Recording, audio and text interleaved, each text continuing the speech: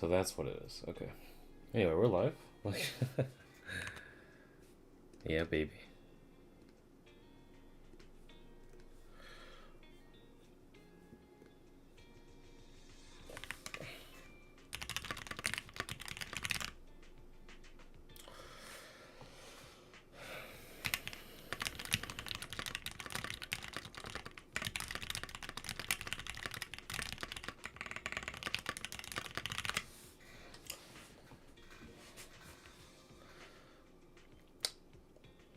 Hard commission.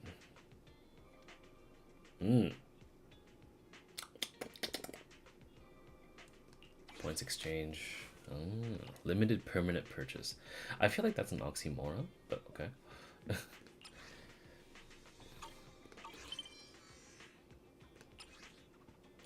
Banana bread. Sure, I'll take this. Oh, I gotta refresh it.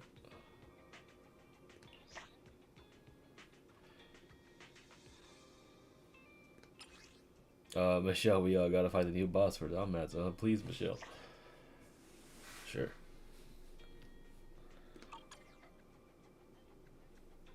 Can I just not go? Okay.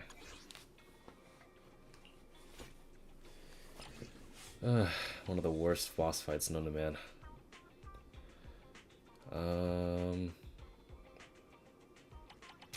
Well, it's just Notorious Hunt, so it doesn't really matter. Let's go.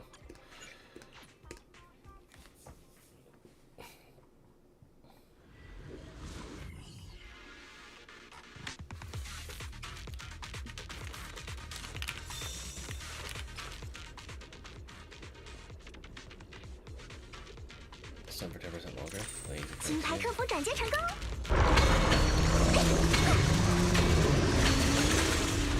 Still sucks.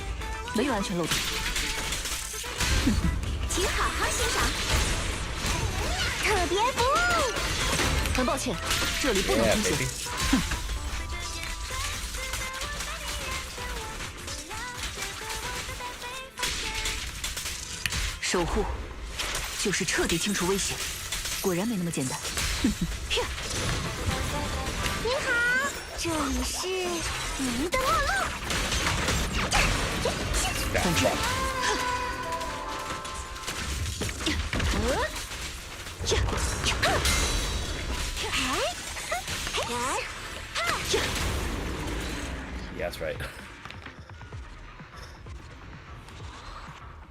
Fuck that boss in particular. Thank you, darling.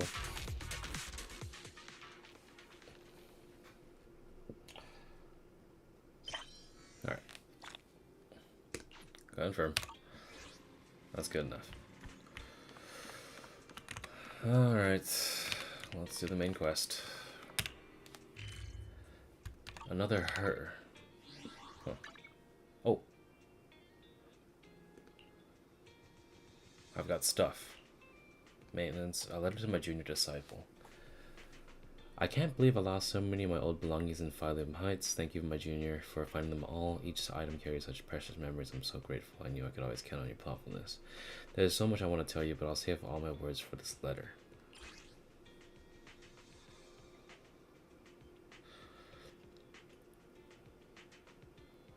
To show gratitude, Xiao'Guang left you a letter explaining the origins of these items. It seems he? I mean she?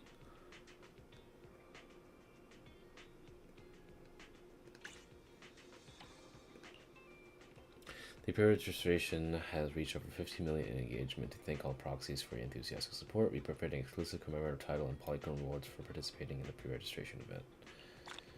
Okay. That's something. Pretty good.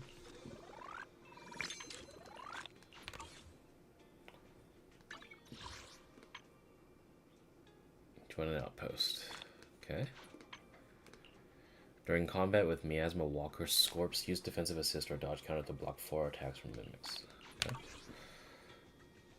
Okay, well, I think we're good. New thing is in options? Other. Oh, there's like damage compilation. I'll do the damage compilation. I think there's too many numbers on screen sometimes. There's a new graphics options I could use.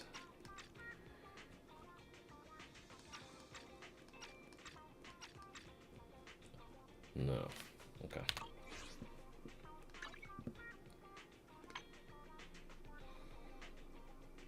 Exclusive rescreening. Alice, Anby, and Astra. Zhao and Shunguang seem to last the entire patch. Cool. They still haven't fixed this goddamn thing. Alright, we should be good now.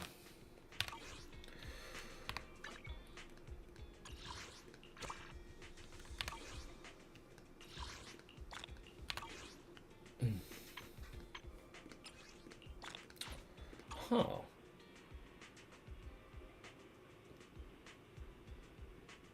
Huh. Well, I didn't realize I could do that.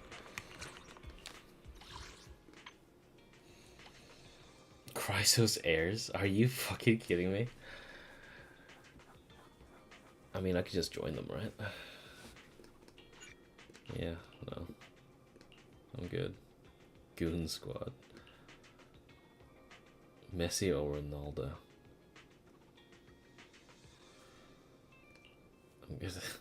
I'll stay with these two. Walker of Light. What's... Oh.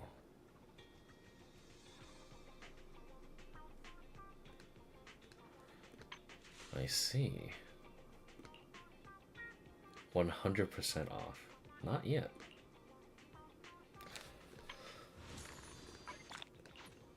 Oh.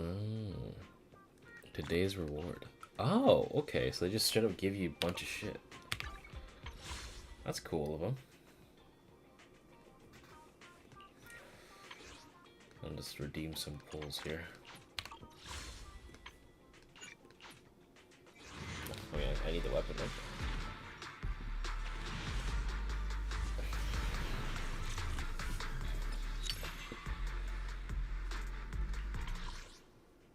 I'll get there.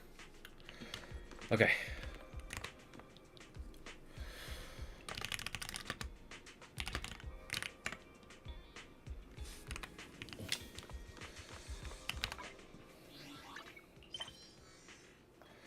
Another her. Why seems to be talking with Xiao'Guang. Let's hurry over and check it out.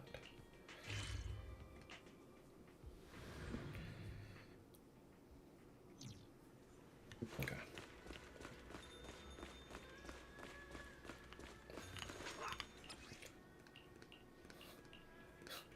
What is Zhao like? Oh my god, she's fucking tiny. She's so slow. Huff, huff, huff.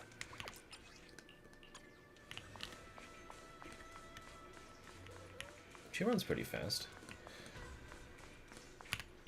Zhao is so fucking slow. That's crazy. Alright. I'm gonna swap to Belle for this. I think there should be some new shit to buy. I don't want to start it just yet.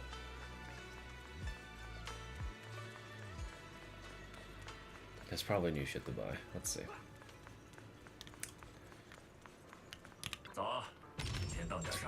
Oh my god. Cat ears? Oh, the Angels of Dog Illusion. Interesting. A 9-grid spicy hot pot.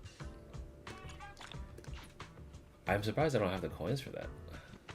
I guess I'm getting it in a month.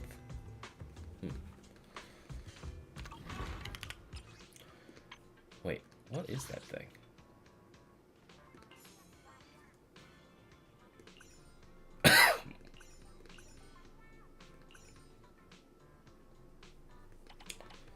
Is it? Oh my god.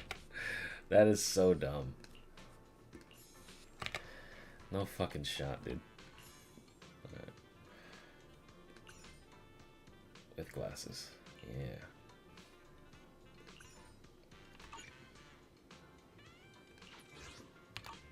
Alright, cool. So fucking... I will say though, there's a considerable increase of clutter on the top right. But, okay, is there an option for you to like just disable that?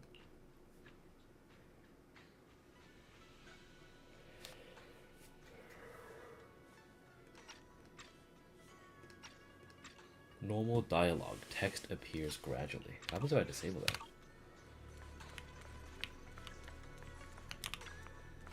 Oh! It actually straight up just... Okay. That's good. That's very good. I actually hate the gradual stuff. Just show me the text. Alright.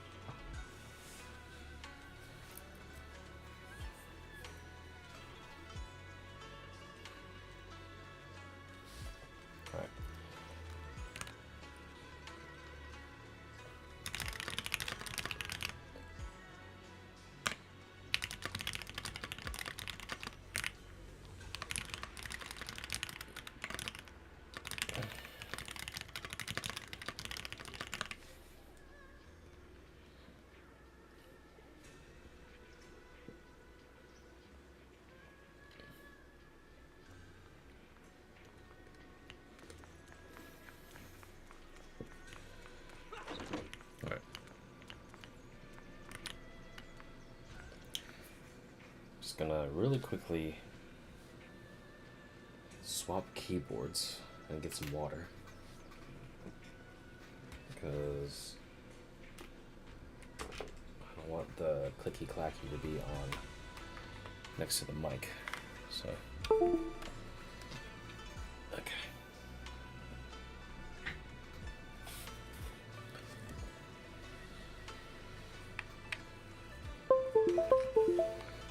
Yep.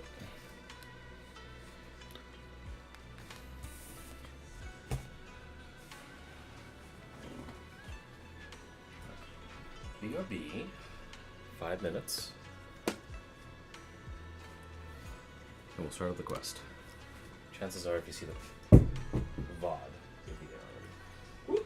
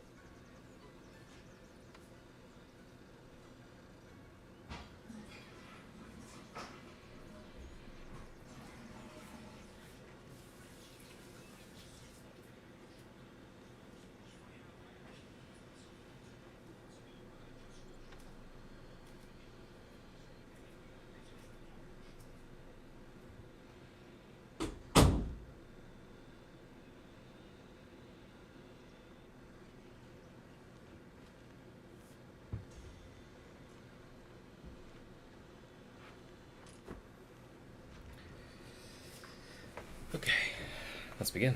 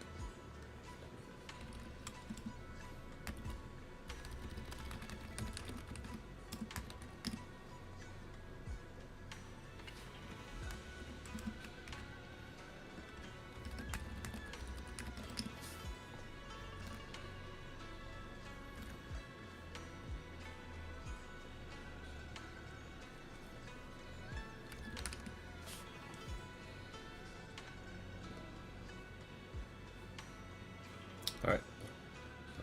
Change it to English. I guess I have better judgment. Alright. Let's begin. Oh. Belle, you arrived just in time. What's up? What are you guys talking about? Nothing much. I'm just a bit worried about my brother. Maybe he's got something to take care of. I hope that's all. Oh, right. I made some osmanthus cakes earlier to lift my mood. I'm not sure if it'll suit your taste, but would you like to try some?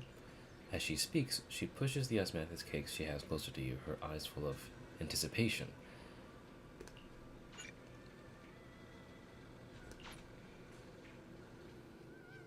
Wow, your osmanthus cakes are so good. So soft. But it's a little too sweet? It is a bit sweet, but there's nothing wrong with a little sweetness. Really? Sorry, I guess I added too much sugar. I'll make it much better for you next time. There's no need to be so nervous, Xiao'Guang. It's already delicious. I'm glad you like it. But I've always wondered, why do you like osmanthus cakes so much? Actually, I just like anything related to osmanthus. I remember a long time ago, when I just joined Yunkui Summit, there was a dessert shop on the corner of a nearby street. They made amazing osmanthus cakes there, so I always pestered my brother to get some for me. But for some reason, I ended up with a stomachache every time I ate them. So my brother eventually stopped me from eating them. Then I decided to try making osmanthus cakes myself. So long as I made sure to use the right amount of the right ingredients, I was fine. As she speaks, Xiao'Guang's eyes carry the nostalgia she had towards that past and a hidden determination. Yet, just as you're enjoying your osmanthus cake, Senior Fufu suddenly runs over. So this is where you were. Senior Fufu, you're back. Yeah, we heard something happened again in Wi-Fi, so we hurried back as fast as we could. We just got here today. But never mind that. I just got word something strange has appeared over at Sailoon Bay. We should go take a look. You head over to Silent Bay with Senior Fufu. Uh-oh. Huh. Interesting.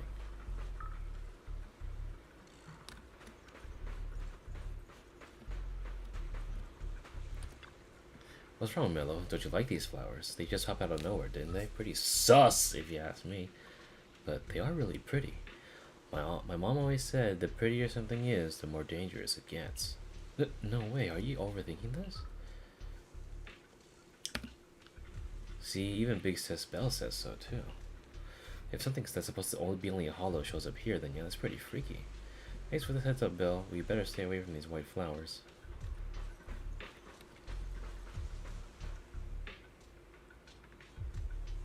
Sudden changes never bode well. Oh, it's Ningqian. He's not dead? What the fuck? Hey! You're here too. These white flowers look a lot like the ones we saw in the hollow. And when you get close to them, you get this kind of cozy feeling. They gotta be the same kind. That doesn't sound good at all. I hope I'm just overthinking this. Anyone else to talk to? No. I've never seen it before. Crouching down, Shunguang carefully brushes her fingertips across the white petals. Her face fills with shock and quiet worry. How is this possible? Those strange white flowers we saw inside the hollow are showing up out here, too. And is it just my imagination? Or does it somehow feel like the Qingming sword is reacting to them? I have a bad feeling about this. Yeah, I've got a bad feeling about this. Same. They look exactly like the ones in my memory. If only Yishuan Shifu were here, she'd know what to make of this. With everything that's happening in Phylum Heights, it's only right for the High Preceptor to report directly to the mayor. That's her duty. A man in a Yunkui Summit uniform stands there without anyone noticing. His sharp eagle-like gaze sweeps over the white flowers on the ground and then lands on Shunguang. And including, of course, the mess your brother caused. Shiyuan. He's brought shame upon Yunkui Summit. Mr. Liu! My brother, he's just... Shunguang. Facts are facts. There is no arguing them. But remember this. The two of you walk different paths. You have your own burden to bear. Since you've inherited the Qingming sword, you must carry everything it represents. That is your destiny.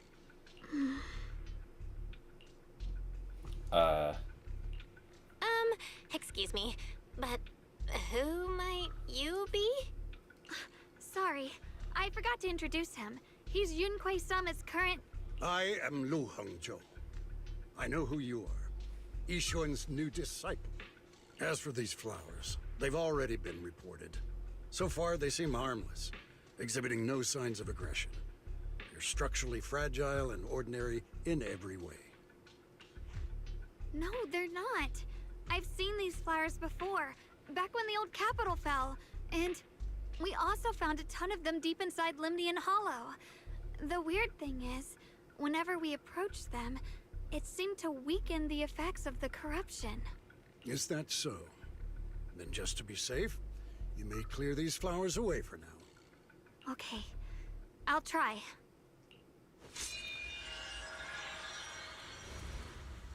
Xiao'Guang swings her sword, light flashes, and the white flowers before her crumble instantly into ash. They're far more fragile than they look. Are they really just ordinary plants? Mr. Liu, please believe me. These flowers aren't as simple as they look. There's something deeper going on. We can't just let them spread like this. You're not usually this persistent. Is it because of what you've been through lately?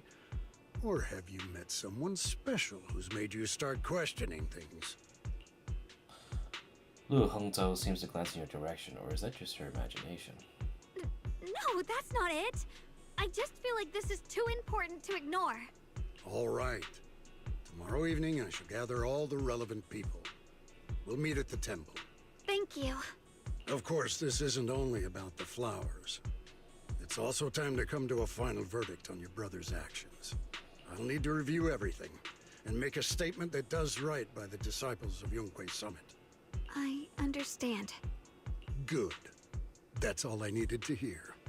Shunguang, never ever forget who you are, or the duty that comes with your gift and your sword. He turns to leave. As he brushes past, he pauses for a brief moment and remembers only something the two of you can hear. Let's hope your presence in her life brings strength, not burden. Sorry you had to see that. Mr. Liu's always been that way. He takes Yunkui Summit's honor more seriously than anything. But I'm sure he didn't mean any harm. So, So, who exactly is this Mr. Liu? Is he one of our seniors at Yunkui Summit or something? He's an elder of Yunkui Summit. He's the one who manages everything when Yishuan Shifu's not around. An elder?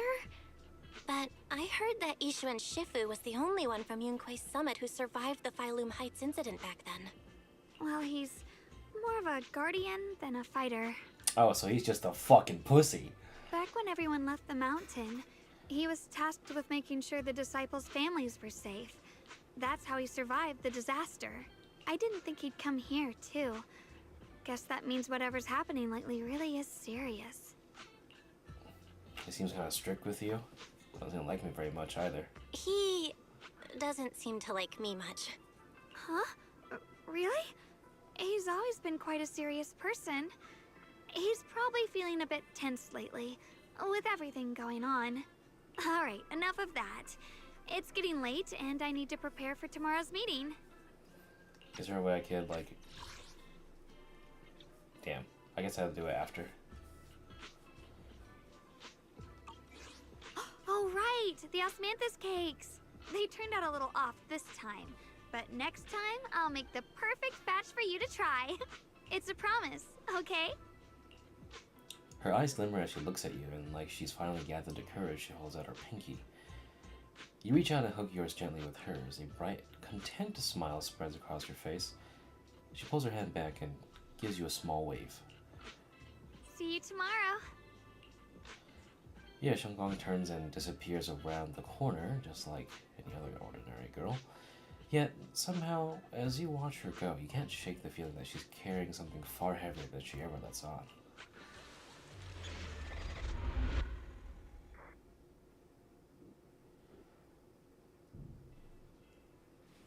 After a night's rest, it's soon time for the meeting. It's almost time for the meeting. Let's head over to the Swabian Temple Hall for now. Start the meeting with everyone. You invited Dylan and your...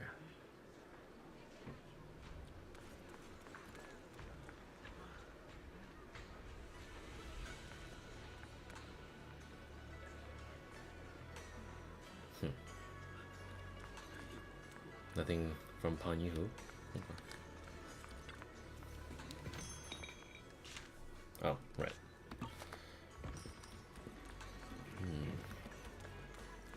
Alright, well, let's begin, I guess. You arrive at Swabian Temple's main hall. Everyone's already here. Yishuan joins remotely due to other obligations, and Shunguang stands quietly to one side, nervously twisting the edges of her clothes. Since everyone's here, let's begin. The purpose of this meeting is to gather what we know, review the current situation, and discuss what to do with Shiyuan. My apologies, everyone. It is a little inconvenient for me, so I'll have to join you like this. When I heard what happened with Shiyuan some time ago, I had planned to return to Phylum Heights immediately, but I received an urgent mission from the mayor. Someone forgot the filter on that one. There's been an abnormal disturbance inside Hollow Zero, and as manpower was insufficient, Section 6 and I were sent to deal with it. It's a complicated matter and still has yet to be resolved. I am unable to leave at this time. Mr. Liu has given me a rundown of the situation regarding the creator. The situation is dire, so I've also shared this information with the mayor. However, my information is likely not complete. As such, I would like each of you who was there to briefly recount what happened so we can make the most accurate judgment possible. Long story short, that Miss Sarah from the Exaltists was behind a whole string of events. Her real goal was to awaken the creator. Meanwhile, Shiyuan's so-called partnership with Sarah was just a cover. What he really wanted was to destroy the creature before it could fully awaken. Unfortunately, things didn't go as planned. He overestimated himself, and in the end he was possessed by the creator's power. We ended up having to fight him. Thanks to Xiao'Guang's assistance at a crucial moment, we were able to subdue the monster under the creator's control and awaken Shiyuan. It's all thanks to Xiao'Guang. Without her, we wouldn't have been able to suppress that monster or rescue Senior Ye. Yet everything comes with a price. And that price... Xiao'Guang, you used the power of the Qingming sword, didn't you? I'm sorry, Shifu. When you inherited the Qingming sword, I told you. Unless it's a matter of life and death, you must never draw it from its case or tap into its power source. But my brother's life was hanging by a thread, and my friends were in danger. Please, Shifu, tell me, what situation could possibly be more dire than that? Xiao'Guang, I'm not blaming you. It's just, more than saving others, I'd rather you learn to protect yourself. Let's leave it here for now. Anyone else have something to add? Though we ultimately prevailed, Shiyuan left on his own in the chaos. We have no information on his whereabouts. I've also been informed of that. I'll see what I can do to locate him. High Preceptor, Shiyuan colluded with the Exaltists, endangered Phylum Heights, and brought shame upon Yunkui Summit. Surely this can't be brushed aside with just a vague locate him, can it? You probably don't know this, but before I left, I sent the Qingming bird to Lemnian Hollow to search for him. But the poor thing got trapped there by the Exaltists and only just made it back. When I examined the bird, I realized Shiyuan had been trying to send me messages about the Creator, but they never got through. So no, Shiyuan never really sided with the Exaltists or betrayed Yunkui Summit. And that's exactly why we need to find him. Hear what he has to say, face to face. My brother must have had his own reasons for everything he did. I know he'd never betray us. Whatever the case, Shiyuan has done real damage to Yunkui Summit's reputation. Still, the details can wait until he returns. We'll deal with it properly then. I take it you two are finished now? Then let me add something. When Sarah tried to summon the Creator, we saw this really weird black mist appear. And the strange thing is, we couldn't even hit it. Our attacks went right through. Couldn't hit it. That black mist is a formless entity. To harm it, you must condense it into a tangible state, just like the creature the Creator commanded. I see it now. That black mist must be the true form of the Creator's power. I've already discussed this with the mayor. He plans to conduct a discreet investigation through his own channels. For now, we're to stay put. Especially you, Xiao'Guang. You need to stay in the temple and focus on recovering. Don't take any more risks. But Shifu's right, Xiao'Guang. You fainted before, remember? You really can't keep pushing yourself like this anymore. Yeah, Xiao'Guang. Since both Shifu and the mayor are stepping in, we can finally take a little break. The power of the Qingming sword is both the pride of Yunkui Summit and the burden of its wielder. Right now is not the time for it to be drawn. You must cherish this power, and use it for the sake of many, not to serve your own feelings. So, I agree with the High Preceptor's decision. Shunguang, you need to rest.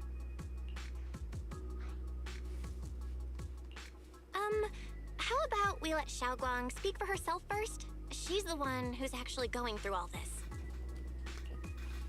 thank you, Junior. Face. Shunguang looks your way at gratitude flickering in her eyes. And then she takes a deep breath, like she's gathering every ounce of courage and meets everyone's gaze head on. I want to help with the investigation too. Even without drawing the sword, there must be something I can still do. Please, let me. No. I've already said this before. If you want to avoid the sword's negative effects, you must stay away from anything related to it. This isn't up for debate. If there are no objections, I'll take my leave here. Since the High Preceptor has spoken, this meeting is concluded. Thank you all for your cooperation. The air is heavy with silence. Shunguang's shoulders slump a little bit. She quickly lifts her hand to wipe her cheek like she's erasing something. And then, running from everyone's gaze, she turns and leaves without a word.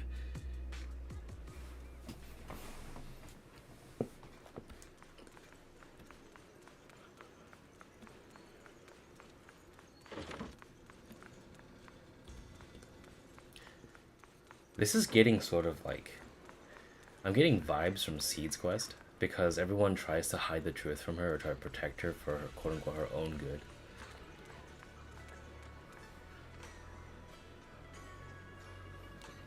But things ain't gonna work that way, are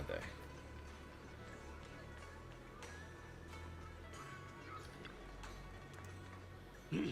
As a keeper of the Qingming sword, yeah, Shunguang should shoulder more responsibility. The way she's acting now is a total disgrace to Yunkui Summit.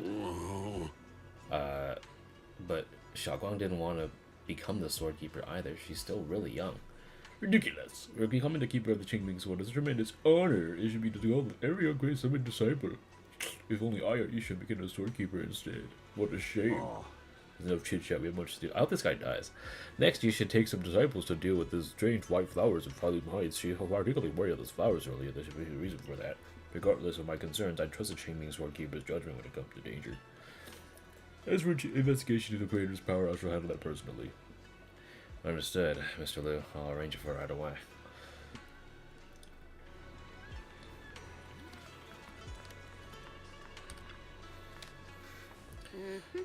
Looks like there's drama going down at Yunkui Summit. Yunkui Summit and Krampus definitely have very different styles. How is Bangyue Shufu finding Krampus? Getting used to it, thank you for asking.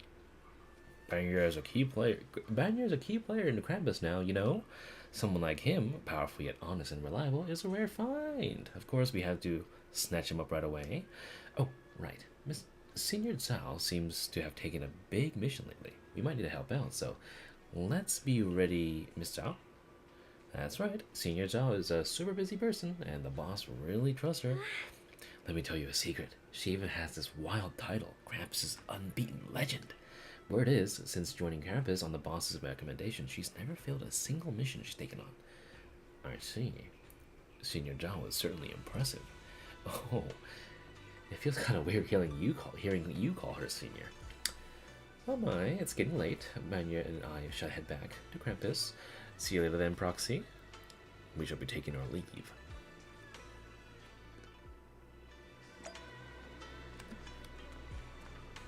You don't like this either, do you, bro? Belle, I'm still not entirely at ease. Even if Xiao'Guang seems fine now, we can't rule out that the Qingming sword's effects could worsen. It won't be good if she really does lose all of her memory. Maybe we should reach out to Yishan Shifu again. Right. But reaching out to Shifu directly might be disruptive. She's had her hands full lately. Let's consult Senior Fufu first. You find True Fufu and tell you about your worries that Xiao'Guang may really be losing her memory. Turns out, she's been just as anxious about it. After some discussion, she contacts Yishan. Shifu, we're really worried about Xiao'Guang. If she really does start showing signs of memory loss, is there anything we can do? There's nothing we can do. According to the records of past sword wielders, memory loss itself is a warning sign. Once it begins, the erosion caused by the Qingming sword only grows stronger. And after that, there's no turning back. No way. But, based on my studies, as long as the case remains intact, and Xiao'Guang refrains from drawing on the sword's core power, its influence on her can, in theory, be contained. So you must keep a close eye on her condition. Whatever happens, she must never use that sword the way she did before. Understood. We'll keep a close watch on her. And about what I said during the meeting earlier, I was too harsh. I didn't think about how it would make her feel. I know she only wanted to help, but after my sister. After what happened to my sister, I can't lose another person to that sword. Especially not my own disciple, someone I'm supposed to protect. If only the Qingming sword had chosen me instead. Please don't blame yourself, Shifu. I know you only said those things because you're worried about Xiao'Guang. I'm sure she'll understand too. Qingming sword chooses its own master. Hold on a second. That means the Qingming sword actually chooses its own master? Yes, that's right. The Qingming sword chose every one of its masters. Only those it accepts can resonate with it and wield its power. But even after all these years, no one has figured out what that sword looks for. it doesn't seem tied to strength, talent, or anything measurable. Back when Xiao'Guang and Shiyuan joined Yunkui Summit, Mr. Liu thought Shiyuan showed far greater potential. I once guessed the Qingming sword might choose people with a certain kind of constitution, but that doesn't explain why it passed over me, when my constitution is far closer to my sister's, and chose Xiao'Guang instead. We know far too little about this sword. Sorry if this sounds blunt, but if we already knew the tragic fate of the Qingming sword's wielders, why let Xiao'Guang inherit it? This was my mistake. One I'll never be able to forgive myself for. After my sister's accident, I devoted everything I had to studying how to suppress the sword's side effects. When I finally succeeded with the case, I naively thought that would be enough, and that the sword could be tamed. So, I let my guard down. Back then, Xiao'Guang had only just joined the sect. She was still a curious child. One day, when she was playing behind the mountain, she wandered into an off-limit area where the case was kept. All it took was one touch, and the sword chose her. Once the bond is formed, it can't be undone. Until the Keeper's death. If only I'd been more careful with its safekeeping. The case had been successful, and I let my pride dull my vigilance. None of this would have happened. I've heard about it. According to Elder Liu, it was just an accident. No one could have known that something as simple as a touch would form a bond. Instead of blaming anyone, maybe we should focus on what to do next. The way she looked just now, she must be really hurting inside. Yeah, that's what I thought too. Leaving her alone with her thoughts right now probably isn't helping. How about I go talk to her? I still have something I need to take care of, so if you could go keep her company, that'd be perfect. Xiao'Guang really adores you, you know. Having you by her side will make her feel so much better. Please, when you see her, tell her I'm sorry. Tell her it's my fault.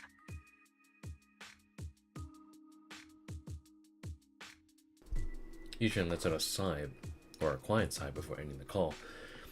Jufufu and Wise both have other matters to attend to and leave soon after. No time to waste. I better head over to Xiao'Guang's room and talk with her.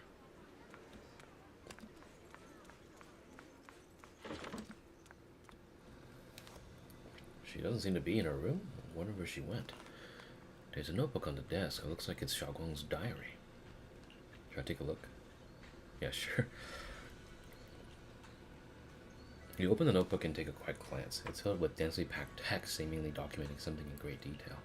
But you're feeling a bit guilty. You can't make out the details, so you quickly close it back up. Maybe I shouldn't read it if it's Xiao'Guang's new diary entry. Just then, a familiar voice comes from behind me. It sounds a bit startled, flustered even. Belle? What are you doing here? You looked kinda down just now, so I got worried and thought I'd come check up on you. Suddenly, a chubby orange cat waddles out from the corner of the room. She looks over, meows triumphantly, and struts right past our feet. So that weird noise just now must have been this little cat's doing. Thank you. I'm fine, really. But you... my diary? Don't worry, I just got here. I didn't read your diary, I swear. If it's you, I don't really mind. It's just trivial everyday things anyway. Nothing special. Before she finishes speaking, another familiar voice comes from behind. Oh, you're both here! Perfect. I was just about to go looking for you. Xiao'Guang, about what happened at the meeting. Shifu asked us to pass on her apology. I know. She's only being strict because she cares. I understand that. A hint of sadness flickers upon Shunguang's face, but she quickly pushes it down, replacing it with that polite, well-behaved smile of hers, just like nothing ever happened. Anyway, thank you, both of you, for worrying about me. You know, Xiao'Guang, you don't have to be so considerate all the time. It's okay to feel bothered, to get upset. If I were in your shoes, I'd be hurt too. It's totally normal, really. Everyone feels that way sometimes. So, don't keep blaming yourself, okay? Thank you, really. I get it. Don't worry, I'm okay. Alright. Shifu also asks us to do something else. A little test for you, actually. She just wants to make sure your memory's still doing fine. Just answer whatever feels right, okay? Uh-huh? A test? Alright then. I don't know everything you two have been through, so I'll let you do the asking. Just 3 questions will be enough. Let's see. When we first met, what were you doing? When we first met... If you mean at Suibian Temple, I think I was trying to rescue that chubby orange cat. Looks like you got the first one right. So let's move on to question 2.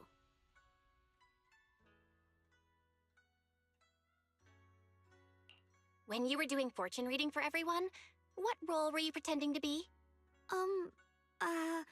The acting temple master. And Bolion was there helping out, and then I ran into you. Right again! Now on to the final question. Last question. What do you like being called the most? Wait, isn't this question a bit too sudden? I know the answer to this one. It's that... you know, that... Senior? Whoa! The wind totally drowned you out! Didn't really hear you. Mind saying that a bit louder? It's... Senior! Aw, you're teasing me again. Perfect. Seems like your memory's just fine. That really puts my mind at ease. It's getting late, so I'll head out first. You two get some rest, all right?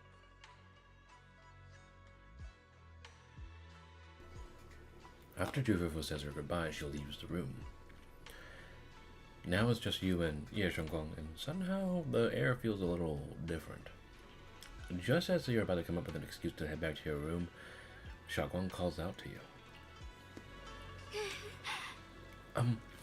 I haven't had the chance to thank you properly yet. Thanks for having my back at the meeting. I couldn't do much either. Thanks to you, I found the courage to say I want to join the investigation out loud. For me, this is already a huge step forward. I sound pretty useless, right? Don't talk about yourself like that. I know that Shifu and everyone at Yunkui Summit actually care about me a lot, but I can't help but feel they're treating me like I'm a porcelain princess. They'll carefully wipe me clean, protect me, making sure I wouldn't even get even the tiniest scratch. But rather than being protected, I want to stand by everyone's side. That's a pretty selfish way of thinking, isn't it? Everyone's just trying to help me. Sorry for the rant. Hey, I'm an open ear, okay? Alright, thank you.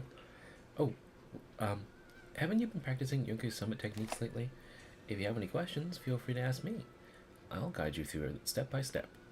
Oh, I didn't realize it was this late already. Well, I won't take up any of your time then. See you tomorrow? Yeah, sure. She waves energetically at you, her smile looking especially gentle in the moonlight. After saying goodbye to Xiao'Guang, you head back to your room to rest.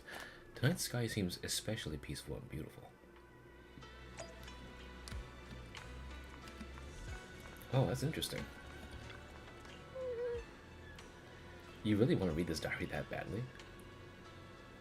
I do. You can take a look if you want, but it's just filled with all sorts of random little things, you know.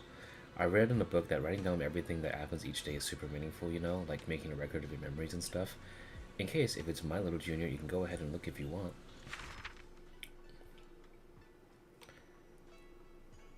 Another day without a waiting word from my brother. Where on earth did he go?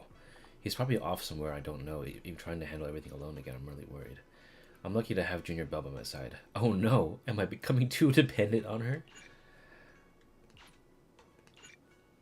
first signs, the Qingming curse confronting the creator, and the events here. Ah.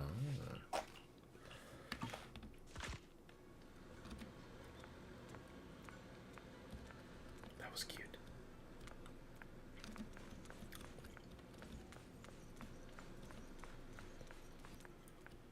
I swear to God, if like a random flower pops up here, I'm gonna actually shit my pants. Alright, time to sleep. Or sleepy time. After a busy day, you quickly drift into sweet dreams. Then, while in deepened sleep, you suddenly hear someone calling out your name. In the end, you reluctantly drag yourself out of bed. It's already so late. Who in the world would come looking for me now?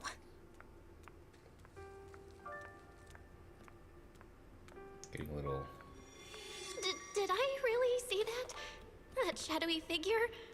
Was it just my imagination? Whatever. I'll just follow it and see what's going on.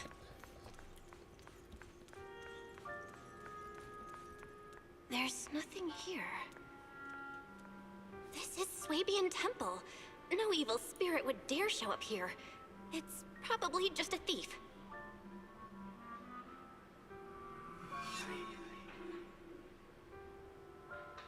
Oh, there's a cat over there. I'll go take a look.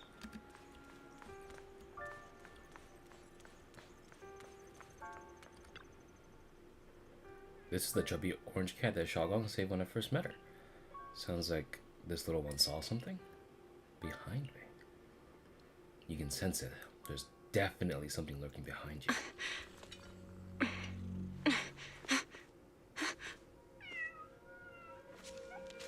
Huh? Is someone there? Junior. Finally, we meet again. Wait, I know you. Surprised? Thought I was your sweet, well-behaved senior? Too bad. The one standing here now is a beast who just wants to survive. I've been waiting for you for such a long time, my dear Junior. Bad touch. Bad touch. Bad touch. Wait, Xiao'Guang, is that you? You're the one that appeared after she used the Qingming sword. You're the one that appeared after she used the Qingming sword, aren't you? Mm-hmm. Your memory's sharp. That's right. I am your senior, Shunguang, through and through. Could it be? You're a split personality? If that makes it easier for you, feel free to think of me as such. I'm the one she hides under that perfect obedient mask. The one she refuses to admit exists, but can't erase her other half. If she's the light, then I'm her shadow.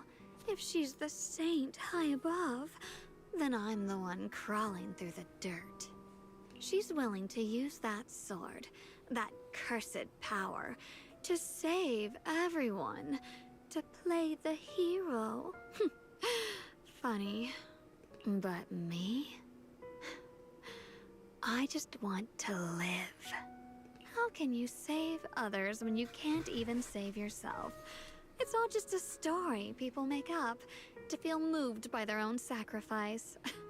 The stupidest lie ever told.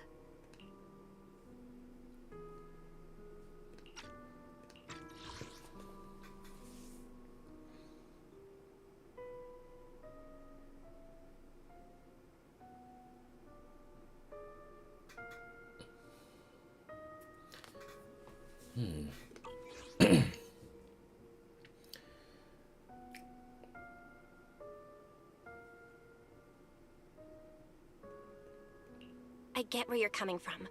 I just don't want to see her hurt herself for the sake of helping everyone else. That's not fair to her. Fair, you say? You're the very first person who's ever said that word to me. I like it. No wonder she thinks you're so special. But let me tell you something. Every chosen heir of the Qingming sword is expected to become a hero. And yet, people are selfish by nature. Behind every noble reason hides an ugly truth. People want heroes. They raise their banners high, but all they really want is someone else to take the fall. A shield to stand in front of them. Someone to die in their place. But when that hero burns out, when she's spent everything she has, what then? Oh, they'll build a monument, offer flowers, shed a few pretty tears, write poems about her glory, and then they'll wait for the next fool to pick up the sword, to become the new hero. No one ever cares about the person beneath that title, the one who bleeds, who trembles, who cries. So tell me, if one day that hero stood before everyone and said, "It hurts, I can't do this anymore, I just want to live," what do you think would happen?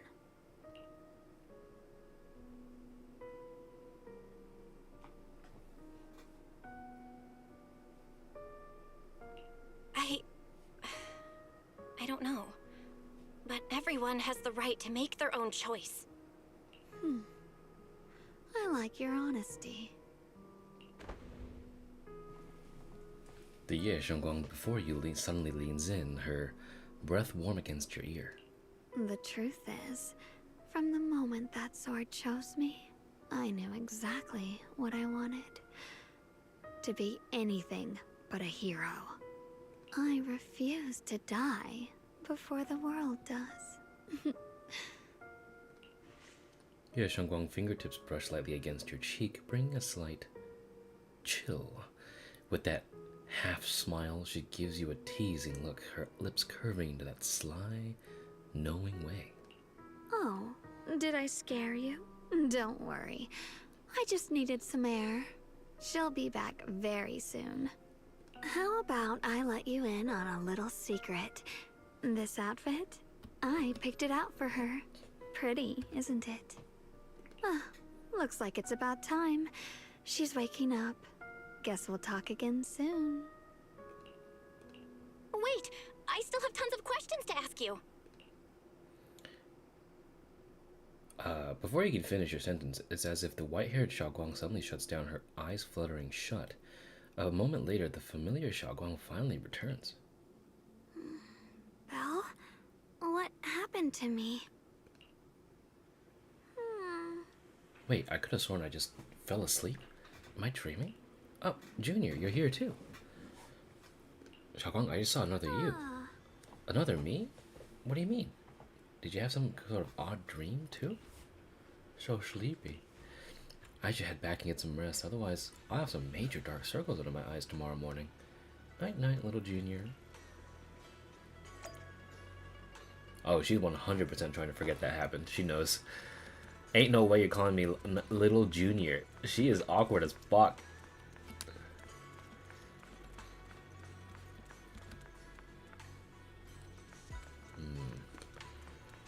Actually, before we do anything, hey.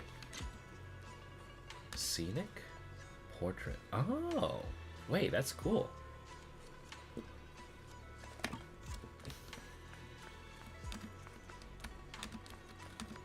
Wait, it changed with the camera too. How nice.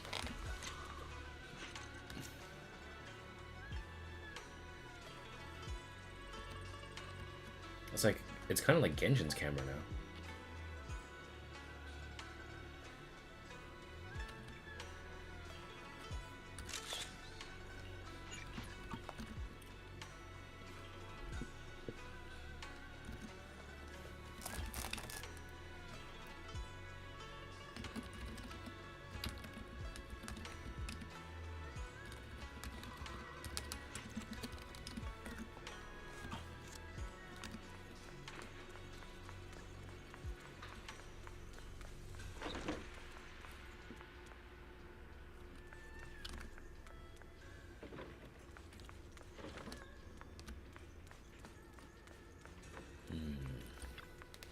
Looks like Xiao'Guang doesn't remember her other self.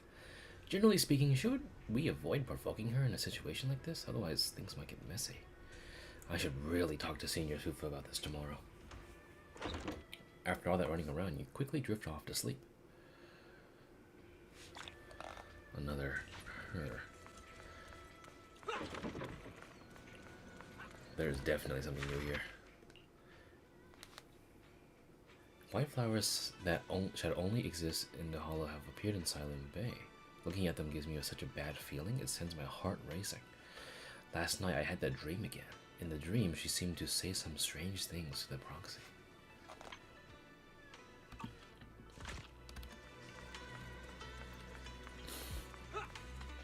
So, when her other self takes over, she's put in a dream state.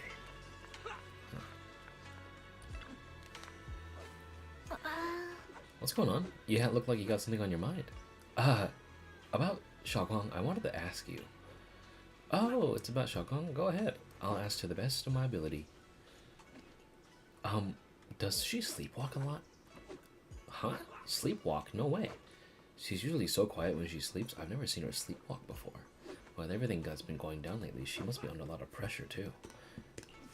If something happened, it should be just temporary. Could it be the Qingming sword? You got a point. If the Qingming sword is behind this, we got a serious problem on our hands. Just be safe. I'd better check with Shifu. I'll let you know what she says. She rushes back to her room to contact Yishu and Shifu. Just as you're about to look for Xiao'Guang, a commotion interrupts the entrance to Suibin Temple. Oh no. Oh, it's Zhao. Long time no see. Yeah, what's up? Hello again, everyone. Hello, Zhao. How you doing? Remember me? I'm Zhao from Krampus Compliance Authority. Yup, that judgment division of tops. The one that makes all the bad guys run for cover. And this lovely young lady must be the rising star of Yunkui Summit. The current keeper of the Qingming sword herself. We've never really had the chance to properly get acquainted, have we? Hello. I'm Shunguang. It's nice to meet you, Miss Zhao from Krampus. Honestly, the honor's all mine. Finally meeting the legend herself? In person? You know, there are people out there secretly placing bets that you'll become new Eridu's next Void Hunter. They're saying stuff like, she'll be the one to restore Yunkui Summit's former glory and all that. What? Oh, I'm not that amazing. I just... Oh, no need to be modest. For someone as gifted and talented as you, someone who turns heads just by walking in the crowd, being too modest could be considered arrogance. Please don't say things like that.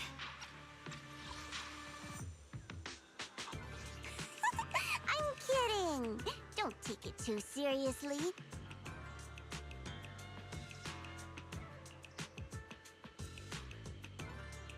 Still, you're the chosen one, aren't you? And we also have Miss Belle here. Lovely to see you again, too. Is it just me? Or does Miss Zhao seem kinda different today? Oh, looks like you're still getting to know me. My attitude always depends on the relationship, you know.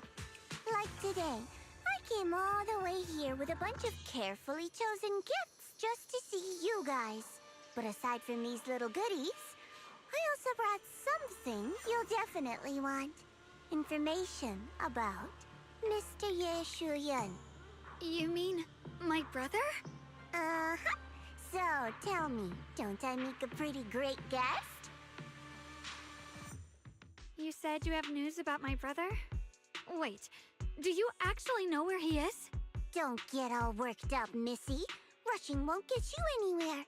But your instincts are spot on. I do happen to have a lead on your brother's whereabouts. Where is he? Please tell me. Well, that's not very professional of you. In business, it all comes down to equal exchange. I give you what you want, and you give me what I want. Fair, efficient, and perfectly transparent. Barging in and asking for something before offering a trade? That's some questionable manners, don't you think?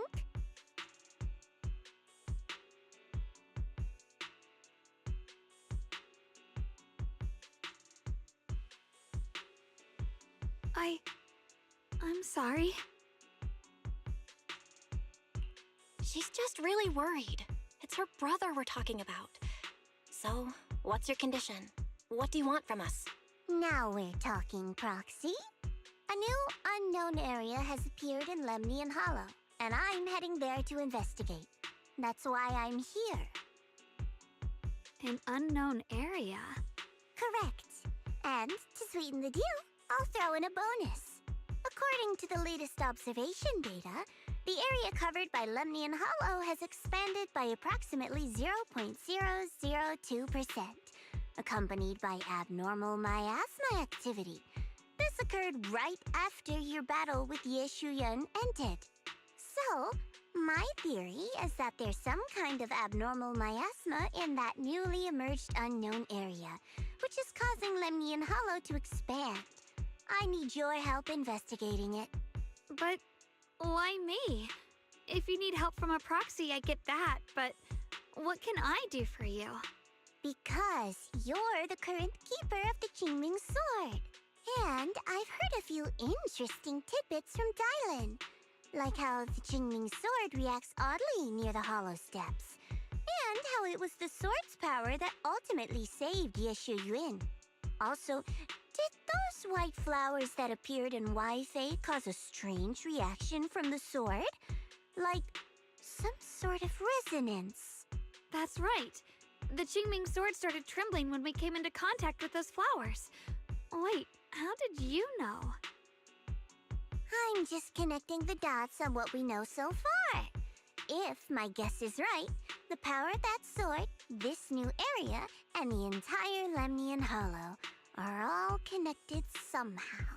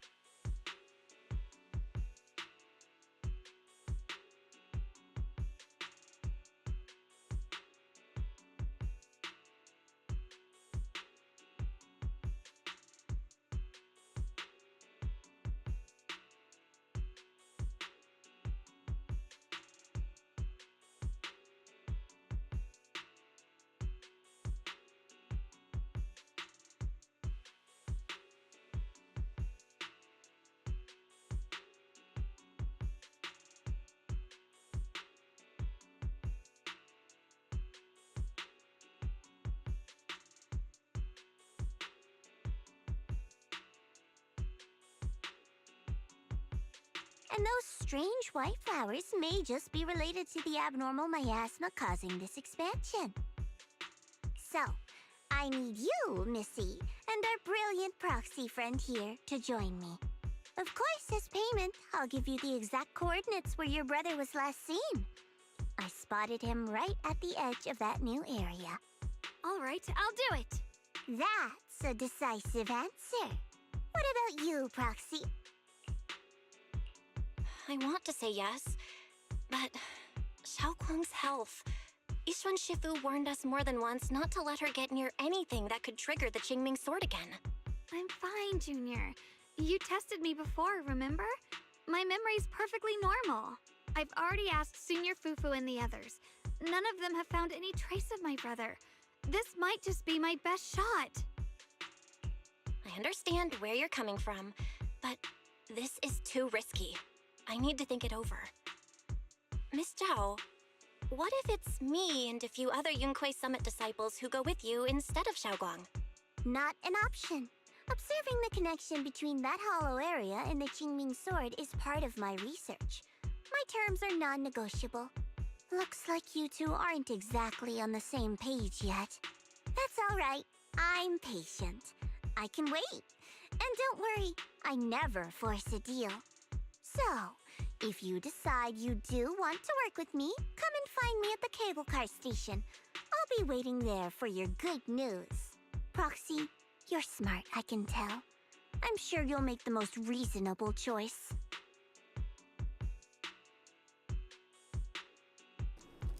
Zhao turns to leave. Before walking out, she shoots you a knowing look. Before you can figure out what that means, Shunguang speaks up, her voice tight with urgency. I know you still have concerns, but this lead means everything to me. Don't worry, if Yixuan Shifu finds out and punishes us, I'll take full responsibility.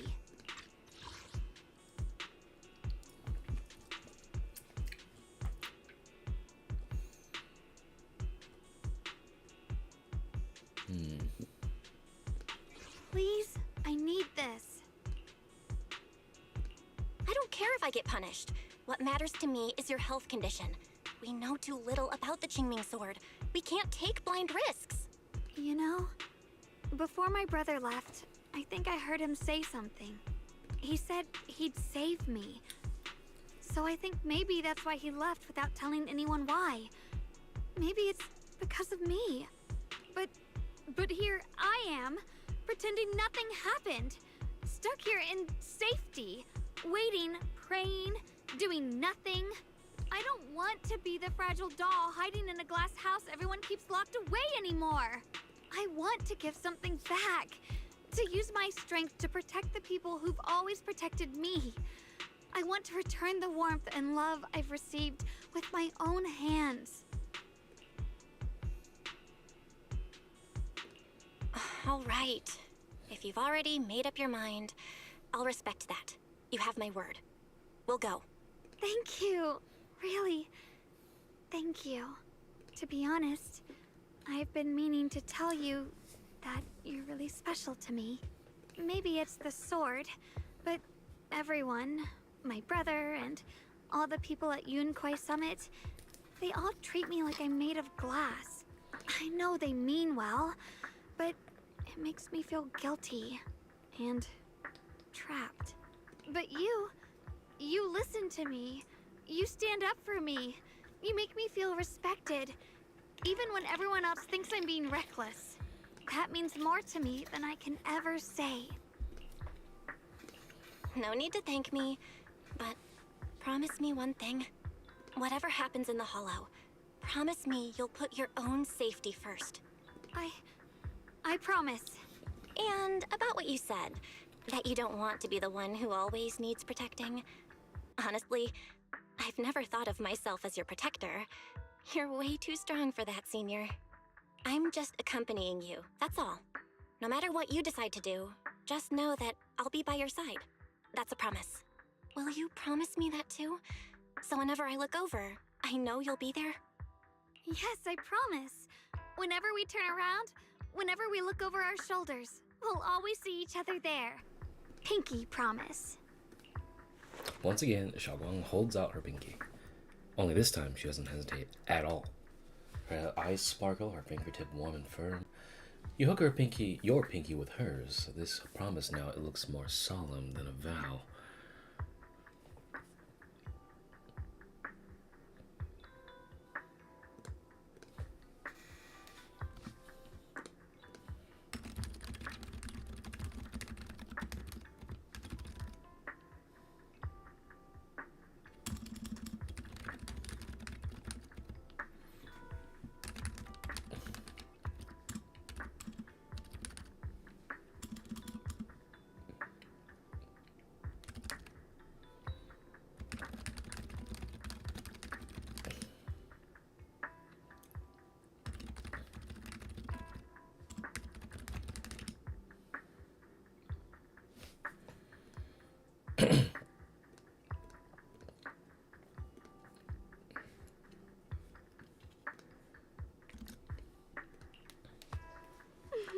Then let's go find Miss Zhao now.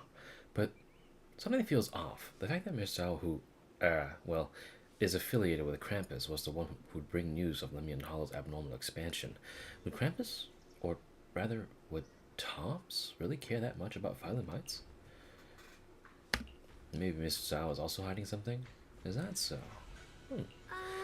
Come to think of it, I heard from Dylan and Banyura Shufu earlier that Miss Zhao seemed to be on some important mission. Could that mission be related to the expansion of the Lemnian Hollow? But that's just my guess. I'll try to ask Miss Zhao about it when I get the chance. I remember Miss Zhao said earlier we'd meet up near the cable car station. Let's over there right now.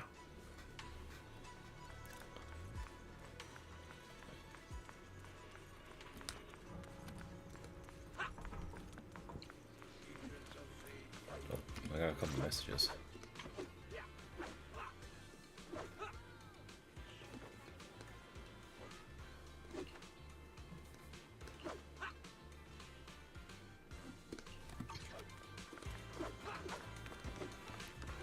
Hollow. What will it bring to this place?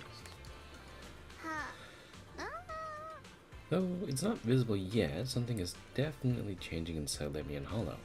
You mean about the hollow getting bigger? Yeah, but our eyes might lie to us, but data never does. I've got this feeling that something big is on the horizon. However, before that... I knew it! You came after all. I just knew you'd make the right choice. Before we go, there's one thing I want to ask you. Go on. You said you wanted to investigate because you detected signs of the hollow expanding. But you're from Tops, aren't you? I mean, would Tops really care about what happens to Phylum Heights? No matter what goes wrong here, it wouldn't really affect you, would it? It's only natural you'd think that way, Missy.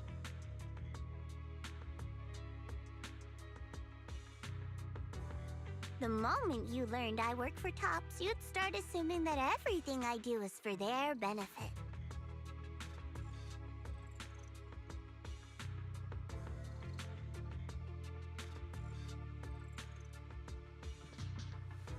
And honestly, that's not entirely wrong. But like I said before, I'm with Krampus Compliance Authority. Krampus does operate under Tops, sure, but our duty is to audit, judge, and enforce the rules. Those useless clowns Tops sent to Phylum Heights before were our judgment targets. So please, don't lump me in with them. Besides, the bigger an organization gets, the messier its internal politics become. So what you're saying is... Don't forget, Krampus is the one managing Phylum Heights now. No matter what happens, I have to take responsibility for my work. Like I told you before, in this world, everything comes down to one thing. Equivalent exchange. We've taken so much from Phylum Heights. It's only fair we take responsibility for protecting it, too. Smart people don't take without giving back. In contrast, Yunkui Summit's shining prodigy and current keeper of the Qingming Sword, dear Monsieur Shunguang here, seems to have a much more honest reason for joining the investigation. All for her brother, right? Oh my! Who would have thought? Turns out a tops businesswoman like me cares more about Phylum Heights than Yunkui Summit does.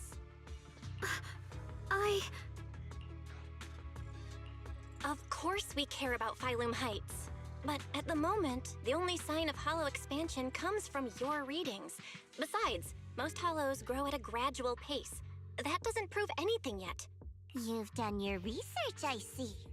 But according to my data, Lemnian Hollow's expansion rate is way beyond normal.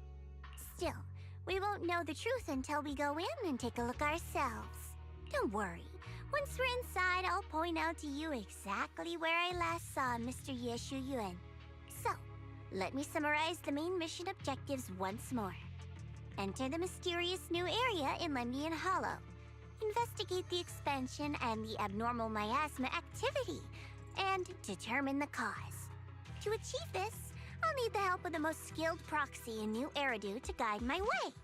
I'll also need the Qingming Sword's keeper to use the blade and resonate with the white flowers so I can figure out the relationship with the miasma's abnormal behavior. No time to waste. Let's head out now.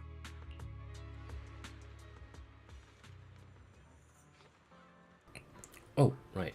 Mr. Zhao, this operation was something my junior and I decided to do in secret without telling anyone. If possible, I hope you can keep this between us. Chill out. I'm not an idiot. I'll do whatever works best for me. Telling Yunkui Summit about your business won't do me any favors.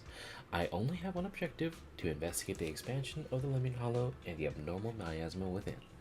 And about you, Proxy.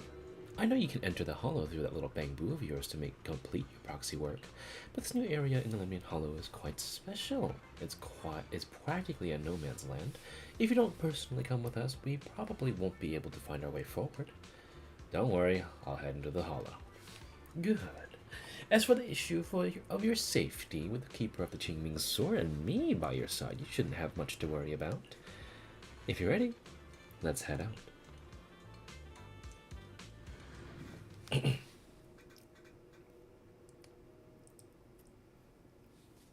checked around a bit. This place used to be an old porcelain mine. It's where they used to process lumite ore. If we keep going forward, we'll probably reach the main mining area.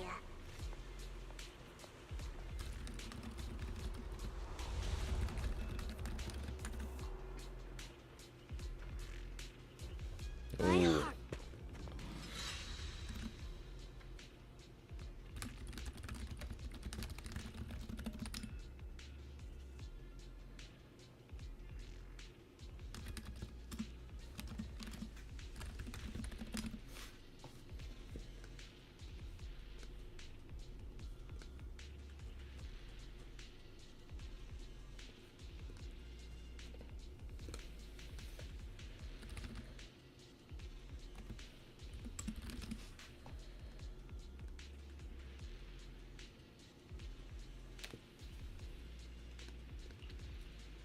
That's strange. Did the Qingming Sword just move? Or was it just my imagination? Wait, what? What's wrong? Did the sword react to something? It's not affecting you, is it? Maybe we should go back for now and double check. Don't worry. I just felt like the sword resonated with some kind of energy here. Looks like the sword really is connected to this area somehow. Abnormal miasma detected in this area. Something's definitely wrong. The miasma around here feels different from what we've seen before. You mean the miasma here feels unusually thick? It's not about the concentration of the miasma, but it's giving off an unsettling feeling. According to my previous investigation, this area is an abandoned mining site that was shut down a long time ago. Before you defeated that creature controlled by the Creator, there wasn't even an entrance here. Clearly, this is an area lost to time. A no man's land. Okay then, that's enough intel sharing for now. Your brother's last known location is that way, and I've sent you the exact coordinates. The sector I'm investigating lies in the opposite direction, so we'll split up for now. We can meet up again once you finish investigating Ye Shiyuan's trail. Huh? We're not going together? Based on what Junior Belle said, this place sounds dangerous. It'd be safer to stick close. According to the principle of equivalent exchange, I give you leads on Ye Shiyuan, and you help me with my investigation. Nowhere in our deal does it say I have to babysit your investigation. Or are you trying to get me to work for free, Missy? No, that's not what I mean. You've got it wrong. Xiao'Guang is just worried about your safety. Sticking together is definitely safer, given how strange this area is. Well then, you don't have to worry about me. I am Krampus's most successful judge, the only one without a single failed mission on her record, and the holder of the title of the Unbeaten Legend. You two should probably focus on yourselves. Go handle your mission, and we'll meet up at the dock later. Just don't keep me waiting too long. Well, she doesn't give you a chance to stop her and leaves before you can say anything. Since she's so capable, I guess she'll be fine. Right? Okay then. Let's follow the coordinates and start from the warehouse. The warehouse is right over there. Let's hurry up. Let me adjust the sound mixer. I think something's up with my... Hold on. Okay. With a pure heart, the sword will follow. Good. Okay.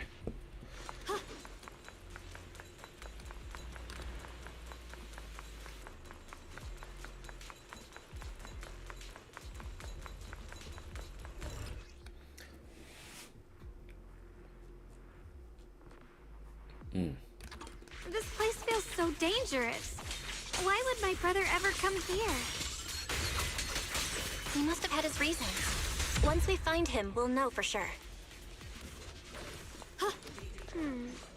Guess I'll just have to ask him myself when we meet. Let's head out. This way.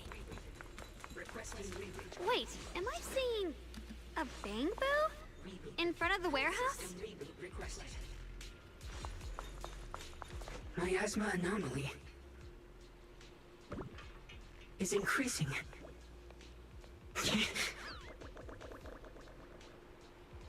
Okay. I can't believe there's an active Bangboo in this no man's land. Did it just mention the abnormal miasma? Just like Miss Zhao said. Let's follow it. Don't worry, I'll make this quick.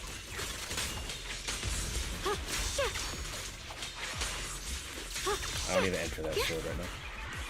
Never mind. The line is drawn. Frost glistens! That Bangboo must have gone inside the warehouse. Let's go in. Well, isn't this a little immersion breaking? Where did that Bangboo go? Over there. Jump up a gadget. Oh. Never mind, it's just gonna go onto a clipped piece of metal. I need to find a way to deal with this obstacle. Wait a minute. I sense some traces of miasma on this thing. If it's miasma, maybe I can use those Yunkui's summit techniques? I practiced them for so long, I could finally have a chance to use them. If I tweak those techniques a bit...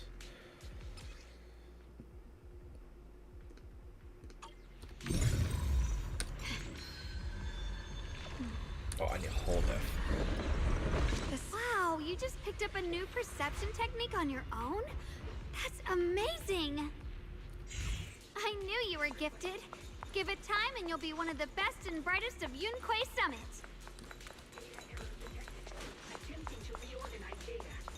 Attempting to reorganize data. Reboot. Full system reboot requested. Huh. Data corrupted. Well, I'm gonna change a few things around here real quick.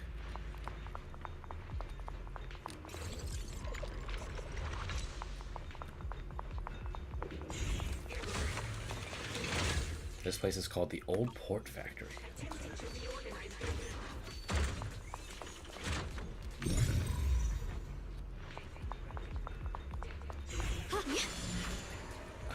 so she can ride the sword. She can ride this.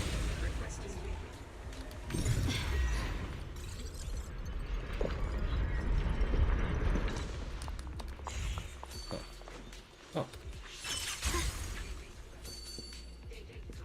Interesting.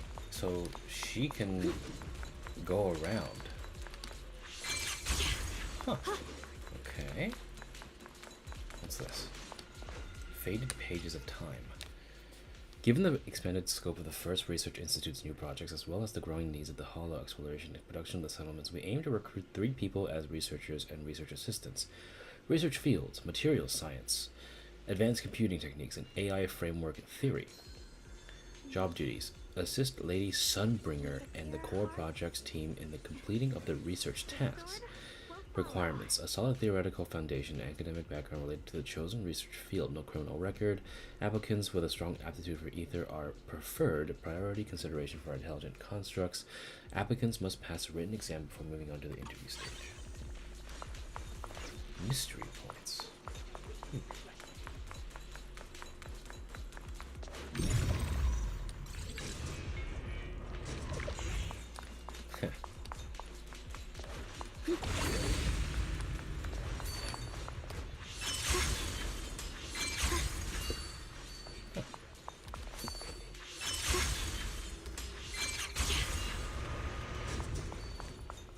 Oh, it just fixes it for me. Okay, very cool. Scattered supplies. Dusty old coin. I'll fight these guys, why not?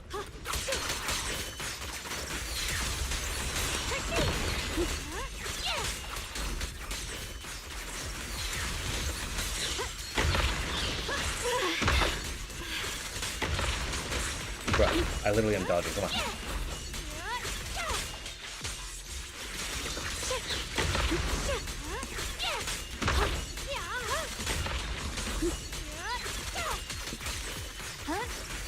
I'm gonna save the sword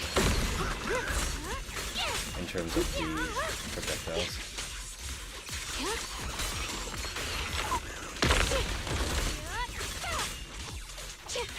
Oh, it's a Bangboo.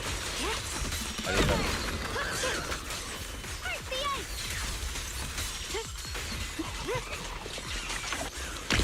Oh, the fuck up. There we go.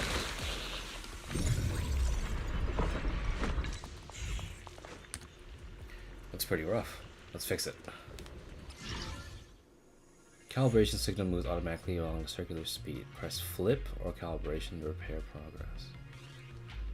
The display has blue dots. Calibration is completed automatically when a player's calibration signal overlaps them. Ah, okay, I got it. Got it, okay. Oh, I see. Fuck. Try that again. Oh, I see. The sword mirrors my heart. Oh shit. Whoops. Okay, one more time. E space. E space. Space, space. E. There we go. Okay, good. Now I understand.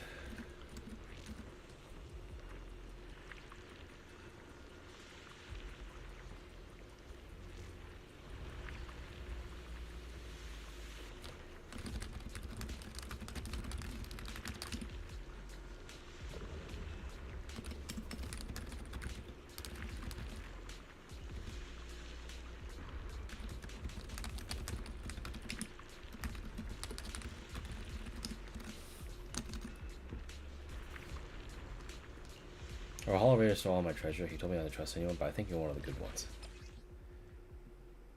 Oh. Okay. Folded Pages of Time. Reactivity of refined lumite ore extract, also known as porcelain with ether. To test how the refined lumite ore extract reacts with ether and explore its potential applications in hollow exploration. Researchers Svetlana Felix. a heart? The sword will follow.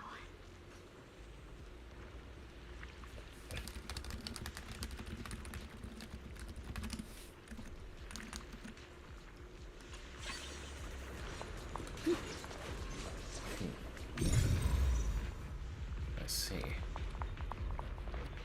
Ooh, hey, holy shit.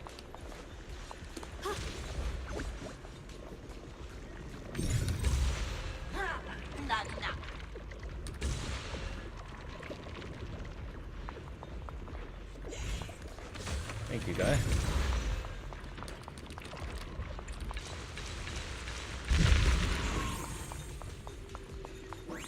Ooh, there's a big guy over here. Come here, bitch. I'm ready. I see things. Radiant cloud.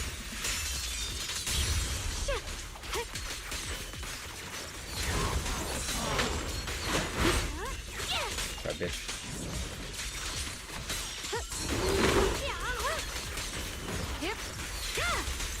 What's this?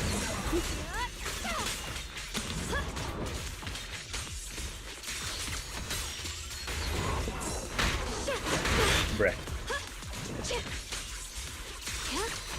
I don't want to waste the sword. I don't want to waste the stacks. I didn't mean to. Okay, fuck it. I'll give it.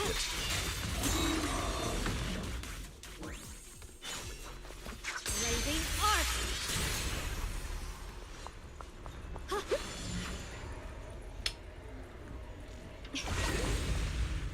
What is after this?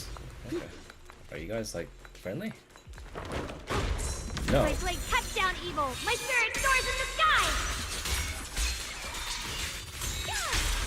Split the heavens. Let this sword array send you away.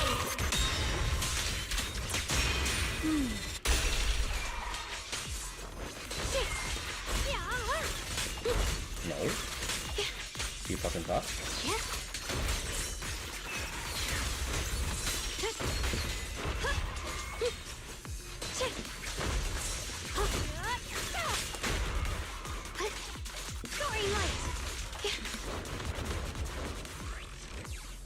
Make your move. What's this?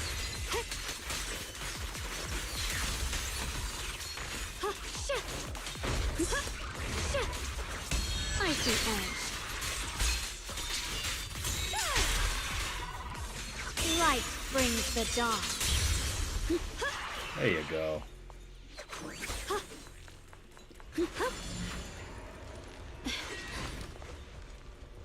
Find the wires. Oh.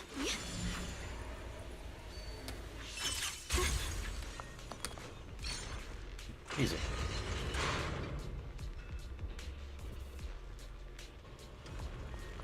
Anyway, I probably deviated from this a little too hard. I'm not gonna lie, but I did find this. Intelligent Research Assistant Usage Manual, written by Sergey. Night 4 is the 4th iteration of Night, though we have continued affectionately to call her Night. Her core code was written personally by Lady Sunbringer in other worldly language no one else can understand. If you ever get any wild ideas about modifying the core database, please visit Lady Sunbringer's office to apply for top-level editing access. You can call for Night from anywhere in the Institute that has a connected audio receiver as long as you say your name clearly. We're currently working on tuning Night's voice recognition module so she can understand the wide range of accents used by humans, Thyrans, and intelligent constructs.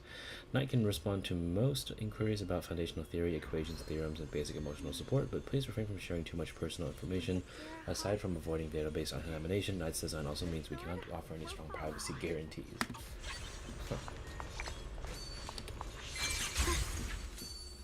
Free as disguise. Oh, can I just go this way? Mind and body as one.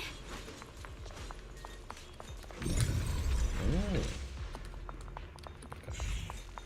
Scatter supplies. What's in here? Oh. Pretty cool. Through the void. I know Yeshua was up here. Oh, this ought to help. Nice. Okay.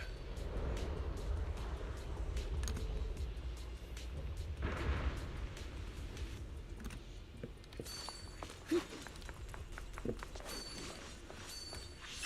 got a trace.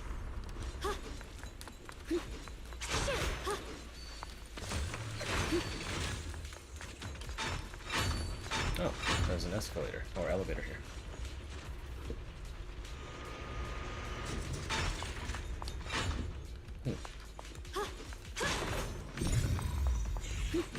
Seems rather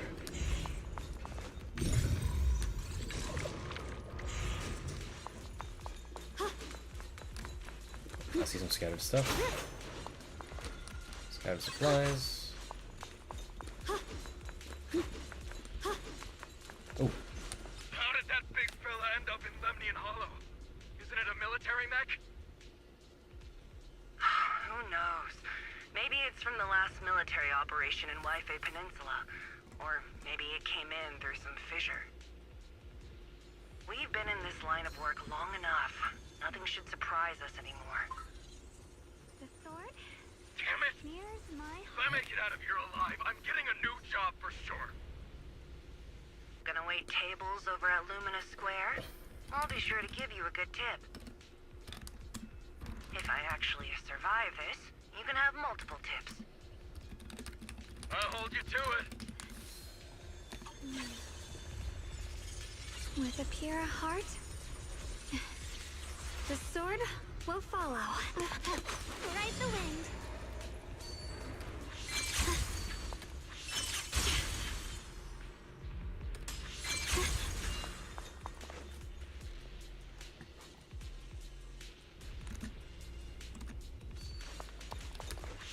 Mind and body as one. Oh, can you access it? Very good.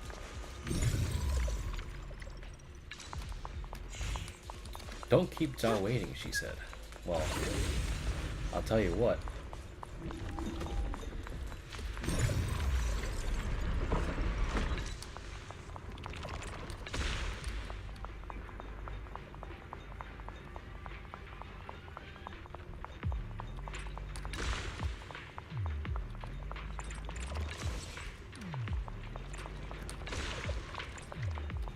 Alright, bitch. It's go time.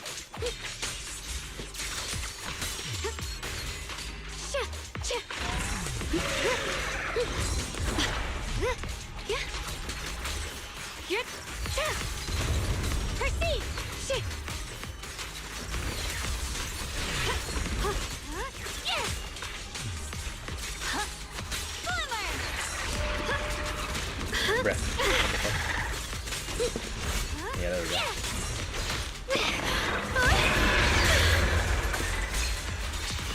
Oh, another miasma phase? What might I do?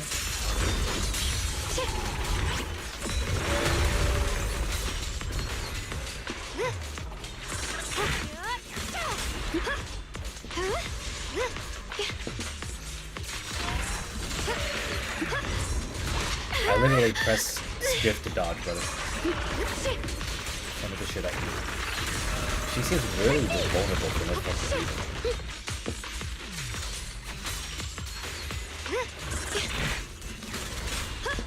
See, that dodge worked just fine.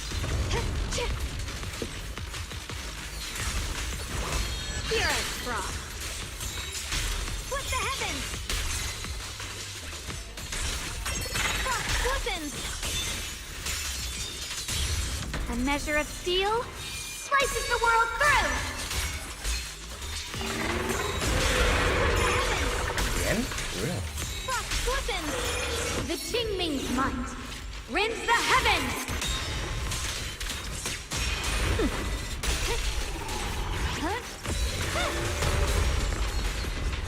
Cover your shit.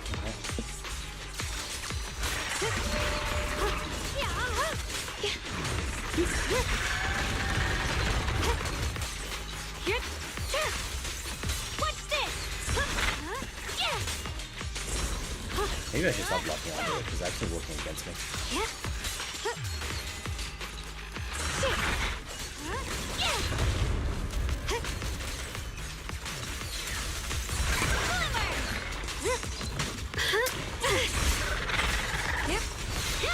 Good timings. Icy edge. Radiant cloud. Frost flippin'.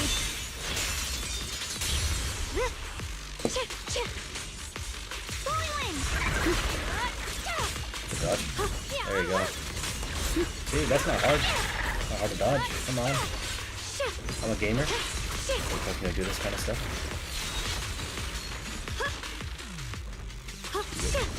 The fuck was that? Give me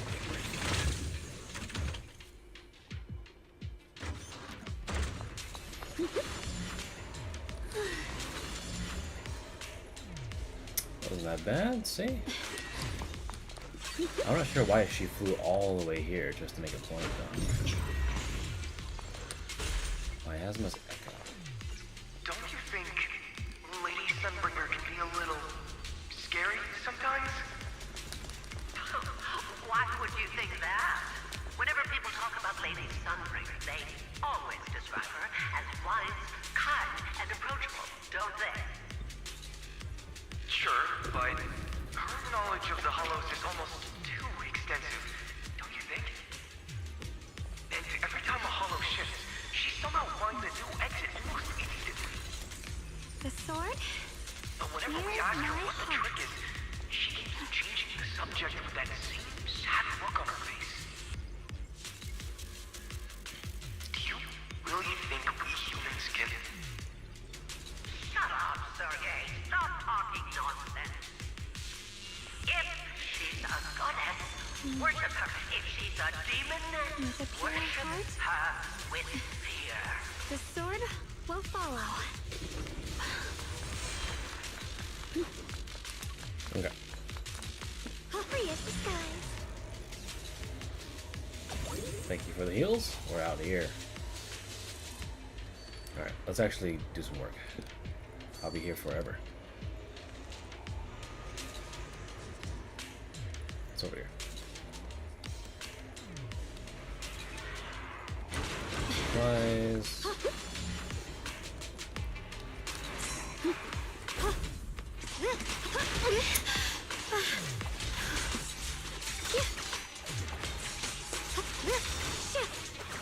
The line is drawn. Radiant cloud. Frost flippins.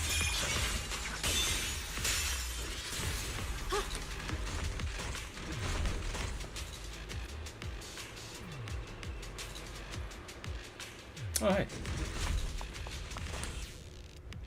The mechanism needs to be on the other side. Let's check over there. Fair enough. Oh. For most livings, ether is essentially a toxin. It's precisely the trace amounts of ether dispersed in the air that allows humans to develop an aptitude for ether and function safely to a limited degree inside the hollows. Experiments confirm that porcelain can absorb ether with extremely high efficiency, and under certain conditions create a localized ether vacuum. With its own, standard ether control breaks down and ether is instinctively avoided. This explains why porcelain-based gear can effectively defend against ether corruption, but also raises a new concern. Workers who operate long-term with an ether vacuum can gradually losing their aptitude for ether. Porcelain gives us an umbrella, but it may also take away our ability to walk in the rain. Good metaphor.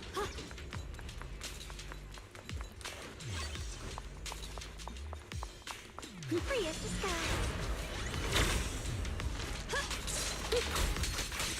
Why do they have shields? Oh, it's because these bitches. I mean, I'll just make them with time. I probably should have came here with a fucking team, but...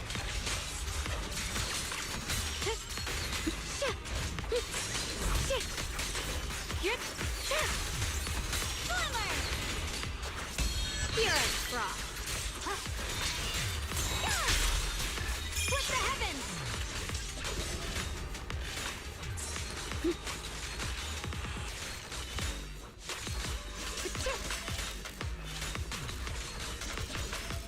Light brings the dawn.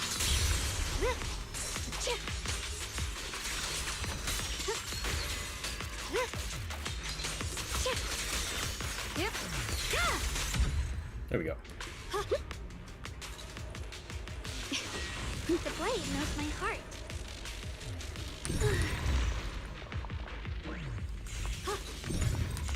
Ride the wind.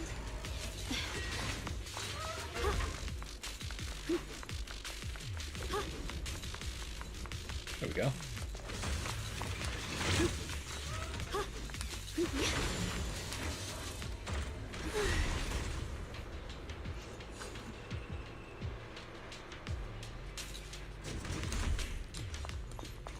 Free as the skies.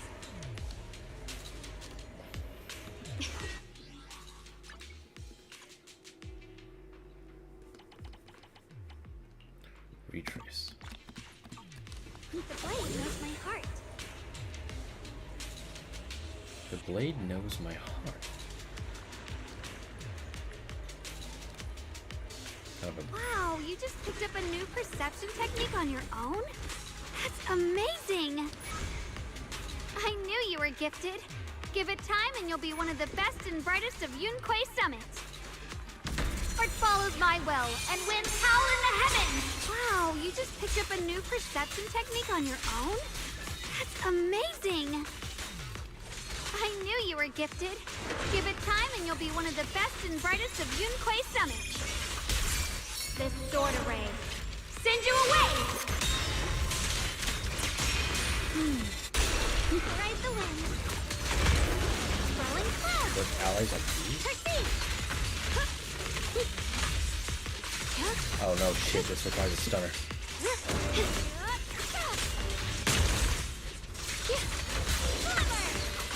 Wow, you just picked up a new perception technique on your own? Bugged. Amazing! I hate how it's bugged.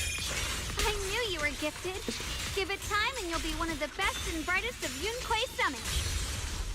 I know that. Thanks for the clear.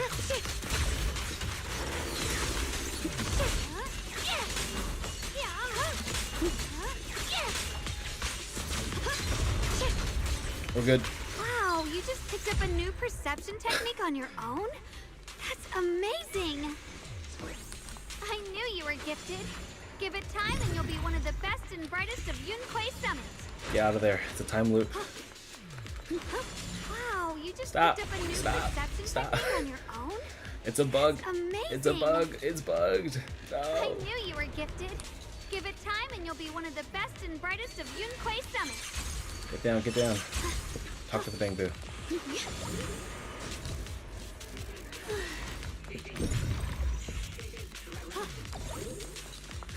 Oh, scatter supplies.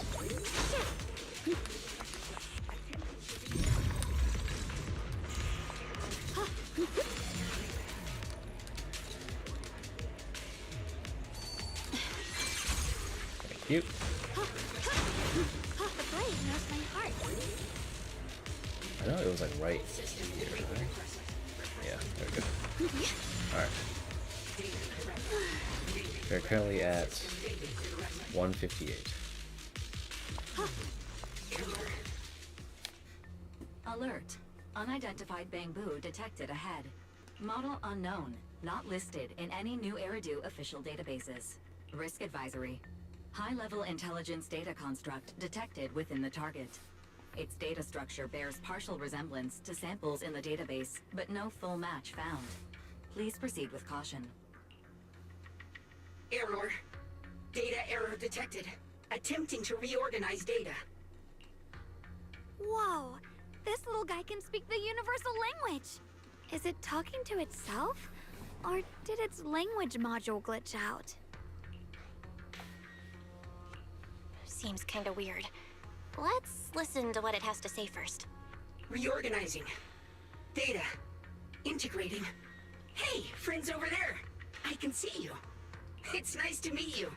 My name is Lockspring. As you can tell, I'm a Bangboo that's a little faulty. What are you doing all alone in a place like this? Did you get lost? I must apologize. There's an issue with my memory module, so I'm not even sure why I'm here. Oh my god, they're getting off like claptrap vibes. When I first became aware, I was already stuck here. I've been wandering around ever since, but haven't found a way out. I even got caught underground for a while. Luckily, I remember the important things. What I am and why I was created. That's enough to keep my mind in order. I was built by one of the first Void Hunters, Lady Sunbringer herself. Oh. Well, that was something I did not expect at all. Like, at all? As you might know, Lady Sunbringer was the chief executive officer of Marcel Group, the very inventor of all Bangboo. I belong to an early series she designed, the High Firepower Combat Bangboo, model number GOOO0001. Sadly, that line was discontinued not long after release due to various issues. After all these years, most Bangboo of my model have been scrapped. Perhaps I'm the last of my models still operating in New WEIRDO. High firepower combat Bangboo. But lots of Bangboo can help in combat these days, right? That's true, but I'm not quite the same. Simply put, my firepower was several magnitudes higher. But don't be fooled by how I look now. I was quite formidable in my prime. But do not worry. My combat module has been non-functional for years. I pose no threat to you. We're not scared or anything. It's just the first time I've heard of this type of Bangboo. I'm kinda curious. What drove Lady Sunbringer to create high firepower combat Bangboo in the first place? Every Bangboo she made was designed with a purpose. Some were meant to share the burden of human labor. Others, to bring warmth and company. Lady Sunbringer loved humanity more than anything ever could. I know this is like a complete bug, but when they accidentally lose their voice filters, it's funny as fuck. That's why every Bangboo, no matter the appearance, was made to serve mankind. And for us, the High Firepower Combat Series, that mission, hard-coded deep within our core, is simple and absolute. To protect humanity. I was born to protect, but now I've lost all the means I once had to fulfill that purpose. So I suppose protecting isn't something I can really talk about anymore. Perhaps my end should be the same as the others of my kind. Buried in some cold scrapyard, quietly forgotten. Don't say that. We'll get you out of the hollow. And once we do, we'll find someone to fix you up. It's been far too long. I doubt anyone in New WEIRDO even remembers my model ever existed, let alone how to repair one. Still, thank you for saying that. Your model sounds pretty powerful. Why would anyone stop making them? Perhaps because we were too pricey to maintain. Our failure rate was also much higher than other Bangboo. I'm proof of both. My memory, combat, and even speech modules have all suffered varying degrees of damage. Technically, I should have been scrapped long ago. Yet, somehow, I'm still self-aware. But I've got nowhere else to go.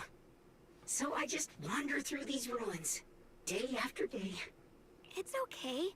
You can come with us. We'll take you out of here. Oh, right. I haven't even introduced myself. My name is Shunguang, but you can call me Xiao'Guang. This is my junior, Belle.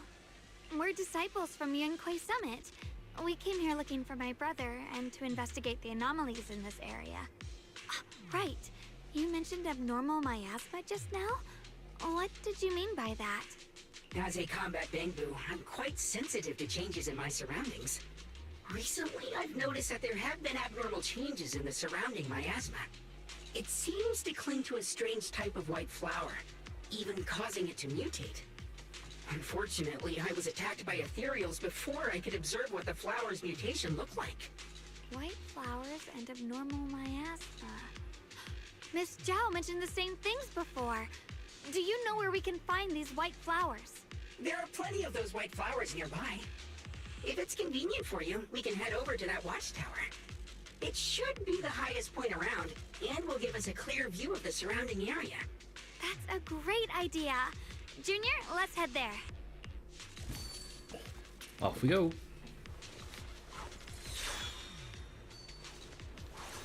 Is she gonna just blast that shit apart? Just as you're about to set off, the Qingming sword suddenly acting weirdly again.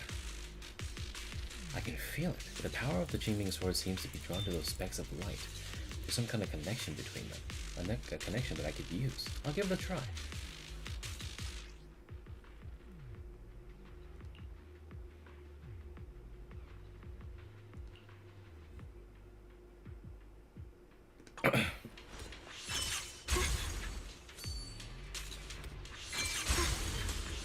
I didn't think the Qingming sword could do something like that. Yeah, I'm surprised too. Maybe it has something to do with the anomalies here? Maybe the sword's power really is connected to this area somehow.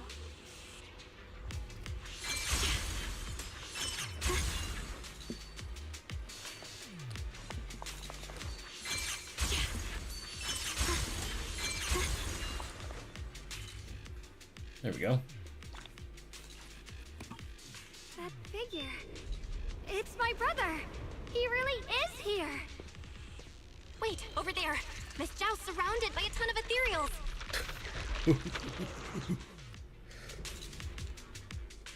As expected, there's a ton of those weird white flowers here. Do they all have abnormal miasma clinging to them? Miss Zhao was just chased by a whole bunch of ethereals out of sight. She's all alone. It's too dangerous. But if we go now, what about my brother? You decide. Whatever you choose, I've got your back. Thank you. I've decided. I want to help Miss Zhao first. As for my brother, at least now we know he's okay. And besides, you're here with me, right? Together, we'll figure it out. For now, we just can't ignore a friend in danger. I knew you'd say that. Let's move. Miss Zhao's surrounded, so we'd better help her eliminate some ethereals. Okay. Don't worry. You made the right call.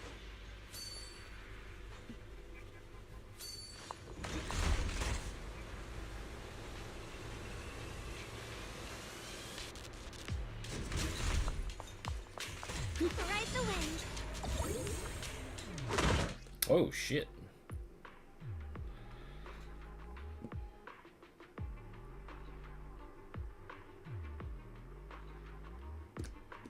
This one looks like trouble.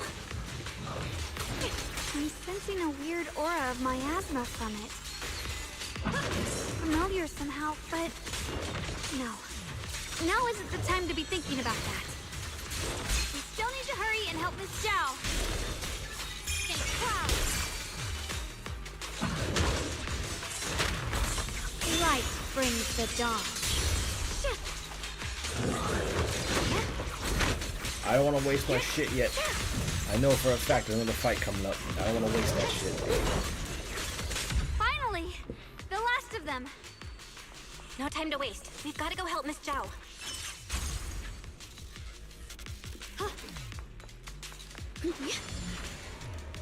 Flying. Another one of those obstacles. I'm leaving it to you, Junior.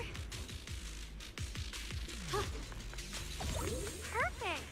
You've already handled those ethereals.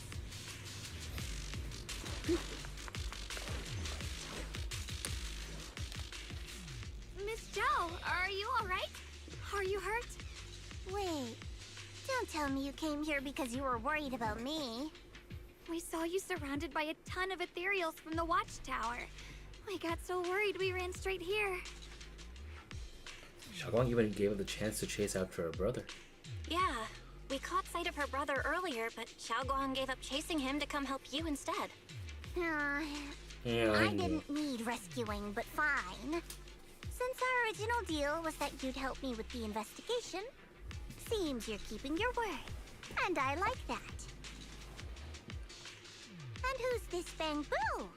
Oh, this is Lockspring. We met it on the way. It said it's kind of broken, so it's been wandering around here alone. Hello, Miss Zhao. I'm fairly familiar with this area.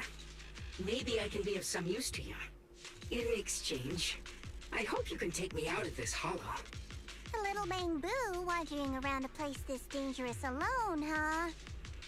That's pretty interesting. You flatter me. But you're right. I'm not quite like the usual Bangboo. My combat instincts far exceed theirs, even with my body damaged. My memory core still carries the memory of every battle I fought. That's probably the reason I've managed to survive in a place this dangerous. That explanation almost sounds too reasonable. Either way, having someone who knows the terrain is useful. Right now, that's our best option. Back to business. I just scouted the area and, as expected, the scent of that abnormal miasma is thick here. So you also felt it. I was just about to say, these ethereals have this strange miasmic aura about them. It's darker and more sinister than normal miasma. I'm assuming this is what you mentioned before? But the miasma doesn't seem to have a tangible form. I don't think we can clear it out. I've also been mulling that over. Earlier, I discovered that this abnormal miasma clings to those white flowers. Right. Lockspring mentioned before that it causes the flowers to mutate. Mutate. So, that's what's going on. If this little Bangboo's intel is accurate, perhaps we could find the tangible form of this miasma in those mutated flowers and track down the source of the expansion using what we learn. I have a feeling that this all has something to do with the creator. You mean the creator that Sarah mentioned? Yep, but that's just my theory. Okay. We'll need more proof. Right now, let's just find those mutated flowers. Even without this whole mutation thing, these flowers are pretty odd by themselves. You're right. They're even growing in Phylum Heights now. You're right. We've seen them plenty of times deep inside the hollow. But lately, they've begun showing up in Phylum Heights. In Phylum Heights?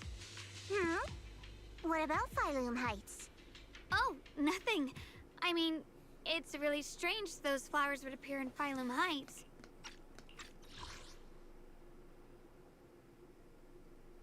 Oh, she forgot. She's forgetting.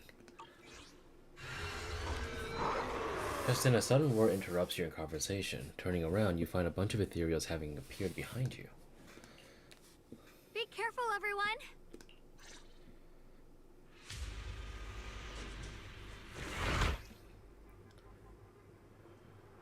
When Frostbite points are full, switching Zhao in combat will trigger entry skill Burst of Frost. Okay, got it. These ethereals are all soaked in the stench of abnormal miasma. It looks like the Qingming sword is resonating with them. We should look into this. Daydreaming? Weren't you here to find your brother? What, giving up on him already? I already know my brother's safe. That's good enough for me. For now, I have other things to do.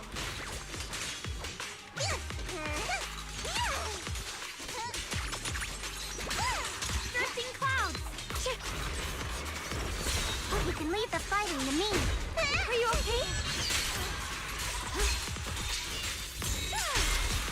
Watch, listen! Nice. Let's head to where the ethereals are coming from. I can feel it. The Qingming sword is guiding me. So you're not just some dainty little princess. You're much more capable than I thought. Thank you?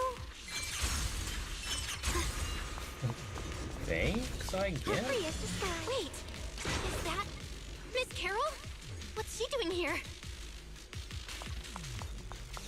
Carol Arna. I see. You want to make them descend. I'll do it.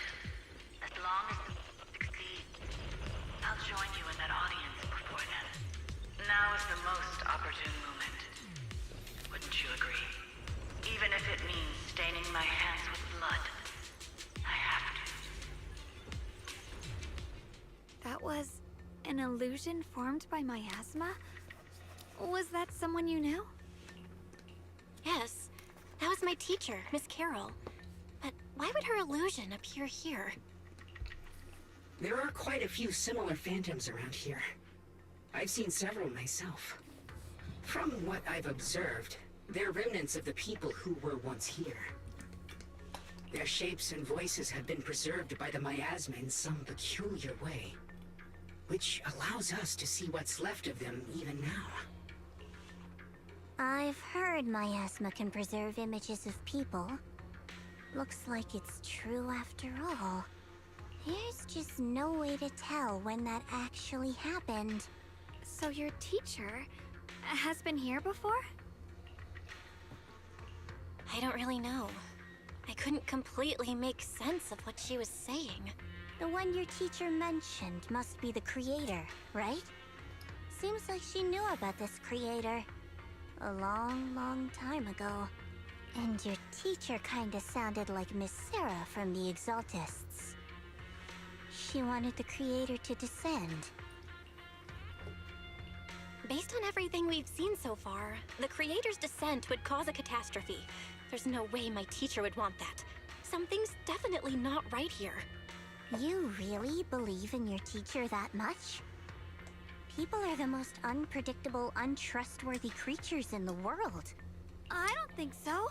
Junior Belle knows her teacher far better than some illusion repeating a few random words. If we can't even trust the ones closest to us, what else is there that we can put our trust into? Ourselves. And only ourselves. Huh? It's nothing. Anyway, based on the clues, I think we can be certain now. There's an abnormal miasma in Lemnian Hollow that's causing it to expand, and it's connected to the creator. The anomaly you and Dylan felt before was actually a kind of inhale, like the ocean suddenly retreating before a tsunami hits. So that means... It means a terrifying tsunami is coming. Quite possibly the awakening of the creator. Sorry, I actually meant to ask earlier.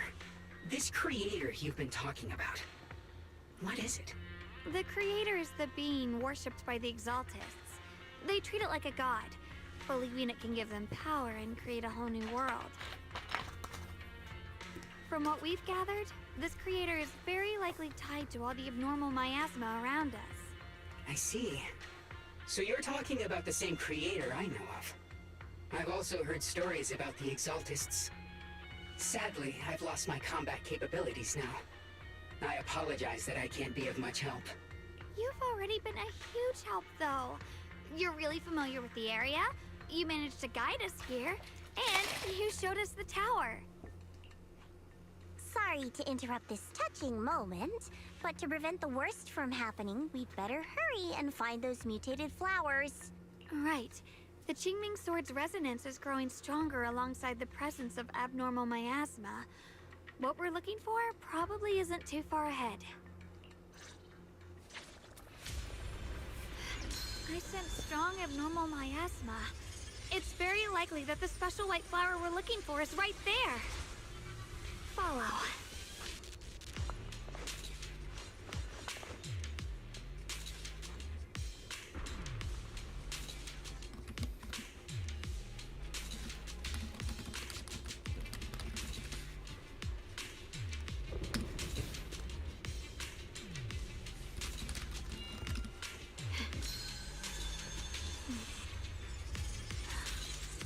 The sword mirrors my heart.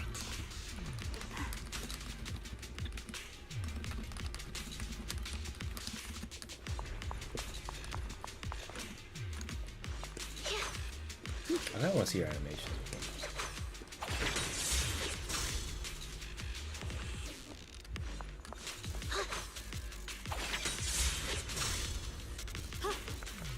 So many white flowers here. Wait, why is there a single black flower mixed in?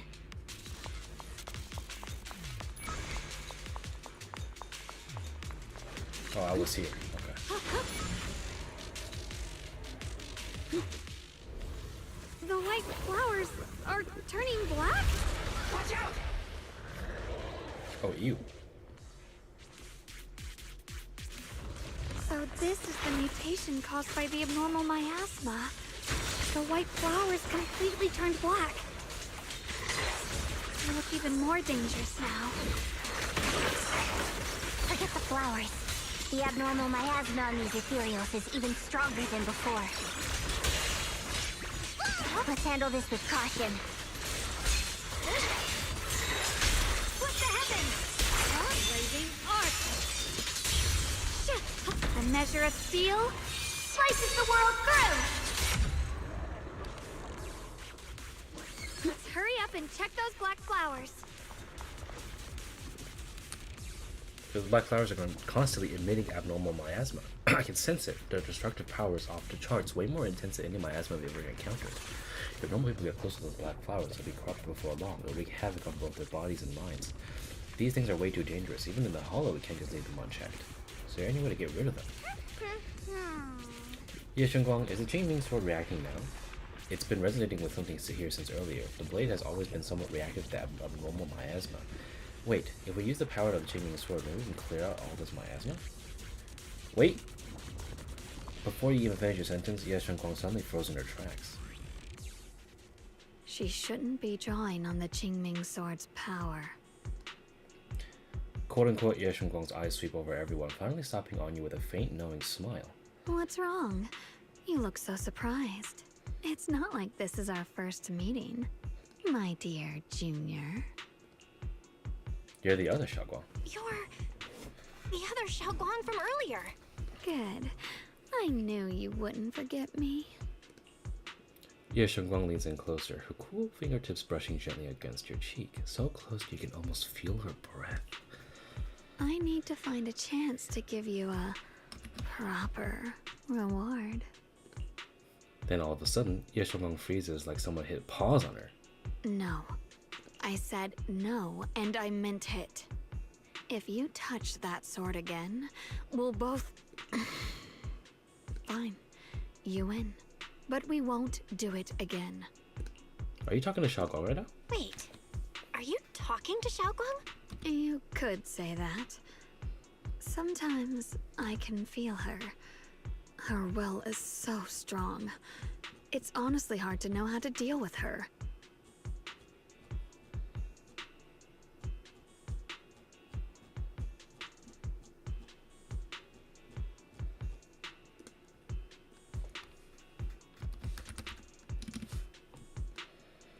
But I do what I can to make sure we survive.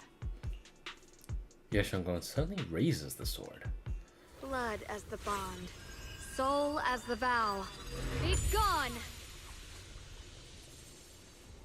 The sword? After purifying the black flowers, Ye Shunguang looks drained, a faint weariness on her face. She takes a few steps towards you and suddenly collapses into your arms. You subconsciously reach out and catch her and realize she's already turned back into her usual self. Sorry for the trouble, everyone.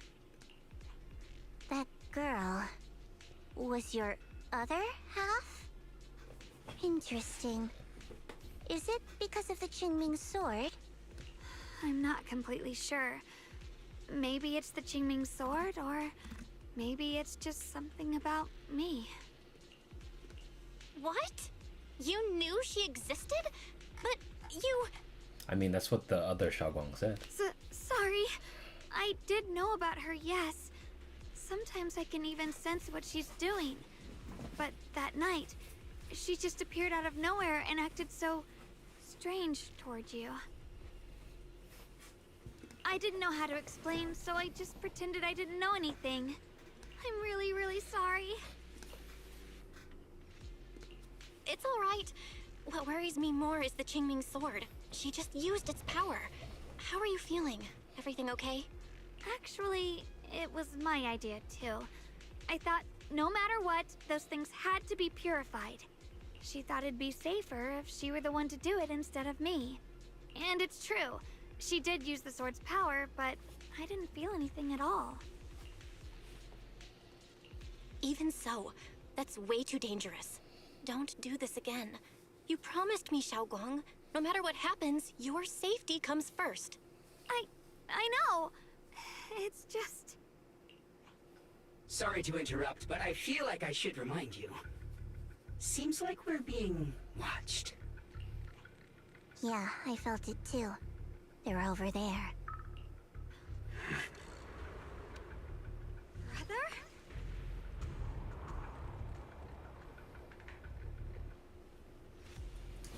think I see something over there. Did Senior Ye leave it? Ride the wind. Inside is a letter from Senior Ye to Xiao'Guang and I. Open the envelope.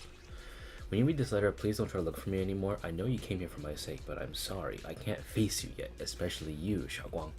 Because some darkness, once it clings to you, can never be washed away. I don't want you to be forced to confront a cruel truth before you're ready, but no matter what, you have to understand this. The Qingming sword was never a symbol of glory. It was always a shackle meant to consume you, and you, Belle, my junior. I know you're someone I can trust. That's why I'm leaving my sister in your care. I'm asking you to protect her, to protect the only family I have left. As for me, I'm going after the only hope that can sever these shackles. Until I can find that miracle, please forgive me for not being able to see you. Yes, Shiyuan.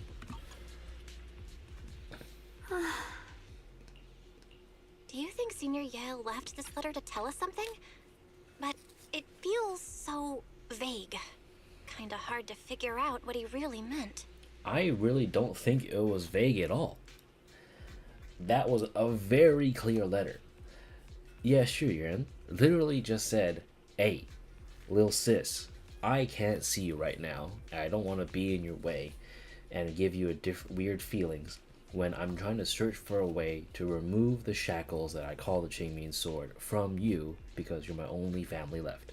It's not that hard to put together. Brother. He's avoiding me.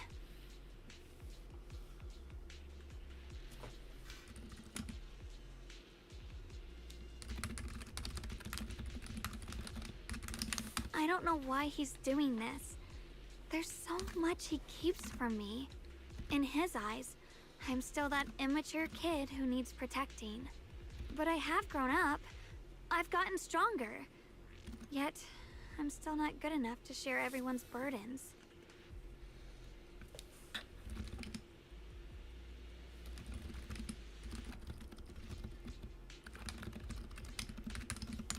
Sorry.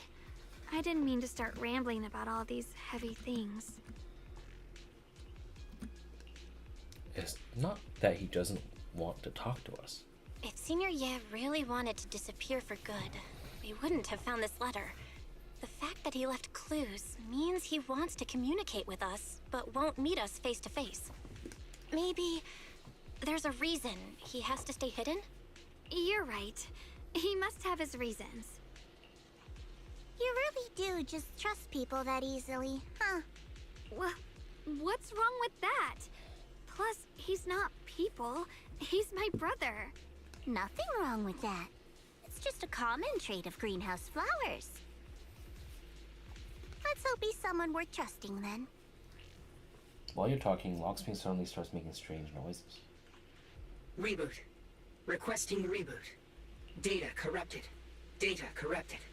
Data corrupted. Oh no. Looks like Lockspring's gotten worse.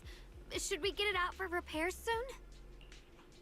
We've pretty much wrapped up here. It's about time we head out.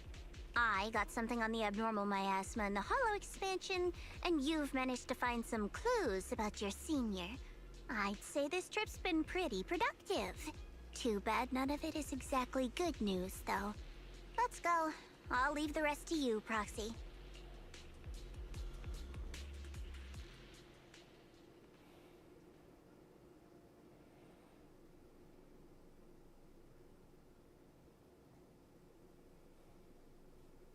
You make it back to Phylum Heights without a hitch. As expected of a pro.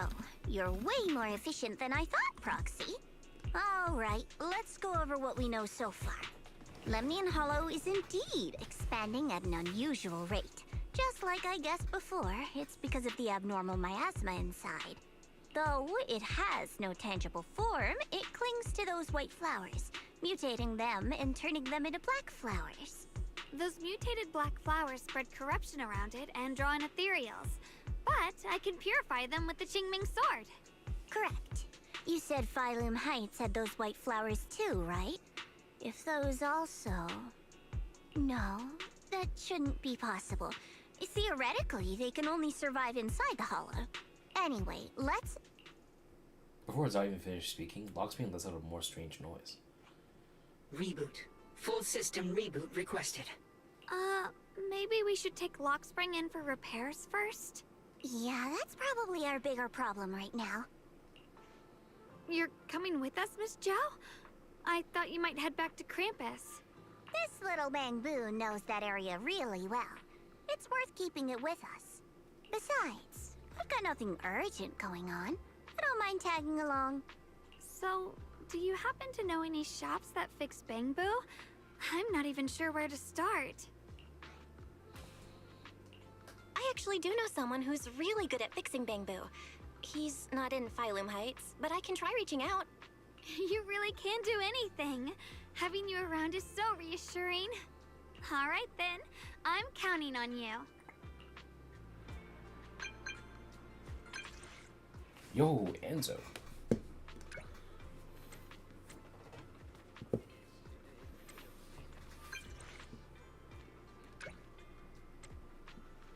Oh shit. Plot.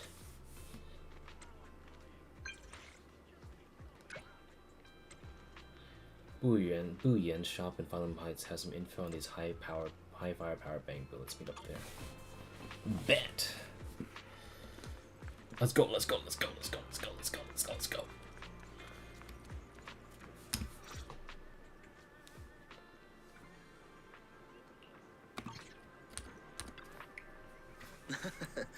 Hey there, welcome to Booyan. We pride ourselves on honest business here. All our items are for sale and are rare and precious finds. Feel free to browse around. High firepower Bangboo, combat Bangboo. Now that's a real antique name. Might I ask why you want to know about this kind of Bangboo? It's actually this one in front of you. So this black Bangboo is a legendary high firepower combat Bangboo. Not quite what I expected. As you probably know, this type of Bangboo has long been out of production, and information about it can only be found in the original draft of the Bangboo Maintenance Manual, which was allegedly compiled by Lady Sunbringer herself. Fortunately, we do have that original manuscript in our collection. Since you're here to repair this rare Bangboo, our shop will happily lend you the original manuscript. But we're still running a business here, and I expect you to offer something in exchange for such a valuable manuscript. Fair, that's no such a free lunch, especially something so valuable. What do you want?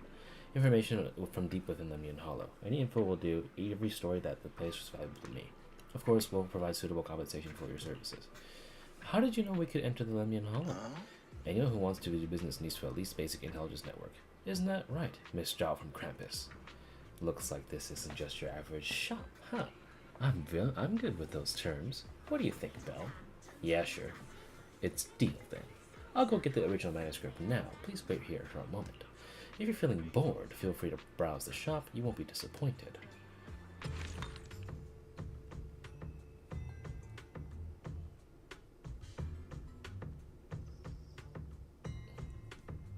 So that's what it's for.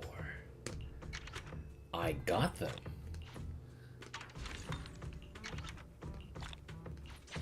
The mystery points.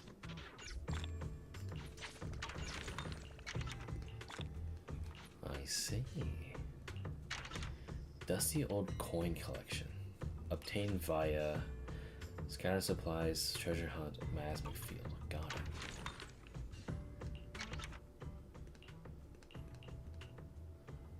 Yeah, I already got these, so.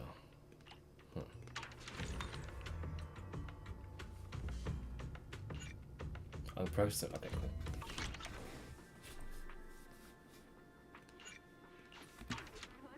That was cool.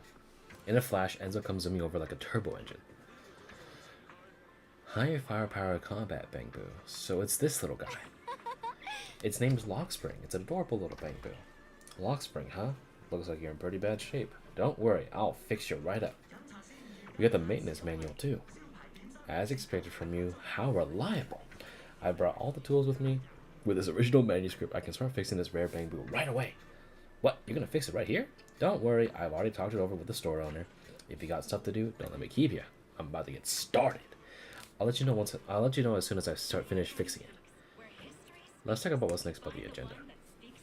Maintain the agenda. Next, I'm planning to head back to Krampus first. I still need to properly analyze the information we obtained from the Lemnian Hollow. Then Xiao'Guang and I will head back to Swabian Temple. Yeah, I was thinking about the same. Let's head out for now. Catch you next time, Miss Zhao. Zhao. Goodbye.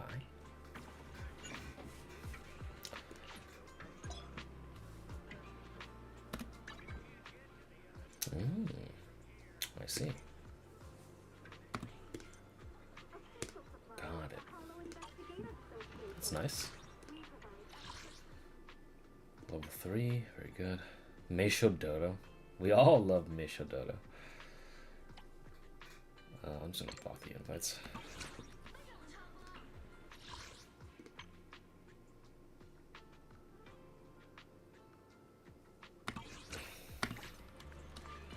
If you've got something worth my time, let's see it. If not, I'll call you tonight.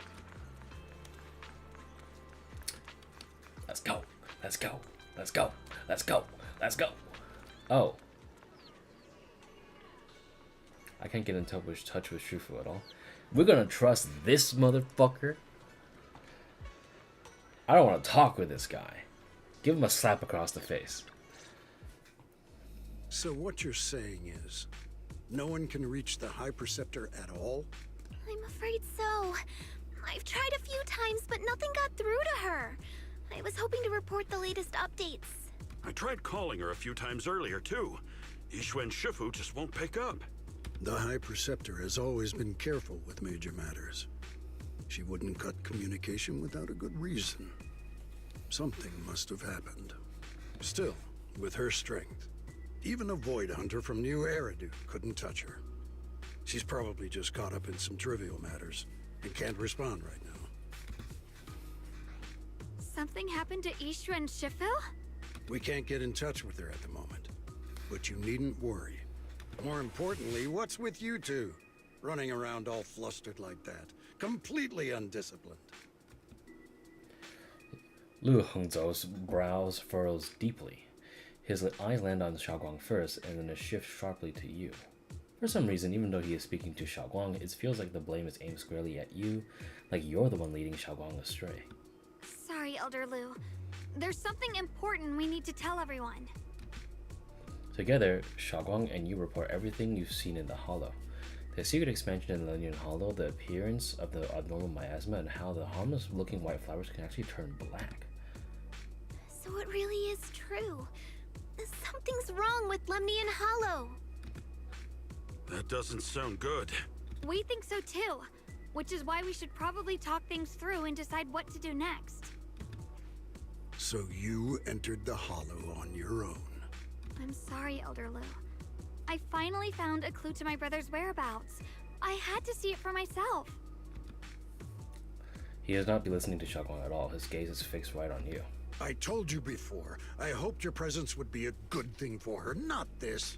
Not encouraging her to take pointless risks. It's not her fault.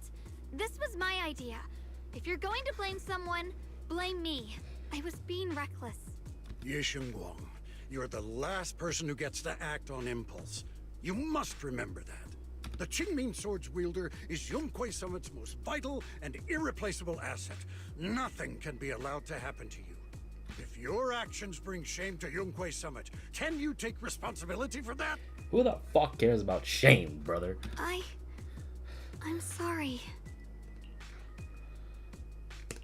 If I may be blunt, Elder Lu, are you actually concerned about Senior Xiao'Guang, or just about the title of the Qingming Sword's wielder? What are you implying? Shunguang is the wielder of the Qingming Sword, and that won't change. What I'm saying is, you don't really care what she thinks, do you? You just want the Qingming Sword's wielder to do as they're told and stay under your thumb. Based! Based! I'm gonna fucking rip your head off. And Senior Xiao'Guang isn't some asset. She's a real person, with her own feelings, her own will. If Yunkui Summit's so-called honor can only stand on her suffering, maybe we're the ones who need to take a hard look at ourselves. You! The air seems to freeze for a moment. Ye Shunguang just stares at you, completely thrown off by what you said. Zhu Fufu and Pan Yinghu look nervous, like they want to start smooth things over but don't know where to start. And right then, your phone rings, cutting through the tension. I apologize if it's bad timing, everyone. I've been made aware of what's been happening with Lemnian Hollow, and thanks to Belle for the intel, of course. I've also gathered some leads through various channels. For now, I'd like you all to remain calm and refrain from taking any rash actions. I've already sent a team of professionals to investigate. We should have concrete data soon. Now, any other questions? Mr. Mayor, is Yixuan Shifu with you? We haven't been able to reach her lately, and we're starting to get a little worried. Ishin? She reported some info about Phylum Heights earlier, then said she had other matters to attend to and left. I see. Maybe Shifu ran into something on her way. In that case, we won't keep you any longer, Mr. Mayor.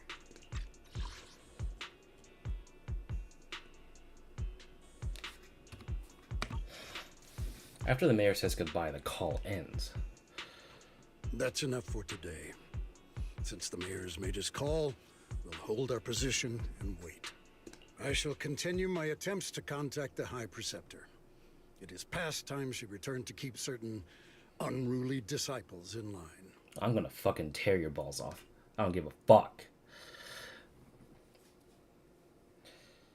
Before leaving, Lu Hengzhou shows you one last annoyed look, and Zhu Fufu and Pan Yinhu say a few comforting words before heading out too. Xiao'Guang gives you a little nod, so you follow her into the room. Thanks for standing up for me just now. I guess I've always known. Elder Lu and probably a lot of people at Yunkui Summit, what they really care about is the title of the Qingming Sword's wielder.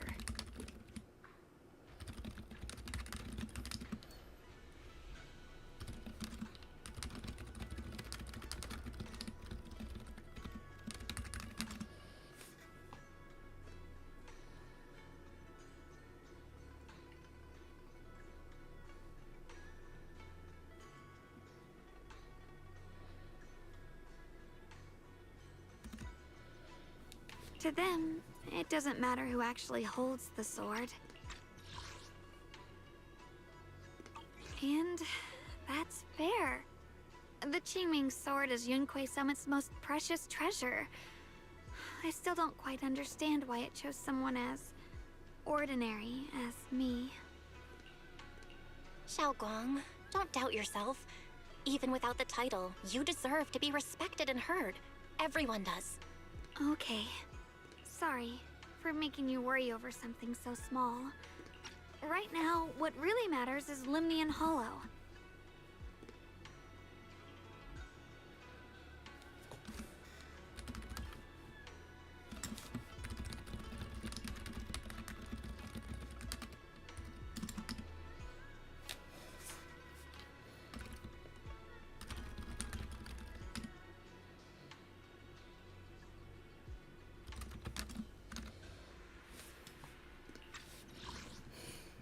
That shit was so hype, dude.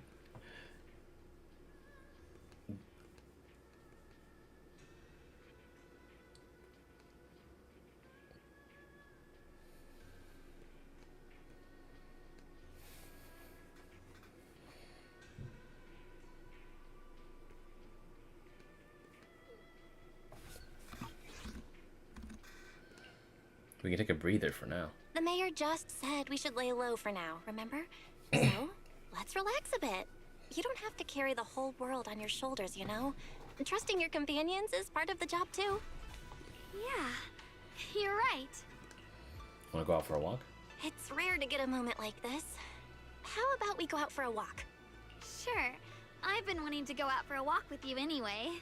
Mind if I change first? I'll wear that outfit you saw last time.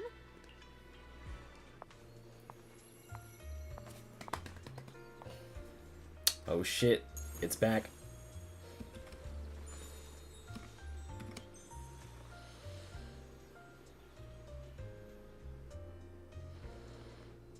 You said I looked nice in this outfit last time, so...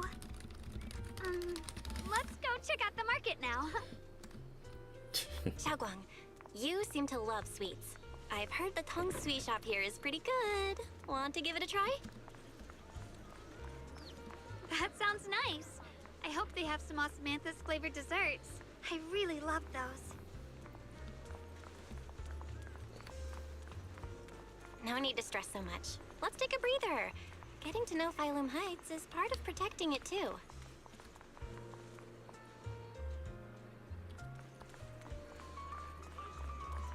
A long day calls for a spoonful of sweetness. Come in and try today's special.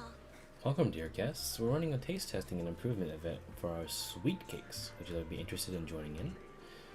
Sweet cake state testing and improvement event. So we modifying the recipe and creating new flavors of sweet cakes. That's right, that's right. You can use all the ingredients in the shop or bring your own. And if you manage to create a popular new flavor, there's a sweet reward in it for you. Want to give it a shot, Xiao'Guang? Let me try some of those sweet cakes first. The texture was super tender when you bite into it, and they were almost just right, but it feels a bit bland. I see you have quite the sweet tooth. We used plenty of rock sugar in the dessert. Some customers even said it was too sweet for them. Is that so? I guess that's just how my palate is, but you said there was some rock sugar in this. I figured out a way to improve the flavor. Hey Junior, just give me a second. Xiao'Guang turns and runs off. After a while, she comes back with a bag of candy and a bag of dried osmanthus flowers. And beside her stands a familiar friend, Reed from Good Goods. I got some osmanthus candy and dried osmanthus flowers from Miss Reed. With these ingredients, I should be able to make osmanthus cake. Good Goods is selling osmanthus candy now? We used to sell these a while back, but they're long gone from the shelves now. Still, I love these candies so much that I keep some just for myself. Since Miss Ye Shunguang needed some, I gave her a portion along with some dried osmanthus flowers from home, though they might come in handy for you all. I heard there's an event with taste testing sweet cakes here. I'd love to try an osmanthus candy flavor. I was just about to give that a shot. Well then, I look forward to the bit. What the fuck? Hold on. She said what now? I'll look forward to it a bit. That's a weird phrase. Speaking of which, I heard people have some new white flowers of Phylum Heights lately. They look pretty nice. I wonder if we can turn them into candies or snacks. You mean those strange white flowers? They might be dangerous. Better stay away from them. Oh, is that so? Got it. Thanks for the heads up. After telling Reed the dangers of the white flowers, Xiao'Guang finally starts skillfully making the osmanthus cake. Somewhat clumsily, you follow her, helping pass tools and measure flour. Soon enough, the first batch of osmanthus cakes is ready. The sweet fragrance of osmanthus fills the entire Tongsui shop. Eleanor tries some first. Whoa, dear customer, the osmanthus cake you made is totally going to be a hit. If you're up for it, how can we make today's special and sell it at the production price for everyone to try? Are my osmanthus cakes really that good? Of course, look, customers are already being drawn in. Yo, Eleanor, what delicious goodies are you cooking up here today? I'm practically drooling over here. Osmanthus cakes made by this customer. Come on, everyone, try some. Oh, this osmanthus cake is really something else. This aroma is divine. Her praise is like a pebble thrown into a lake, causing ripples that draw in more curious customers.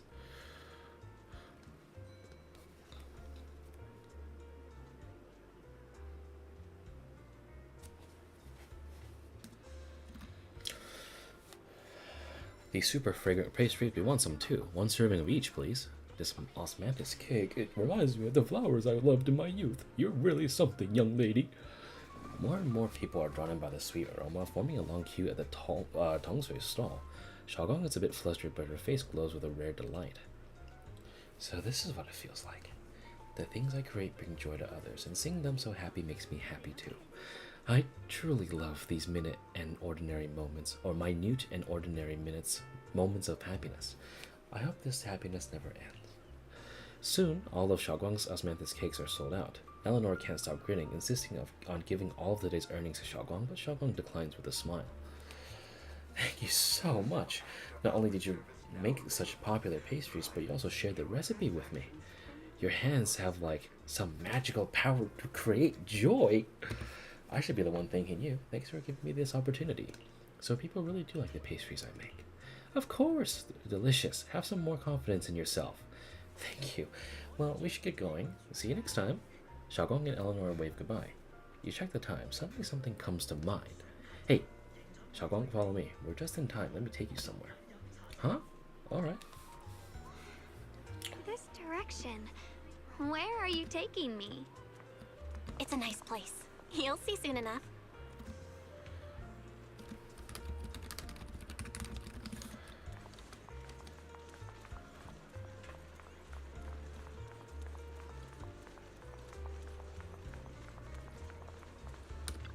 Nice spot, right? I stumbled upon it by accident. It's the best place in all of Phylum Heights to watch the sunset. Wow. It's so beautiful. It feels like a living painting. Just looking at it makes me happy. Come to think of it, I've never really taken a good look at Phylum Heights before. I didn't realize it was this breathtaking. It'd be such a shame if this were to disappear. Actually, I have something I want to share with you as well, Junior. Oh shit. It's the osmanthus cake we made together. I saved a little just for you. Pastries. Oh, there's still some osmanthus cake left? I thought it was all sold out.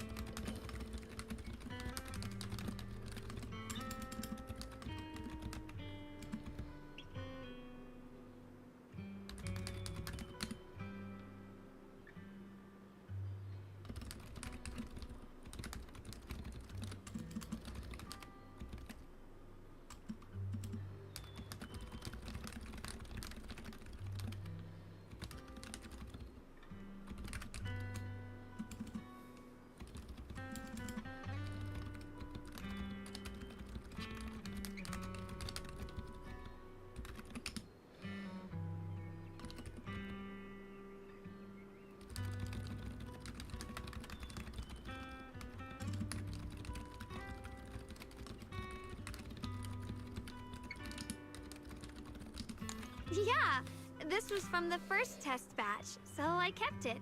I wanted to share it with you. Actually, I've been wanting to try it ever since I caught that sweet osmanthus scent earlier. Don't mind if I do. What do you think? How does it taste? It's even better than before.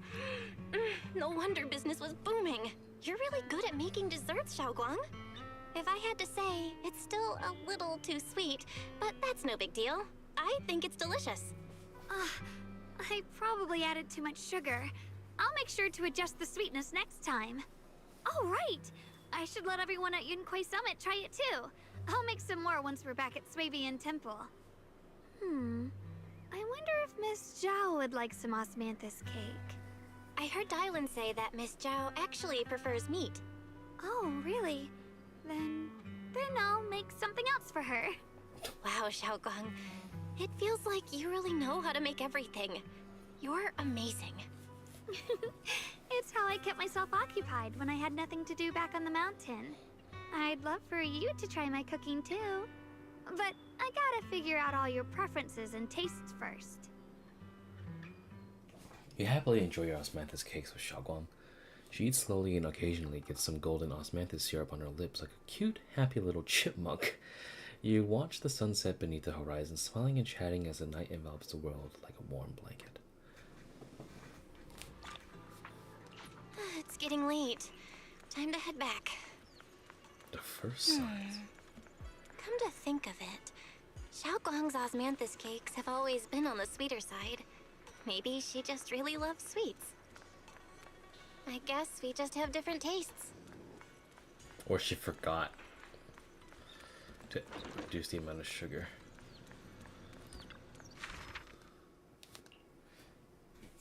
Oh.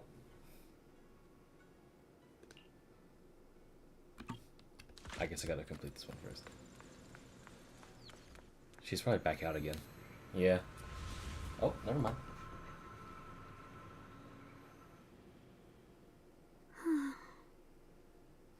Yo, what's up, man? Hey, Xiao'Guang. What's going on? You're not thinking of doing anything dangerous, right? I'm fine. It's just, I felt so happy earlier today. So happy it almost feels unreal. I couldn't sleep. Everyone in Phylum Heights seems happy too. That's wonderful. I just wish they can stay that way forever. Belle, can I ask you something? Ask away. I'll tell you anything I can. What if it's just a what if, okay? What if we knew an abyss was ahead? Should we still keep going? Sorry, it's a weird question, right? I just had a nightmare where I fell into a bottomless pit. It's okay if you don't want to answer. But I do kinda want to answer. Since we're not doing anything right now, how about I tell you a story? When I was really little, there was this cliff near where I used to play a lot. I used to love leaning over the edge just to look down. The bottom was filled with these pretty flowers. I loved those flowers. But the cliff was super high, so I was always scared. Until one day, I slipped and fell off it. And guess what? Nothing happened. Turns out the bottom was just this soft, squishy patch of grass. My butt hurt a little, but that was it. And I finally got to see those flowers up close. I remembered that for years, thinking I'd just gotten lucky. But when I went back there as an adult, I realized that cliff was barely even a hill. Just a dirt slope I'd totally exaggerated as a kid. Sometimes, what we think is a bottomless abyss, in hindsight, might not turn out to be bottomless at all. You'll never know unless you take that first step forward. So, if you ever feel unsure, just keep moving forward. Things could turn out to be different than you expected. You never know. I get it now. Thank you, once again. Huh? What'd you just say? I didn't quite catch that. I said thank you, and sorry for making you worry again. I'm all grown up now, and I still get scared by nightmares about falling. It's kind of embarrassing. Don't worry, I'll catch you. Standing under the eaves, you stretch your arms open toward Xiao'Guang. Xiao'Guang turns to look at you, momentarily taken aback. Don't be fooled by how I look, okay? Ever since I joined Yunkui Summit, I've actually been secretly training a lot. Catching you is no problem at all. So next time you have that nightmare, just tell yourself, no matter what happens, I'll be there to catch you. You won't have to be afraid anymore.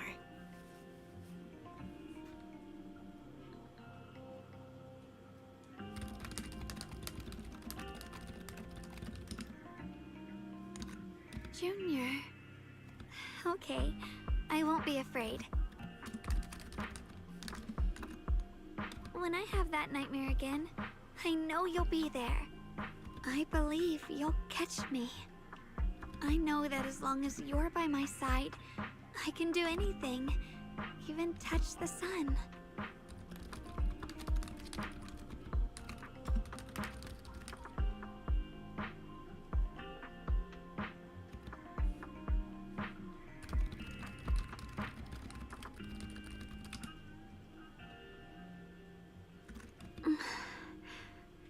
Actually,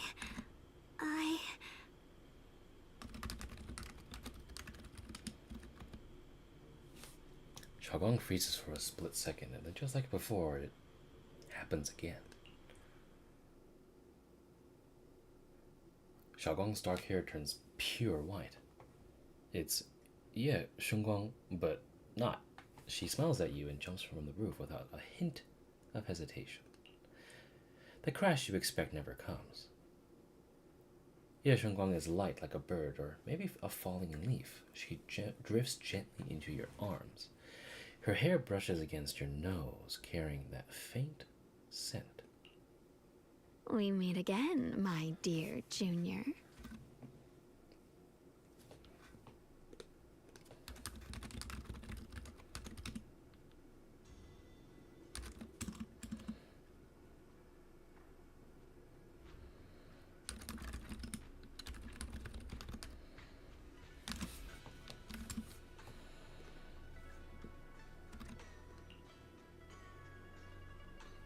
Hey, Xiao'Guang has something to say to me. Xiao'Guang was just about to tell me something. Is that so? What a coincidence. You wanted to know what's been bothering her, right? Then listen carefully. Let me tell you the secret of the Qingming sword. Inside the Qingming sword, there are two mysterious forces, both equally powerful and destructive. The two are constantly battling. Think of them as two duelists locked in an endless fight. And when two people fight that long, they start damaging everything around them. If that destructive energy seeps out, it can lead to disaster beyond imagination. Judging by the power of those two forces, if they ever broke free, the outcome could be a catastrophe on par with the fall of the old capital. So, what do we usually do in this situation? We bring in a third party, a mediator, someone to keep things from falling apart.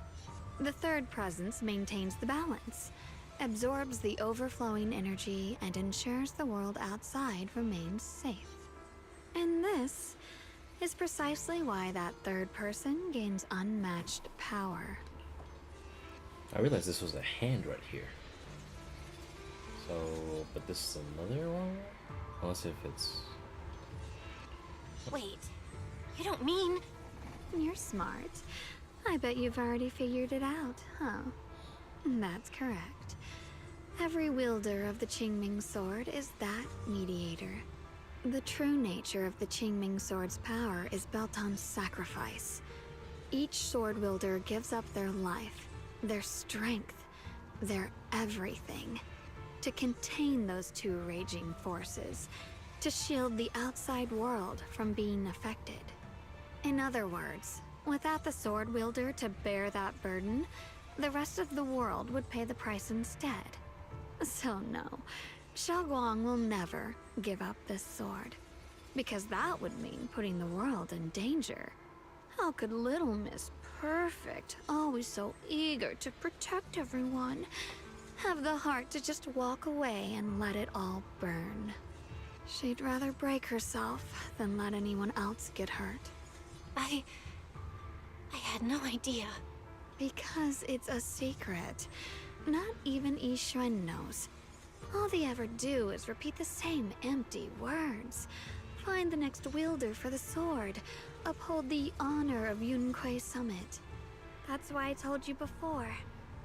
The more noble the excuse, the uglier the truth behind it. It's not the kind of truth you can share with everyone, right?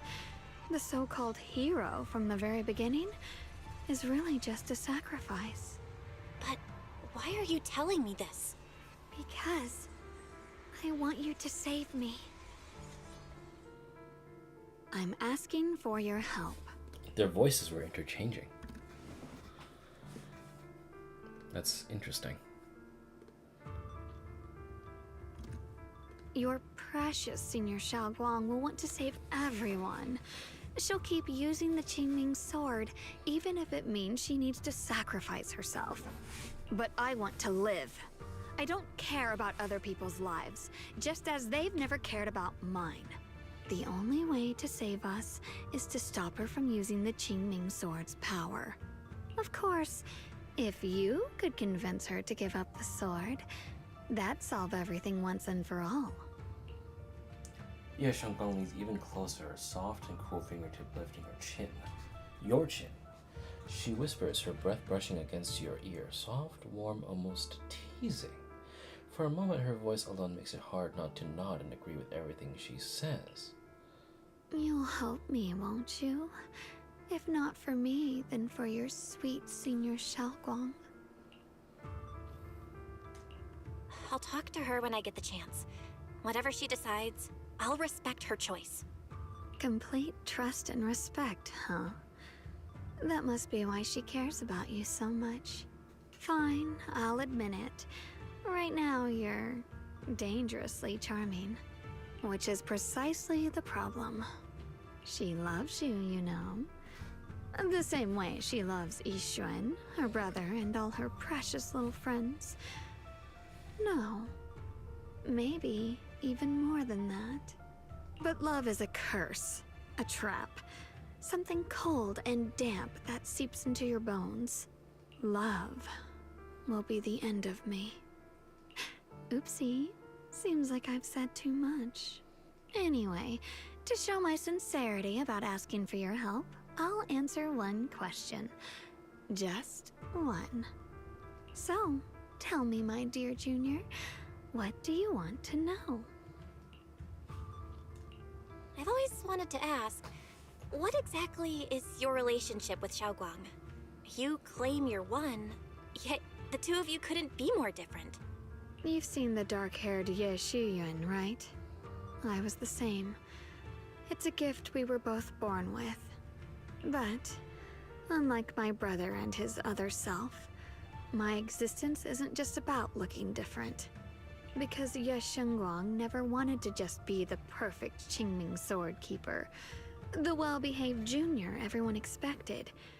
She wants to live, just like any other ordinary person. I'm that side of her, the part that's wild, human. I'm her instincts, her desires, her humanity, the side she keeps trying to suppress. Surprised, huh? Obviously, from the outside, I look more like what you'd call a divine being. Humans are so good at turning what they don't understand into gods. Too bad I'm neither divine, nor interested in being worshipped. If being sacrificed is my destined path, and death is supposed to be the end, then I'll fight it. No one gets to decide my fate. Not that damned Qingming sword, and not that sanctimonious Yunkui summit. Well then, I suppose our little midnight rendezvous ends here. Until next time, my dear Junior. Quote-unquote Ye Shunguang gives you a long, searching look, as if she has more to say, but no words come. And then just like that, Xiao'Guang returns to her usual self. Did I just fall asleep? It's getting late, Junior. You should get some rest, too. Well then, good night.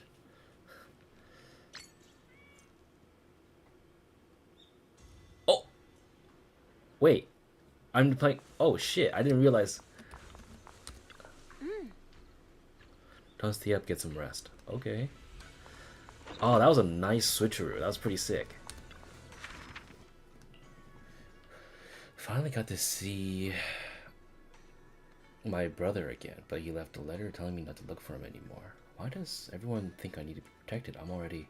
Junior Belle said she would catch me. Her hands, they were so warm. In that moment, I thought that I could be a little braver.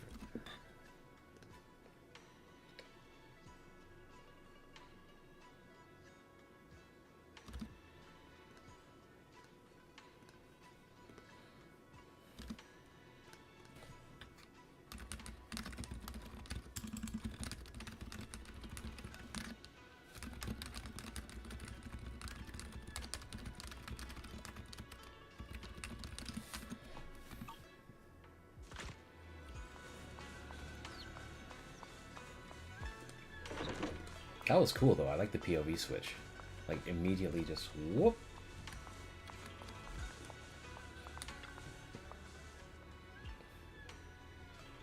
Oh. If I sleep in the wrong bed, it just goes to the... You know what?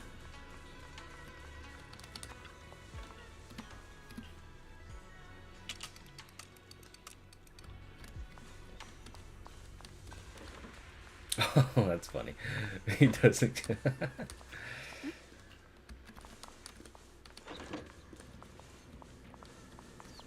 Fire pot sticky note.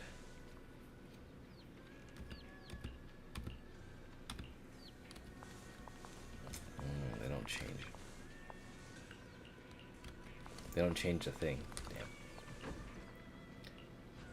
Ah, they forgot to alter the text or disable the text, because that kind of like takes you out of it a little bit. I feel like I'm forgetting something. Oh right, I promised my junior I'd make her osmanthus cakes again. I wait until the morning. Senior Niho I need to use the kitchen too. Better do it now. Thank goodness I remembered. I'd hate to let Junior down.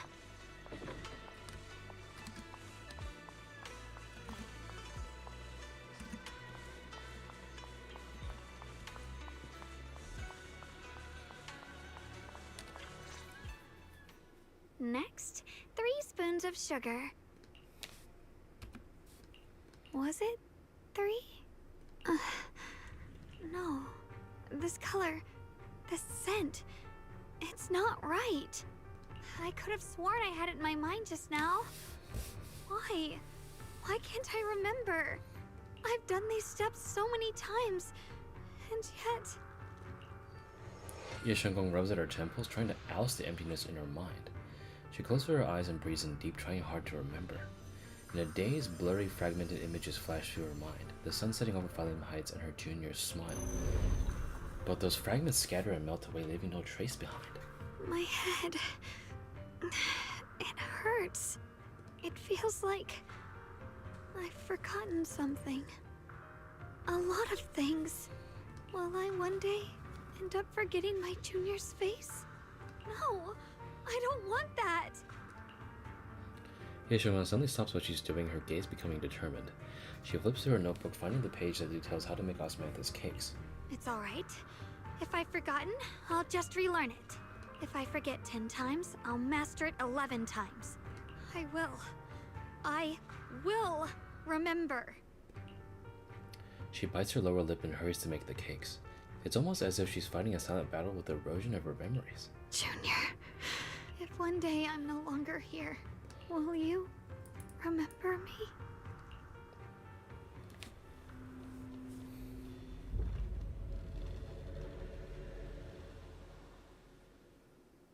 No blanket, sleeping.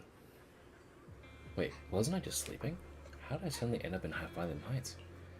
And my body has reverted to a child. Oh, this is child Belle.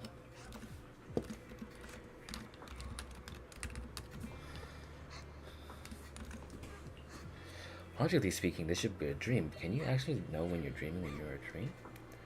What's going on? I can't seem to control my body. Wait, I think I hear a kid crying over there. Is that senior Xiao'Guang from when she was little?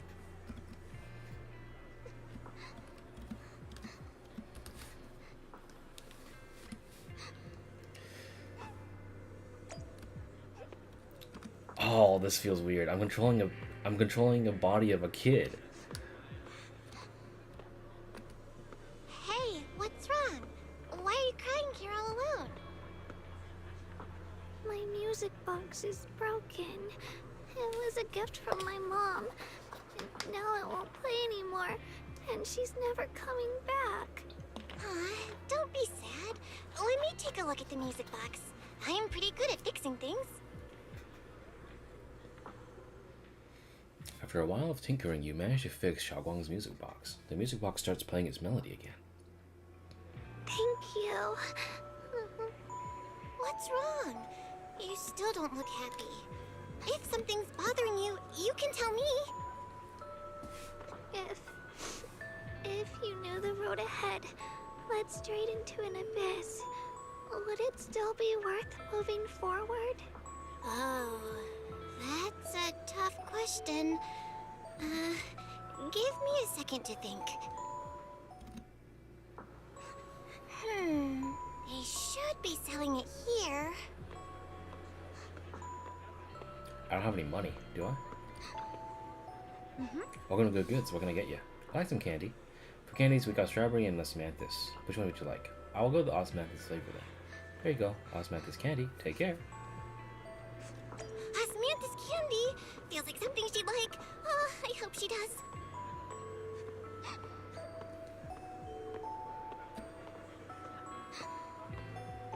This is for me? Thank you. It smells so sweet and tastes delicious. About what you asked earlier, I don't really have an answer either, but I'd like to tell you a story. I fell from a really high place a long time ago. I leaned over to admire some pretty flowers below, and accidentally slipped. What happened after that? Other than a sore butt, nothing at all. It turned out the ground below was just a patch of grass. Something I only realized after falling.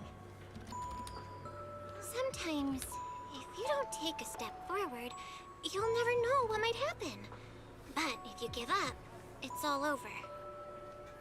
So maybe the abyss I imagine isn't really that scary after all? Thank you. I think I understand a little better now. Xiao'Guang finally cracks a smile. Alright, it's getting late. I better go. You're leaving already? I was hoping I could chat a little bit more. Sorry, but I've got other stuff. But don't worry, we'll definitely meet again. We still don't know each other's names yet. Yeah, Shunguang. What about your name? I'm Belle. Belle. I'll remember that name. Oh, right. Thanks for the candy. It was really good. I had no idea Osmanthus flavored candy could be this good. You're welcome. I'm glad you like it. So, see you around? See you around. As to match those words, the scene before your eyes suddenly blurs and your consciousness gradually slips away. Is the dream coming to an end? But then again, is this really a dream? And those Osmanthus candies I just bought at Good Goods. Feels like they're hinting at something. A dream just now, wasn't it a bit too real? Could it be that I had this dream because I made Osmanthus cakes with Xiao'Guang and bought Osmanthus candy at Good Goods earlier in the day? But how did Xiao'Guang know that Good Goods sold Osmanthus candy? Something feels off about that dream. Just then, a somewhat hesitant knock comes out from outside the door. You rub your eyes and open the door, only to find Xiao'Guang standing there, and in her hands is it a box of Osmanthus cakes? Did I wake you? I was thinking we said we'd eat Osmanthus cakes together, so I tried making some myself. Wait, didn't we already have some earlier? Huh? Sorry. I meant we said I'd make you some myself. Hold on. Xiao'Guang, be honest with me. Did you forget what we did today? Don't tell me you're starting to lose your memory.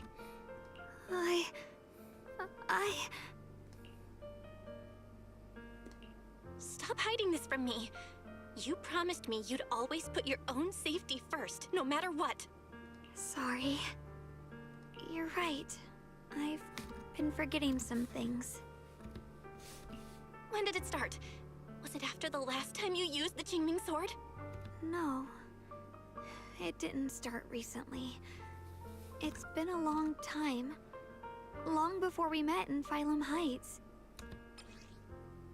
Xiao'Guang's diary. Within its pages lie the most genuine joys and sorrows written in the dead of night when no one was there to see by a girl who always wore a smile. Ever since it started, I've been writing a diary every day and memorizing the previous day's entries, so people would think everything's alright with me. 'Cause I know there's no way to stop it. Even if I told you all, it'd only make everyone worry. That's why my brother did what he did. He was just worried about me. I don't want anyone else to worry because of me. I'm sorry for hiding it from you for so long. But please don't worry. I will keep our promise, I swear. So, could you please keep this between us for now? When the time's right, I'll tell Ishu and Shifu, and everyone else too. I just need a little more time. Alright, I'll keep your secret. But don't keep me in the dark again, okay? And once you're ready, we have to tell everyone. It's not about burdening them. It's about giving you every possible chance to get better, okay? Okay, thank you. When I'm with you, I always feel safe. Like she's finally set down something heavy that's been weighing on her for a long time. Xiao'Guang looks relieved, her smile softer than usual. And Xiao'Guang, I want you to know, no matter what happens, I'm on your side. Always. I know. And I've been wanting to tell you something too. Junior, actually,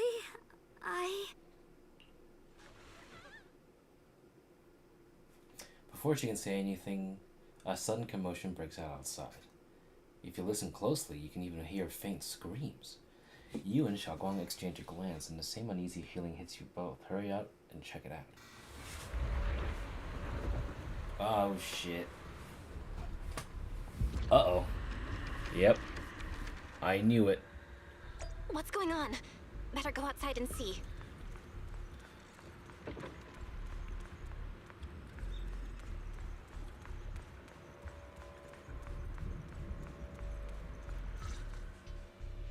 No.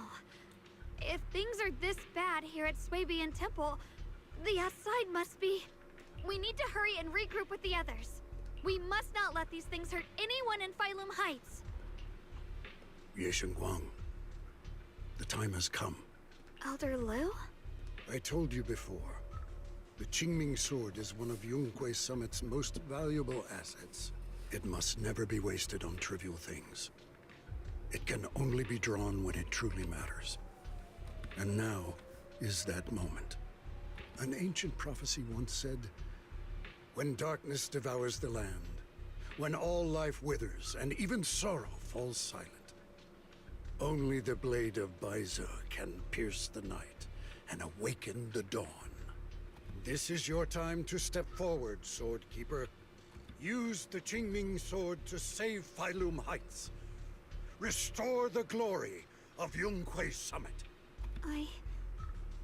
I know. Don't listen to him, Xiao'Guang. We gotta meet up with everyone and talk about it first. The path of Baize is never walked alone. When fate shifts, shadow follows light. Blessing and curse, joy and grief. One thought leads to heaven, the next to the abyss.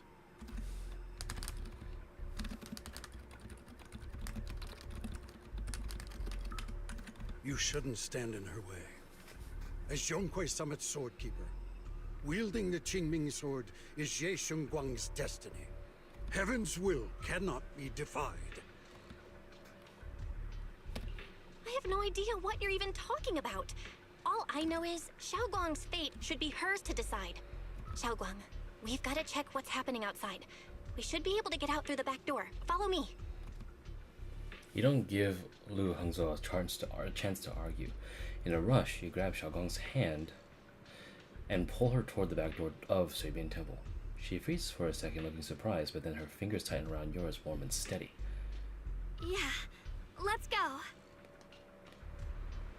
If the abnormal miasma is appearing outside Swabian Temple, then the people in Phylum Heights are definitely in trouble. I have to figure out how to handle this. For now, I should discuss it with the others. Oh, it's Yudari, Lucia, and everyone else in the gang.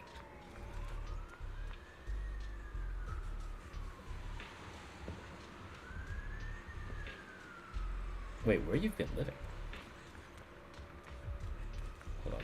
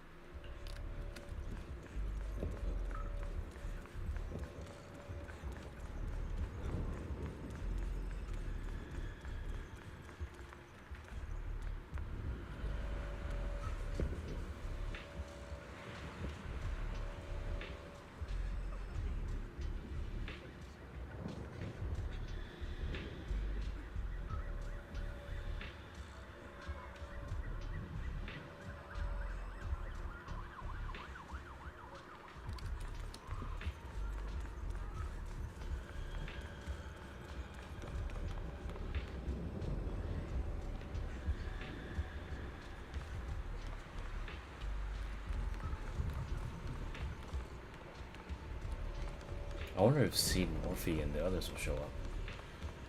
I just want to see if I can find everyone before we can actually go anywhere. All the assets are gone. That's interesting.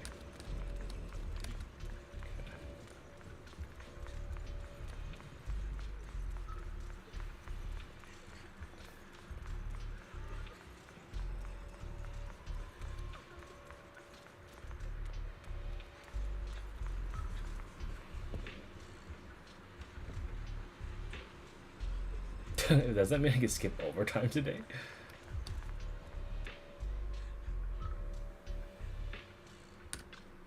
Sup, gang? Great, you're here too. Do you know what's going on? The sky suddenly turned red and those odd-smelling black flowers started appearing everywhere. A disaster, huh? It definitely feels like something big is coming. I saw Defense Force soldiers guiding people to evacuate from Farlem Heights. Let's go help too. There must be quite a few elderly people, children, and other people that will build with mobility issues around here. Want to tell you sure are reliable as ever. How about you, Paraxi? Want to join us? Oh, I forgot to ask. Who's this next to you? She's my senior, Shunguang. Nice to meet you all. Oh, so you're a disciple of Yunkui Summit too. Nice to meet ya. Sorry, but we might need to have a meeting with everyone else from Yunkui Summit. Just like Senior Xiao'Guang said, we probably won't be able to join you guys. I see. Then you guys be careful out there. Everyone, let's go with what Monito said earlier and help everyone evacuate from Farlem Heights safely. Yeah, we probably know this place better than the Defense Force does. Hope we can help. And after everyone in Spook Shack has a quick discussion, everyone rushes off to help more citizens.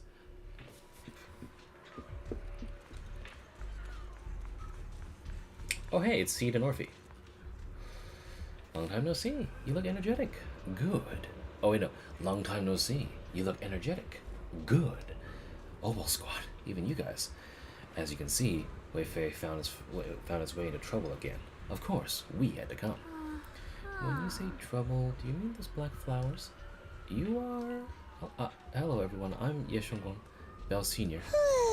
Oh, you're also a disciple of Yunkui Summit. No wonder you feel so unique. As for the crisis Wei Fei's facing, I'm afraid it's not just about those black flowers. Look over that a ways. Look over that a ways? It's definitely something crazy. The abnormal miasma has taken over all of Farlem Heights. I never thought something like this would happen. Hey, Junior, are you okay? You're looking pretty pale. Are you feeling unwell? Just need to process some things. I just got a Yunkui Summit group announcement telling us to gather near the cable car station.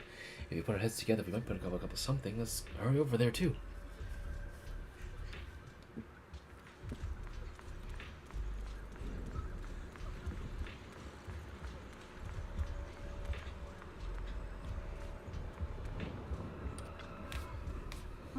Besides the expanding hollow, there's also these black flowers. I just tried everything, but there's no way to completely destroy them. These black flowers reek of miasma. If we can't clean them out, it's definitely going to affect the residents of Farlem Heights. If it's miasma we're dealing with, it could even put everyone's lives at risk. Everyone, this is the black flower I was telling you about. The one I found in Lemnian Hollow. The whole thing's covered in abnormal miasmic energy. Whatever you do, don't touch it directly. Xiao'Guang, you're finally here. How do we deal with this thing? Didn't Xiao'Guang purify earlier with the power of the Qingming sword?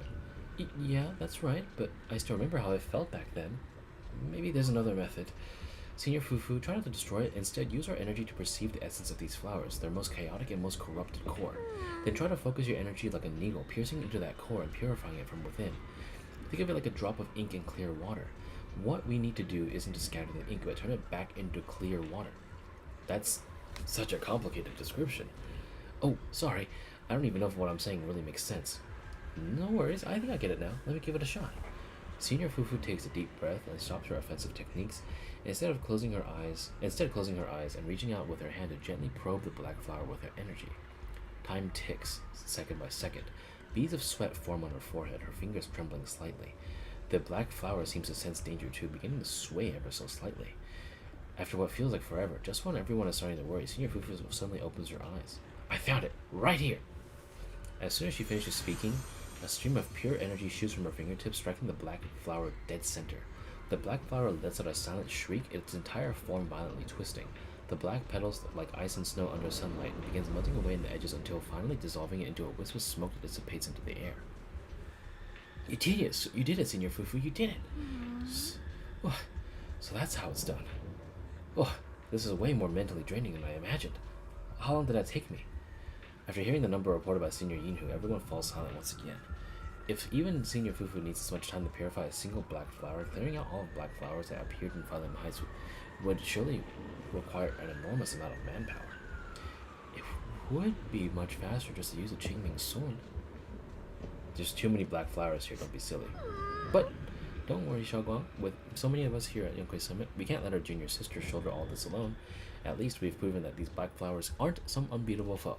Together, we can always find a way. Right. Yoo-hoo, let me teach you. After spending quite some time, Senior Fufu and Xiao'Guang finally managed to teach Senior Ying how to purify the black flowers.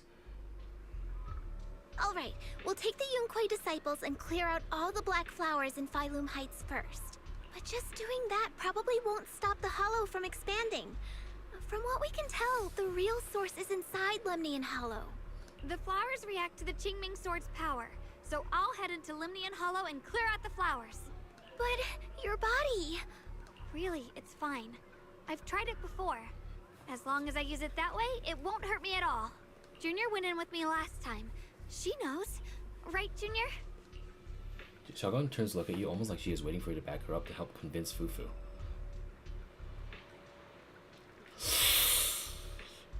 I promised I'd be on her side, but this actually kinda hurts. Right. Last time in the Hollow, Senior Xiao'Guang cleansed the black flower's miasma with the sword, and she was totally fine afterward. Even if there were, so be it. That burden was hers to bear the moment she became the keeper of the Qingming sword. Elder Lu, you were against letting Xiao'Guang enter the Hollow on her own before, weren't you? The situation has changed. I opposed before because she wasn't absolutely needed. But now, there's no one else who can take her place. Right now, other disciples will be tied up clearing the flowers in Phylum Heights. We simply lack the manpower to investigate the Hollow. But you're different, Ye Shunguang. If the Qingming sword can purify miasma that efficiently, you must enter the Hollow. Find the source of all this, and stop the disaster. For everyone. This is your duty. Your calling. But Shifu made it very clear before. Xiao'Guang mustn't take any more risks. If only Shifu were here. Too bad we still can't reach her. Elder Lu was right. We don't really have the manpower to send anyone else. But sending only you two into the Hollow is... How about counting me in? I'll help as well. Miss Zhao? And Lockspring! You're here! Yeah, I heard what's going on. Since it's urgent, I brought this little Bangboo along. My basic modules are mostly repaired. Everyone, I have some understanding of the abnormal miasma in that area of the Hollow. I hope that knowledge will be of use to you. Don't worry, we've entered Lemnian Hollow this way before. We made it out once, we can do it again. Oh, and one more thing. Last time the Qingming sword resonated faintly with the Hollow. I suspect they're connected somehow. If we keep an eye on its reaction, we should be able to trace it back to the source of the anomaly. So, one way or another, Ye Shunguang, or rather the Qingming sword, must enter the Hollow. I think so too. From what I can tell, if we can clear away the black flowers in that area, it might stop the Hollow's abnormal changes. Looks like that's our best option.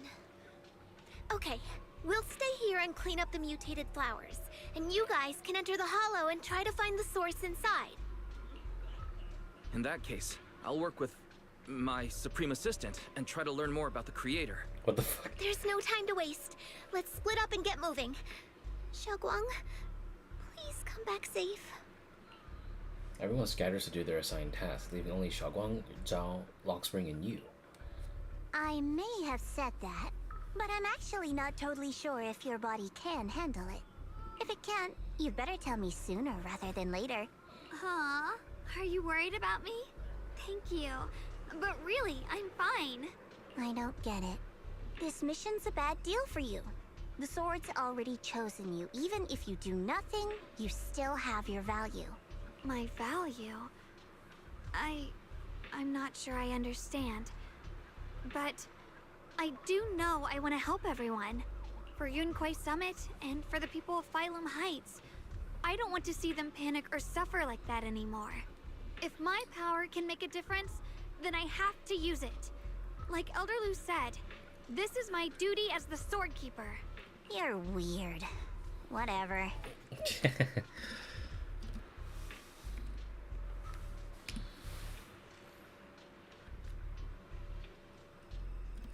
By the way, it looks like Proxy's been wanting to talk to you. I'll leave you two to it. You don't have much time, so make it quick. Lockspring and Zhao step aside. Now it's only you and Xiao'Guang. Junior, you wanted to talk to me? I know you want to help everyone, and I respect that. But I also need to tell you something. You're really important to me, Senior Xiao'Guang. If helping others makes you smile, I'll truly be happy for you. But if you get hurt because of it, I'll also feel that pain right along with you. So, just like you promised me before, don't push yourself too hard. Nothing's worth more than your safety. As your friend, as your companion, as your proxy. I just hope you can value yourself a little more. I will. Thank you. I definitely will. This is kinda embarrassing, but you're really, really important to me, too.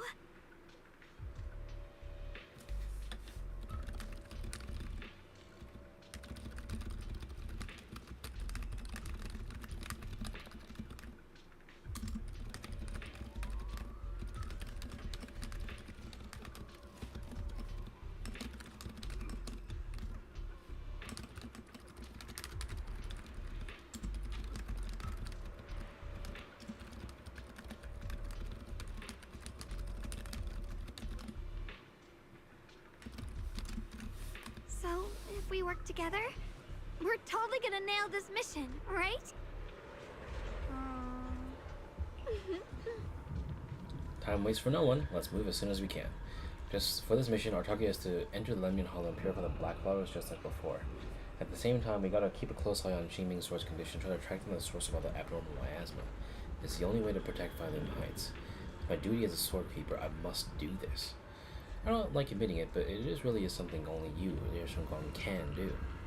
Let's go.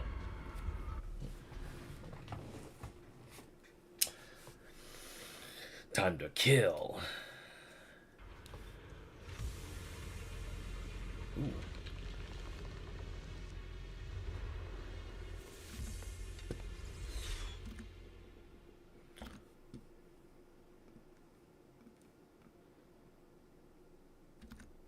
The abnormal miasma here is so thick it's almost impossible to breathe. After pushing yourself forward for a little while, you find yourself staring at you, something that feels more like a hallucination than reality. What is this? What the fuck? You're seeing it too? I thought I was hallucinating.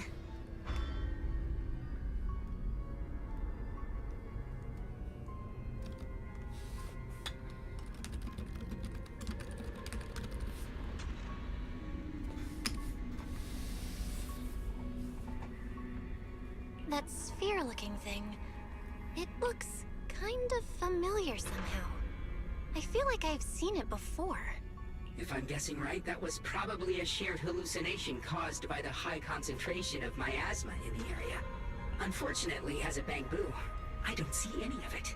So it is an illusion. It just looks so strange. I can't shake this feeling. Like there's something dangerous festering inside that sphere. Funny, I was thinking the same thing. The air this thing gives off is so ominous. Unsettling. Just disgusting. How much longer can you keep this up, my dear child? Why do you keep struggling through this hopeless swamp? Give up now. Your very existence was a beautiful mistake. And everything you've done to correct that mistake has only made it worse. Did you guys hear anything weird? I'm hearing it too. That voice. It sounds familiar. I heard it too. That voice. It's my own. Dylan and Banyue mentioned they once heard voices that sounded like their own in Lemnian Hollow. This must be the same thing. Oh, I didn't hear my own voice, that's for sure. I was also there, but I didn't hear anything at the time. And I didn't hear my own voice just now. It sounded more like Sarah's voice. Maybe it's because the abnormal miasma concentration here is higher. Or maybe this area has some kind of special connection to you? After all, your teacher's phantom also showed up here. After a while, the strange visions and whispers finally subside. As if these cheap gimmicks could shake me. What did you hear? So, what did you all hear just now? Just a bunch of empty words, poking at our weak spots. Too bad for them.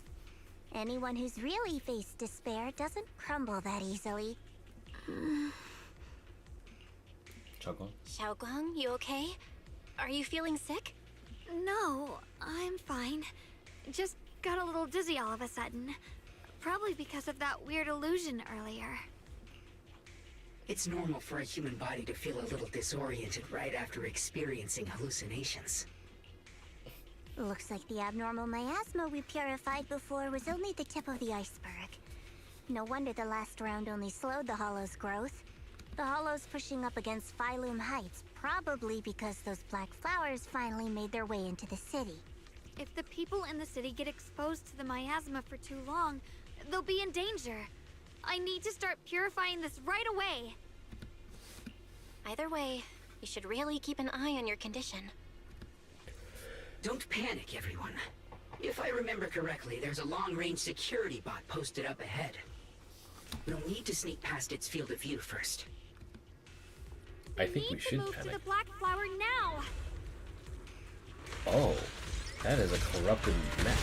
No, they've spotted us. Gross. Leave the fighting to me. We need to pick our moment and get past before the attack lands. This thing is really trying to keep us away from here. It's like it's guarding this factory. I could totally make it through.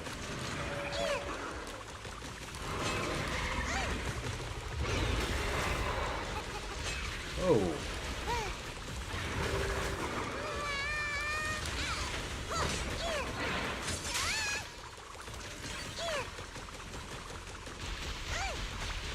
Oh hey, actually managed to get past it. That's pretty sick.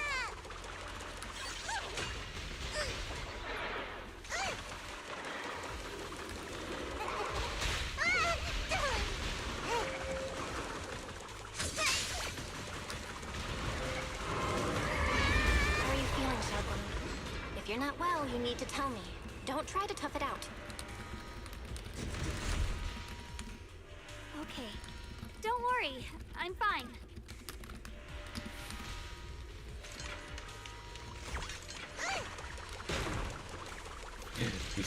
She starts fucking yelling when it's... Oh, hey. Let's fix it. When the overlap begin, press E and hold. Okay.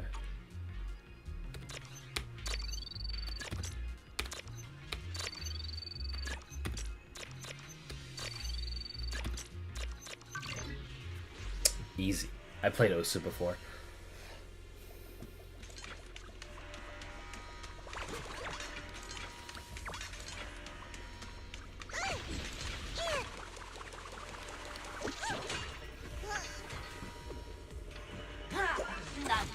Let's go! Let's go, little guy. Thank you.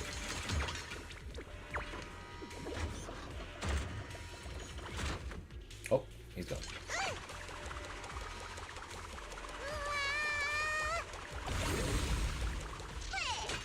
The following fugitives have been identified as wanted targets. Former captain of the Second Guard, Leonid Anton. One, Yulia Goryachev. Former technical director, Sun. Anyone with knowledge of these individuals, whether fugitives, please contact the Lord's Command or any member of the local First Guard. Command shall reward those who provide valuable intel.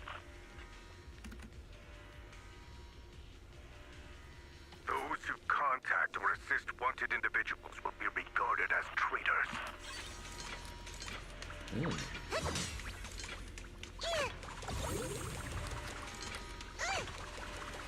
Yo, big robot dude.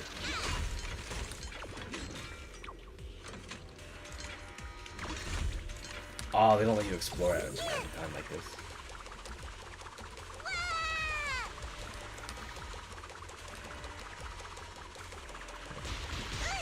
Fuck.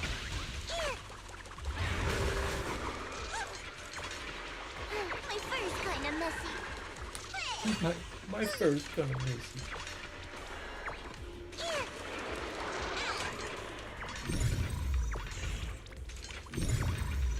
Oh. Oh, that is sick. Awesome. Let's try using that Qingming sword ability from earlier. Don't push yourself. Everyone, we need to move fast and shut down that security bot.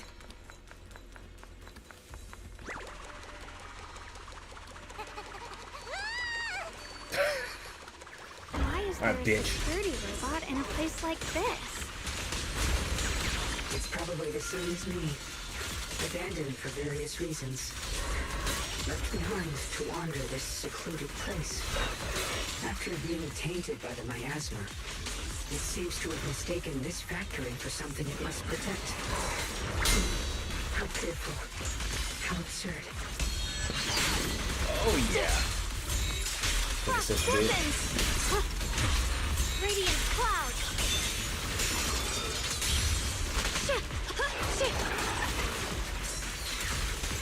What's this?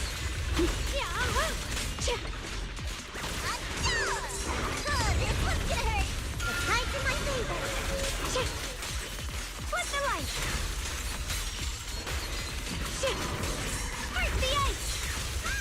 Oh, this shit. The line is drawn. Frost poisons. Leave it to me. Huh?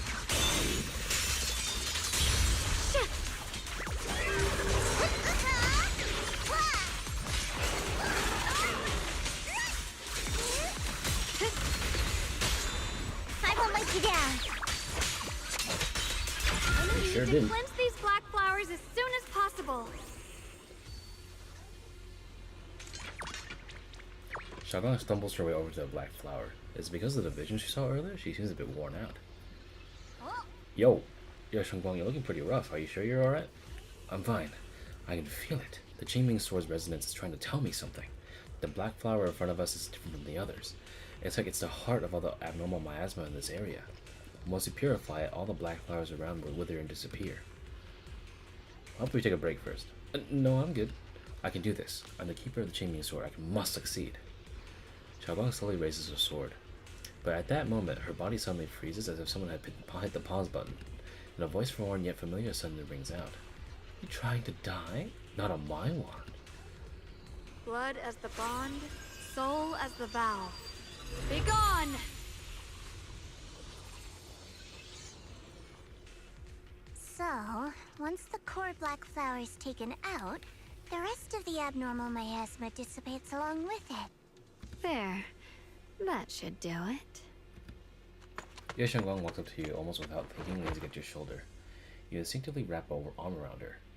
Her warm breath brushes against your ear, soft and ticklish, just as you try to pull away. Don't move. Let me lean on you just for a second. Just 1 second, okay? Every time I have to come out and take care of things, it's exhausting, you know?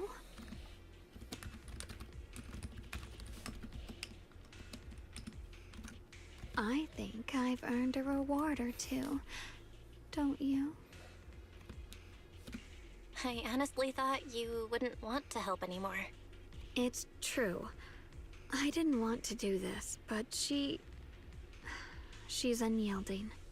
Unfortunately, I can only exist with her alive, so I can't just let her be. If something happened to her, then I'd never get to see my adorable little junior again, would I?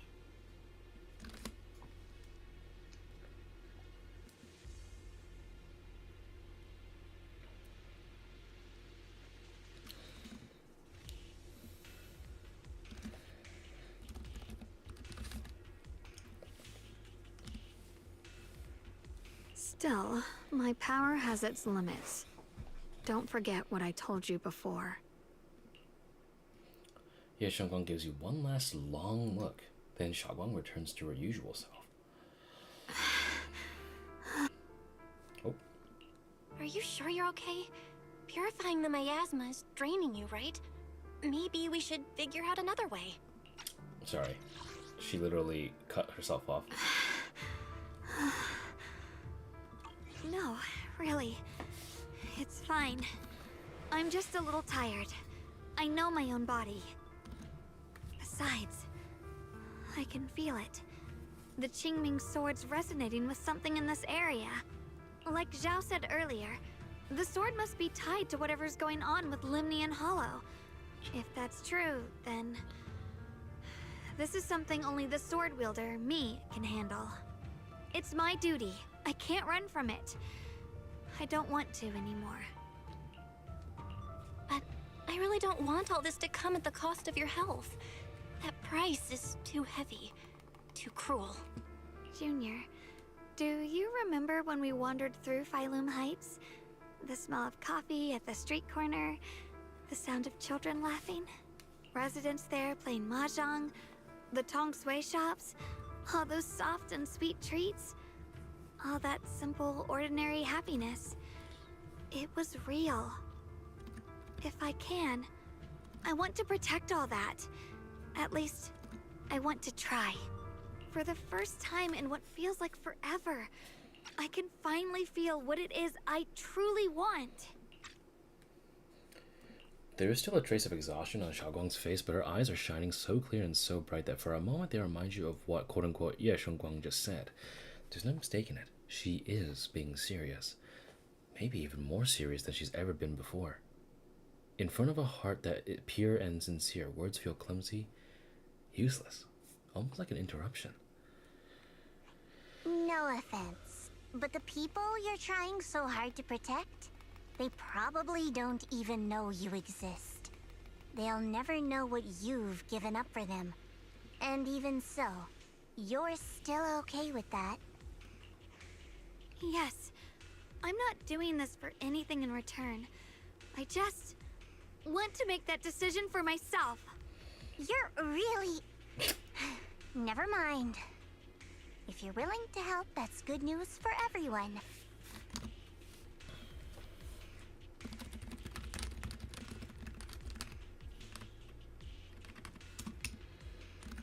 Let's stay focused. We still need to investigate what's going on with the miasma here. Lockspring, got any new leads?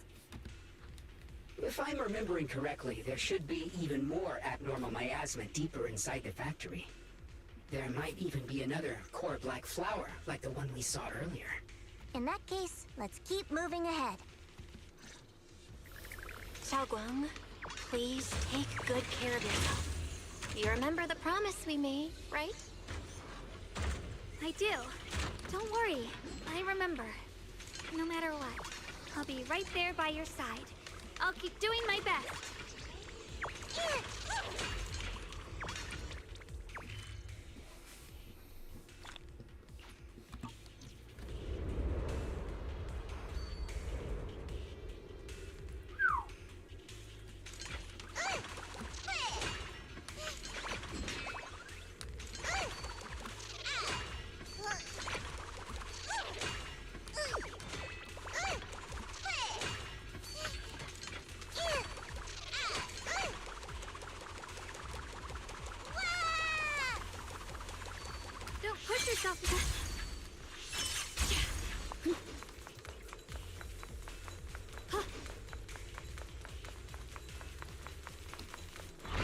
Oh shit, that's good.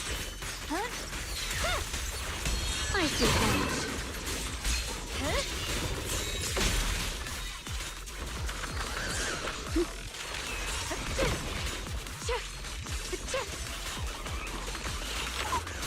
Radiant clouds! Split the heavens! Pretty good. This is some kind of strange statue. Why would something like this be here?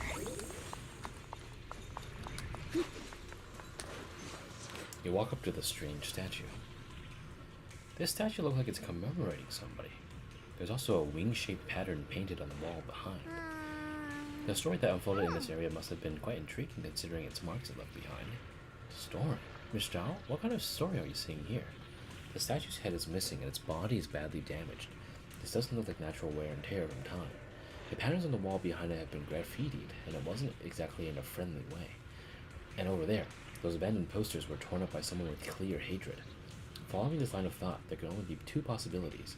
First possibility of two opposing forces once existed here. Some people believed in what the statue represented, while others rejected it. In the second case, the people who built the statue and those who destroyed it were actually the same group. Then, after an unknown event, the people who once worshipped the statue changed and began to attack everything it represented. If I'm not mistaken, this statue commemorates Lady Sunbringer, the Void Hunter. That's right. How do you know about this? Sorry, I didn't have the chance to tell you all before. Although my memory module was damaged, I still remember. I come from a very special place. A utopian island floating above the new Eridu. Roskalifer. I've never heard of that name before. What kind of place is it? Is it very different from Weifei Peninsula? If I had to put it into words, it might not be as lively as Weifei Peninsula, but it's definitely more peaceful and serene. In Roskalifer, there's people in Bangboo like me who have received Lady Sunbringer's kindness. I heard some rumors over there. If you're all up for it, I can tell you a story. A story about salvation and betrayal. I mentioned before, Lady Sunbringer loved humanity more deeply than anyone else ever could. But that love didn't bring her the love and respect she deserved in return. Lemnian Hollow is rich in porcelain, which comes from Lumite ore. Long ago, long before people realized the true value hidden in Lumite ore, Lady Sunbringer was already studying it. She discovered that a substance extracted from the ore could effectively resist either corruption. So she led the people of her time to mine it together. But humans always find reasons to fight. Maybe she stood out too much. Maybe jealousy took root. Or maybe someone simply didn't like her for no particular reason. Anyway, one day, she discovered a huge underground pit beneath this very mountain. Something secret seemed buried down there.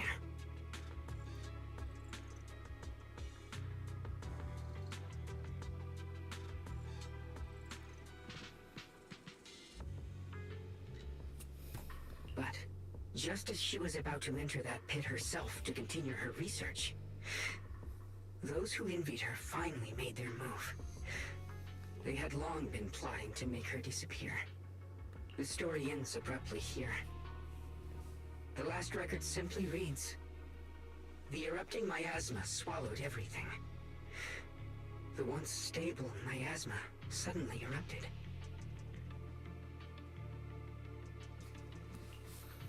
What? Wait, what happened to Lady Sunbringer in the end? As far as I know, she went missing. But I've also heard of a different version of the story. As Lady Sunbringer was preparing to lead people into the pit to mine more Lumite ore, Lemnian Hollow suddenly started to expand violently. During the disaster, Lady Sunbringer did everything she could to save everyone. But later, the survivors turned on her, claiming she was the one who caused it all. They said her mining had angered the Hollow, and demanded that she disappear. Of course, these are all just old rumors. The truth's long been lost to time, and probably holds very little value for us now.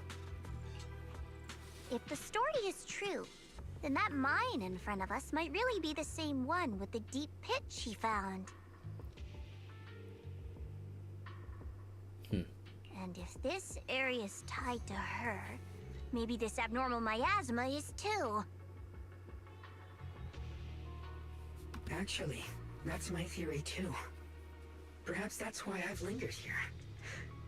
I can still sense traces of my creator's presence all around this place. After being treated like that by those she loves, it's only natural for Lady Sunbringer to resent them and turn to the other side of humanity. Betrayed by the ones she loved, then turns into the big villain. Stories like that are pretty common. But Lady Sunbringer was one of the first Void Hunters.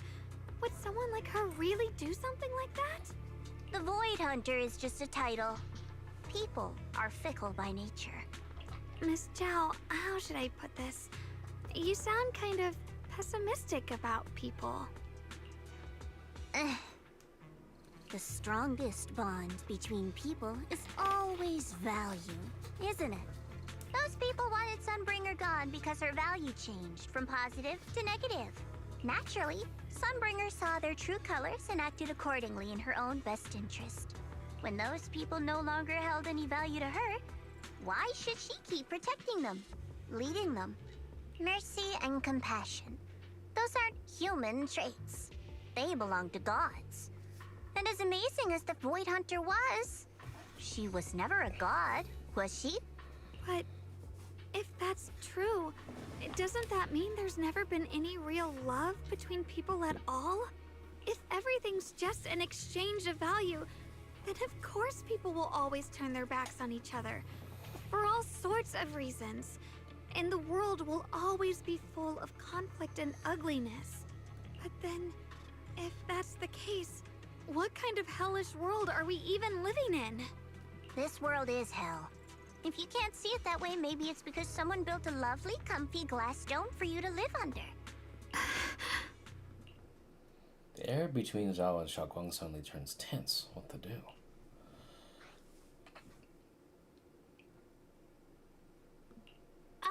You both make fair points, but come on. Sunbringer's story might not even be real. Let's not fight over it. Sorry. Why are you apologizing? I'm the one who's been less than nice. Oh, is that so? I didn't expect my story to stir up such a debate. My apologies. It really is just an old tale of uncertain origin. Please, don't take it too seriously. What I am certain of is that there's still a lot of abnormal miasma inside the factory. The source we're looking for is very likely to be there. Belle, I have a quick update. Thanks to everyone's efforts, the Black Flowers in Phylum Heights are now under control. But Lemnian Hollow is still expanding. According to our calculations, it's most likely because of the high concentration of abnormal miasma. We'll have to leave that to you. We just arrived near the factory. What we're looking for is probably right in there. We'd better hurry. Right. Let's find a way to get in the factory first. Based on Lockspring's story, it's gonna be even more dangerous inside the factory. If we can purify the abnormal miasma in the factory, it'll put a stop to the Hollow expansion for sure. Xiao'Guang's right, but we gotta be extra careful. I'm gonna study this thing. They tore off her hands and her head. Jeez. Okay, so now finally that's gonna go down.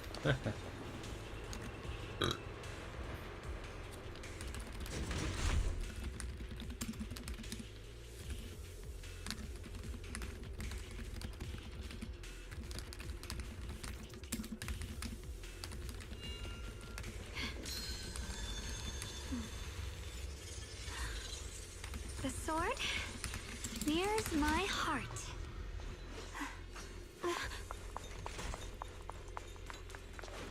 Everyone, please be careful. There are more security bots here. I can feel the Qingming sword resonating.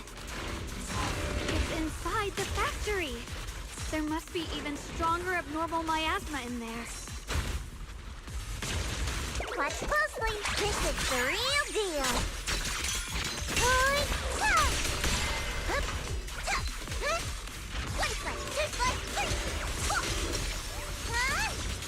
Final hit. Receive judgment. My blade cuts down evil. My spirit soars in the sky.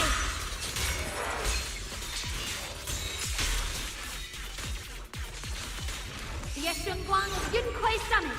breaking all illusions! Let's check out the entrance to the factory nearby. The blade knows my heart. You try pushing the factory door, it's locked. Looking closely, the door seems to be connected to 3 different consoles. Maybe I'm gonna hack the 3 different consoles that should open it up. Xiao'Guang, hey, are you okay? You don't look so good again.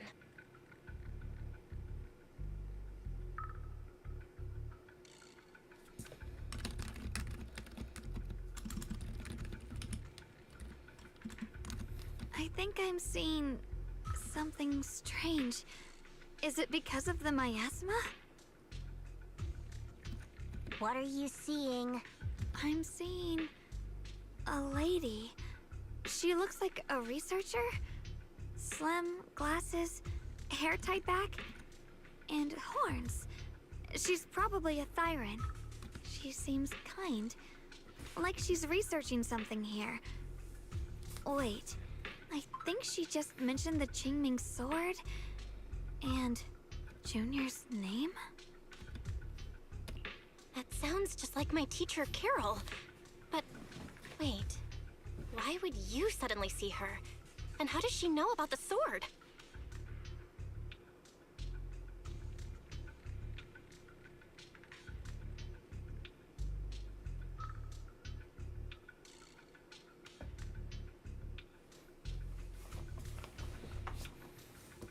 Who's Carol?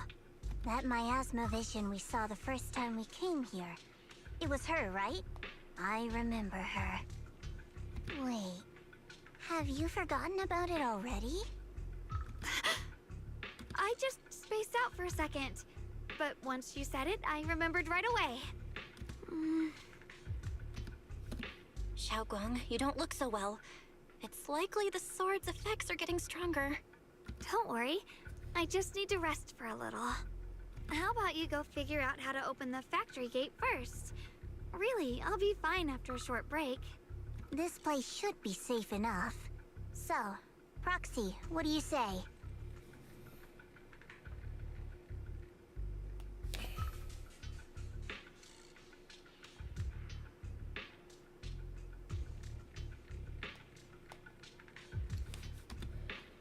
Since Ms. Xiao'Guang could see her teacher's phantom, there could be clues about her in there. And about the abnormal miasma. Either way, the factory is worth checking out.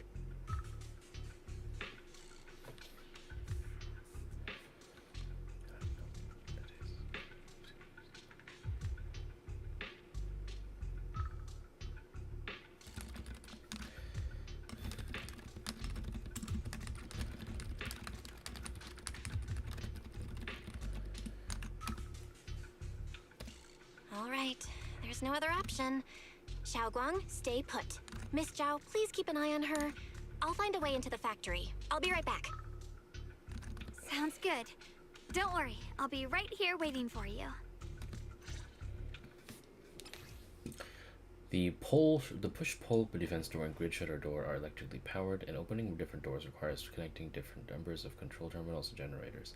Search the area and repair damaged control terminals or generators to activate switches and open the doors. Let's move fast and search for the 3 consoles.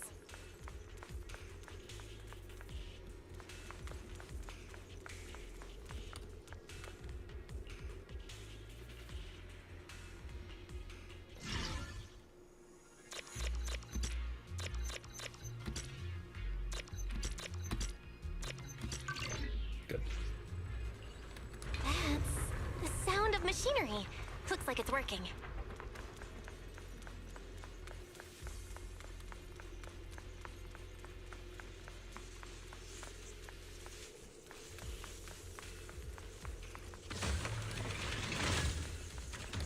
That seems kind of fucked up. This is the last spot. Let's keep going.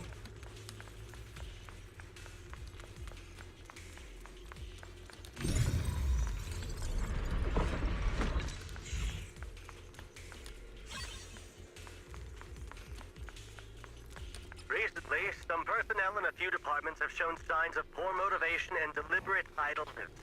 The Lord regards this issue with the utmost concern and has issued stern criticism. It once again stressed the importance of maintaining production discipline within Factory 3. The production and quality of porcelain are the very lifeblood of Factory 3. It is the only measure of our worth. The safety and prosperity of the settlement rests in our hands. Let no one harm the collective interest for selfish reasons. Under the Lord's guidance and courage, we shall build a beautiful...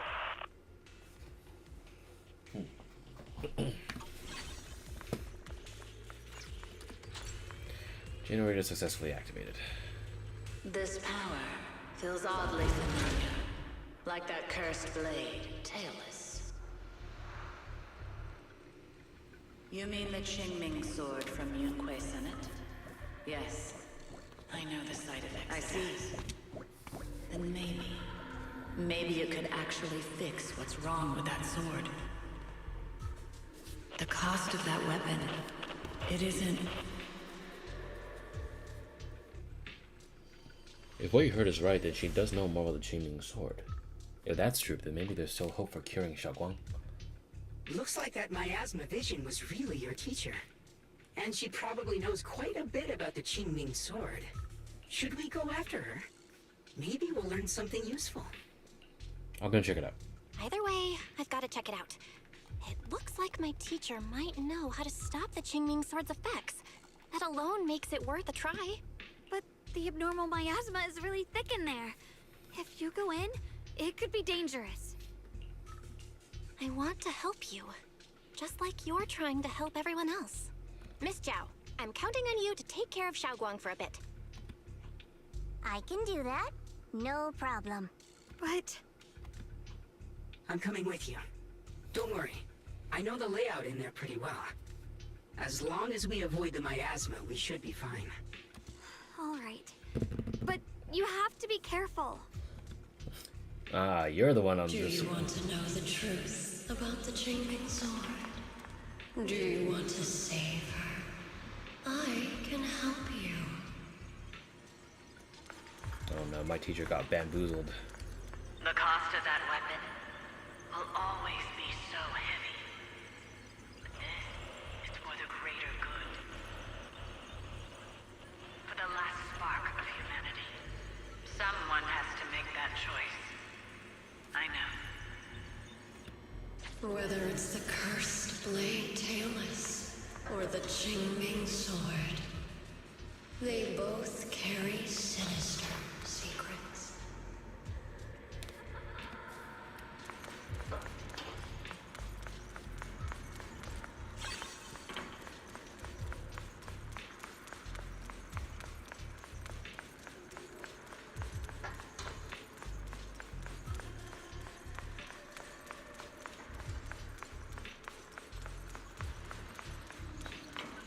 That's the target, right?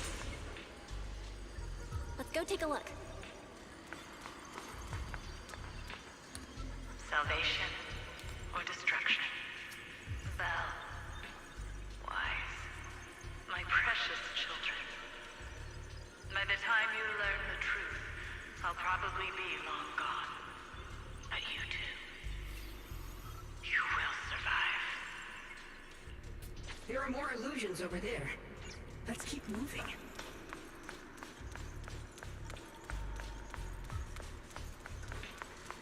Found it. The target is right there. You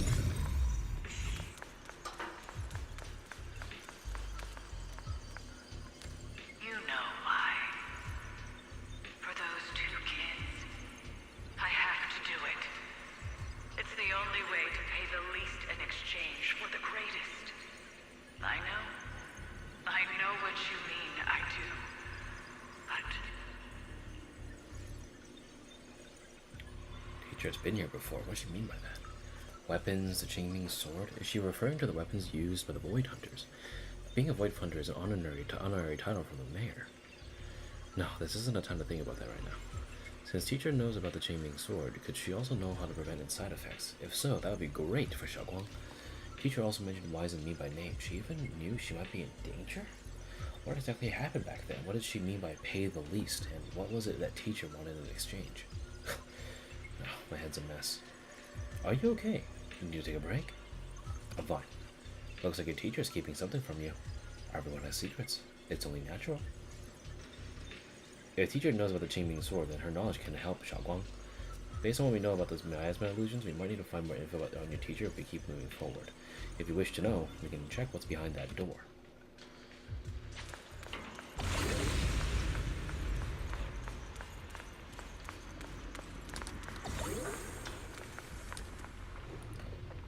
Mechanism is connected to a large generator that's powered up.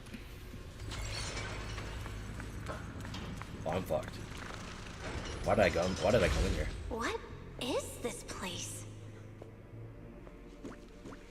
There are so many black flowers here. It's so cold. Watch out!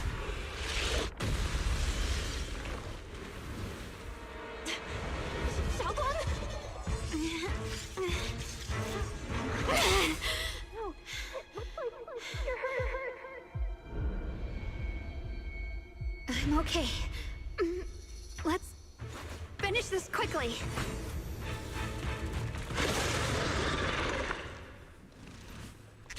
It's my fault.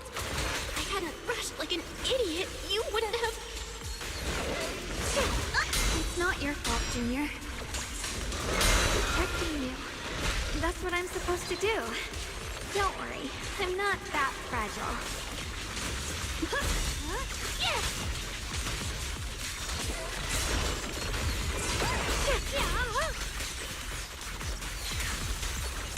Spirit Frost. Frost glistens. Light brings the dawn. Cut through darkness. Evil retreats. Good boy. Yeah, bitch. I fought you before.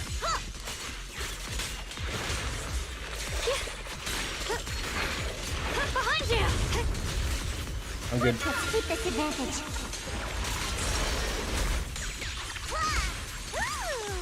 Don't underestimate me. Yep. The line is drawn.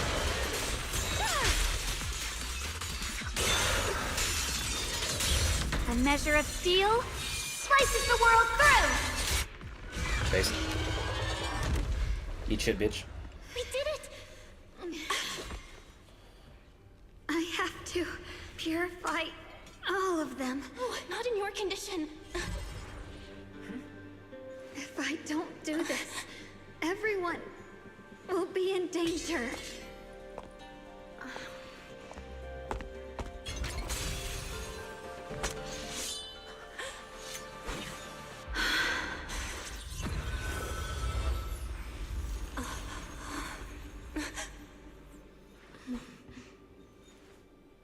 My dear Junior.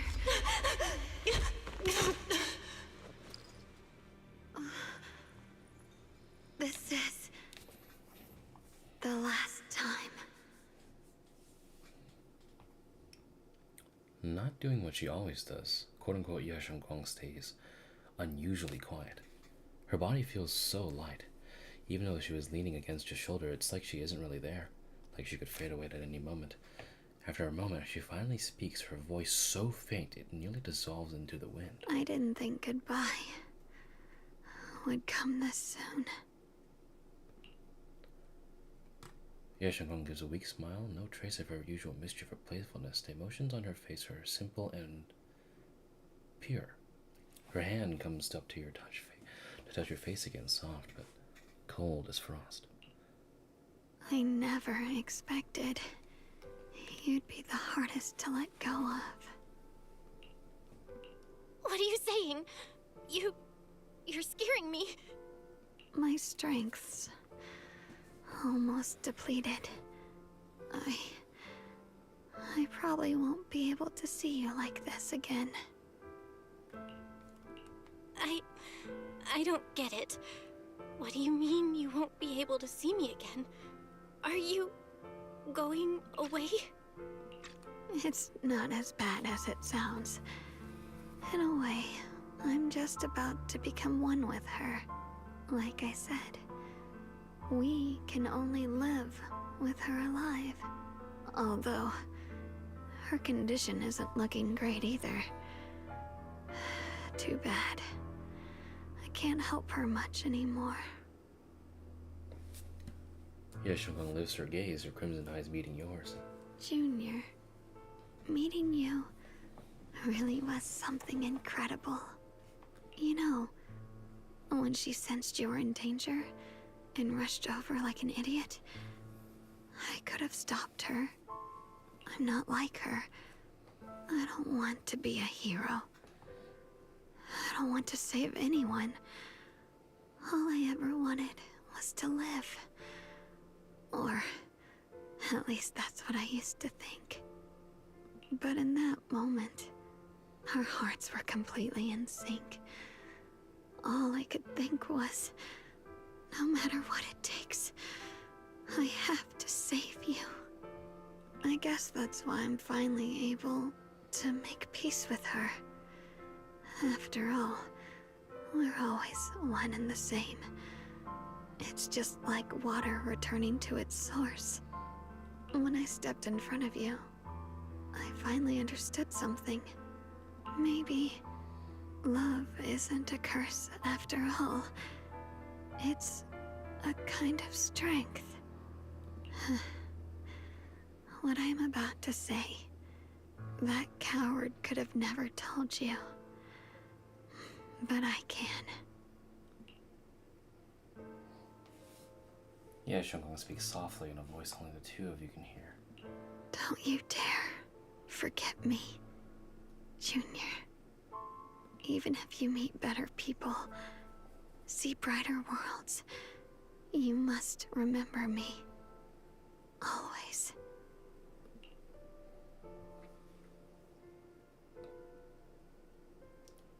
Shunguang gives you one last look, and in the next moment, Xiao'Guang returns to normal, but she just stands there, silent, like a delicate doll that's lost its soul. A chill unlike anything you've ever felt grips your heart in an instant. Hey. Xiao'Guang? Hey, are you feeling okay? No matter how many times you call her name, Xiao'Guang doesn't respond at all. I think she's been hiding how bad things are. She's already reached the final stage of the Qingming Sword's corruption. She probably can't even hear us anymore. Zhao waves a hand in front of her face, but she doesn't even react. Her vision's almost gone too. Xiao'Guang, can you hear me? You remember what we promised? You said, no matter what happens, every time I turn around, you'll be right there beside me. You pinky swore, remember? You can't go back on that. You can't just leave me like this.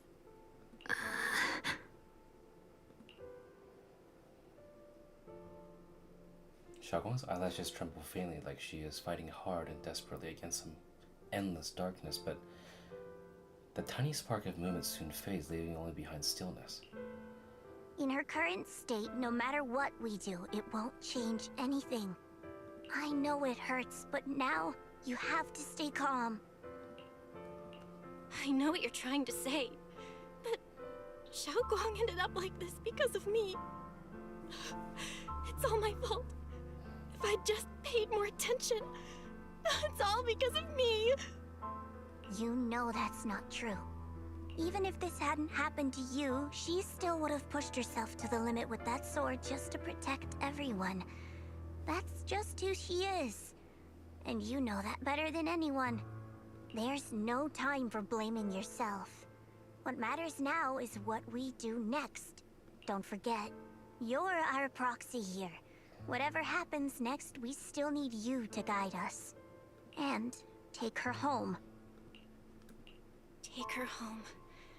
Yes. Right. I gotta take her home. Once we get back, we'll figure something out. There has to be another way. There always is. Found it. The nearest fissure is on the other side of the factory.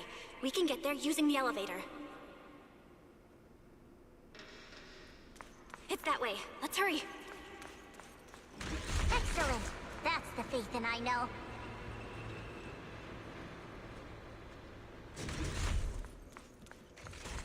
The fissure is right there. Let's go.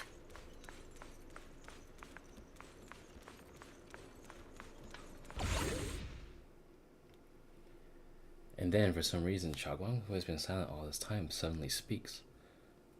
Where am I? Xiao'Guang, can you hear me now? How are you feeling? Junior? Miss Zhao? Lockspring? Where are you? Her senses haven't come back. She probably can't even sense our presence right now. It's so dark here. I can't see anything. Can't hear anything either. There's nothing here but dead silence. Just hang in there, Xiao'Guang. I'm getting you home now. Junior? Is that you? I think I just hurt you. I'm sorry. It looks like I won't be able to keep our promise after all. We made a deal. When you turn around, I'll always be there for you. If possible, I don't want to be a senior who breaks her word. You once said, if I were in pain, you'd feel it too. Don't worry. I don't feel any pain now. I'm just a little scared. Only a little bit, really. I wish I could see you all now. You're gonna be okay, I promise. The fissure's right ahead. Let's go. But after saying a few words, she falls silent again for some reason. Anxious, she leads everyone toward the fissure.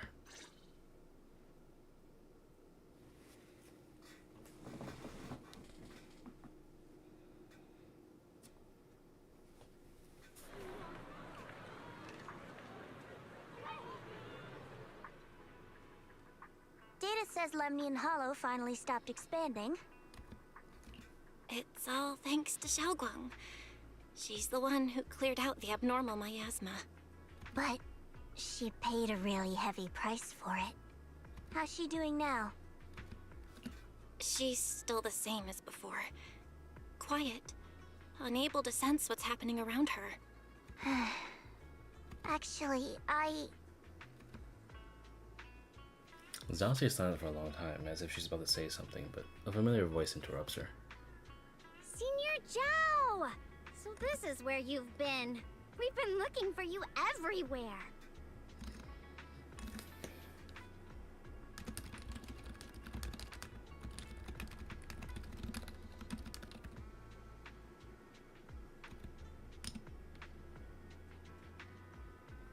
You too, Proxy. It's been such a long time. Dylan... Empanya? Why are you... Krampus issued an emergency summons ordering us to return immediately. It's probably because of Lemnian Hollow. Looks like Krampus is planning something big. I see. Proxy, about Shunguang. If there's anything I can help with, just let me know. And a lot of people are after the power of the Qingming sword. If anything happens to her, they won't hesitate to take advantage of it. That's all I can say. Thank you, Miss Zhao. I'll keep an eye on things. Huh? Senior Zhao, who's always been a firm believer in fair exchange, giving out important info for free? So, Senior Zhao, are you still a meat-eating rabbit? Or have you turned into a carrot lover? Let's go. I don't want to be late. Miss Zhao pulls the still chattering Dylan and helpless-looking Banyu along before she quickly leaves. You walk her back to her room. I need to tell everyone the current condition. If only there was a way to save her. Oh hey, Mayabi's here.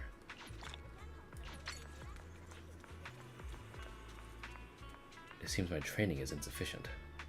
Chief Miyabi, I don't think this has much to do with training. You're here too, Proxy. So, Section 6 has come too. We received news and came to provide support, but for some reason only the masters of Yunkui Summit seem capable of dealing with the abnormal miasma here. Therefore, our main duty is to protect the citizens of Phylum Heights while gathering the latest intel on Lemnian Hollow. My tail list has some effect against abnormal miasma, but not much. It seems I need to undergo more training. What about the others from Section 6? Asaba and Asakaku are out in the field, duty to examine the changes occurring in Lemnian Hollow at close range. This crisis came out of nowhere, and it's quite a different situation for HSO. I hope things will get better.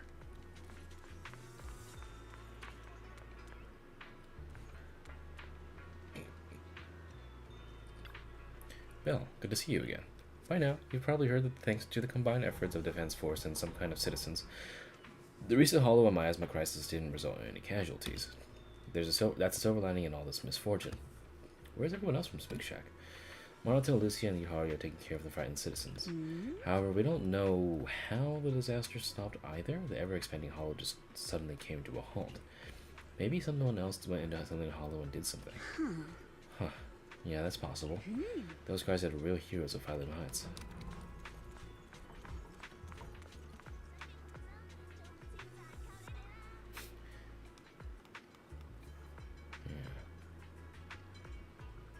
Shifu's probably back.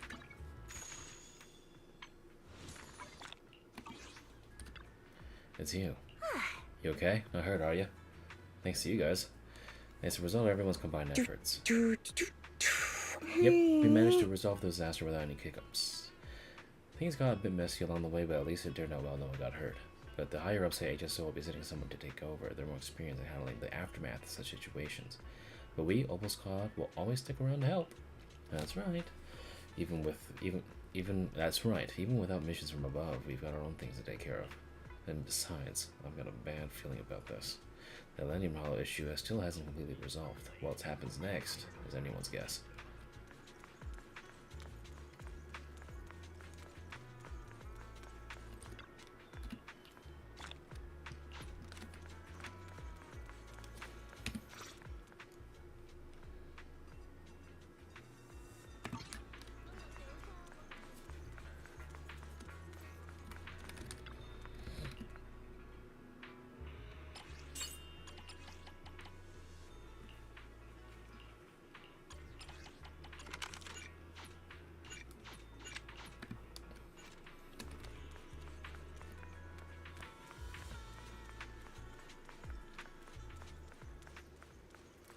Oh shit. Yeah, hold on. Let me see if anyone else is around the city. Sweetie's back to her usual place. Welcome in. Please head up to the second floor for our private seating. I'm back to normal.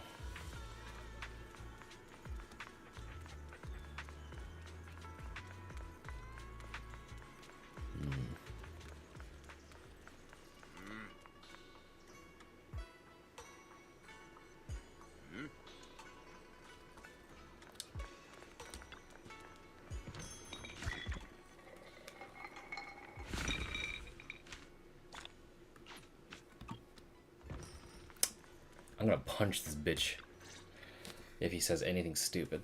You finally reunite with the rest of Yunkui Summit. Everyone seems happy and relieved that the Hollow crisis has been resolved. Junior, you're here! We've cleared out all the black flowers in the city, and the size of Lemnian Hollow has returned to normal. It must be thanks to something you guys did. Oh, right. What about Xiao'Guang? How's she doing?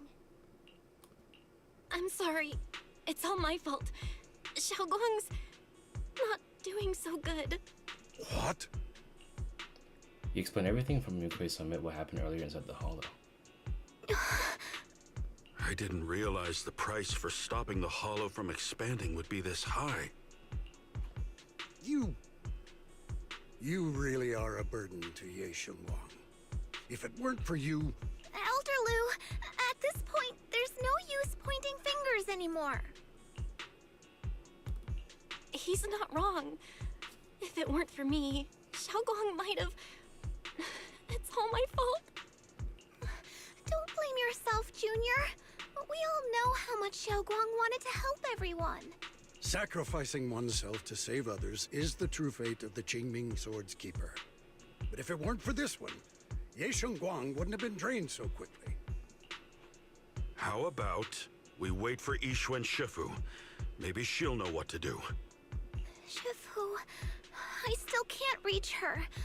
I don't know what could have happened. Forget it. Right now, Xiao'Guang's condition is what matters most. I'll have some disciples search the text again for a way to help her. I'll go with you, Elder Lu. As for everyone else, you've all been working non-stop after all that chaos with the Hollow expanding. Take a few days to get some rest. Especially you, Junior. You've been through a lot lately. All right, that's all for today. Elder Lu and I will let everyone know if there's any progress. Jufufu and Mr. Lu go to talk over Xiao'Guang's situation while the other disciples return to the rooms. Come to think of it, on our way to the Hollow for just a moment, Xiao'Guang suddenly recovered for a moment. Is it just a coincidence, or maybe? Anyway, I should head back to our room and check on our condition first.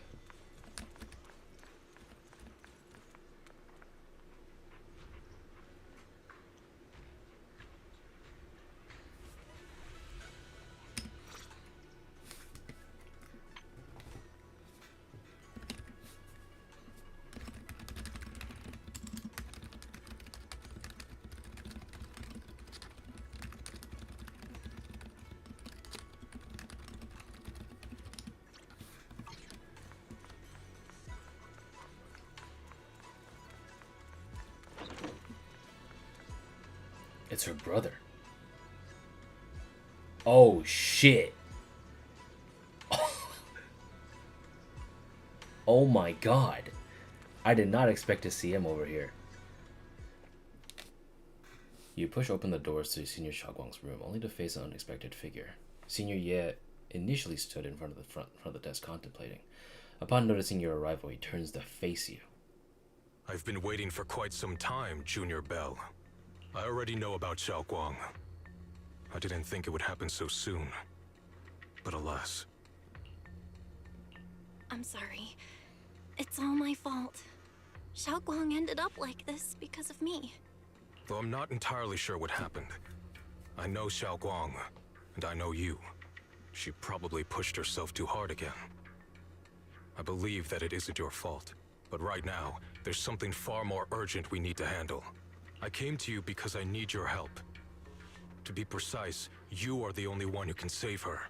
As you know, I was under the control of the Creator for a time, and was forced to fight you all. But thanks to that, I was connected to their consciousness for a brief moment. And from that connection, I've learned a few secrets about the Qingming Sword, and of the Creator themselves. The information is extremely lengthy and complicated, so I'll get straight to the conclusion. Part of the Qingming Sword's power shares the same source as the Creator's. It might even originate from them. For years, I've been looking for ways to overcome the Qingming Sword's effects, but there's been no breakthrough. Until now. Turns out the key doesn't lie within the Qingming Sword, but the Creator. Since then, I've been scouring every ruin, combing through every ancient tome, and now I've finally gotten some answers. As you know, Lemnian Hollow is deeply tied to the Creator. And I found an object in the Hollow that carries a trace of that same energy. I was planning to study this power, to find a way to counteract the Qingming Sword's effects, or to negate its connection with Xiao'Guang. But before I could find anything, she had already... If the tomes are correct, then I can use the remnants of the Creator's power in that object to help my sister re-establish a connection with the outside world. However, this power is unstable. It requires a guide with pure and sufficient resolve to act as a bridge in order to feed it into her consciousness. With one wrong move, and both minds could be torn apart by the overload. My body has already been linked to the Creator once. If I attempt to use their power again, I fear it may put Xiao'Guang at risk. So, only you can be the guide. I need to think on it. But why not ask someone else from Yunkui Summit? I don't think Yunkui Summit would welcome me right now. I made sure to avoid them on my way here. There's another story behind this. I'll tell you when we get the chance. Regardless, What I'm going to reveal to you may be rather shocking, but I promise it is the truth. Junior Belle, you're the only one I can trust right now. My sister's life is at stake here. I hope... No. I beg you to make the right choice. I'm heading into Lemnian Hollow next to test that object's power. Once you've made your decision, come find me. I'll be waiting. Senior Ye leaves. Not long after, Lockspring walks out of the Belle shadows. Seems like it had heard everything, but didn't want to reveal itself for some reason. Just as about to ask, Xiao'Guang seems to notice something and starts to mumble. It's so dark here. And so cold. I can't see anything. Can't hear anything. Can't feel anything at all. Junior, brother, everyone, where are you? I don't want to be alone. She's been like this all the time lately, as if trapped in some sort of illusion. Are you going to trust what Ye Shiyuan said? I trust him. From the time we've spent together, he doesn't seem like a bad person. And he's Xiao'Guang's older brother. He wouldn't want to hurt her. Good intentions don't always make for effective methods.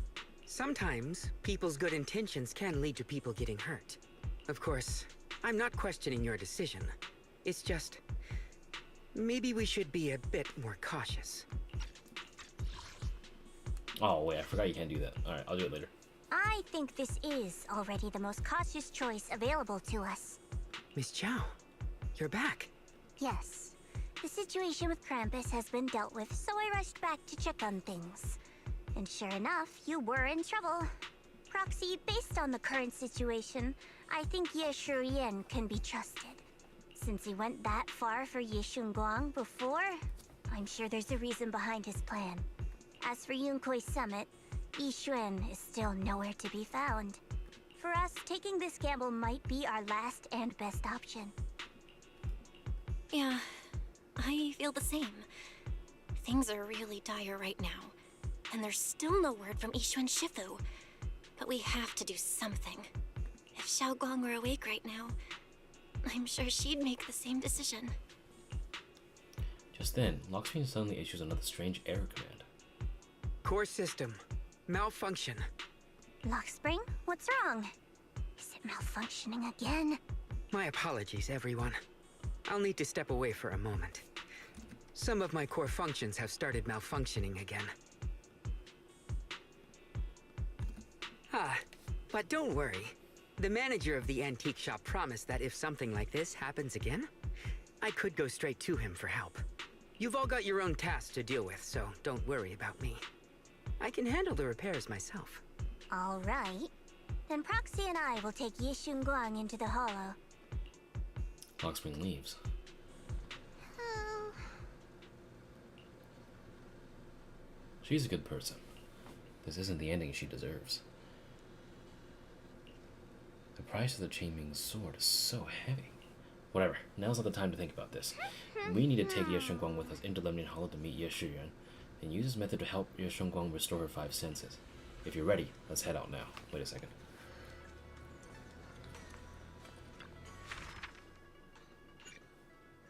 Chainming Curse confronting the creator. She probably writes 2 pages. As if this shit's just getting started.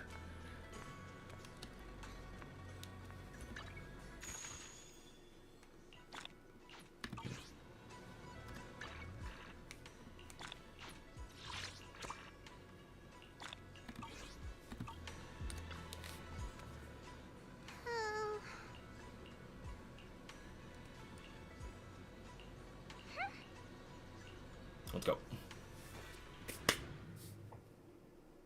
Imagine we get to play as him. It'd be really cool. It would be kind of insane if like they build a character allowed to use him and have him like. I don't know what Senior Ye has in mind, but right now, this is the only option we've got. From what I know, he's a fairly reliable person. Let's hold on to that hope for now. Imagine like they give like a playable character purely just to get him killed. But like he's fully fleshed out, he's got skills, he's got levels, he's got a W engine ready and everything. What's up, boss? I knew you'd come, Junior Belle. And this new friend is... You're from Krampus. I know you. Surely Tops isn't so charitable as to offer their help for free. There's no need to be wary of me. I'm here this time as a friend, accompanying Proxy and the others. Since Junior Belle trusts you too... Alright. Like I said before, there's only one way to save my sister. We must use the power in the Qingming sword that comes from the same source as the Creator, to channel their power to Xiao'Guang. Aren't you worried that the Creator's power could be dangerous? If you know anything about the Exaltists, you'd know they've always revered the Creator as a force of salvation, not destruction. There must be a reason behind that. Just then, a transmission suddenly comes through. Belle, where are you guys? Yishuan Shifu has returned to Failum Heights. Shifu and the others are heading to Xiao'Guang's room right now. What should we do? If they find out she's gone. If we take her back right now, we might still make it in time. Maybe Yishuan can turn things around. But I'm sure you know the chances are slim. Yunkui Summit has never been able to counter the Qingming Sword's negative effects. That's why there's been no progress for years. On the other hand, if we choose to trust Yishuyan, using the Creator's power would be nothing short of a gamble. Junior Belle, you have to trust me. The object before us has remnants of the Creator's power. According to the ancient tome, it comes from a place deep underground, a place once connected to them. But it alone is not enough. I need someone with a pure heart, someone like you, to enter the illusion she's trapped in and guide her back. Sorry, I haven't been completely honest with you. I cannot do this myself. Not just because I've hosted the Creator's power before, but because my heart has been tainted by hatred and doubt. I know this puts you at risk, but... Yeshuan bows his head to you. You've never seen him put himself so low. Please, I beg you. Save her. Please bring my sister back. I promise. When I was carrying Xiao'Guang earlier, she suddenly showed brief signs of recovery. That was near here. There might be something to this place. Wise, please stall Yishuan Shifu and the others for now. I'll try to see if I can help Xiao'Guang first. Got it. I'll do my best. I hope you'll bring me some good news, Belle. No time to lose. Let's get started right now. Xiao'Guang, you have to hold on.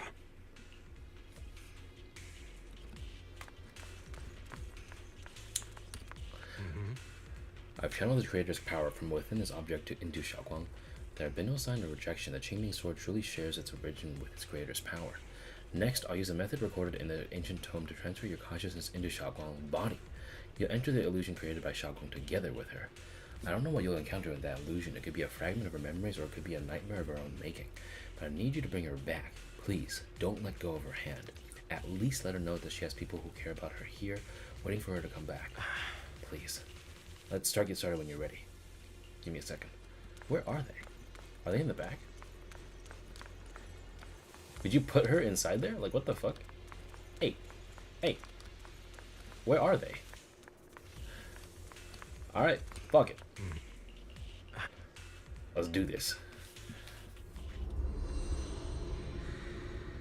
Leroy Jenkins.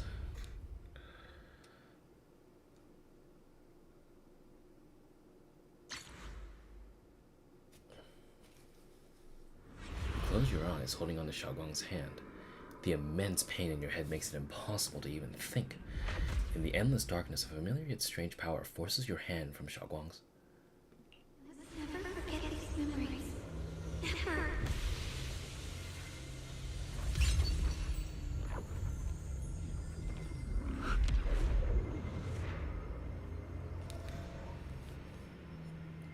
Xiao'Guang! She's over there!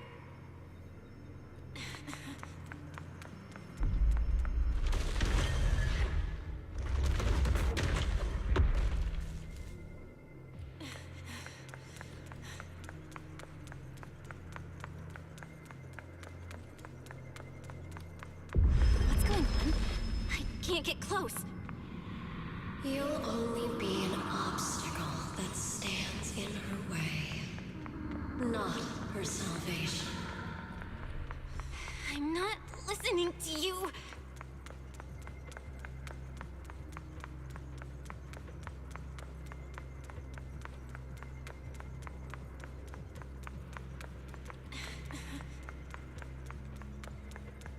Gotta find a way to dodge these.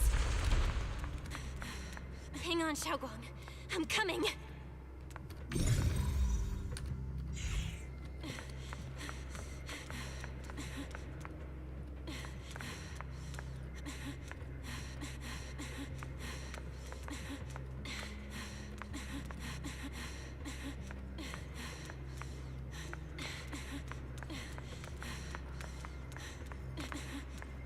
Oh, let's go. Get her, get her.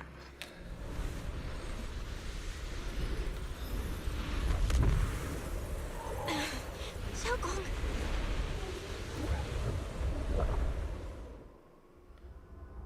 Xiao'Guang's eyes are tightly shut as if lost in a dream. And inside her dream, it's an entirely different scene.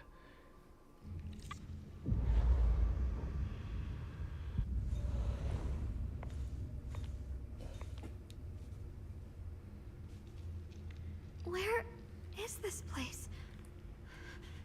Why am I here? Junior? Everyone? Where are you?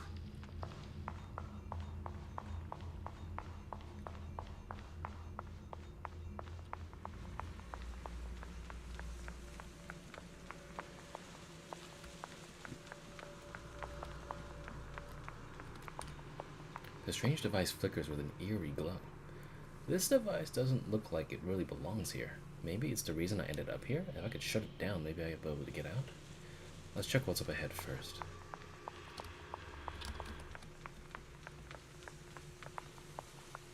This place looks so strange, like the whole space is fake somehow.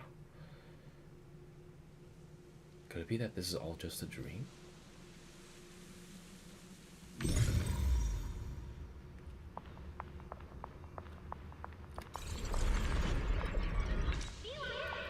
It sounds like someone's talking over there. I'll go check it out.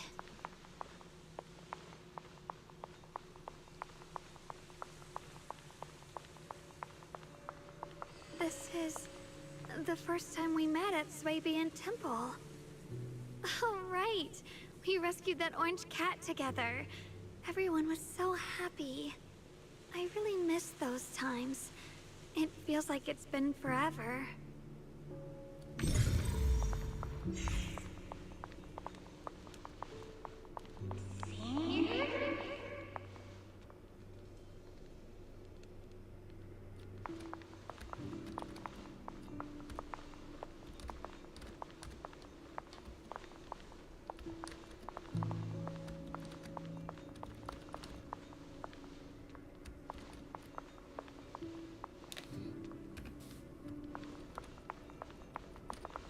So this really is a dream. I dream of some happy things. No, I have to find a way out. Junior's out there waiting. I can't keep making everyone worry about me.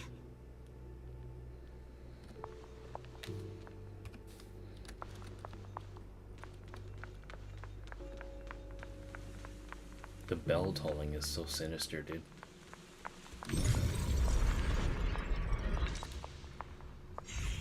At this moment, a familiar figure appears. You're finally here.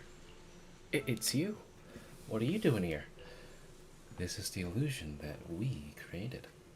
Everything you see now is our past memories. The backlash from the Dreaming Sword attacks both our body and mind. Physically, it strips away our 5 senses, even our life. Mentally, it causes us to forget. So the memories you see here are only shards, incomplete. So what should I do? You need to piece together these shards of memory. When you truly remember everything, the path out of this place shall appear. If you're ready, let's get moving. Let's not keep our little junior waiting for too long. After she finishes speaking, she vanishes.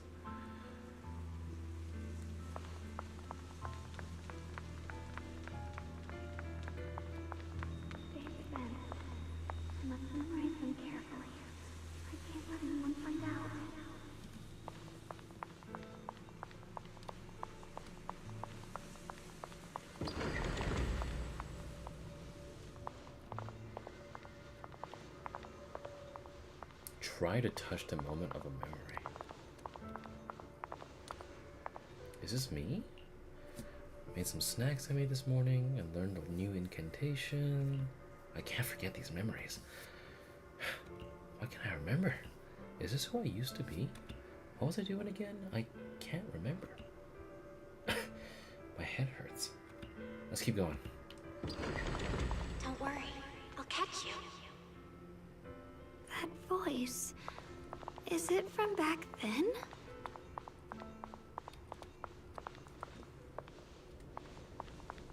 I thought she would be like on the roof. Yes, I believe you, Junior. You catch me every time.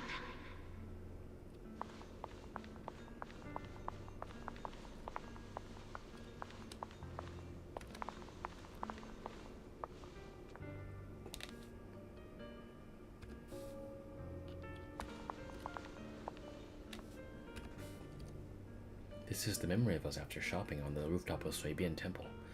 So I still remember? Junior's embrace was so warm. After that,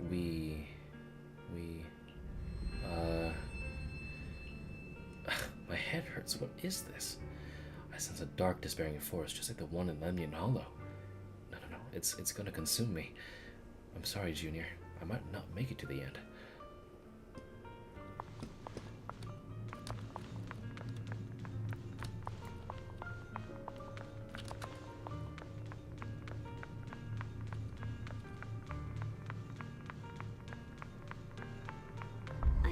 Forgot the incantation today.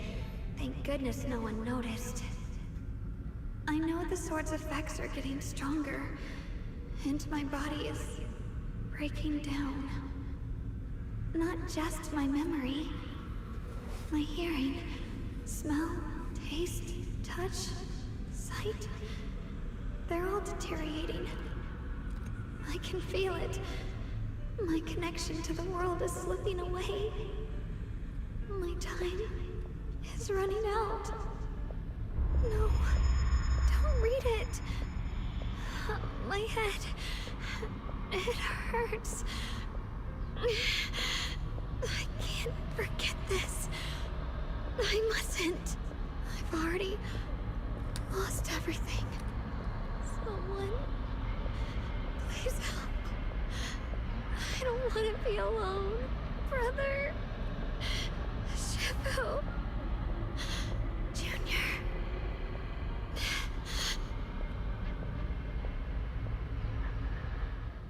In the darkness, a familiar voice rings out.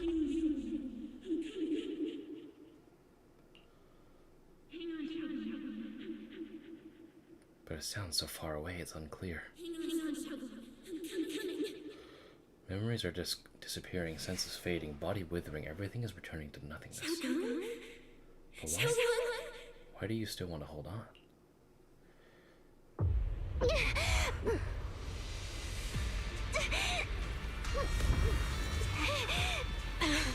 Xiao'Guang! Hold on to me! It's not over yet! I'll bring you there! I'll bring you home!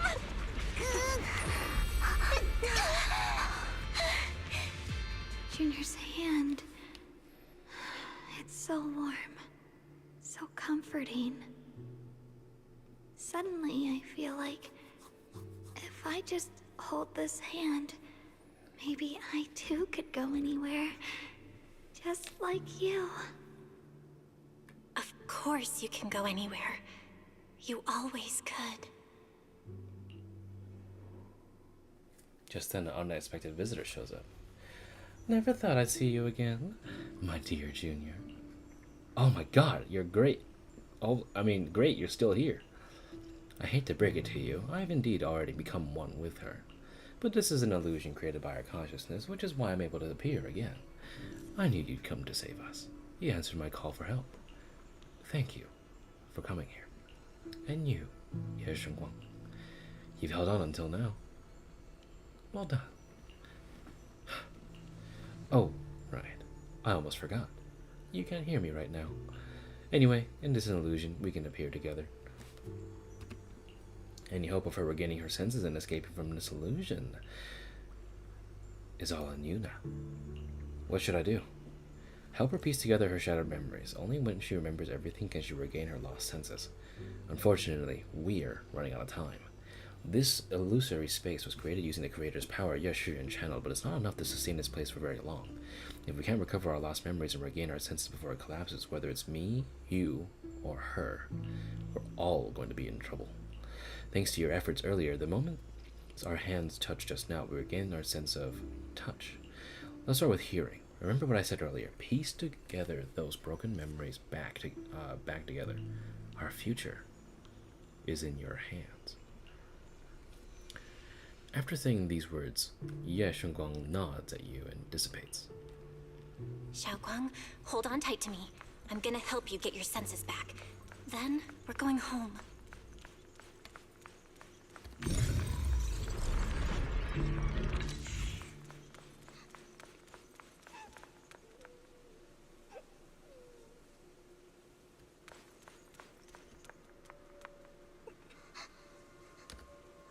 Is that Xiao'Guang as a child? This is exactly the same as what I saw in my dream. Could it be that wasn't a dream after all? Now's not the time to think about that. Xiao'Guang's staring at a broken music box. She looks upset. Miss, can you fix this music box for me? You just need to collect 3 music box shards over there. Oh, right, I can share this power with you. When you get close to a music box shards, you'll feel them resonate. I'll leave it to you then. You can count on me.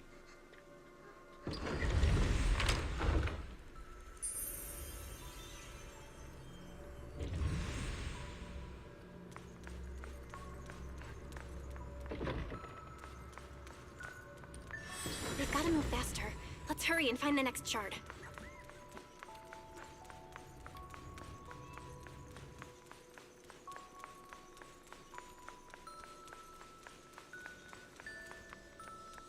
Oh, the event.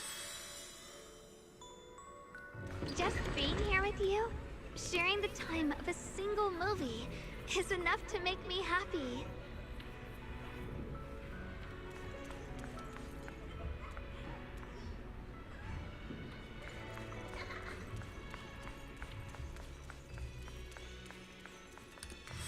Highland Heights is always so lively.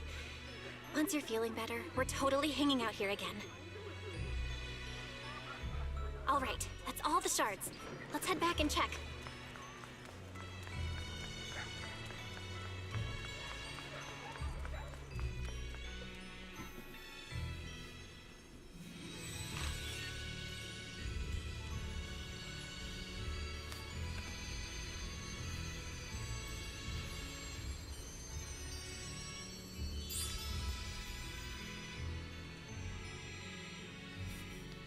I can hear now? The wind, the falling leaves, and the sound of life itself. Just then, a figure appears again. You've been doing great. And you, Shunguang. Who are... I am you. Even in the real world out there, I haven't left you. I'll simply exist in a different form. Our division is only temporary. Integration alone is the final and indeed the best outcome. I understand. Thank you for everything. In the past, you stood in front of me, taking on so much for me, protecting me. You mean... us? Huh? It said it was us who stood in front of ourselves. It was us who ultimately protected ourselves through all those past events. So, hold your head up high. You can be proud of this. We should be proud of this. Right. And one more thing, Junior. Because of you, we were able to achieve our final integration. Thank you. I thought I was holding all of you back. You've done more than enough. Most importantly, your presence helped us understand what we truly want. This matters more than anything. Let's get back to the point. Like I said before, hidden within this illusion are the precious moments of memories that belong to us. Remember when we made and tested osmanthus cakes together? You bet. What you're about to see is that memory. Try and find ingredients around here to fully restore this memory. Then use the ingredients to make the osmanthus cake from memory. This way, we should be able to awaken our sense of taste and smell. Go ahead, I trust you. With those words, Shunguang vanishes into the wind once again. Xiao'Guang, don't worry. We'll get out of here together real soon. Yes, I believe you, Junior. The sweet fragrance of osmanthus wafts through air, a familiar scent.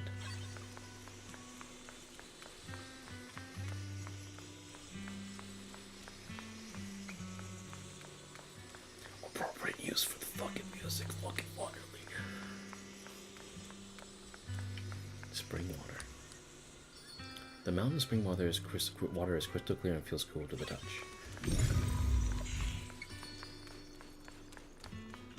It's sticky rice. The sticky rice is soft and its aroma subtle yet sweet. All the required ingredients have been collected. Let's head back to the stone table. If I use the perception technique, maybe I can recreate the memory. You pour the osmanthus, sticky rice, and spring water into a bowl and mix them. You pour the dough into the steamer. A familiar aroma soon envelops the area. Xiao'Guang raises her head slightly and it seems like her smell and taste are returning. How much sugar was I supposed to add again? Ooh, hot, hot, hot. Wow, freshly baked osmanthus cakes really do smell amazing. This is when we tried osmanthus cake together. This scent is osmanthus, and this tender texture of sticky rice. I think my taste and smell are coming back. All thanks to you, Junior. All that's left is sight. For some reason, I feel like I can sense... Next, we'll have to face the creator's lingering power in this illusion. Just then, another familiar figure appears. This should be the last time I speak to you in this form. Next, we'll have to face enemies manifested from the creator's power. Once we defeat them, we can regain our vision and get out of here. Is it a fight? I might be able to help much. You've helped me so much already. Leave the fighting to me. Right. Besides, the enemy shouldn't be that tough, since there's only a sliver of the creator's power here. Just dodge his attacks and look for openings to strike back, and you should be able to defeat it. That's all the help I can offer you. The rest is up to you. After those words... Shunguang casts one final glance your way, and just like every time before, she dissipates. Let's keep moving forward, Junior. With you by my side, it's like I suddenly have so much more strength. I remember the incredible osmanthus cakes you made. Wouldn't mind having some now. Oh, those. I put too much sugar in them. When we get back, I'll make you better ones.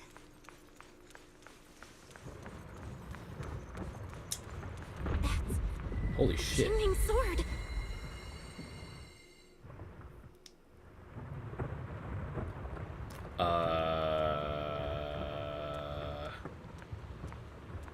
I guess. Something's fishy about this bridge. We better watch our step. Give up. This is Shunguang's fate. Why do you keep struggling through this hopeless swamp? Oh, child of God, bearer of both curse and blessing, you'll only be an obstacle that stands in her way, not her salvation.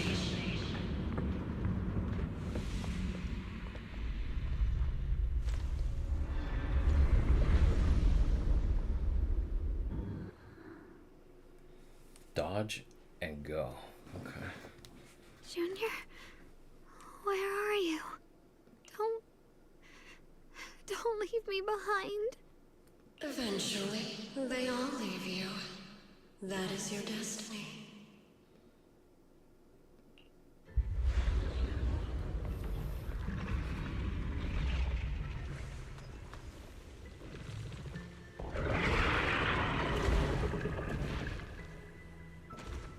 Alright, bitch. Wielder of the Qingming sword, Shunguang. Your junior's already left. She abandoned you, just like everyone else. No one's coming to save you. No one will remember you. You'll stay here forever, becoming mine. I'm not falling for your lies. Everyone's waiting for me. God damn it. I know they are. I can't see anything. I won't give up. There has to be another way. Right. If I focus on the movements of the air, I can dodge the attacks. It'd be such a shame if this were to disappear. We meet again, my dear Junior.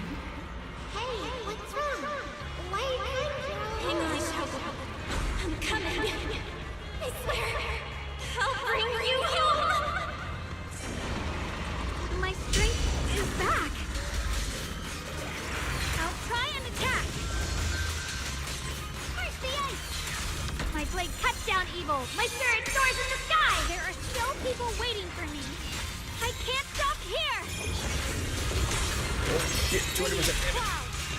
Let this sword array send you away.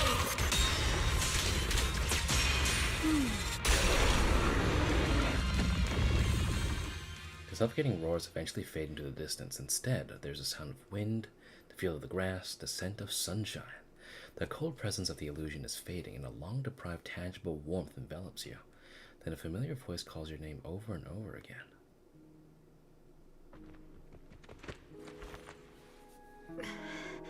Belle, I'm so glad. I got to see you again.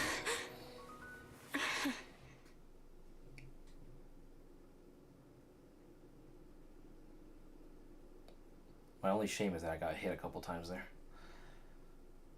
Junior, sorry. I've probably caused you trouble again. Oh, right. How long was I out? And what about Lemnian Hollow? And those black flowers in the city? Is everyone all right? Don't worry, everyone's fine. We were just missing you. Welcome back, Xiao'Guang. Upon hearing the familiar face, Xiao'Guang lifts herself from your arms and immediately turns to look at Senior Ye on the other side. Brother! And Miss Zhao! You woke up pretty quickly. It's nice to see everyone again. I'm not dreaming, am I? We were able to save you thanks to Senior Ye. It's all thanks to your brother that we were able to save you. We explained to Xiao'Guang what happened earlier. Brother? Isn't there something you want to tell me? I'm sorry, Xiao'Guang. I didn't mean to hide the truth from you. It's just... some things were too hard for me to say. I know you still have many questions. When the time comes, I'll explain everything to you. All right, brother. I trust you. Let's head back now. All right. Since Xiao'Guang's recovered and it's getting late, we shouldn't stay here any longer. Let's head back. Everyone at Yunkui Summit is waiting for us. You guys go on ahead. I still have a few things to deal with. Oh, and once you're back, if anyone at Yunkui Summit asks about me, please don't say anything. You have my thanks. How are we gonna... Dude, what do you mean? What do you mean? Unless if he doesn't want people tailing him, I guess. But still, like, you literally saved your little sister. Have some fucking pride. Brother? You... Xiao'Guang, whatever happens next, make sure you stay safe. We'll see each other again soon. Question mark? I really miss everyone back home. Anyway, how have you been, Miss Zhao? Miss Zhao? Sorry, my mind was elsewhere. The sword mirrors my heart. Uh-oh. A group of suspicious figures in black suddenly appear ahead. Target confirmed. Keeper of the Qingming sword, Ye Shunguang. Who are you guys? What's going on? She's speaking normally. It looks like her strength is fully recovered. According to the intel, she should have already... The man in black cuts himself off in his sentence, realizing he's just revealed something he shouldn't have. Uh-oh. It looks like these guys are after us. And they even know about Xiao'Guang. What do you want? Looks like the intel was wrong, but that's fine. Doesn't affect our mission. Ye Shunguang. Our goal is quite simple. That Qingming sword in your hand. The Qingming sword? What do you want the sword for? It belongs to Yunkui Summit, and only its master can use it. None of that matters. All we care about is getting that sword. Our mission can't be completed without it. That's all there is to it. Alright, nugget treatment time. We've got something important to do, and we need the Qingming sword to do it. Don't get in our way. Or Phylum Heights, and maybe all of Wi-Fi could be in danger. Oh, so the heroes are off to handle the crisis in Wi-Fi, huh? I see. But what's that got to do with us? Phylum Heights could get wiped out, and it wouldn't affect us one bit. What are you talking about? There are so many innocent people living in Phylum Heights. Who cares? Even if they all die, it's none of my business. They're worthless. All I care about is my mission. So can you hand over the Qingming sword? Otherwise, our boss... Enough already. You talk too much. You? You know, only the weakest lackeys feel the need to give a long speech before every fight. The true victor speaks only through victory. Miss Zhao? Why did you suddenly... Before Xiao'Guang can finish her sentence, Miss Zhao charges forward. Oh, Miss shit. Zhao's acting a bit off today. She's unusually impulsive. Yeah, she's not Did I acting M-sim? like herself. Just to be safe, let's hurry up and help her out. Is that an M70? Hand over the Qingming sword and no one gets hurt. Just go ahead and make things easier for everyone, yeah? Bitch. Where did you learn about Xiao'Guang? Like I'd just go running my mouth about something that important. What do you take me for? An idiot?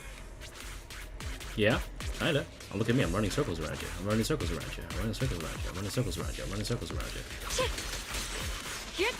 I'm no longer running circles around you. What's this?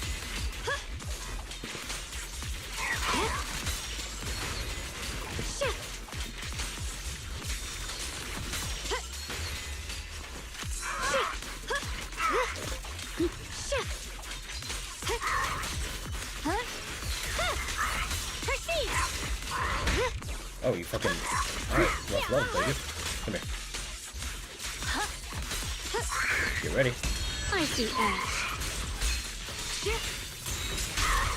Miss Zhao just went inside. Let's follow her.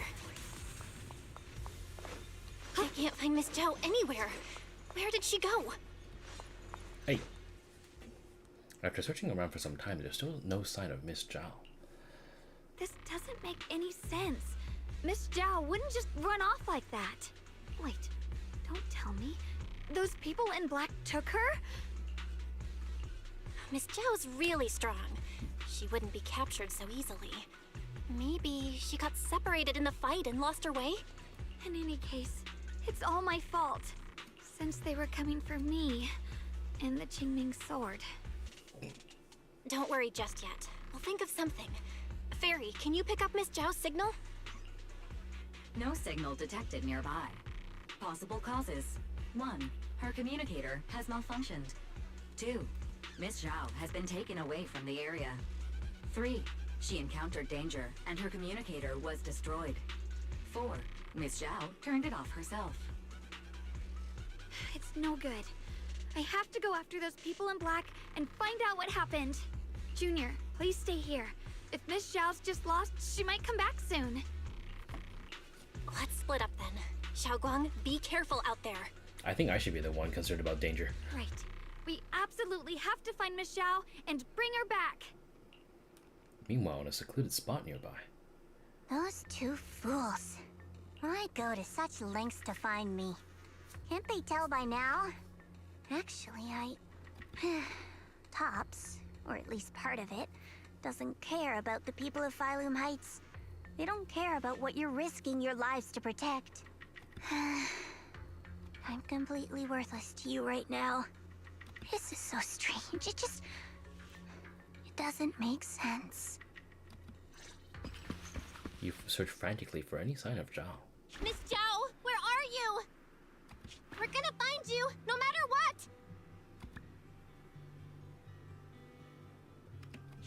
Xiao, you're no longer needed. You're too weak. You'll only get in the way. This family can't afford to feed useless trash. Remember this. Things without value get thrown away. That's what happens to trash. Miss Zhao? Miss Zhao? Miss Zhao? Uh-oh. Get lost! Miss Zhao, there you are! You should worry less about me and more about yourself. You almost got hit just now, weren't you even a little scared? Of course I was scared. But hey, I'm fine, thanks to you. Don't celebrate just yet. We've got a whole mess to clean up here.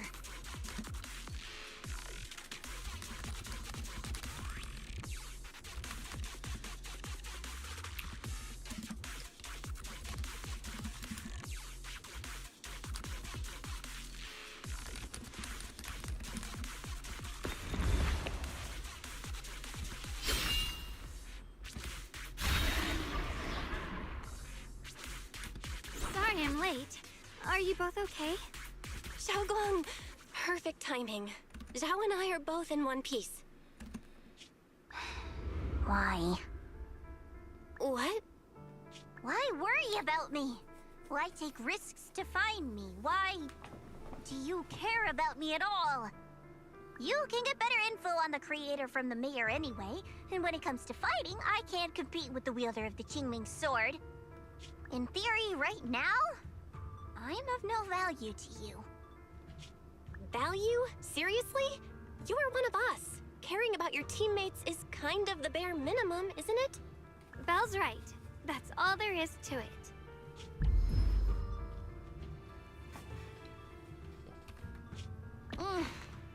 You guys really are a bunch of weirdos. She sounds so frustrated. She's like, what the fuck? What the fuck, man? God. And then she turns around and blushes. After some time, you finally make it back to Phylum Heights. Despite everything, thanks for not leaving me behind just now.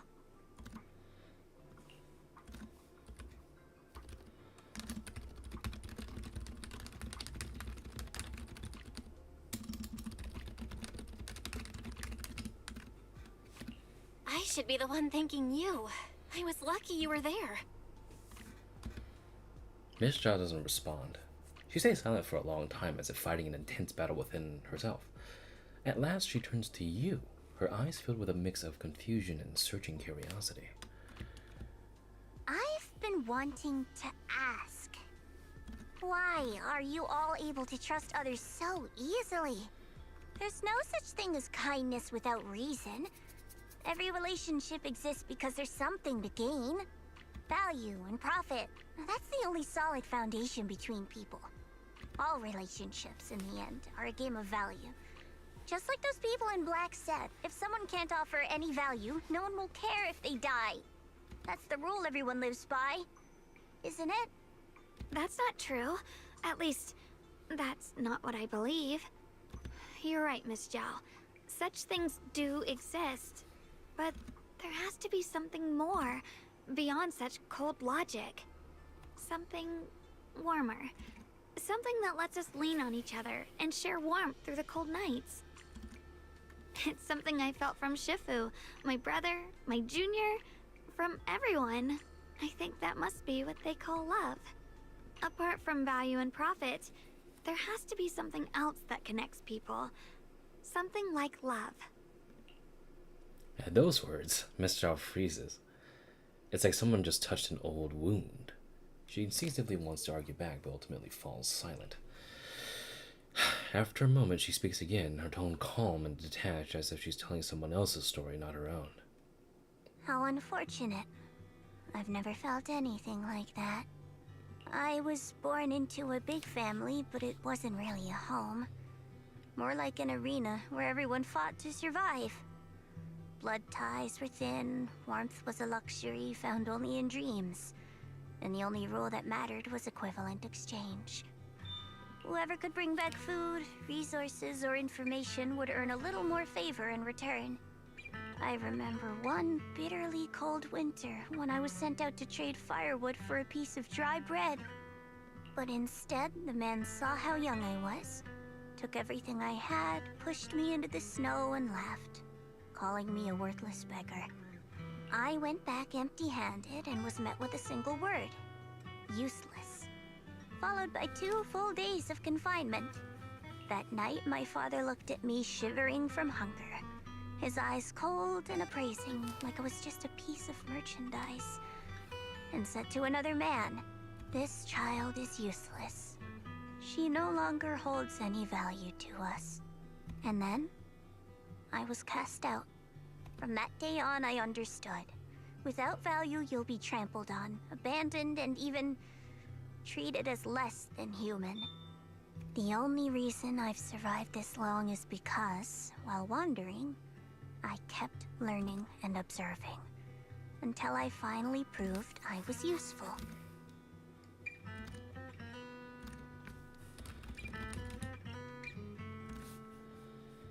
I remember back when I was just a caravan hand. Trembling, I exposed the hidden trap in a deal in front of everyone. And it was the first time I was truly seen.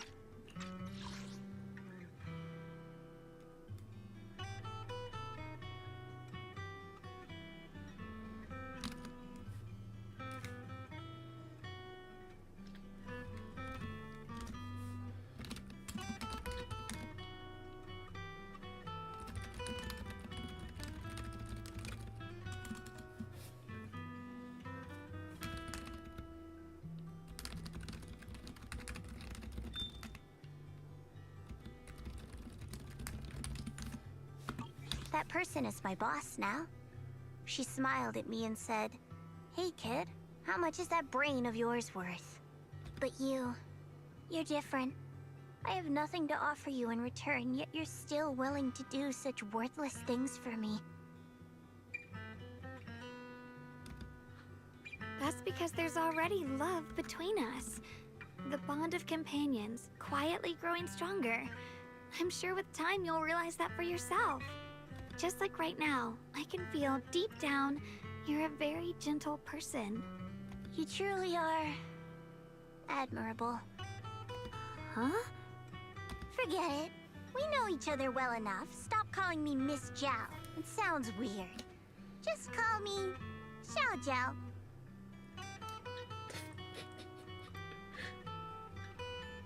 Wait, that's actually kind of fucked up. The way that Lemon said it. I'm not gonna say anything.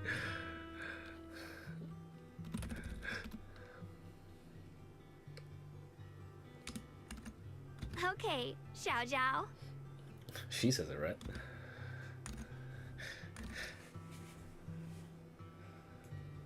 Zhao turns her head away a little awkwardly with a faint blush coloring her ears. Right. You should head back and join the others from Yunkui Summit. I won't keep you any longer. Huh? You're not coming with us? I'm not really into the whole happy reunion thing.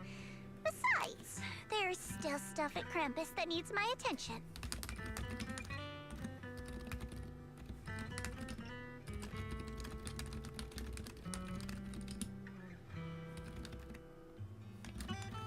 So, see you next time. Xiao'Guang leaves.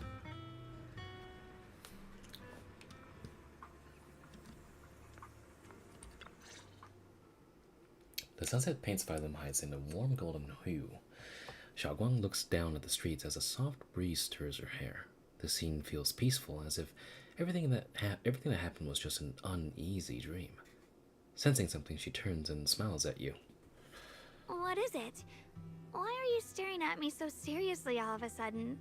Is there something on my face? I don't know why, but it all feels so surreal. What if I wake up later and find out it was all just a dream? It's real. I'm right here. Oh, right! I haven't had the chance to thank you properly yet. Thank you, Junior.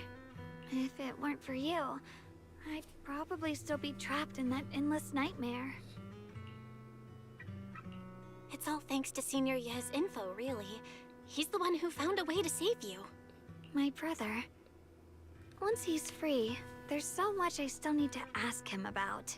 When I was at my most desperate, it was your voice, Junior, that kept me going. You saved me once again. Junior? There's something I want to ask you. It's about my other self. I can't always tell what she's doing. She didn't say anything weird to you, did she?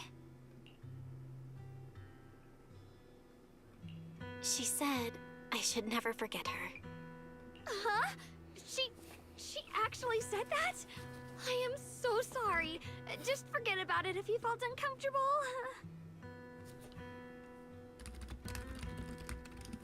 But you've probably noticed she's the part of me I used to deny.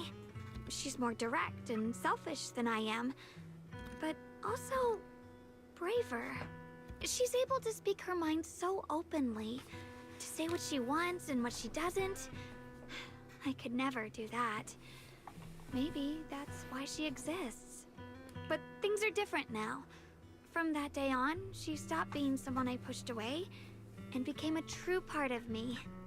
I feel like I can finally be more honest with myself. I can finally say it now. I've always been afraid. Ever since the day I got the Qingming sword, that fear's never left me. I'm scared of pain, of losing my memories, of one day just disappearing. I'm afraid of everyone's expectations, and even more afraid of failing them. I used to think how wonderful it would be if the Qingming sword hadn't picked me. If I were just a simple, ordinary girl. I'm sorry, Junior. I might not be as good as you think I am. Why are you apologizing? I don't think that's anything to be ashamed of. It's something any normal person would feel. So stop blaming yourself for it. Okay. Thank you. Alright, it's getting late. We should head back to Swabian Temple. I heard Yishuan Shifu's back? Ah, I'm probably in for a scolding this time. Seeing Xiao'Guang fret over the impending lecture, you can't help but laugh. You laugh together and talk as you board the cable car back to Phylum Heights. The car slowly descends. This long day is finally coming to an end. Here we go. Should I send a message to everyone at Yunkui Summit? Forget it. I'll just go back and get scolded, I guess. Yep. Where'd she go?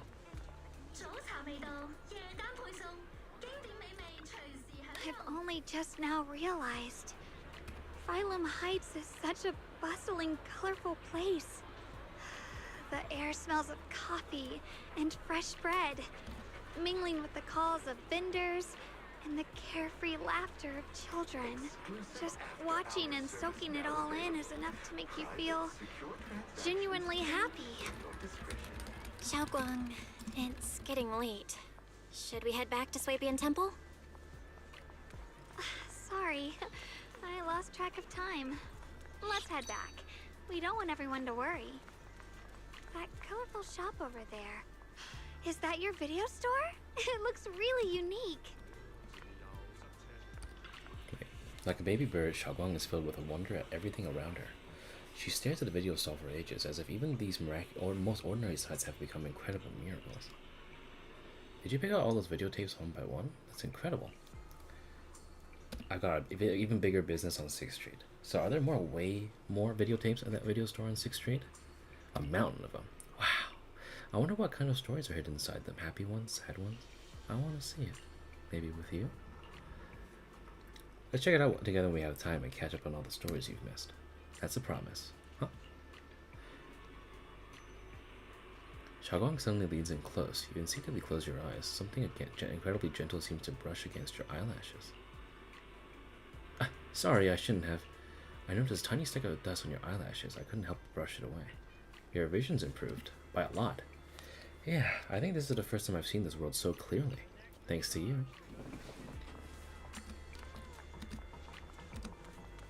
Aw, shit. Here we go. Wow, what a wonderful smell. So this is what incense smells like. Oh shit, so the reason why she was adding so much sugar is because she's been making them too sweet due to her lack of taste. My sense of smell seems a bit sharper than before too. Does that mean that osmanthus cakes will taste even better? I want to try right now. Then the osmanthus cakes I make will definitely taste even better too. Oh, wait, this is the time for that. Let's hurry up and meet with everyone. I can't wait. We'll be seeing everyone soon. Though, maybe there'll be some scolding too.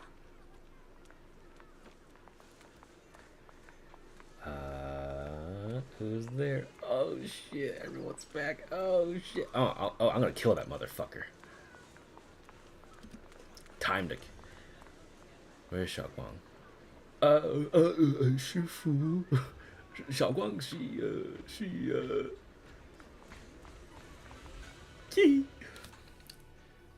Xiao'Guang gently pats Yushu and Shifu on the back. Xiao'Guang! Yishuan Shifu, it's me! Are you alright? I'm perfectly fine now. If you don't believe me, you can ask Junior. Xiao'Guang gives Yushu gives Xiao'Guang a quick look over and asks her a few questions before finally confirming that she's perfectly fine. I wasn't so sure she'd make a full recovery. She'd almost completely lost all 5 of her senses. Oh, lost all 5 senses? Oh, Jifufu, you shouldn't have said that. I'm sorry. It looks like someone's got some explaining to do. Yeah. Everything is finally explained to Yushu and Shifu, though the part about Shiyuan is still left being unmentioned for the time being. I see. No wonder you didn't want to tell me about Xiao'Guang's condition earlier. Anyway, at least things seem to have turned out well in the end. Xiao'Guang wouldn't have recovered without you, Belle. Just cleaning up the mess they made themselves. By the way, we couldn't contact you for quite a while, Shifu. Did something happen? I was supposed to be here sooner. I tried to take a shortcut through a few hollows, but I ran into trouble in one of them. So it took me a bit longer. Not just a bit longer. To be precise, you were trapped by an unknown enemy and were completely out of contact for a while. Trapped? Who the heck could possibly trap you? They were extremely cautious in hiding their tracks, and I haven't found any clues yet. However, judging from our brief encounter, they're definitely not weaker than me. They were as strong as any Void Hunter. Void Hunter? How could you possibly just run into an enemy that strong out in the road? Clearly, someone's deliberately targeting Yunkui Summit. I haven't quite figured that out yet, but we can talk about it later.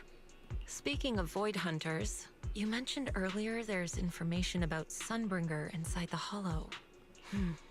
I'll need to discuss this with the mayor. By the way, have you heard anything regarding Ye Shuyan's whereabouts lately? My brother... he... We haven't heard anything. Shifu, have you got any leads? It's not much of a lead, just a rumor that he was seen in Lemnian Hollow. But it's okay. I'll keep looking into it. Anyway, you've both worked hard. Take some time to get some rest. And Xiao'Guang, we're lucky you recovered this time. You mustn't be so reckless in the future. Understood. After chatting for a bit, everyone goes their separate ways. Just as you're about to head back to your room to get some rest, a message suddenly comes through. I need to talk to you and Xiao'Guang. Let's meet at this spot. Just you two. Don't tell anyone else. It's a message from my brother. I got it too. Senior Ye finally stopped writing letters. My brother can be a bit old-fashioned sometimes, but why do you specifically emphasize don't tell anyone else? Feels like we're trying to avoid someone. Whatever. I don't really get what he's trying to say, but let's follow what that message says and meet up with him. You sneak to the meeting point with Xiao'Guang. Hold up. Gotta peek into her diary.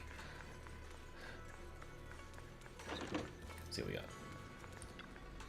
Oh yeah, there we go. Lemnian Hollow's in trouble again, worse than ever before. As a swordkeeper of the Changming Sword, I must go. This is my duty. This page contains no text, only a chaotic, disorderly mess of scribbles of varying intensity. Like someone trapped in a dark room, desperately trying to will all their might to draw something, yet unable to create anything at all. Jesus. Porcelain processing base unlocked. Oh, Yamcha, okay. Bet. Let's run over there.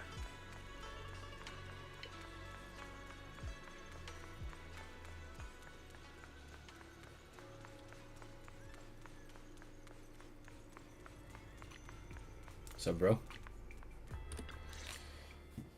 The night is deep and still. A tall figure stands in the shadows, almost blending with the darkness itself. At the sound of our footsteps, he slowly turns around. On the familiar face is a gaze tinged with coldness and wariness, like a lone wolf licking its wounds. Only when he sees you clearly do his tense features gradually soften, faintly revealing a trace of the gentle warmth he once knew. Xiao'Guang, how are you doing? Are you feeling better? Don't worry, I'm perfectly fine now. My senses feel even sharper than before. So, can you finally tell me what you've been hiding from everyone? Junior Belle, thank you for looking after my sister. I know it hasn't been easy. Thanks. But, Senior Ye, are you trying to change the subject? I'll tell you what you want to know when the time comes, but not now. We have something more urgent to deal with at the moment. I found a way to break the Changming Sword's bond with Xiao'Guang. It's in Lemnian Hollow, the same place where we helped to regain her senses. That object seems to have some ties to the Creator's power. I've already mastered a special method and can use it to erase the bond. Let's head there now, Xiao'Guang. Once we break the sword's hold, you won't have to live in its shadow any longer. You'll finally be free. But then, what about the Changming Sword after the pact is broken? Yunkui Summit will find the next sword keeper. That's their concern, not ours. I'm sorry. I can't do that. Why? You know full well as long as that sword exists, you'll never have peace. At any moment, you could... The Changming Sword needs a sword keeper to keep the two forces inside it under control. Otherwise, it could cause a massive catastrophe. You know that already. If such a disaster were to occur, countless innocent people could lose their lives. So what? Is my sister's life worth less than the lives of strangers? I know you're only doing this for my sake, but this is my choice. You don't get to choose! Senior Ye has never looked this angry before. His once gentle eyes now burn with pain and fury. Startled, Xiao'Guang steps back, her face turning pale. The air around them seems to freeze in place. Senior Ye, let's talk through this calmly. Please don't get angry. I got carried away. I'm sorry. Forget it. I didn't want you to get involved in all this mess. But if that's what it takes to make you give up the Changming Sword, then so be it. Xiao'Guang, listen. We never had a choice from the very beginning. This whole thing was a setup. What do you mean? Whether it's Yixuan, Lu Hongzhou, or all of Yunkui Summit, they're all hiding a terrible secret. If you want to know the truth, come with me. I'll tear off their sanctimonious masks with my own hands, right in front of you. Yeah, Shiyuan turns without saying another word and heads straight for Swabian Temple. His figure looks resolute yet lonely against the night. After exchanging a glance with Xiao'Guang, you follow after him.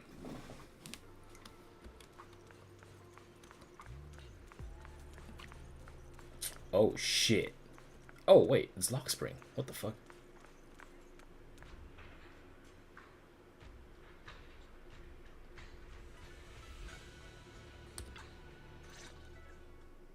Back at Swabian Temple, under Senior Ye's command, you gather everyone at the Swabian Temple. Yes, Shiyuan. You actually have the nerve to return to Swabian Temple? Aren't you ashamed of yourself? It's Yunkui's summit who ought to feel ashamed.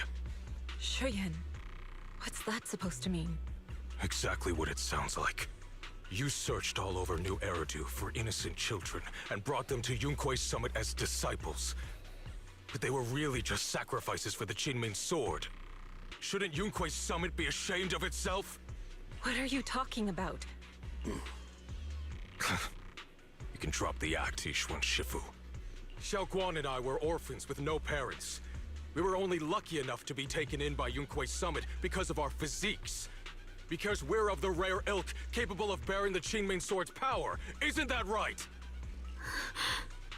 When did Yunkui's summit set its sights on us? After our parents' accident? Or even earlier? I wouldn't be surprised if you had something to do with our parents' death as well. 2 children without parents or a home. Who could be easier to control than that? Such kindness. A lifetime wouldn't be enough to repay it, don't you think, Lu Hongzhou? Hold your tongue! Mr. Lu, what is this about? You told me that Xiao'Guang touching the Qingming sword was just a coincidence. A coincidence? What a convenient excuse. The truth is, Mr. Lu created countless opportunities, making each of us chosen children accidentally touch the Qingming sword. And Xiao'Guang,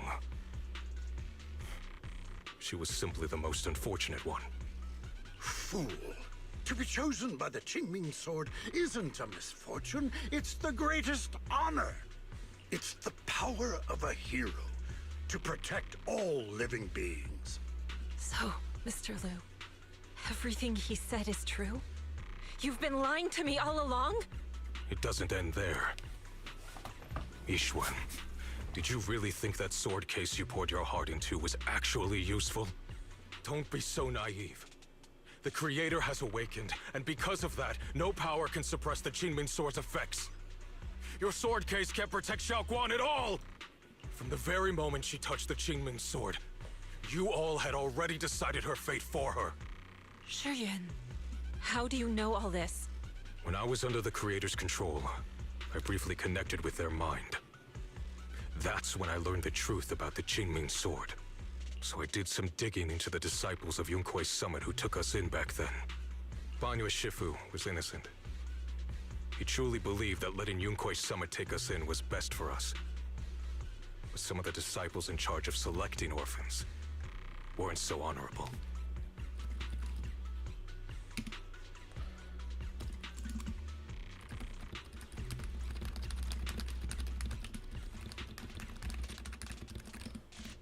I mean, Lu Hongzhou couldn't have done this all alone, right? And those disciples who secretly acted on your orders, they don't feel any guilt either, do they? Because they know it's the right thing to do. Right. The right thing to do. Even after all this, you're still trying to forge so-called heroes out of lies and sacrifice. People willing to die for your cause. How ridiculous.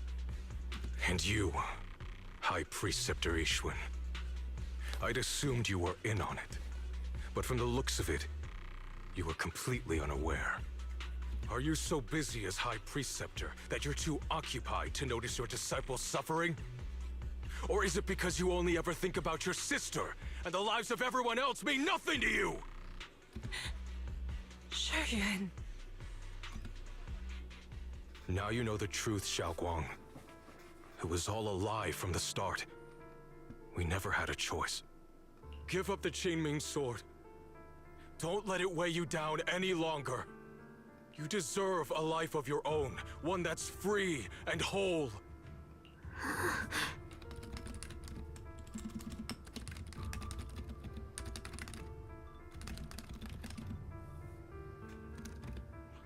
The Qingming sword was never a burden.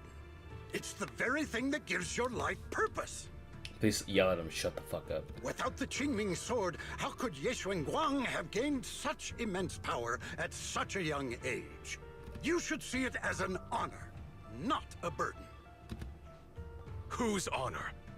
Yunkui's summit's or yours?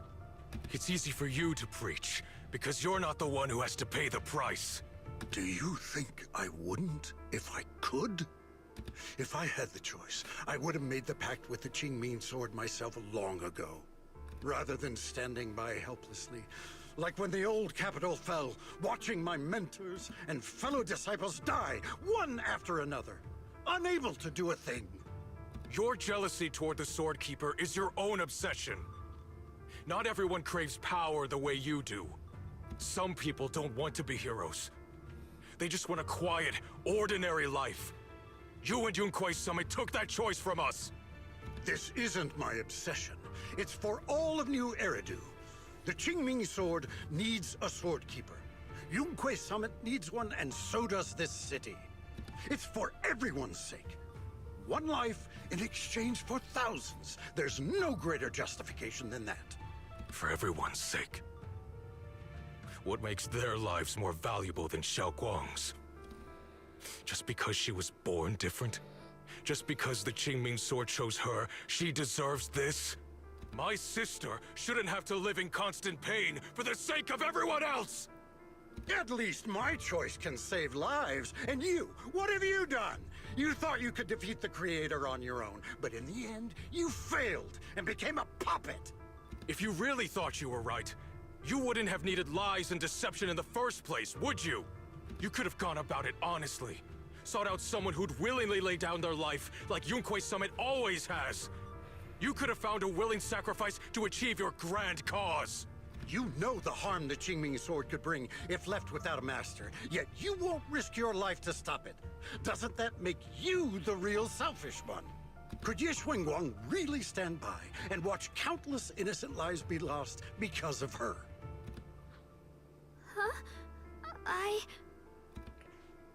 Shut up, Lu Hongshou. This was never Xiao'Guang's responsibility. Her path was decided the moment the Qingming sword chose her. She was destined to become a hero. Enough! Ye Shiyuan, this happened because I failed to watch over everyone. Yunkui Summit owes you an explanation. I don't need an explanation. Just let Xiao'Guang go. She shouldn't have to live her life bound to the Qingming sword. Sorry, everyone, but maybe we should hear what Xiao'Guang has to say first. It's her life. We don't have the right to decide for her. Thanks for speaking up for me, Junior. Mr. Lu, I just have one question.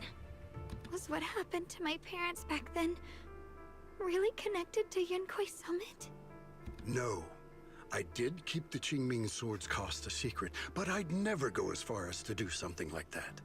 I didn't learn about your special constitutions until after your parents were gone. I get it now. Everyone, I'm sorry. I'll discuss what to do next with my brother. Xiao'Guang, are you alright? I'm sorry, it's all my fault. I'm fine, Shifu. I understand both my brother's fears and Mr. Lu's reasoning. I've already made my decision. Xiao'Guang gives you a small smile. There's no fear in her expression, no trace of confusion. It has a certain serenity, the kind that comes after seeing through every truth and lie, yet still choosing to embrace one's fate.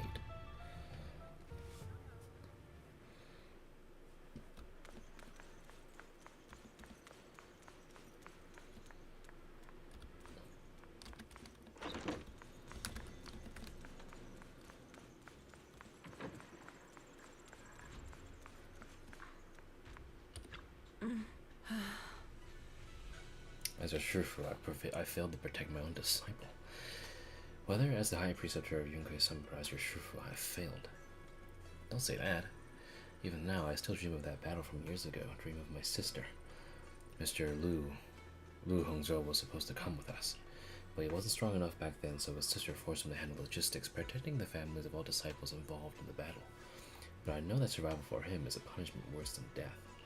Hated his own weakness, hated that he would only watch helplessly as his companions died. And just like back then, when I could only watch my sister die. I know that feeling all too well, the agony of wanting to take their place yet being completely powerless. Maybe that's exactly why I was so quick to trust what he said. Either way, those are my mistakes. I'll give everyone a proper explanation about Lu Hongzhou's situation. Based on the current information, not only will he be expelled from Yunkui Summit, but he also face punishment from public security, though none of this can make up for the pain Xiao'Guang has endured. After a long silence, Yushan Shufu speaks again. It's getting late. Xiao'Guang and the others are probably still waiting for you. I'll take care of the rest. I've never seen her look so fucking defeated, dude.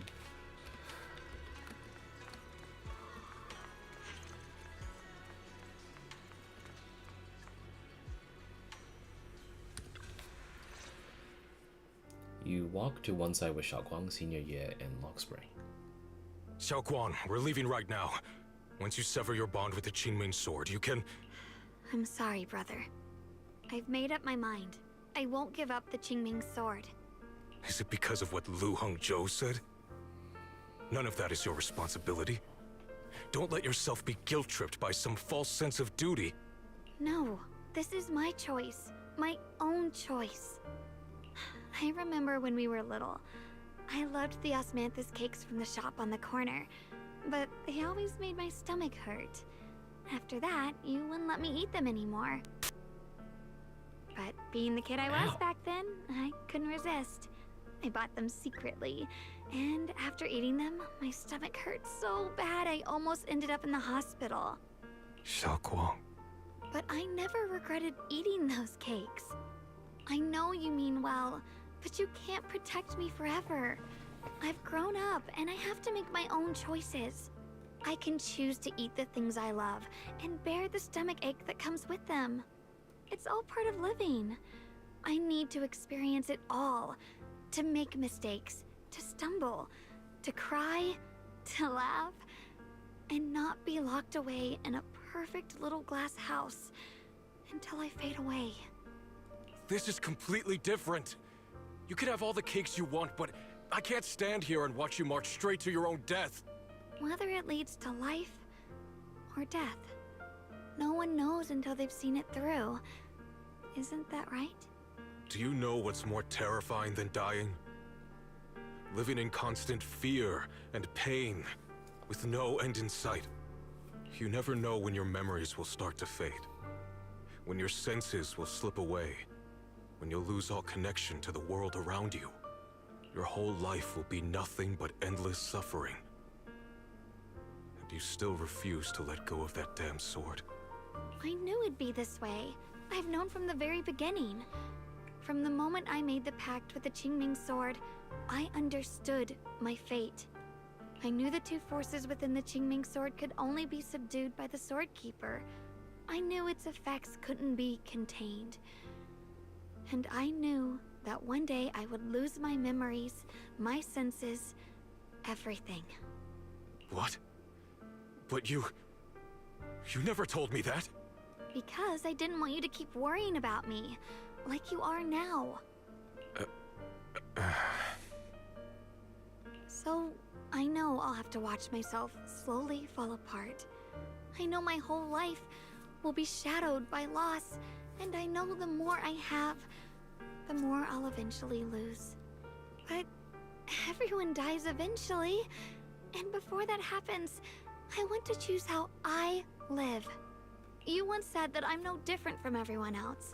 That my life matters just the same.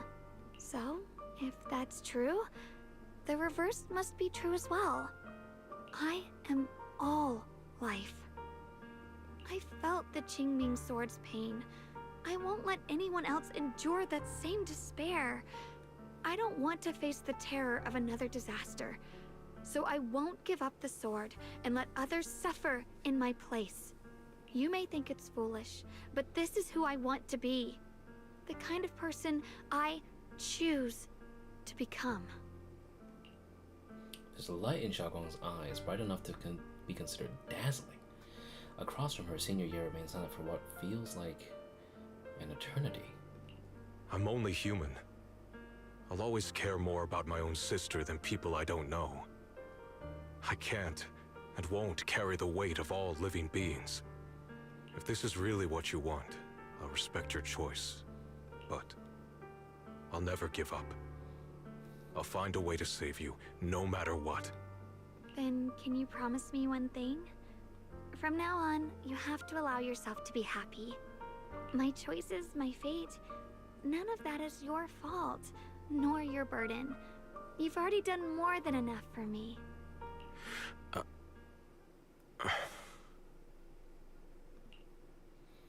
Yashirin opens his mouth, but no words come out. He looks at Xiao'Guang one last time, his eyes filled with pain, reluctance, helplessness, and perhaps a trace of relief he himself doesn't notice. At last, he remains silent, turns around, and walks out of the room. Sorry you had to listen to us argue for so long, Junior. Xiao'Guang subconsciously twists the hammer closed into her fingers, her head lowered, her breathing careful and uncertain. After a moment, as if gathering the greatest resolve of her life, she slowly lifts her head and meets your gaze. There's something I have to tell you. The truth is, this isn't the first time we've met. I used to think I'd keep this secret forever, but lately, I've realized that if I don't tell you, I'll regret it for the rest of my life. When I was a child, right after I gained the Qingming Sword's power and learned what my fate would be, I was alone in Phylum Heights that night, holding the music box my mother had given me. When I was little, my family would hum along to its tune together. But for some reason, that day, the music box suddenly broke. No matter how I tried, it wouldn't play anymore. Just like how my parents would never come back. At that moment, I felt like I was broken too. The same as the music box. I couldn't hold back my tears. Then you appeared.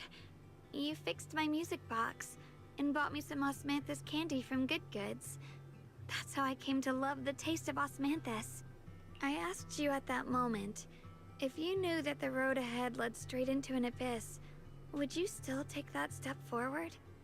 And then you told me that if I quit before I even began, there would be no way forward, and that the abyss I feared might not be as terrifying as I thought.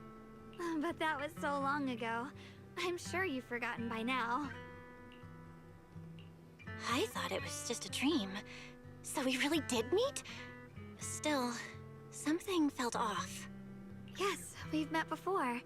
Maybe that brief meeting didn't mean much to you, but to me, it was like sunlight breaking into a cold, dark room.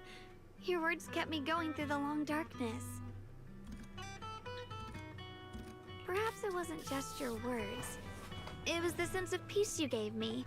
It made me feel like I could find the strength to face whatever lies ahead. After saying that, Xiao'Guang seems much more at ease. She takes another deep breath as if she's ready to reveal the deepest secrets hidden within her heart. And about the other Shunguang. In the past, I wanted to hide her. I thought she was so selfish, so despicable.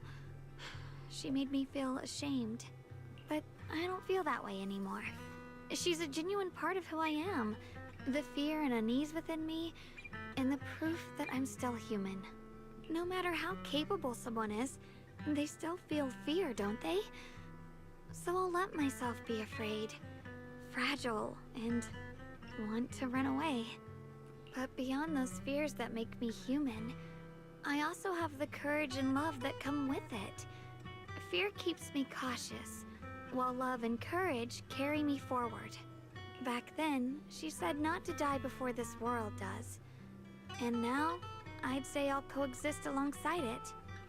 At first, I only entered Lemnian Hollow on Xiao Zhao's advice to look for my brother. But deep down, it was out of guilt. I didn't want to keep being the one everyone had to protect. Later, when I first saw the Hollow expand and chaos engulfed Phylum Heights, I chose to enter it out of duty, as the Qingming Sword's keeper. I was the only one who could do it, so I had no choice. But now, from this moment on, I choose to accept the Qingming Sword and become the Sword Keeper, not out of guilt or out of duty. I didn't submit to this fate. After seeing every possible path, I chose it because I want to make a difference in the world and for myself. And also, I want to do something for you. It might sound strange, but Junior, You really are someone very, very special to me. You're so effortlessly gentle, yet so dependable. As though you can take in all my pain and anxiety. After saying that, the Xiao'Guang looks suddenly a little shy. Anyway, over time, I've come to understand a lot. And it's all thanks to you.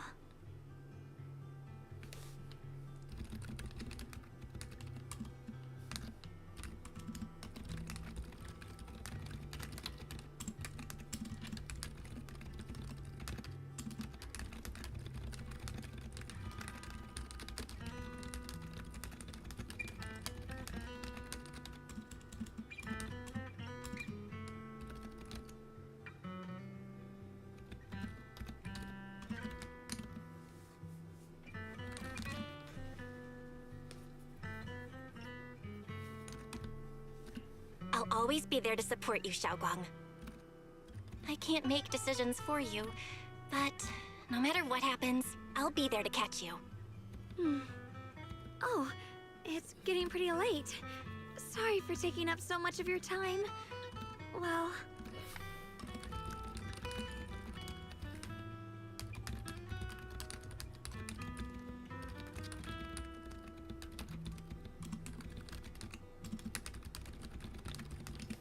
Good night, Junior. I hope we both get a good night's sleep. We got one more in us.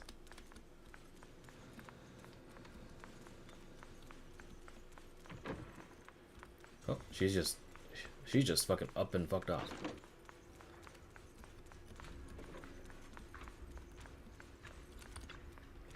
Xiao'Guang has fully recovered, not her senses, but her memories too. Although we haven't completely solved the issue of the side effects of the Jiming Sword, at least things are moving in the right direction. What a long day. Trying to get some rest. I hope nothing else happens. You drag your tired body into bed. The moment you close your eyes, your consciousness drifts into a long-awaited sweet dream. You feel like you're back at the perfect spot to watch the sunset in Phylum Heights. In the sky, the orange-set sunset blazes with brilliance, warm but not blinding. You hear the wind whisper in the distant bustle of city streets, while catching that familiar, sweet osmanthus fragrance lingering in the air. You see Xiao'Guang standing right beside you. She has a gentle smile on her face, turning slightly towards you as she speaks. You can't make out the words, but her voice is as soft as feathers. You feel an unprecedented sense of peace and relaxation, as if all the chaos in the world has drifted far away from you in this moment. Just as you're surrounded by happiness and tranquility, an electronic sound that doesn't belong to this beautiful world suddenly rings out. Alert, massive energy anomaly detected in Lemnian Hollow. It appears to be undergoing a second rapid expansion. Additionally, its current expansion rate has far exceeded the previous recorded peak value. Crisis level has been elevated to maximum. No, this can't be. Looks like the Hollow's about to swallow Phylum Heights whole. Lemnian Hollow. It's gotten even bigger than before. This is bad. We need to regroup with everyone now.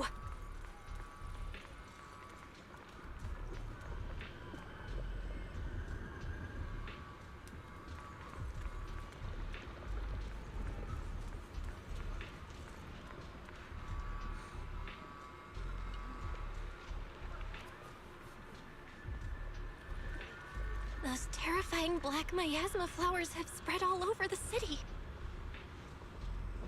Lemnian Hollow is like a raging tsunami, threatening to engulf everything.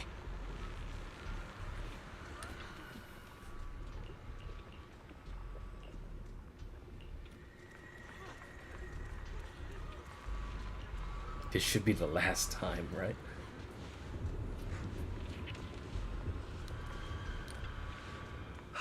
Belle, how are you doing? Everything alright? I'm alright. Aren't you guys gonna evacuate? Of course we aren't. We may be civilians, but Wave Peninsula is our home too. We won't surrender to this to the Hollow or the Ethereals. Nice. Alice dropped a pretty cool line there. Anyway, that's how it is. We've got to protect Phylum Heights. You must be pretty familiar with our combat power at this point, right? Everything else aside, we can hold our own when it comes to a fight. Exactly. If you need any help, just come find us. After chatting for a bit longer, Minato, Alice, and Yuzo go calm down the panicked citizens nearby.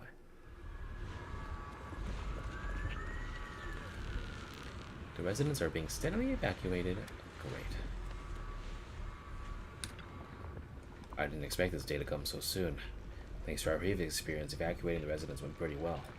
Other defense force squads are already deployed throughout the city, but someone has to go into Lemnian Hollow to deal with the source of the issue. Proxy, you know, Olbo Squad is ready for action anytime. I'll be counting on you all when the time comes. Protecting Volume Heights is our responsibility. After giving you a nod, Magus and Seed leave for now to patrol the area. Jesus, Yidhari is looking really bad. There's a strong ether energy here. It's just like being in a hollow. It must be those black flowers and their abnormal miasma causing trouble. If this keeps up, Volume Heights is going to be in deep trouble. Mighty dangerous here. So this is where we step in and out. Yeah, looks like most of the defense force is tied up with evacuation duty. They seem pretty short-staffed. Proxy, just say the word if you need anything from us. After that, Lucia takes Yidhari aside for a brief rest. Anomalous miasma. Despite everything inside is stained in pitch darkness, dense anomalous miasma coalesces in clusters of black flowers, making one dizzy and shaking to resolve. So stop this. Lemnian Hollow is just ahead. This anomalous miasma is spread everywhere. This keeps up Weifei Peninsula. Well, no. This isn't the time to let my thoughts run wild. The Defense Force, Sabin, Temple, and everyone in Weifei Peninsula, they're all working hard to protect our home. We fight together. I need to trust them. Do what we can to get my part done. That is a huge... The worst has happened. But it's not unexpected. Proxy! Seems like we're about to get caught up in another big battle. Volume Heights has gathered quite a few members from different organizations. The Defense Force, Hollow Special Operations, the civilian group Spook Shack, and of course us, Krampus. At a time like this, we should put all of our differences aside and work together. We need everyone's strength. This is no small matter. Exercise caution and stay safe. After giving me some final instructions, Dylan and Pioneer leave for now to make some pre-battle preparations. There we go. I knew that they would be here.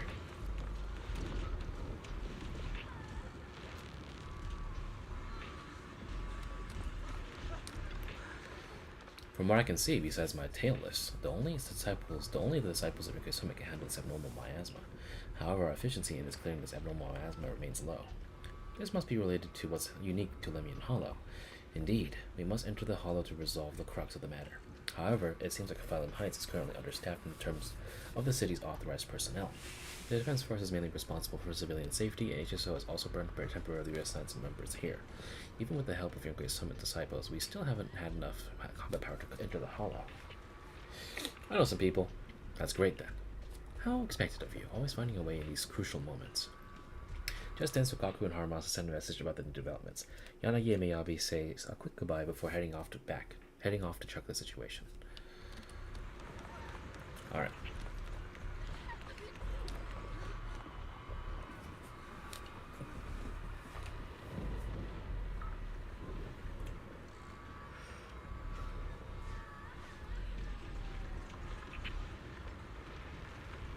Tactical retreat.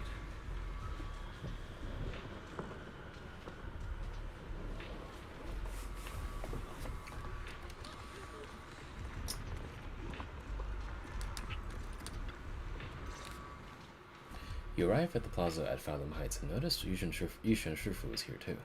She gazes at Xiao'Guang and Senior Ye, her usually calm eyes filled with a conflict of emotions. You're here. Shifu. Shiyuan. Xiao'Guang. There's something I want to say to you. About Yunkui Summit. About the Qingming sword. I am truly sorry. I know my apology cannot resolve anything, nor do I deserve forgiveness. It was my negligence that caused all this. Shifu, it's not your fault. It is my fault. To be honest, ever since my sister's passing, I found myself avoiding the Qingming sword subconsciously. I feared it. Maybe even hated it. But I had to keep guard over it due to my position as the High Preceptor of Yunkui Summit. After making the case, my fear of the Qingming sword led me to instinctively distance myself from it. And that's why I so easily fell for Lu Hongzhou's lies. Looking back now, the sword case I poured everything into didn't amount to much in the end. If my guess is right, the sword case originally did work as intended. Though it could not completely sever the negative effects of the sword, it still provided Xiao'Guang some protection. It's only due to the creator's power becoming active recently that the sword case's power slowly wore off. Shiyuan, I understand your anger. I failed in my duties, whether as the Yunkui Summit High Preceptor, or as your and Xiao'Guang's Shifu. I need to apologize for what I said before as well. I let my anger get the better of me and said those hurtful words. That didn't come from my heart. However, I can never forgive Lu Hongzhou or Yunkui Summit. I've authorized a top-level investigation into what Lu Hongzhou has done. Everyone who was involved will answer for their actions. It means nothing to me now. What I can't forgive is the glory Yunkui Summit built upon these sacrifices. Brother, the past may be set in stone, but we can shape the future. And I don't want to be a sacrifice anymore. I want to become someone who stands in front of the people I love. A hero who protects them. Before, when I went into Lemnian Hollow, it was out of guilt. Or perhaps a sense of obligation. But from now on, I will only fight for my own will. Because it's what I choose to do. Xiao'Guang, you've really grown up. That's enough heart-to-heart for now. We still have a crisis to deal with. What lies ahead won't be easy. After a while, the others from Yunkui Summit as well as Wise also arrive. No one speaks. The air is filled with an eerie calm before a storm. Every face carries a weight unlike ever before. Everyone, I have bad news. The latest data shows the energy of the miasma anomaly within Lemnian Hollow has already reached its peak. Looks like that bit of relief was only temporary. That's right. And based on the information we have, both the energy of the miasma anomaly and the hollow itself are expanding at an alarming rate. This means we have to locate the source of the miasma anomaly and seal it off as quickly as possible. Otherwise, the entire Phylum Heights could turn into a massive hollow. Or worse, the entire new Eridu. And as for this so-called source, according to my current findings, we can now be almost certain it's the power of the Creator, hidden deep within Lemnian Hollow. Sealing the source is our top priority. Meanwhile, we need to evacuate everyone in Wi-Fi and do everything we can to slow the Hollow's expansion. I've already deployed additional personnel to assist. But the reinforcements will take some time to arrive, and I'm afraid the Hollow's expansion won't wait. If it comes to it, we'll have to rely on everyone here. Especially our friends from Yunkui Summit. I understand this sort of miasma anomaly can only be properly purified with your techniques. My blade, Tailless, seems to have some effect on it as well. Is that so? Perhaps it's connected to the power of the Creator. In any case, if we want to slow the Hollow's expansion, we'll have to enter the Lemnian Hollow first and clear out the abnormal miasma.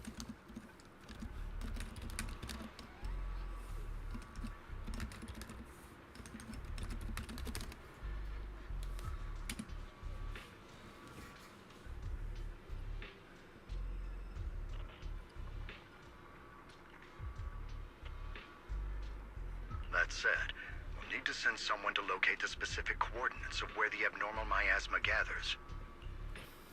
About that, we've already calculated the locations in Lemnian Hollow where the miasma is most active. Judging from Xiao'Guang's previous trip into the Hollow to cleanse the Black Flowers, removing the abnormal miasma in those areas should help slow the Hollow's expansion. Then, with the manpower we have, we'll need to split into teams and head into different areas to clear out those black flowers. Everything else is relatively manageable, The real question is, who's going to enter the center of Lemnian Hollow and seal the Creator's power? The Qingming Sword has a far more intimate connection with Lemnian Hollow and even the Creator than we ever would have thought. Considering the current situation, it's likely that only the Qingming Sword Keeper is capable of sealing away the Creator's power. Our analysis came to the same conclusion. The huge energy fluctuations in Lemnian Hollow bear a connection to the energy the Qingming Sword gives off. I hate to admit it, but it's possible only the Qingming Sword has the power to put a stop to this. I'll go. The Qingming Sword's power has a mysterious connection to the Creator, and it's linked to that section of Lemnian Hollow. As Xiao'Guang. Oh, I accidentally pressed space. the Qingming Sword's power has a mysterious connection to the Creator, and it's linked to that section of Lemnian Hollow. As the Sword Keeper, I have to go.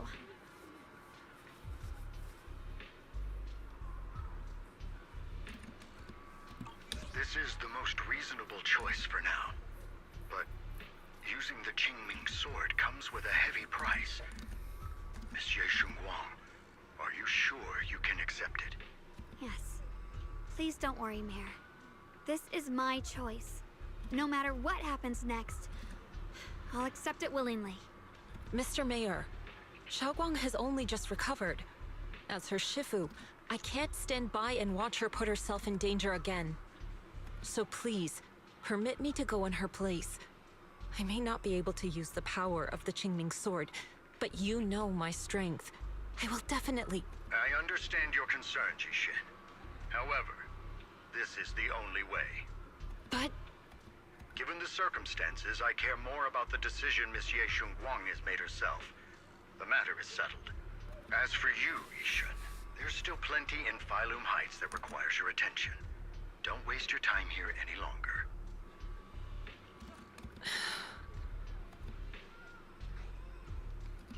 I'm going with Xiao'Guang. I'm her proxy. No matter what happens, I'll bring her home safe and sound. I'm coming with you too. We've been through this together before, and by now we work perfectly as a team. Besides, I'm one of the best in Krampus, and I know what I'm capable of. I can help too. I'm pretty familiar with the inside of the Lemnian Hollow. Also, I have some good news. We've upgraded our equipment so everyone can stay in touch while inside Lemnian Hollow. As you all know, Belle can reach me through the HDD system while she's inside the Hollow. If we route the signal through her, everyone can stay connected to the outside. To make sure Belle can focus while inside the Hollow, I'll be the one keeping an eye on all communications. I see. This channel of communication will certainly make things much easier for us. Thank you. Then, I'll handle assigning the rest of the team to their groups. Yishin quickly divides everyone into teams, and thus the final battle for survival of New ERUDU begins. Mobile squad assembled. Stay sharp. We move out on my mark. Then let's give that hollow a nice, explosive little surprise! Everyone, with me. Let's cut down this spreading darkness. Whatever that creator is planning, we're not letting them pull it off. Disciples of Yunkui Summit, hear me! Stand your ground and guard Phylum Heights! Everyone is ready. The air is heavy with tension, like the calm before a storm. Elite units from every faction have assembled, geared up, and are ready to go. No one shows any excess emotion, the only quiet resolve of those about to face battle. The future peace of this place is in your hands. Dealing with the Hollow is precisely our duty as Hollow Special Operations. That sounded just like something Obel Squad would say. Spook Shack wouldn't miss an event like this. For the glory of the Krampus Compliance Authority. Yishin approaches Xiao'Guang, her eyes filled with unspoken worry and guilt. Xiao'Guang, I've let you down as your Shifu. Above all else, I hope you make it back safely. Don't worry, Shifu. I will. And with Junior on our side, we'll definitely get the job done. We'll do our best. You can count on me. We'll do our best. Besides, no one knows that area better than us.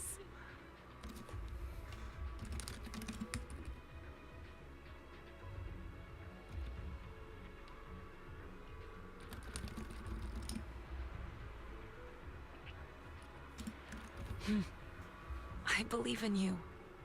You're all disciples I can truly be proud of.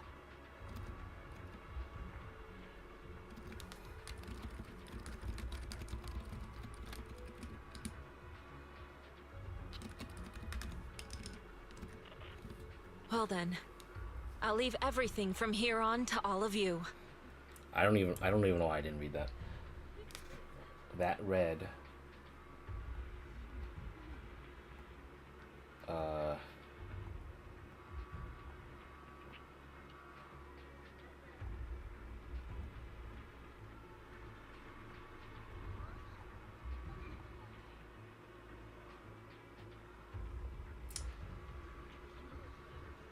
that text was, after giving her final instructions, Yushan steps back and faces everyone, delivering the final order. Everyone goes over their mission objectives one last time with no words left to say. Like surging currents, they rush toward the battlefield of fate without hesitation. This is it, the final battle. Let me break things down for everyone. The operation involves 5 squads who will act simultaneously. Among them, Yushan will lead the majority of the Yunkui Summit disciples and members of HSO, except for Hoshimi Miyabi, in guarding Phylum Heights. This squad is primarily responsible for clearing up normal miasma in the Phylum Heights and protecting citizens who have yet to evacuate. The remaining 4 squads must enter Lemnian Hollow. Aside from our squad, the goal of the other 3 squads is to eliminate abnormal miasma within the Hollow. Due to the unique traits of abnormal miasma like black flowers, except for the Hoshimi Miyabi, only techniques known to my Yunkui Summit disciples can clear the miasma, so everyone else will be mainly responsible for providing covering fire. Based on current intel, there are 4 main stages where the abnormal miasma is concentrated in the Hollow. Area 1, near the miasma flare tower, with Drufufu leading Obel Squad. Area 2, near the test site ruins, with Panyigu leading the members of Spook Shack. Though Spook Shack is comprised of civilians, the members' exceptional combat abilities make them more than capable of completing this mission. Area 3, near the old mining site, with Hoshimi Miyabi leading Banyer and Dylan. And then there's us, Shunguang, Lockspring, and the Proxy. We need to venture into the depths of Lemnian Hollow, find the source of Creator's power, and seal it away. It's possible that we'll be facing the Creator itself.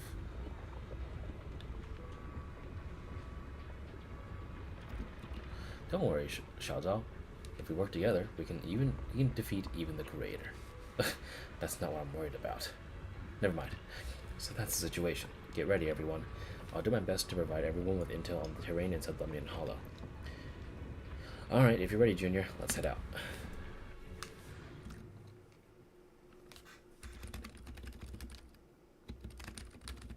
Everyone, this battle concerns not only the fate of Wi-Fi, but the survival of all new Eridu. It's unlike any we've faced before. I ask that you all work together with Yunkui Summit and me to clear the miasma and halt Lemnian Hollow's expansion.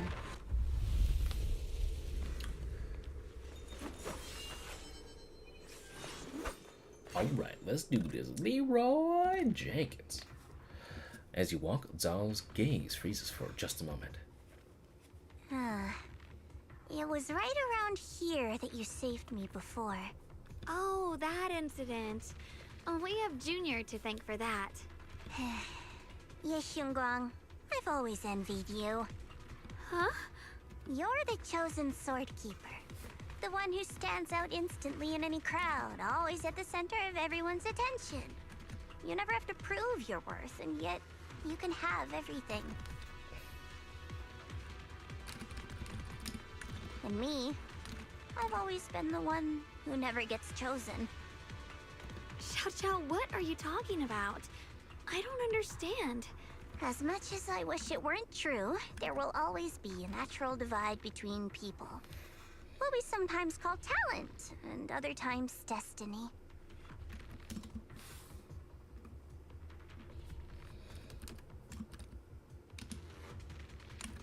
In that regard, luck has never been on my side. When we were dividing into groups just now, I said I was one of the best at Krampus. That was a lie. When it comes to talent, I'm one of the few in Krampus who has none. Dylan can hear the voices of the dead. Vanya has the experience and wisdom of a long life. And the others each have their own exceptional gifts. I'm the only one who has nothing. All I have is a heart that refuses to give up, no matter what. What you see now is only the facade I forced myself to maintain. I'm always afraid. Afraid that if I ever let my guard down, Krampus will cast me out, and I'll turn back into that same worthless fool who kept getting thrown aside. That's why I've been fighting so hard to keep up the meaningless record as Krampus's unbeaten legend, pushing myself to the limit even when I'm hurt, because no one fears failure more than I do. I even hide the fact that I like vegetables and tell people I prefer meat, as if that would make them respect me more. Pretty ridiculous, isn't it? Zhao, I've been meaning to ask you this for a long time, but aren't you being too hard on yourself? Junior once told me that even if I wasn't the Qingming Sword's keeper, I still deserve to be respected and heard. It's a right everyone should have. This world isn't just for those deemed valuable. To exist is enough. No one has the right to deny your existence. Sorry. Look at me rambling. We're short on time, so let's just keep moving. Everyone, the tunnel ahead leads straight to the mining area. And just then, you hear those strange voices echoing again. Are you in pain? Are you tired? My dear child, you were never meant to suffer like this. Oh, child of God, bearer of both curse and blessing, welcome my descent. That sounded a lot like Remember Who You Are, Your True Self. Remember who you are. Oh, it was... Your true self. It was just blessed. Junior? What's wrong? Does your head hurt? I'm fine. It's just... I think I heard that strange voice again. It might be the influence of the Creator's power. We'd better stay alert. Everyone, Alright, let's do this. Our goal is to locate the source of the Creator's power and seal it away. We might need to use the power of the Qingming Sword. But, Xiao'Guang, if you feel unwell at any point, you must tell us. Relax. I'm doing much better now.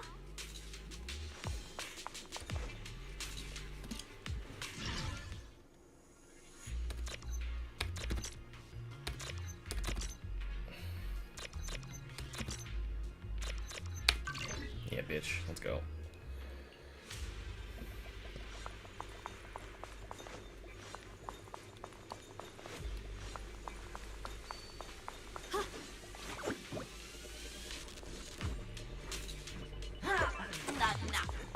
Let's go. Nice job, little guy.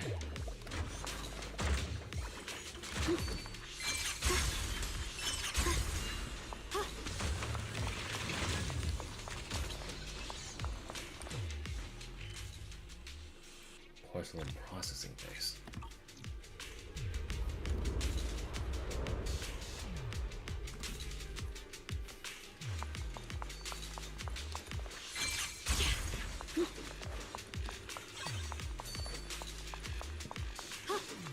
Free as the skies.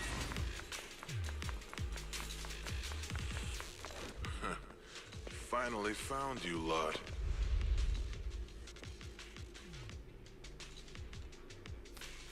You find yourself surrounded. Last time we let our guard down, but this time you're not getting away so easily. You're the ones who attacked us before. That's right. Let's not make this complicated, little lady. All we want is the Qingming Sword you're carrying. Hand it over and nobody gets hurt. Otherwise, we'll have no choice but to take it by force. You want the Qingming Sword? It only responds to its sword keeper. It's nothing but a useless hunk of metal in anyone else's hands. That's not our concern. We're just following orders. Following orders? I knew you looked familiar. Don't tell me you're with Tops. That's right. Zhao, wait! Doesn't Krampus have authority? If these people are from Tops, then can't you just make them... What do you think this is? Some sort of dream lady? Krampus still operates under Tops. Besides, the mission to capture the Qingming sword was entrusted to the rabbits standing right in front of you. What? Zhao, you...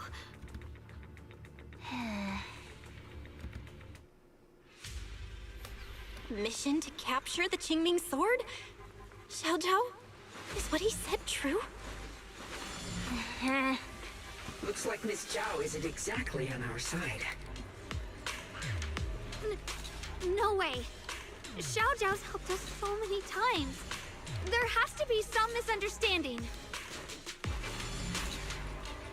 Oh, you guys just got fucked up by Bangboo. You guys feel really bad about yourself right now. What the light? What? Hold on, guys. Oh, there goes your fucking sword. Your little shield, your little rad shield. Boink. Boink. Boink, boink. Hi. How you guys doing? What's this? Yep.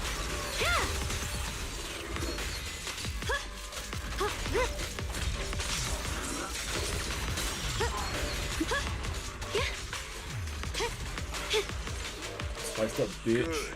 Our backup's here.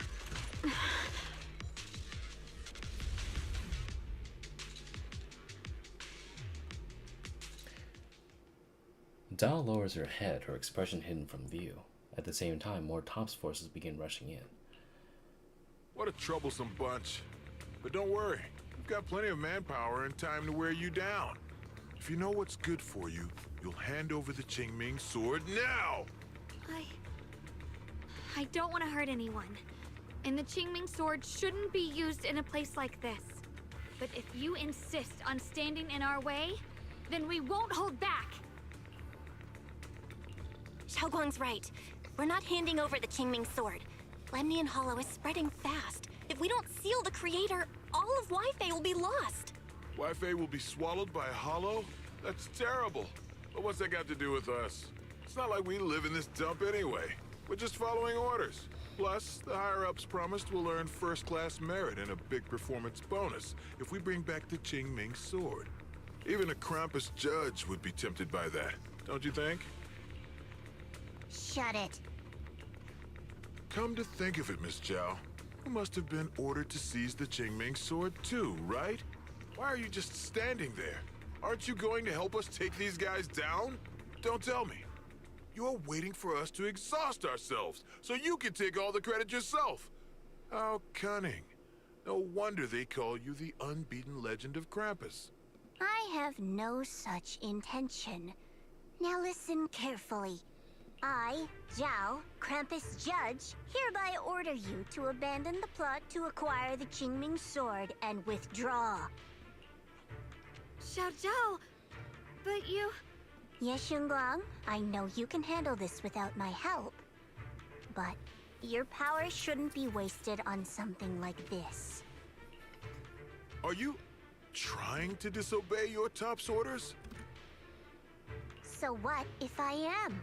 Zhao, the interest maker, judge of Krampus. I've heard about you. You used to be a wanderer.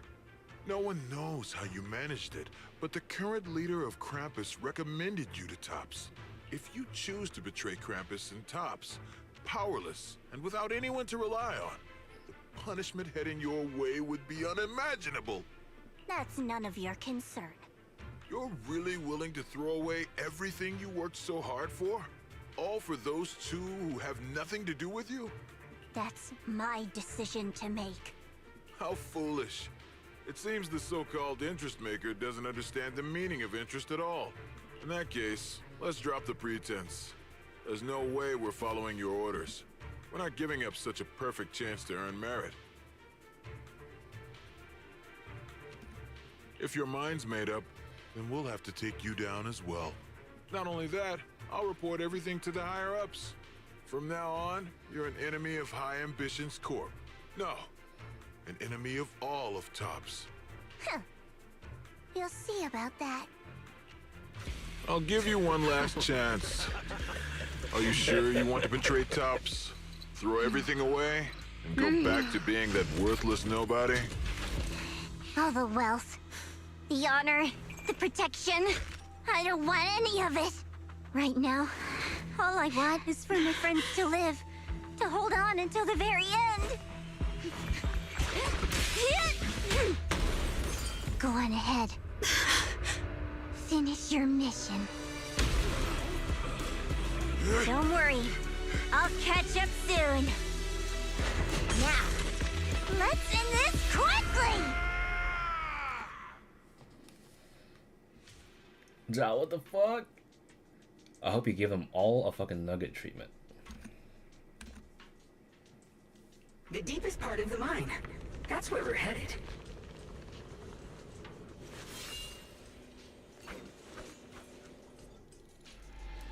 Under the overwhelming surge of abnormal miasma, an illusion that feels both strange and familiar takes shape once more. This is that strange thing from before? Huh. I can't see anything ahead. You must all be seeing the same hallucinations as before. Maybe that means we really are getting closer to the creator. Your teacher, Carol. She saw the truth long before you did.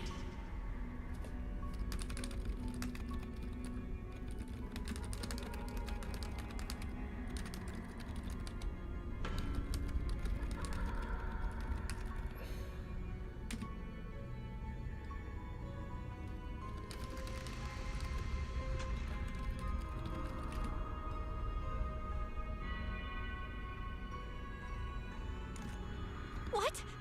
Did you say my teacher? Don't you see?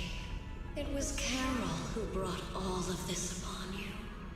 Or what you call the fall of the old capital.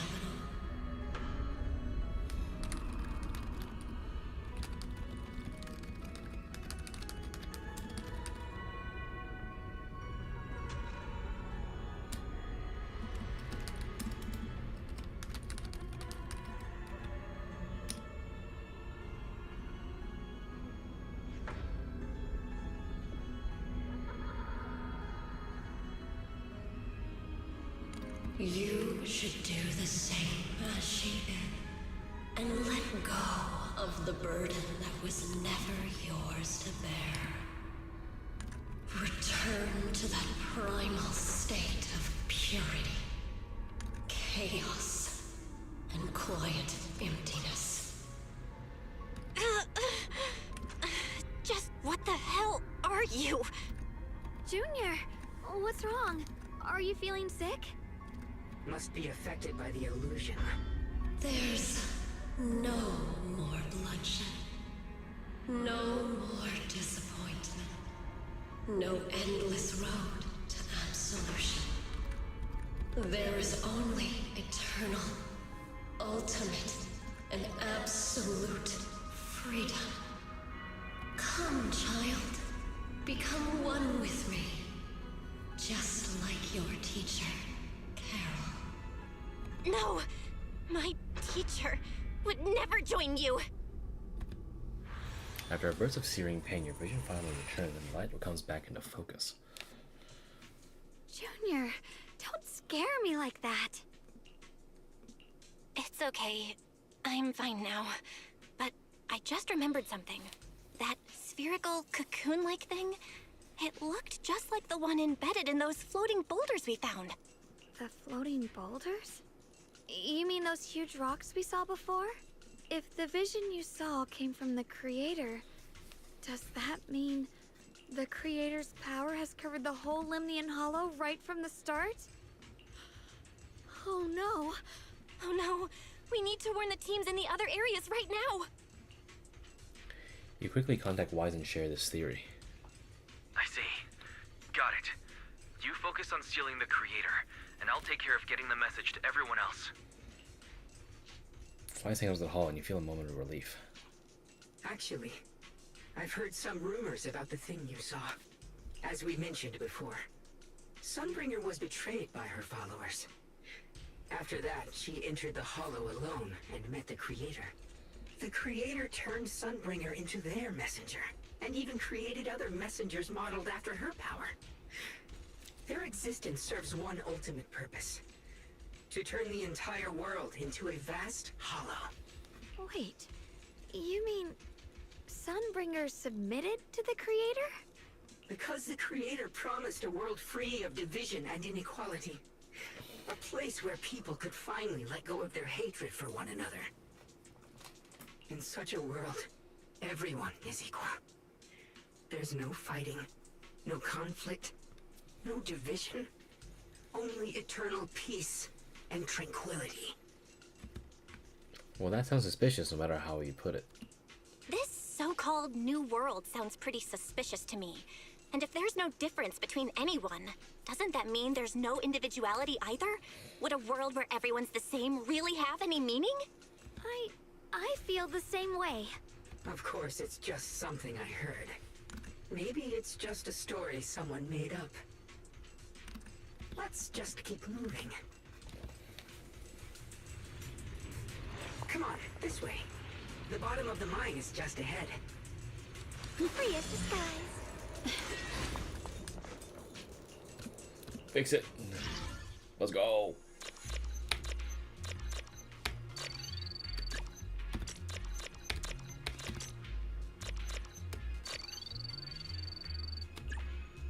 What?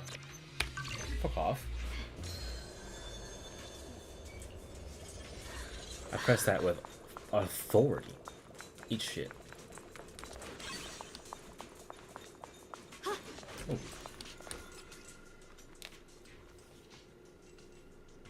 Following treatment with porcelain medication in patients, ether corruption does significantly overall physical function improved. Later observation revealed that the patient developed antibodies targeting porcelain microparticles, resulting in rejection, high fever, and limited rashes upon renewed contact with porcelain products. Suspected that while porcelain products heal, the substance may cause by divide and attack by human immune system. This phenomenon occurs only fewer than 0.3% of cases, but vigilance is advised. Long-term follow-up is recommended for all recommended patients. Scanning, scanning, scanning, scanning. Confound. Let's go. No more sleeping in trash cans for everyone. Let's go. What a god. Ride the wind.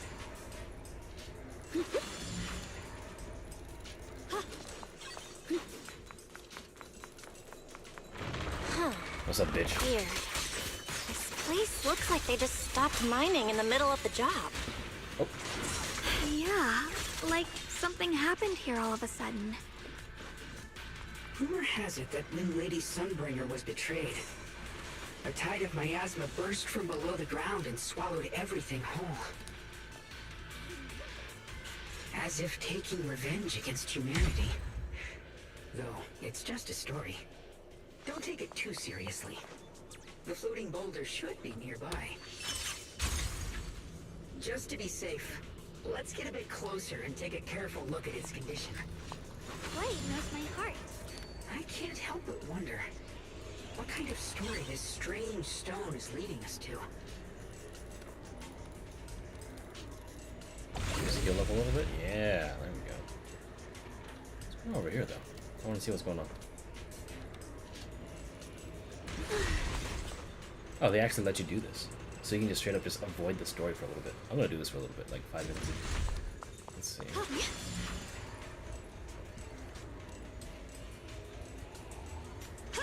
Ride the wind. Come back out to after accepting permission to explore the. Oh, that must be the thing in the bubble. Surprised I didn't get ambushed here.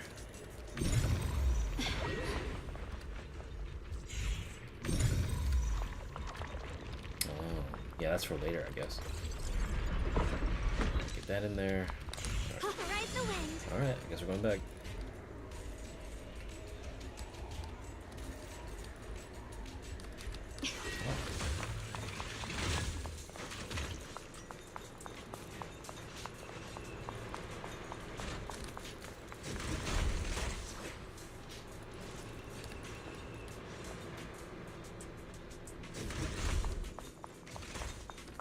Ride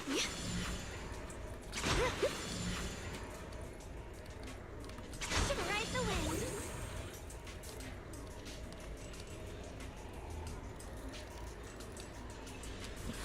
Oh. Maybe I need to go up. There we go. Observation singularity. Very good.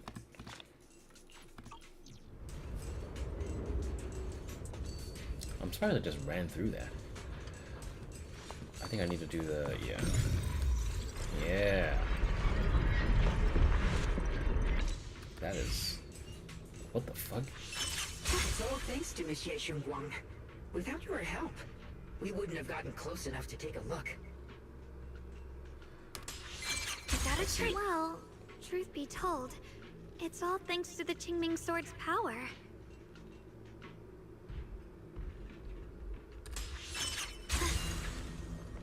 So that's the floating boulder? Looks kind of strange.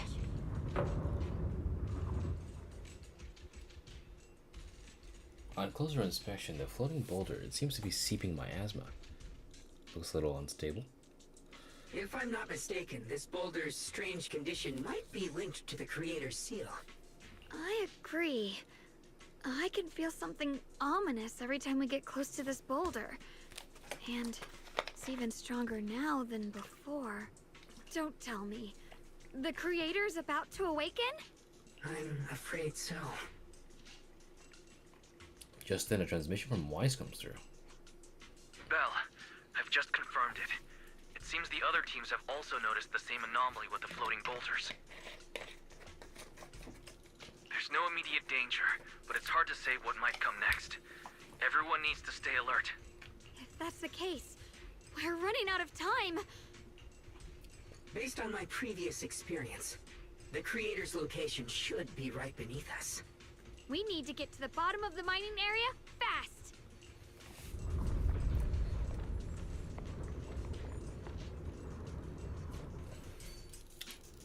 Was convenient. Is all this stuff around us Lumite ore? Yes. These must be the raw materials of porcelain. The reason this whole mine existed. There's so many black flowers here. We should definitely purify them first. We need to save our strength for the Creator, though. But our companions are still working hard. We should also get our own part done first. You're right, Junior. The power of the Qingming Sword should definitely be saved for the most crucial moment.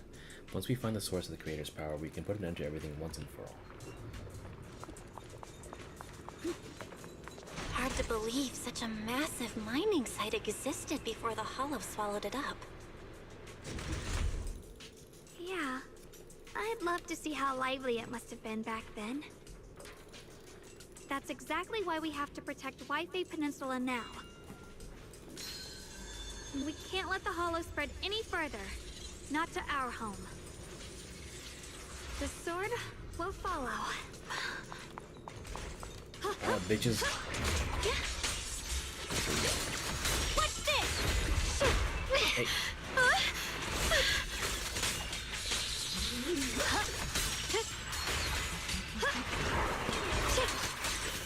Oh, it's a hottie.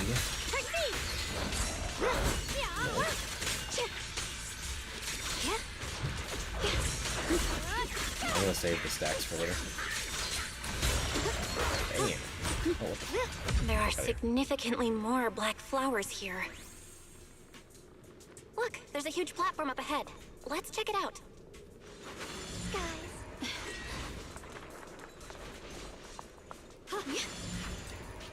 We're about halfway down at this point.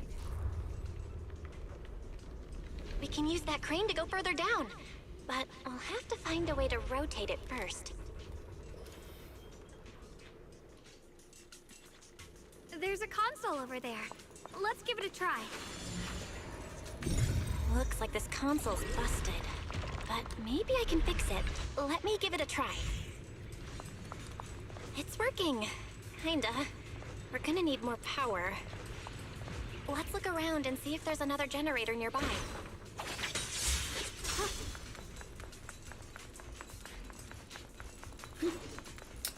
Ah shit, here we go.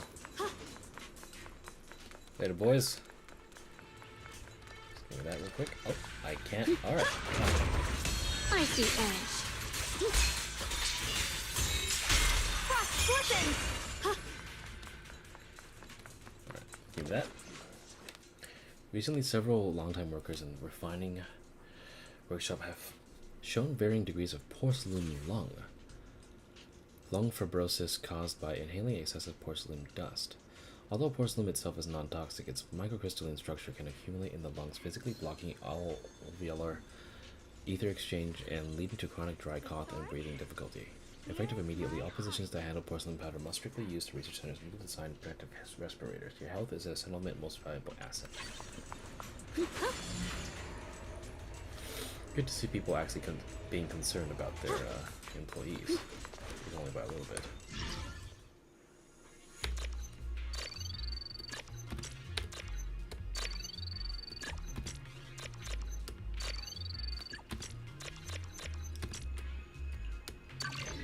Whatever.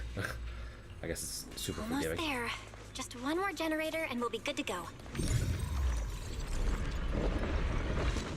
Yeah, bitch. Let's go, bitch. Oh, hi. Hell yeah. Picks the little guy up.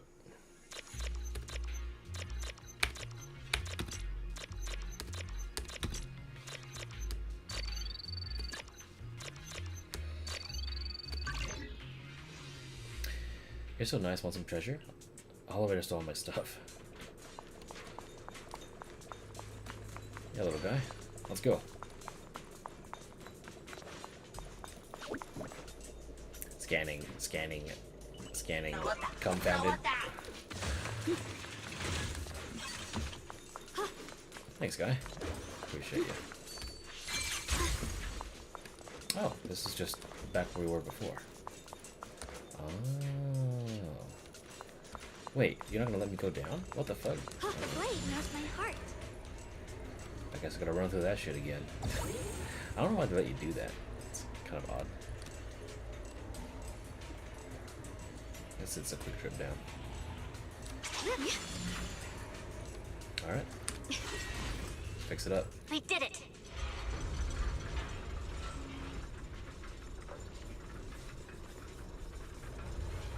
How convenient. Just then, a transmission from Wise comes through. Belle, just updating you on the situation. All squads have reached their target areas and discovered a large number of black flowers and ethereals that are affected by the miasma. They're dealing with them right now. My blade is indeed quite effective against this abnormal miasma. This Miyabi sure is impressive. Mobile squad is in place and will provide firepower support to cover the purification teams. Oh, these black flowers. They're so pretty. But they're even better when they wither. There's a lot of ethereals here, too. Don't get scared now, Alice. I'll do my best. Everyone, the abnormal miasma in Phylum Heights is within controllable levels. We've sent people to evacuate the residents. But some people, they aren't willing to leave just yet. Because they don't want to leave their homes? Everyone knows if Lemnian Hollow reaches that point of no return, evacuating won't help. They've placed all their remaining hope in us. Brother, we'll do everything we can to protect Phylum Heights. How are things on your end? We found tons of black flowers here, too. Way more than on the outskirts. But we've decided to leave them for now and look for the source of the creator's power. You've made the right choice. Our mission is to clear out the abnormal miasma in Phylum Heights and the edges of the Hollow. Meanwhile, you need to destroy the source. Xiao'Guang, there are still risks to using the Qingming Sword's power. Don't use it unless absolutely necessary. Remember, your goal is to seal the Creator's power. Nothing else matters. Well then, good luck, everyone. The radio's supposed to be working this time. Jeez, this mine's massive. What could they be hiding down here? Yeah, we should be careful though. Something is hidden underground. Warning. Command error. Insufficient access rights. What? Is Lockspring malfunctioning again? Core data corrupted. Forcing system reboot. Reboot complete. Don't worry, you two. The system blitzed a bit. Probably because of the interference from the energy down here. I mean, Fairy did say to stay away. I wouldn't be surprised if he fucking shot me in my ass.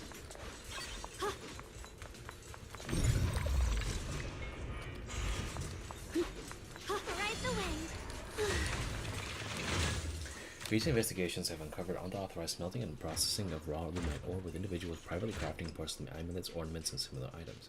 Not only does this waste critical strategic resources, but the lack of proper refinement methods have already led to multiple incidents causing by the wearing or using porcelain objects saturated with ether. Effective immediately, the first card is ordered to seize all non-official porcelain products and strictly prevent any raw illuminite ore from leaving the mining zone. The future of the settlement cannot be sacrificed to ignorance and greed. Yeah. Awards, bitch.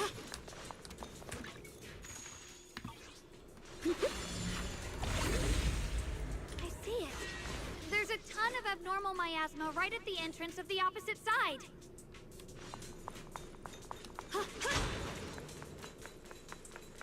What's in here, though? Oh, nothing. I'm probably going to hide in there or something. Maybe. Maybe not. Qingming sword's reacting. The entrance to the mine ahead must be connected to the source of the abnormal miasma. Let's hurry over and take a look.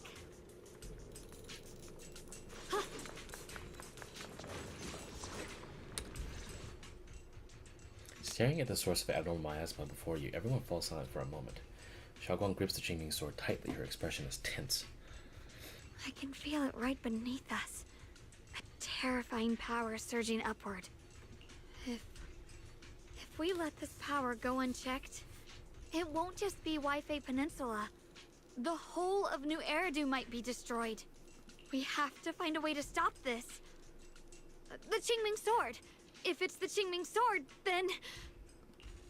Xiao'Guang raises the Qingming sword, trying to purify the energy the same way she cleansed the abnormal miasma before. The blade vibrates faintly, but nothing happens.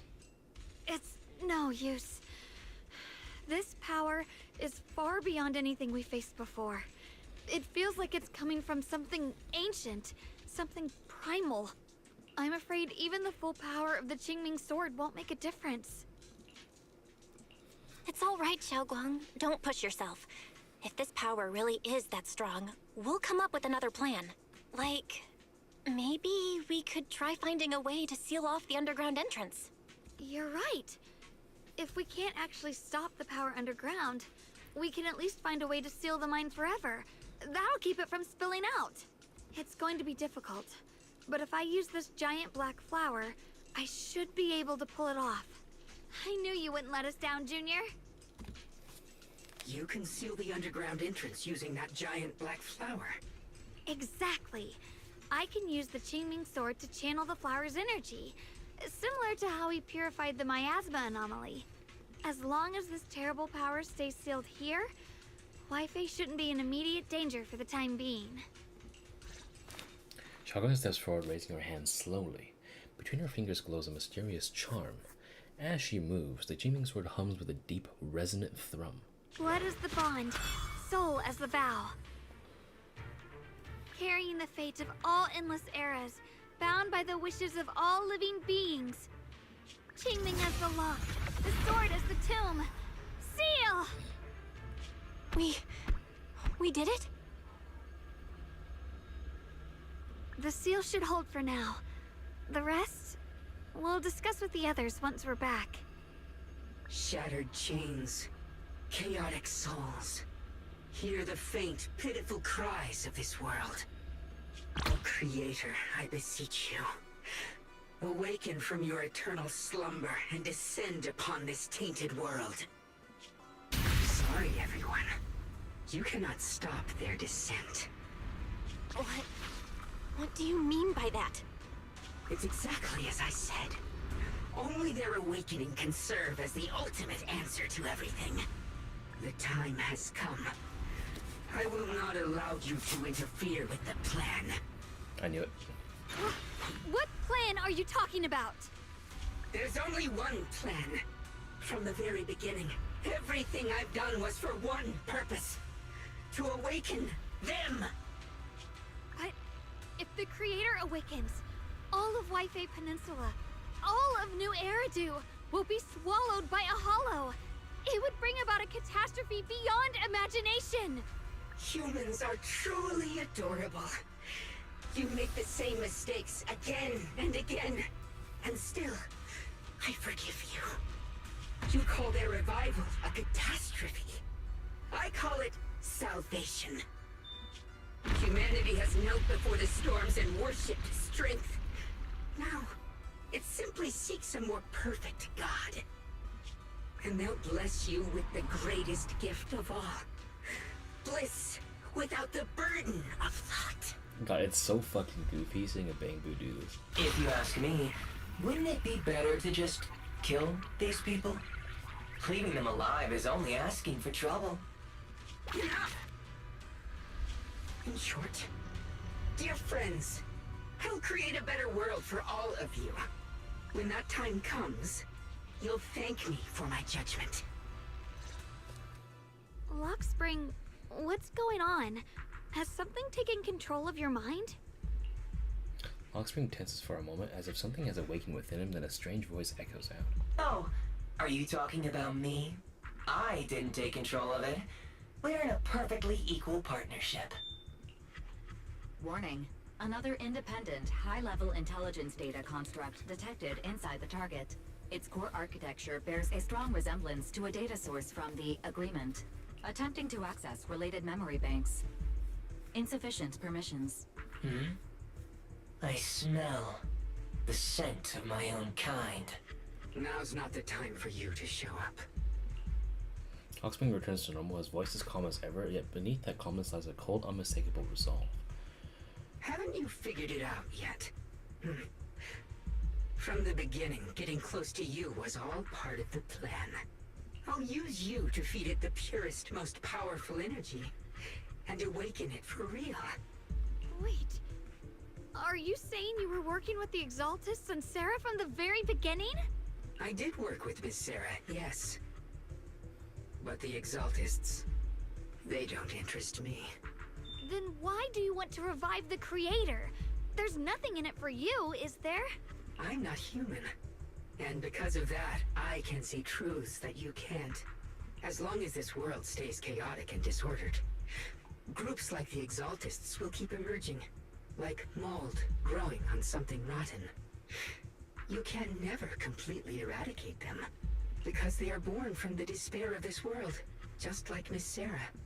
If Miss Sarah hadn't gone through all that suffering, trapped between life and death, how could she have seen the truth behind it all? A true rebirth can only be achieved through temporary destruction. Lockspring, what are you talking about? Temporary destruction? If the Creator awakens, that's when the true despair starts. You still don't see it.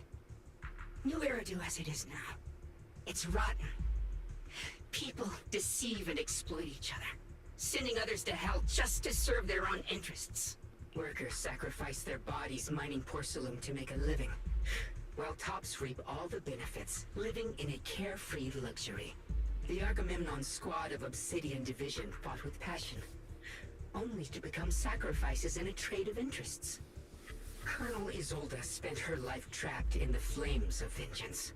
Your former companions, Bangboo and Dylan, were no different. Bangboo saved lives, yet was met with hatred, while Dylan was forced to become a scapegoat. Do you see it now? You humans are obsessed with this game of sacrificing others to elevate yourselves. Tell me, is any of it fair? And of course, you too are part of those countless sacrifices. Ye Shunguang, wielder of the Qingming sword from Yunkui summit, and the carefully chosen, most perfect sacrifice. You, more than anyone, should understand why your fate turned out so tragic. You were meant to live a normal, happy life, not spend your days trapped in endless fear and suffering. And you, Phaethon, along with your teacher, Carol Arna. What does that mean? You know about my teacher? I know a little. And that's exactly why I feel such deep anger and injustice for you. Are you really willing to live as the so-called children of the devil? You did nothing wrong. In fact, you were the ones who tried to save everyone. And the root of all this tragedy lies in humanity's division. You can never truly understand another's situation, nor ever grasp their pain. But the world the Creator can bring is nothing like this. It will be a world of unity, equality, and eternal peace. When those who harm others feel the same pain. When those who sacrifice others are themselves sacrificed. Only then will people truly abandon their malice toward one another. In such a world, all are one. There is no strife, no conflict, no division. Only everlasting peace and harmony. There is no such world. You're lying to yourself. I agree. The world may be flawed, but at least it's real. Stubborn fools. Looks like there's no point in trying to convince you. For some reason, this takes me back to the ending of Stalker 2. Because one of the endings you can choose is that everyone is in a state of hallucinogenic, like, limbo. Because you decided to choose, like, the blue pill ending, kind of. Everyone is in that state of, well, everyone's happy, then it's fine. But it's all a lie. But I don't know how exactly they're going to implement the whole, like, if everything is swallowed by a hollow, everything just fucking dies, bro. But regardless, my mission is to protect humanity. That will never change. Lockspring spreads his arms as if to embrace the whole world. The look on his eyes sends chills down the spine. So I'll make sure to protect you all. I will erase every trace of malice and free will within you. Everything that causes only pain. Then I'll place your purified souls inside the finest crystal spheres, keeping them safe forever. So you'll never again have to face the ugliness and pain of the human world. Okay, now you lost me, buddy. I'll grant all of you the greatest of rebirths. Lockspring! Whoop, whoop, whoop, whoop, whoop, whoop. Get behind me, Junior. Let's take out these ethereals first. The sword follows my will, and winds howl in the heavens! I can't believe Lockspring actually wants to summon the Creator.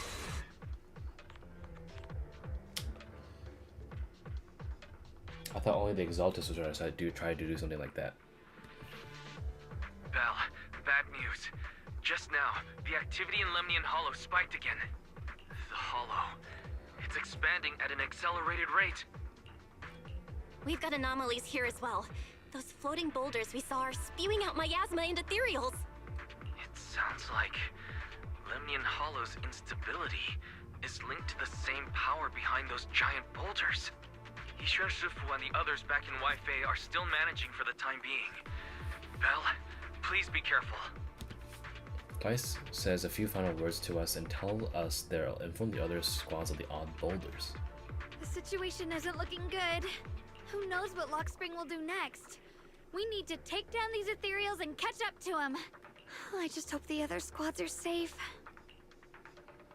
I'll try not to cut off the fucking...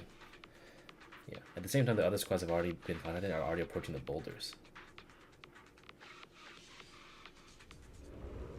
Oof, that was bad. Be careful, everyone.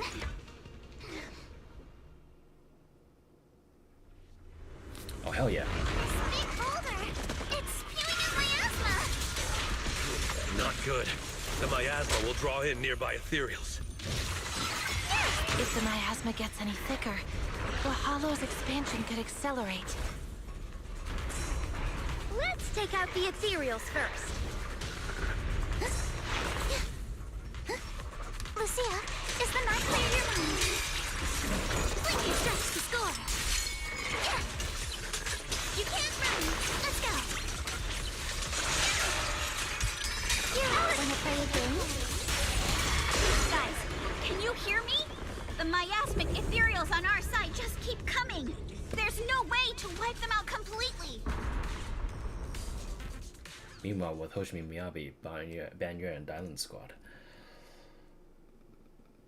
Ooh, we're finally doing the thing I thought we would be doing, which is simultaneous squad battles. That's...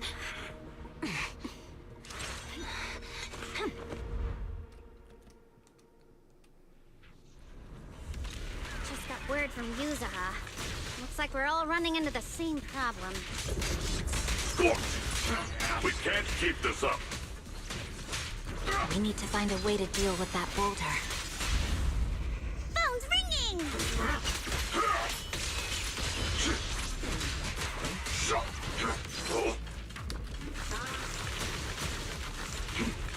Congratulations. You're forward! Yes! We turn around! Smash them! Hello, hotline! Not this far!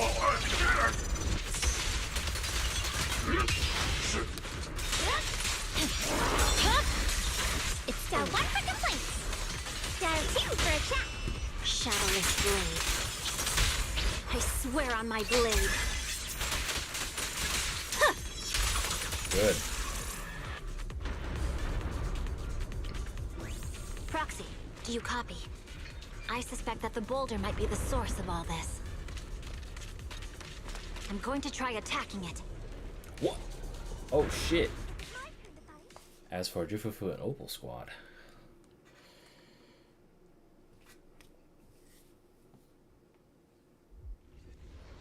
Oh my god, it looks so bad. Orphe, now's not the time to get sentimental.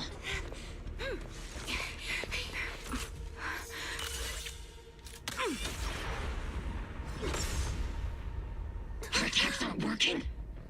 Keep moving. We'll face it head on. Everyone, we just tried attacking the big boulder, but it didn't work out. Yeah, same here. Opal Squad, focus on suppressing the surrounding ethereals first. Here. Recalibrating. Increase firepower.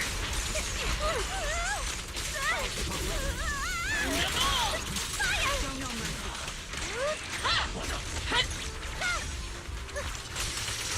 You're in my sight. Cover me, or 3 imperfect shield.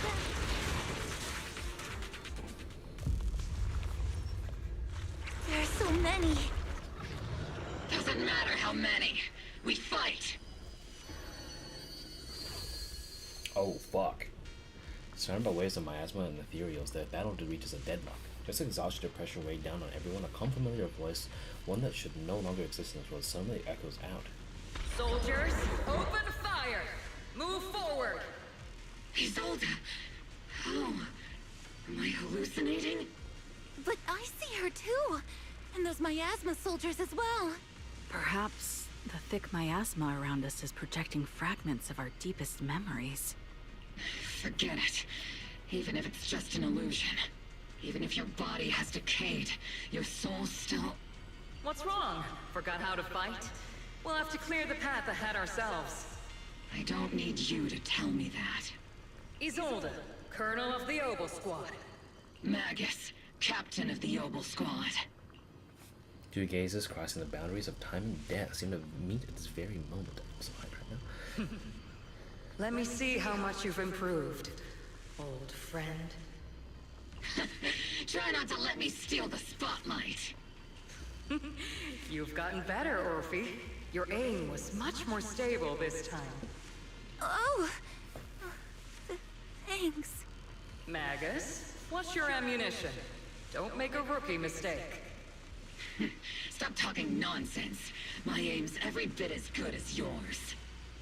Damn ethereals. Today you'll witness the true power of Opal Squad. There's no way we're losing. They stand side by side. Those hazy, long-burned memories of the days of training, fighting, laughing, and crying together burn vividly once more. Alright, bitches. Getting slow, maggot. You, I remember, would have reacted the moment I raised my hand. Not over yet! ISOLDE. Don't just stand there. The enemies are right in front of us. Attack! Is it just me? Or are there more and more ethereals showing up? The numbers growing really fast. Things are looking pretty bad if it keeps up. Stay sharp, everyone. They're just ethereals. Nothing we can't clear out.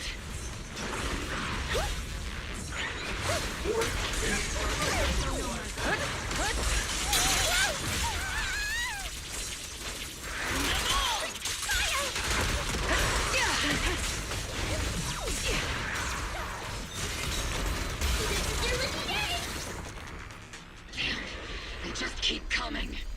But you won't back down. You know me too well. Just as everyone is about to jump back into battle, they all receive a call from the proxy. Great job, everyone. I've just been notified the abnormal activity in Lemnian Hollow has stabilized to some extent. All thanks to your hard work. I just spoke to Belle and Xiao'Guang. They're currently doing everything they can to suppress the ethereals on their side, too. We'll be counting on you all in the upcoming battles.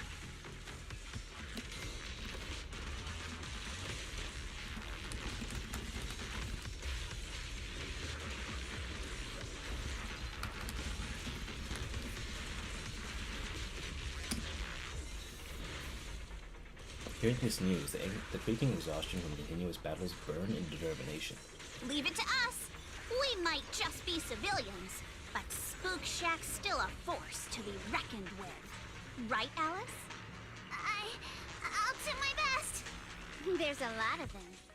These ethereals are no match for us. We shall guard this place to the very end. Even the toughest knot is still just a rope that can be cut.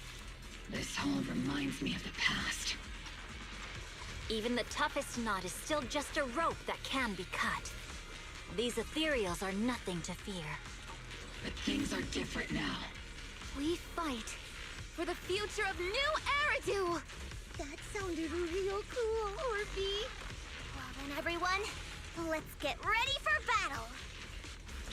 With blazing determination, 3 teams rush towards a mountain of ethereals. Meanwhile, on Xiao'Guang and Belle's side,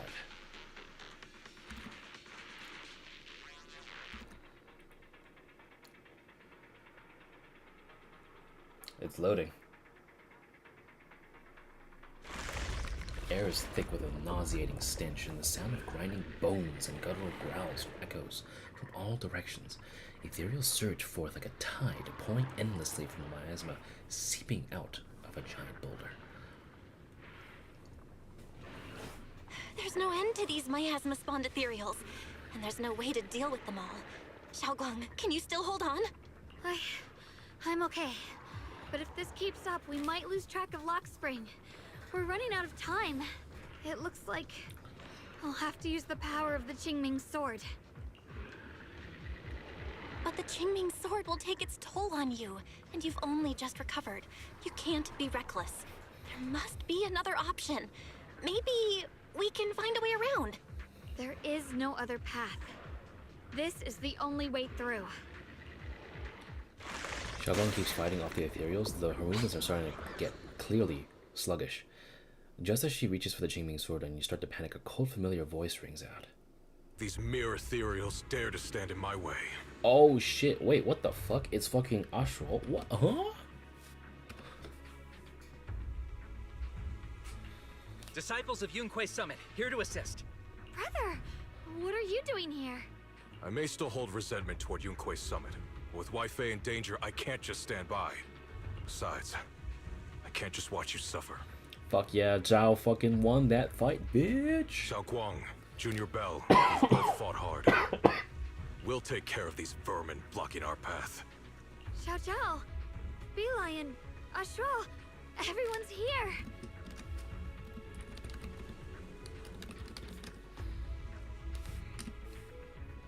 I told you I'd catch up with you. Now, it's time to cause some trouble. With Senior Ye, Xiao'Guang, and the others helping, you quickly take care of the miasmic ethereals. Thanks, everyone. Thanks to everyone's help, we can finally catch our breath for a moment. But if you're all here, is everything all right back at Phylum Heights? Don't worry.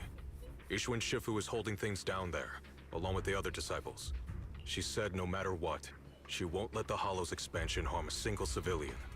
From what I know, this floating boulder constantly releases miasma and ethereals, so things won't stay peaceful for long. Xiao'Guang, I know you have your own mission.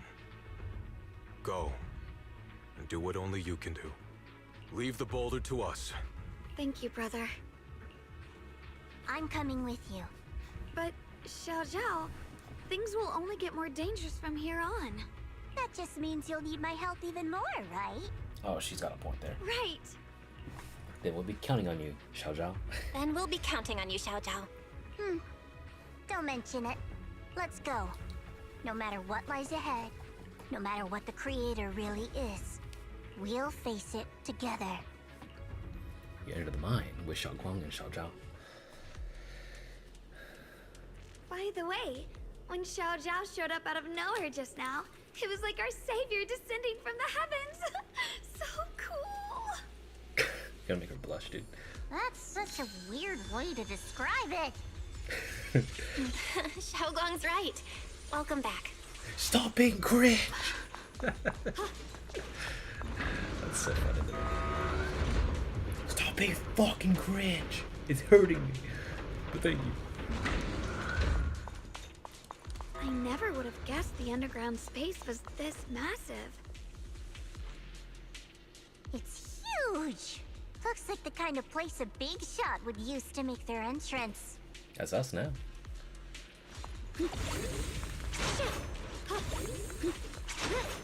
Oh, box. This is the Lumite mine. After a while, you catch up with what? Oh, Lockspring. Still trying to resist. If you just accept their arrival with courage, everything would be so much easier. We'll stop you no matter what. That's a pity. You've been leading us here all along, you know. That's right, this is my plan. As you all know, the Qingming Sword shares the same origin as the Creator. So yeah, Shunguang, keeper of the Qingming Sword, your existence is crucial to us. The Creator needs to reclaim the rightful power. Huh? So that's why the Creator's descent requires Ye Shunguang. Why would you tell us? Aren't you afraid we might hide her away? Without her, your plan will be impossible. You would do that. Even without reclaiming the power of the Qingming Sword, destroying a tiny place like Phylum Heights would still be child's play for the Creator. And your only bargaining chip is the Qingming Sword Keeper. The best case scenario for me would have been to arrive here with a Qingming Sword Keeper who had already lost 5 senses. I was so close to success, but I never expected you'd be able to use the remnants of the Creator's power to restore Ye Shunguang's senses. So wait, her losing her senses was part of your plan too? Of course! What's easier to control than someone who's lost their 5 senses? So I carefully prepared the perfect bait to lure you in, and the illusion of your teacher, Carol. But don't worry, I only showed you what really happened. I didn't make any of it up. You can probably tell that she also supports the Creator. No way she'd side with the fucking Exaltist. Don't even put them and the Exaltist in the same breath. Don't you get it? The Creator is far superior than to the Exaltists in every way. The Creator is supreme, and the Exaltists merely caught their fleeting attention by chance. Like I said before, as long as New Eridu remains in such chaos, new groups like the Exaltists will just keep popping up. Only the new world brought by the Creator can resolve all of this. Someday you'll understand. Lockspring. Be careful of those ethereals. Don't worry, I got Zhao now. Lockspring's up ahead. We need to take out these enemies and catch up.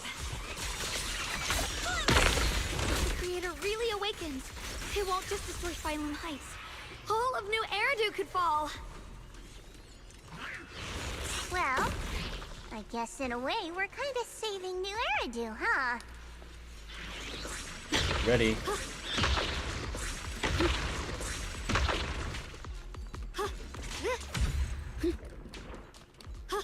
Hey. Ride the wind. Caught ya today, deep in the tunnels, I found another wall of lumite of ore shining like a starry sky. I hid a small brightest piece in my pocket, hoping to get to place it by your bedside when I get home. You don't cough from miasma anymore, and nothing matters more than that. The work is hard, and the hours are long, but whenever I think of what Lady Sunbringer said about the children's future, it all feels worth it. Listen to your mother. When you next time get off, I'll take you to that beach when you can't see the hollow. The sword will follow. Free as disguise. I need something in here. The following defectors have been listed as top priority fugitive. Former captain of the 2nd Guard Leonid Antonov, head of Plant 1 Yulia Gorcheva, former chief technical director Blank. The Lord's command has obtained substantial evidence that these individuals engaged in acts of treason that harm the collective interest, including but not limited to directing attacks on production facilities in Factory 1 and Factory 3, inciting mutiny within the 2nd Guard, and stealing critical research.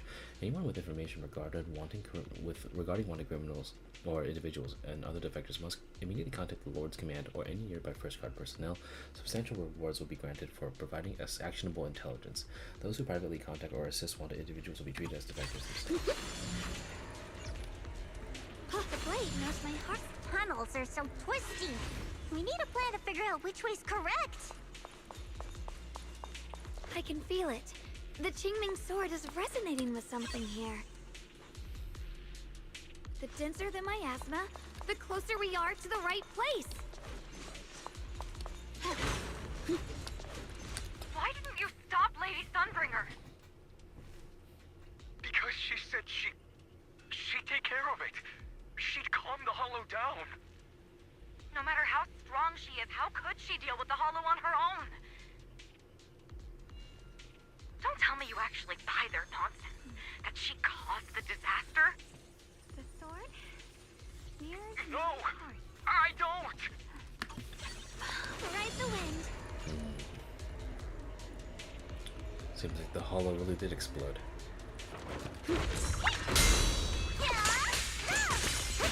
Ow. Evil retreats.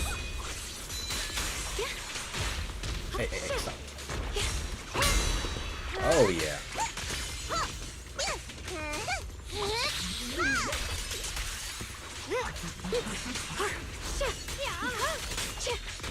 Hey, stop.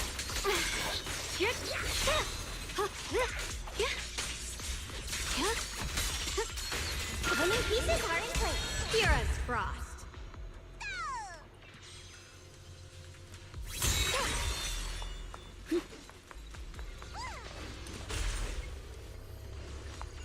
Such a large piece of lumite ore. Just touching it gives me a sense of comfort. How'd you even find these stones? What, you thought they looked nice and dug one up to keep? My mom said Lady Sunbringer came to our first camp with a shiny piece of porcelain.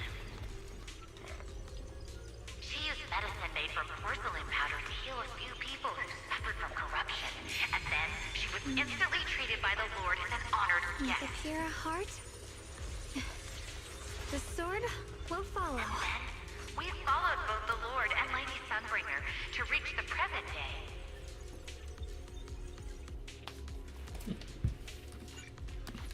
The blade knows my heart. The miasma's really strong in that direction. Let's go.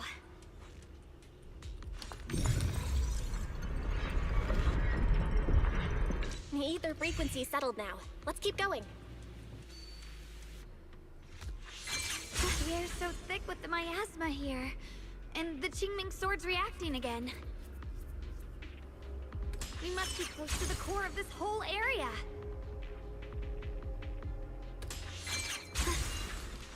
Ride the wind. To the provenance of malice. That is an insane name.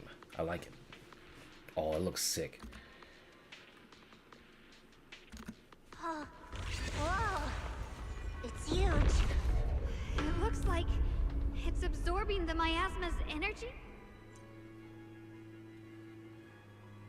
Oh, the music.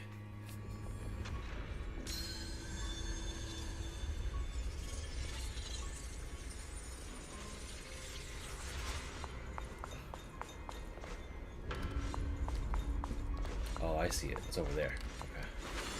This thing. It's exactly like what I saw in the illusion before. Whatever's inside must be that so-called creator. Let's get closer. We can't let whatever's inside get out. It's Lockspring. Lockspring stands before the massive cocoon, silently watching you. I knew you'd make it here eventually. Lockspring. They're about to awaken. This is fate's choice, and no one can stop it. Even you. You really are a stubborn one. That's his line. Miss Zhao of Krampus. I know your story. Just like the two standing beside you. You've chosen the wrong side. I thought that after all the pain and resentment you've been through, you'd choose to stand with me. Unfortunately, not everyone chooses destruction. I don't understand, Lockspring. You once said Junior and I were, in a way, both victims, and that we should hate this world. You were angry for our sake, weren't you? That's the Lockspring I know. Gentle and kind. But why? Why do you want to awaken the Creator in the first place? Haven't you realized yet? Every struggle, every battle you fight is just the same tragic chaos repeating itself. Humanity can't reach the light on its own. What are you talking about? Humanity's future should be decided by humanity itself. I used to believe that. As you're all aware, I was created to protect humanity.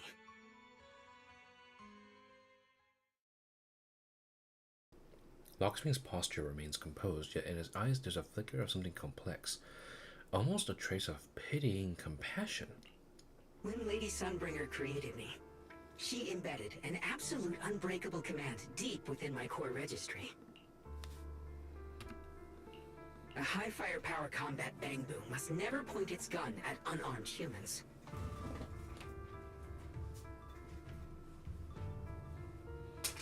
Uh-huh. I once saw it as an honor and lived by it as my guiding principle.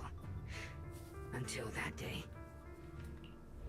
Lockspring's gaze grows distant, and it feels as if his words pull everyone back to the moment when the catastrophe began. The city burns beneath a leaden sky, surrounded by ruins and cries of despair. Lockspring follows his master, a man whose face is twisted by hunger and fear. Quick, Lockspring! That woman has the last can of food. Grab it now. What? Ahead, a frail woman clutches a hand tightly. It's the only food for the crying baby in her arms. She simply stares at Lockspring in terror, backing away step by step. Command conflict detected. Target identified as unarmed human. The attack command cannot be executed. What the hell do you mean? You useless. This is an emergency. If you don't grab it, I'll be the one who starves. Do you understand? I order you to attack her. Core directive. Cannot comply. Just then, an old woman with a cane stumbles through the ruins, offering the only piece of bread she has to the woman holding the baby. Please, let the little one eat first. The man's eyes redden at the sight. He abandons the woman, shoves the old lady aside, and snatches the bread from her hands. She falls to the ground with a cry of pain. Mad with desperation, he stuffs the bread into his mouth and points at the fallen elder and gives an even crueler order. Lockspring, I'm ordering you one last time. Kill her! Remove this liability! No, please. I'm begging you. In that moment, I lock onto the old woman's pleading eyes. But inside me, data starts to collide and spiral into chaos. My directives state that I am to serve my master. But my core directive tells me I must never point my weapon at an unarmed human. I was created to protect humanity. Yet my master is ordering me to harm another human. So to protect one human, Must I hurt another? Seeing me still motionless, my master cursed furiously, kicked me hard, then stepped forward to finish the old woman himself. I could hear my body crying out in anguish, but there was no pain. Slowly, I turned my head toward my master. So this is humanity. This is what I was meant to protect. Then I finally break my core directive and execute the attack command. But not against the old woman. Kind of based. Not at her, but at him. The man who was my master.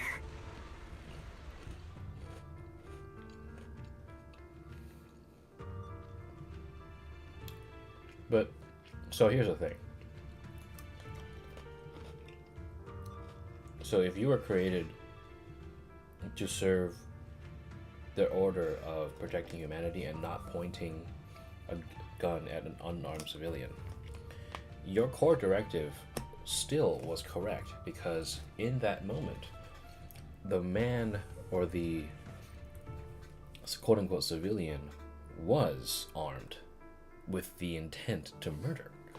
So you did do your job. Just saying. From that day on, I finally understood.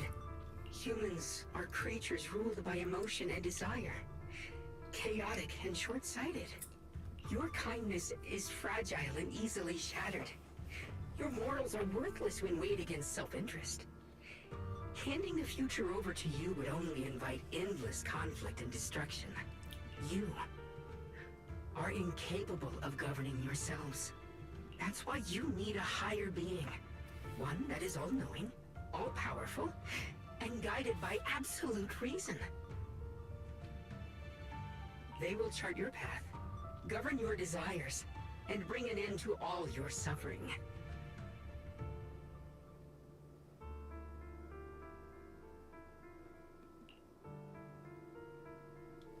Lockspring smiles softly, his eyes fill with pity and gentleness. In the new world governed by them, we won't need to sacrifice some to save others, or offer anyone up to protect someone else. There will be no Qingming Swordkeeper, no deceit to force someone to bear blame or consequence, no hidden truths or stigmas, no oppression of the weak, and no worship of the strong. That is the reason I chose to call upon their descent. Only then can my mission be truly fulfilled. It will be the most fundamental and eternal form of protection. That sounds like pure delusion. You'll understand soon enough. This is no fantasy. It is a perfect reality. Zhao got it right. I mean... Lockspring, I understand your disappointment in humanity, but you can't focus on only the darkness within people. I once felt the same as you, hating and fearing the ugliness within my own heart. I thought it was selfish and vile. But now I understand that good and evil, light and darkness are simply parts of human nature.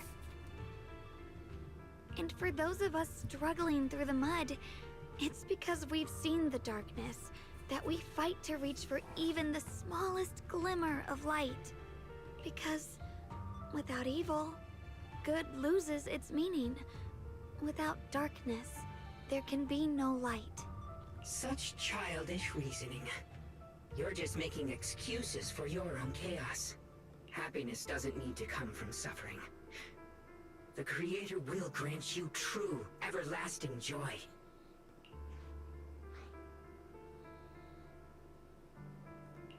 But what the Creator brings isn't salvation.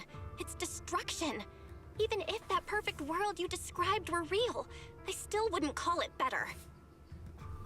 When the world is nothing but absolute, preordained silence, the only thing left is nothingness itself.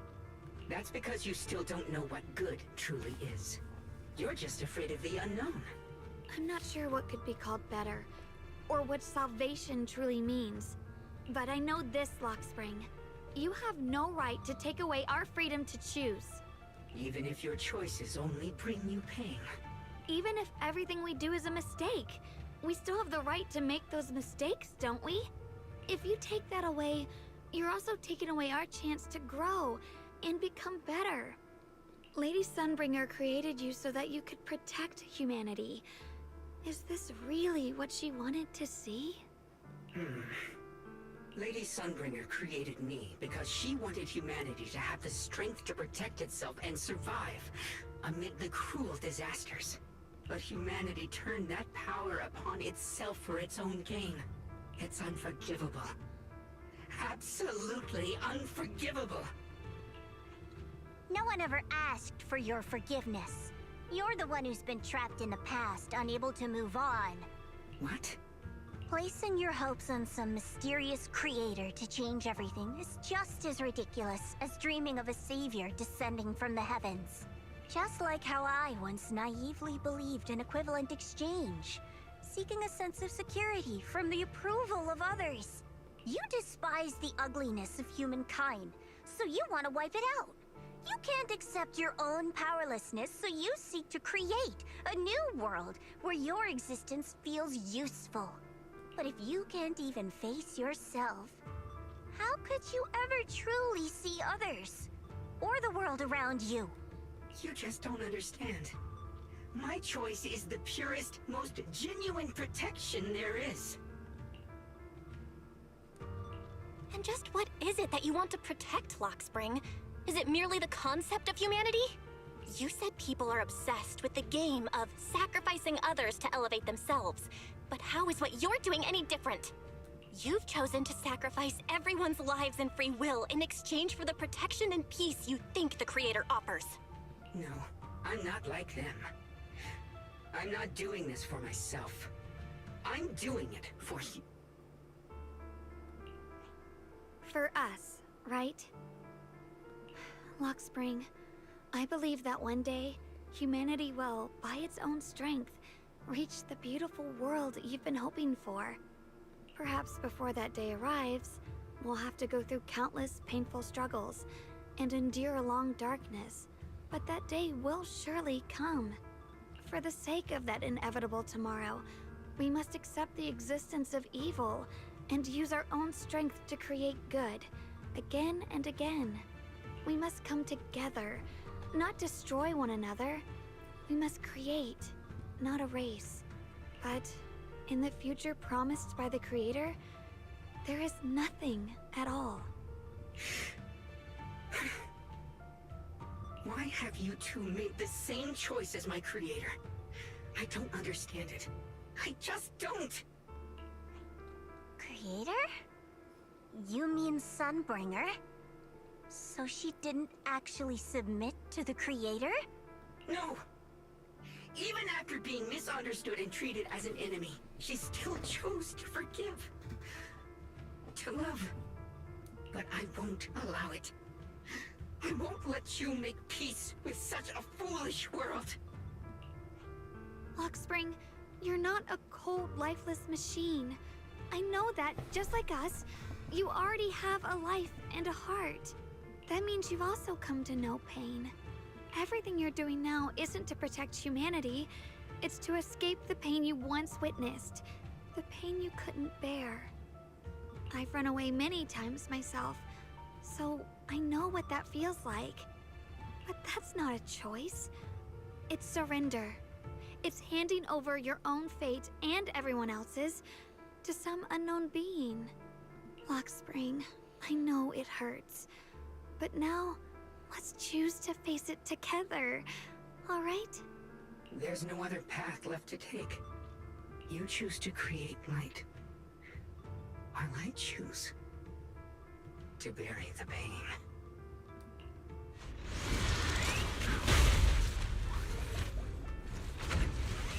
Oh shit, that was a very creative way to reuse an asset. Lockspring, there has to be another way. This is the best way, and the only way. See that giant cocoon there? They've been drawing in the miasmic energy from the entire Lemnian hollow. In won't be long before they hatch. And when that happens, everything will be proven.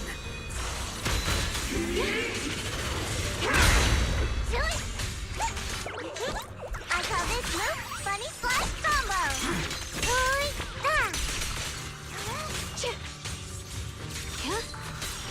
Rock on! Here I frog.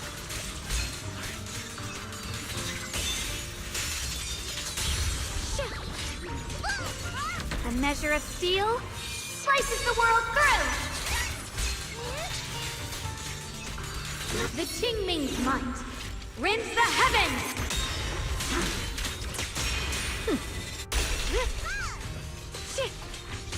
Our little guy. The price of eternal peace! Pathetic naivety.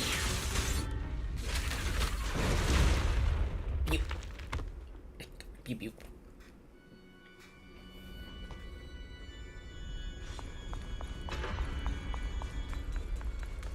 Lockspring.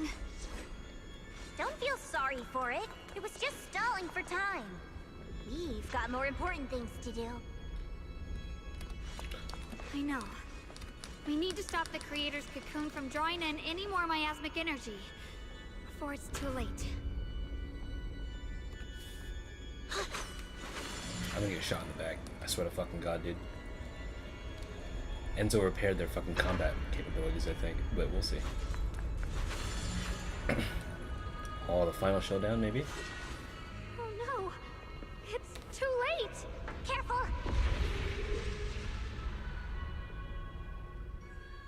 Massive cocoon, pulsing like a heart, finally loses its glow as the last trace of energy is completely absorbed. Countless cracks spread across its surface, and thick inky black mist pours out, carrying a soul-chilling whisper as it rapidly billows in all directions. What's wrong? Are you feeling unwell again? I'm fine. It's just... the Qingming sword seems to be reacting to this thing.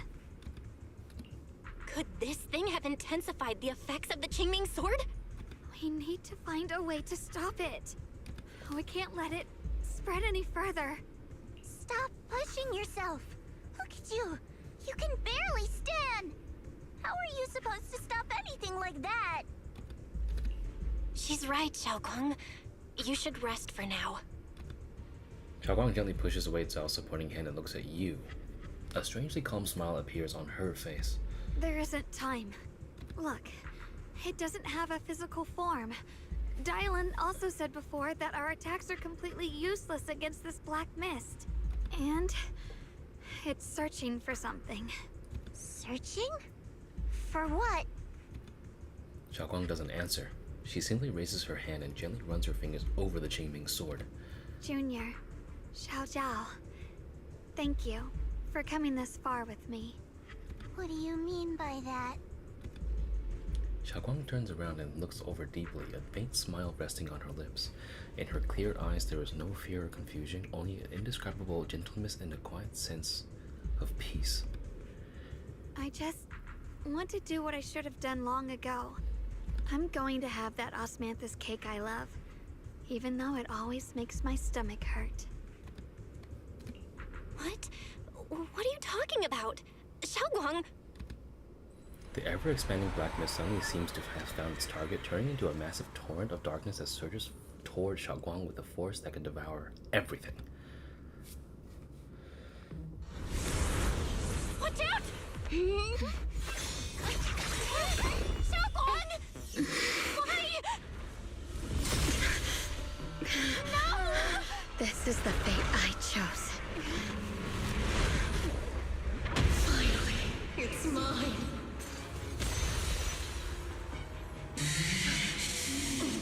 I'm the perfect vessel for your descent! Then let this body be your prison!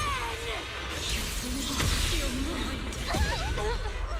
If you do this, you'll also... Come with me. To oblivion! Stop, Xiao'Guang! If you do this, you'll go down with them! I'm sorry, Junior. I'll have to break our promise. But this is the only way. The Creator's power comes from the same source as this sword. That's why I know better than anyone how strong and untouchable they truly are. We can't beat this invisible force head-on.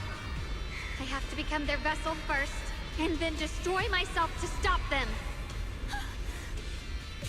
That's the only way we might have a chance to win. The cost is your life. What kind of a win is that? Zhao, Junior, go. I don't want to see anyone else get hurt because of me anymore.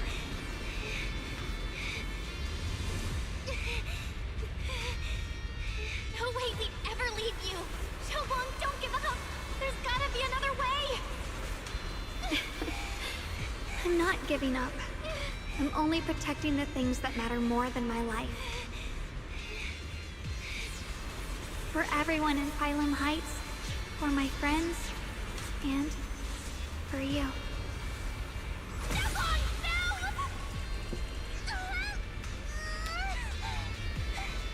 Junior, please, be happy for me. I've never felt more alive than I do right now. Meeting you has changed my life for the better.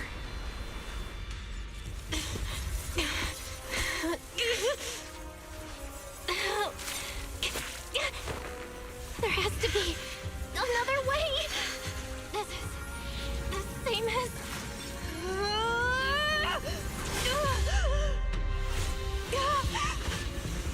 There's still time.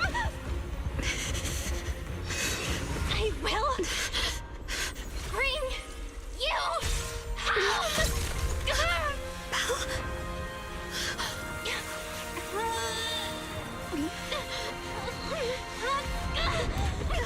See? I got you, Senior.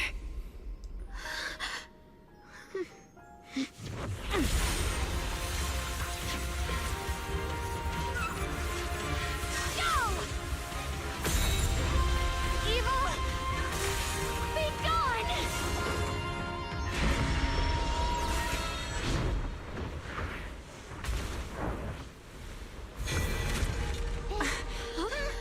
Is that...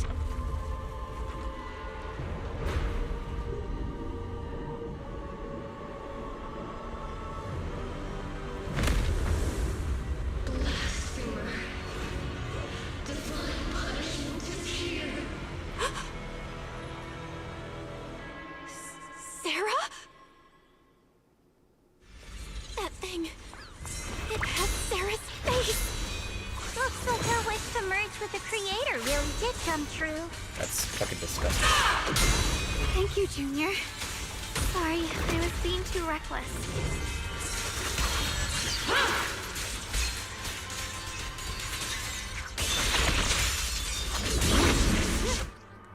Some enemies can use control skills and during combat ignore invulnerable effects.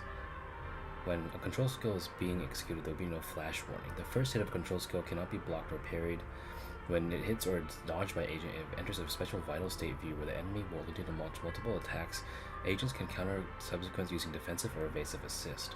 If they successfully counter an enemy's skills during battle view, when an agent's subsequent skills hit an enemy again, it will inflict a shutdown effect, dealing massive damage and accumulating considerable days.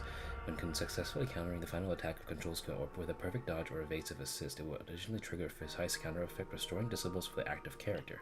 During control skills, agents cannot trigger an ultimate. Additionally, every enemy attack you can only switch agents once, and each agent can only dodge once.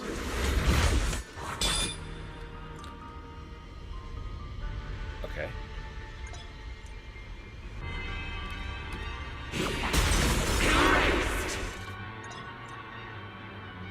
So you have to know it. I literally dodged that.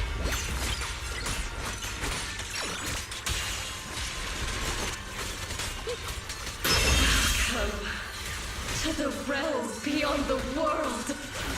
Stop your futile resistance. Endless strife and pain were never meant to be your fate.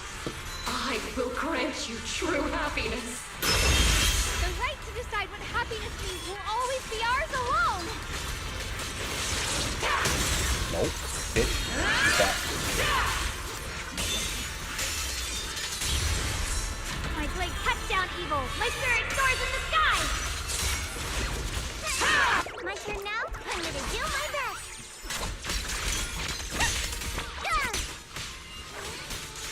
We did it? No. We did not. Humans. Hopelessly foolish creatures. The miasma. It's being absorbed.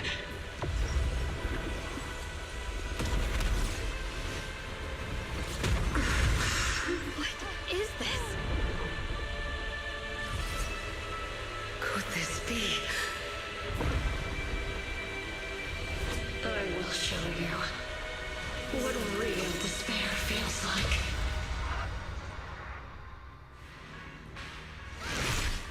How did you get so much stronger all of a sudden? At this rate, we won't last much longer. No matter what, we have to hold on!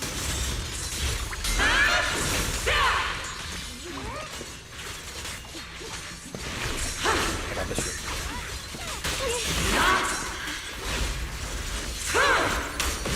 That's right.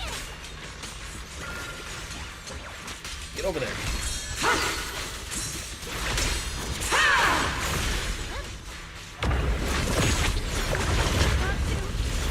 Everyone, be careful!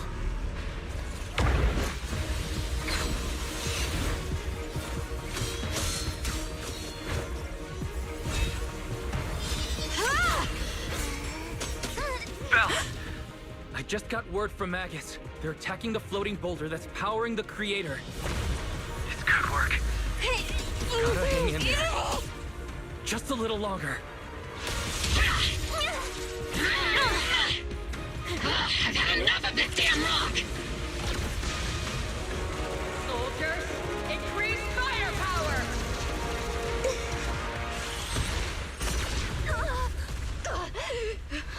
Perfect! Attacking the boulder worked!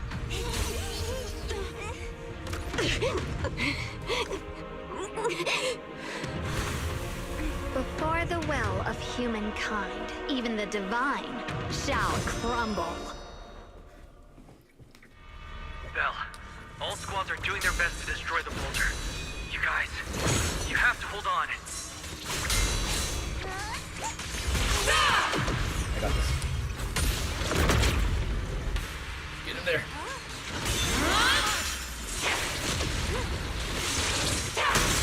I can dodge too good.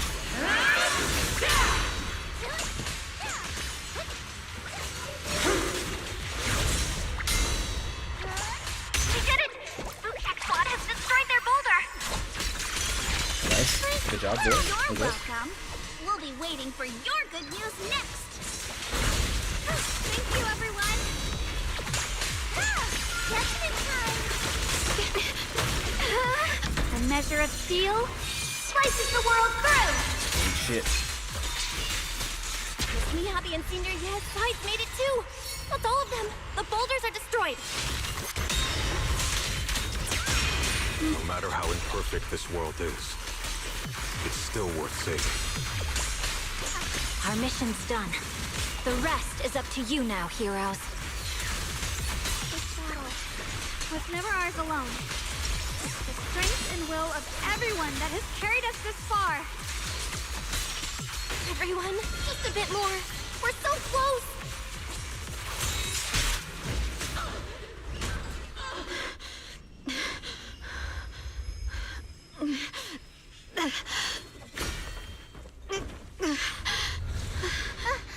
Are you okay?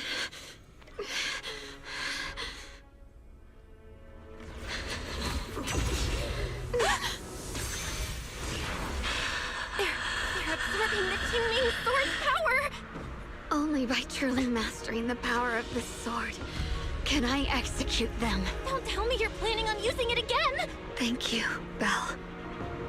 But I won't hesitate anymore. Even if I'm destined to forget, I'll keep trying to remember, again and again. Even when trembling with fear, I will still stand in front of my friends. Even if I fall 1,000 times, I'll crawl up and fight again. That's the power that pulls people back from the abyss over and over again. We never needed gods. All we needed were our own hands to hold on and lift each other up.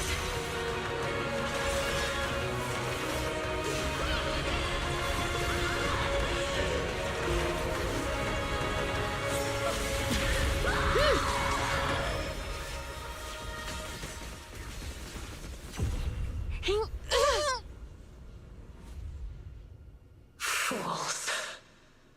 One day, you'll all...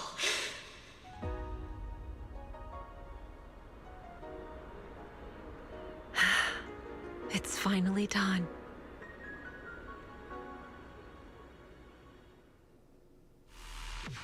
As the final trace of the creators fade into the air, everything falls silent. The eerie black mist finally dissipates, leaving behind a scarred wasteland and those who survived. Maybe it's just your imagination, but even though you're still deep underground, it feels like if a ray of sunlight had pierced through the rock above, bringing a long-lost warmth that almost brings tears to your eyes. Zhao lets out a long sigh and plops down on the ground, showing for the first time a tired smile, her guard lowered. It's finally over. Any longer, and I would have thought I'd never see the sun again. Well done, Zhao. And you too, Junior. You too, Xiao'Guang. How are you feeling? The Qingming Sword's reaction just now had me worried. It felt like, in that final moment, when I used the Qingming Sword to put an end to that thing, it was as if something changed between me and the sword. I used to believe the Qingming Sword had chosen me on its own, and that I held no power over it. Xiao'Guang lifts her head, her eyes shining with brightness and confidence never seen before. But just now, I realized I chose it, just as it chose me. I can feel the Qingming Sword's power moving through me. It's not as aggressive as it felt before. Now it feels gentle, peaceful. Perhaps you're more in tune with the Qingming Sword now. If that's true, then its effects... I know. They're likely still there, and could appear again at any moment. But it feels like only now have I truly mastered this sword, along with the will and strength of countless sword keepers across the ages. I'm not fighting alone. From within this sword, many others are fighting beside me. Yeah, earlier you were planning to handle everything on your own, man. But you were going to sacrifice yourself to end it all. Xiao'Guang, that was way too reckless. You don't know how much I... Looking into Xiao'Guang's clear eyes filled with quiet apology, your words of reproach ultimately remain unspoken. I'm sorry. I made you worry again. You know, when I sealed the creator just now, it felt as though I had fallen into an endless dream. In the dream, I was surrounded by boundless darkness. No matter how far I ran, I couldn't escape or see an end to it. At that moment, I thought, maybe I'll never find my way home again. I knew it was my decision, and that for everyone's sake, it had to be done, but I was still terrified, shaking uncontrollably. Then, at some point, a faint light appeared before me, and from the other side of that light, I heard your voice. I saw you stride into the light, slicing through the boundless dark, and extend your hand toward me. Don't forget, I'm a proxy. No matter what happens, I'll lead you back home. You and Xiao'Guang exchange a knowing smile, and just then you receive a transmission from Wise. Hey, Belle. How are things on your end? We just got word that the other squads have all completed their missions. The Hollow has stabilized and returned to its original size. Mission accomplished. Everything's fine. We'll go over the details later. Looks like everyone's done a great job. In that case, we should probably pack up and head back too. Right! We've got to get ready for the victory feast. Wait. Look over there. Something's coming out of the ground. Is that miasma? It doesn't seem very dense.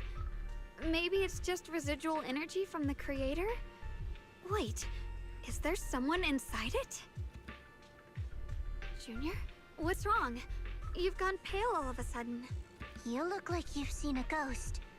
Wait, Proxy, where are you going? Uh-oh. Is it our teacher? You don't have time to respond to Xiao'Guang or Zhao's questions. Your heart feels as almost squeezed by an invisible hand. Almost instinctively, you can't help but run towards that patch of miasma. From there stands the phantom of your missing teacher, Carol. Again.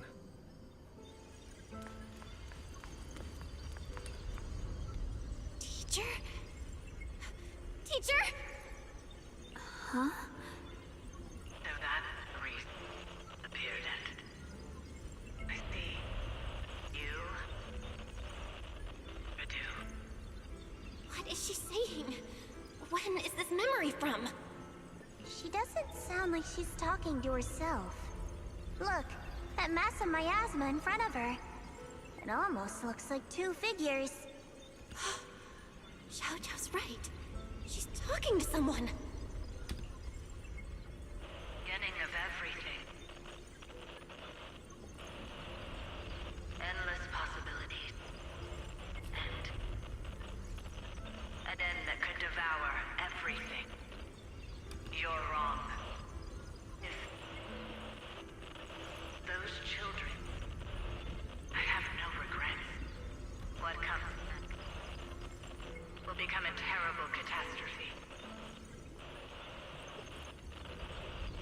Lives. I wonder how I'll be remembered in Eridu's history. As someone who brought a lunatic with blood-stained hands. Wait, what does that mean? What is she saying? No, it can't be. It can't be what I'm thinking. A blurry figure of your teacher flickers before you, and in an instant, a flood of memories crashes into your mind.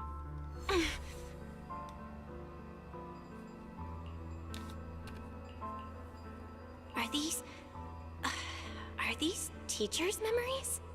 I can feel it. Yes, this is what she was seeing back then. These are the two people she was talking to. Who are they? And that intense aura. Is it ether? And why do they look... my head and my eyes... they hurt.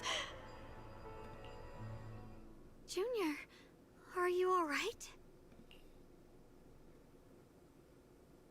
Thank goodness, you finally come to. Sorry. What happened to me just now? When the miasma cleared, you suddenly froze in place. Totally unresponsive no matter what we tried. Are you alright? I'm fine. I was just, caught off guard. Those images I saw of our teacher's memory. I should discuss this with Wise when we get back. There's no reason to add to everyone's worries right now. That illusion was the same as before. Of your teacher, Carol. What she said.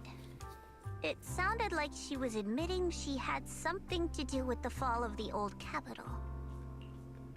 My brother and I have always believed our teacher was wrongly accused. The Carol we knew would never take innocent lives. But the disaster she spoke of, the loss of countless lives, and she said she's... I think you're better off not dwelling on it for now. We only saw a fragment of a memory. It doesn't necessarily mean anything. The truth often lies much deeper than we think. Exactly. Sure, some of what we heard sounded meaningful, but from where I stand, the sins behind them may not be any greater than the idle gossip at a Top's cocktail party. Even today, the city has never revealed the specifics behind how the fall of the old capital happened, claiming it relates to classified intel. All they've done is list a couple of perpetrators, Carol Arna among them. That means things are nowhere near as simple as they seem, right? You're right. In any case, it's not safe to stay here. We should head back. In a remote, deep underground corner, Lockspring lies on the cold ground, his sensors flickering weakly. The only way to end suffering is through absolute order. Humanity must be controlled. He murmurs these words, but his voice has lost its former resolve, filled with a doubt and confusion. Like a devout believer questioning for the first time the truth he has followed all his life. Everything he just witnessed still echoes in his mind. That frail girl, burdened with the cruelest fate, still staggered to her feet, lifting her sword to stand before everybody. The proxy, who had suffered the same injustices, and the Krampus judge, who had never known kindness from fate. None of them harbored resentment or hatred toward the world. Instead, they held each other up, steady and unwavering. The courage to forget and start over again. The resolve to choose sacrifice, even in the face of fear. The will to keep moving forward, even when knowing the abyss lies just ahead, and even when it means losing everything. To raise the blade toward the void, without hesitation. Lockspring slowly blinks, and the flickering light of his sensors finally steadies. These struggles I once deemed meaningless are the true essence of life itself. So behind all this strife, the conflicts, the betrayals, and ugliness I've witnessed, there was something entirely different hidden all along. Have humans always been such powerful beings? How disappointing. I thought you'd win. Can't believe you ended up like this. Back then, when I was on the verge of shutting down completely, it was you that appeared out of nowhere and told me about the Creator and the Exaltists, giving me a sense of direction. That's right. Well, what's the matter? Don't tell me you're trying to shift the blame now. Saying I'm the one who led you astray? No, quite the opposite. I want to thank you. If it weren't for you, I might never have gone through all of this. Never found the answer in the end. What are you even talking about? Has your logic core completely fried? Forget it. Nothing can stop that plan from moving forward anyway. But before that, I might as well have a little fun. Ignoring the taunts, Lockspring gazes calmly into the darkness before him. And yet it feels as though his eyes pierce through it all, seeing something far beyond, something vast and distant. Perhaps one day, humanity's courage will fade away. But not today. Not now. Lady Sunbringer, perhaps? You were right. Utopia that drifts above New Eridu. May you bring forth what is truly... How boring. You're useless now. Guess it's about time for me to find some amusement elsewhere. New Eridu. Rejoice in the return of yokai. Oh shit. Weebland soon. Lockspring sensors flicker a few more times before going completely dark. All sound fades away, leaving the surroundings in absolute silence. He simply sits there quietly like a statue that has fulfilled its purpose.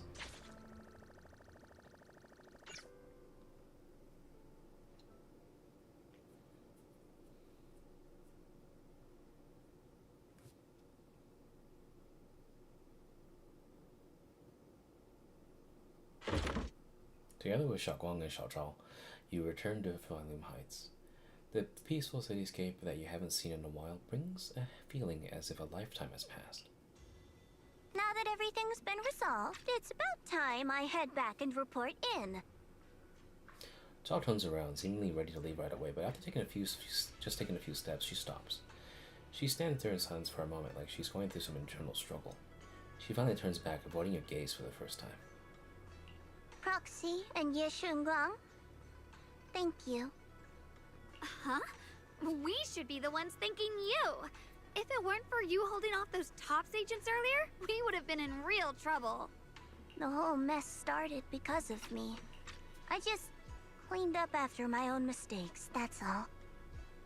Xiao'Guang, what about your mission? Speaking of which, Xiao'Guang, what about your mission to seize the Qingming sword? Oh, that's right! That mission came directly from TOPS! Wait, Xiao'Guang, aren't you the holder of the unbeaten legend of Krampus? If you can't complete that mission, your record will... what to do? Maybe we could pretend to hand over the Qingming sword? You don't have to. What comes next has nothing to do with you guys. Just like you said before, this is my own choice. Yes. No matter what, I'll support your decision. But if there's anything we can help with, please let us know. After all, we've been through life and death together. Alright, I promise. Xiao'Guang and Xiao'Guang exchange a smile, and just then 2 familiar figures appear. Hey! Senior Zhao, what a coincidence. You're here too. Things at Phylum Heights have wrapped up, and we were just about to head back to Krampus. In that case, let's head back together. Oh, right. Senior Zhao, I just remembered you helped me a lot during the last mission, and I still haven't repaid the favor. So, what would you like me to do? Anything's fine. You don't need to repay me. Huh? The ever-equivalent exchange, Senior Zhao actually said that? You're not an imposter, are you? Shut up! We're companions, and between companions, it's not all about transactions. You're adorable when you're so shy. Don't worry, as payback, I'll keep your little secrets safe. Like how you actually like to eat. Shut up and get moving. Xiao'Guang drags the chatty dialect and resigned Banyue away with her. Watching them go, you and Xiao'Guang can't help but laugh. As you're responding to your laughter, your phone suddenly starts to ring. Belle, you should be back at Phylum Heights by now, right? Is Xiao'Guang with you? The mayor said he wants to have a word with you two. Xiao'Guang is right here with me, actually. Xiao'Guang is right here. What's the matter? Sorry for the sudden call. I'll get straight to the point. First of all, thank you both for everything you've done during this incident. Without you, we never could have contained the disaster so quickly. Both of you have made invaluable contributions to Wi-Fi and to New Eridu. Secondly, Monsieur Shunguang, there's something important I need to inform you about. In recognition of your outstanding performance during this crisis, I wish to award you New Eridu's highest honor, the title of Void Hunter. Huh? But this wasn't just my achievement. It was something we all accomplished together. Don't worry. Everyone involved will receive their due praise and rewards. As for giving you the title of Void Hunter, it was decided after thorough consideration. First of all, your abilities fully meet the standards of a Void Hunter. New Eridu needs powerful individuals like you to protect the last embers of humanity. Besides that, I've also heard from Yishun about the Qingming sword. The pain you endured and the sacrifices you made for it truly earn you this honor. For these reasons, I sincerely hope you'll accept the title of Void Hunter. Xiao'Guang instinctively turns her gaze towards you, her eyes almost pleading for help.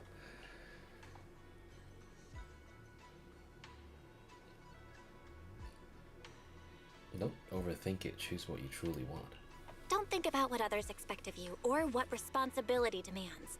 Just ask your heart what you truly want. Whatever your answer is, I'll support you. Okay. It's as if Xiao'Guang has finally made up her mind. She takes a deep breath and speaks into the phone, her voice clear and more resolute than ever before. I want to use the power of the Qingming sword. My own power. To help everyone. And protect all that I hold dear. So, I accept it. Excellent. I'll handle the arrangements for the ceremony. Thank you both again for your remarkable contributions to humanity's future.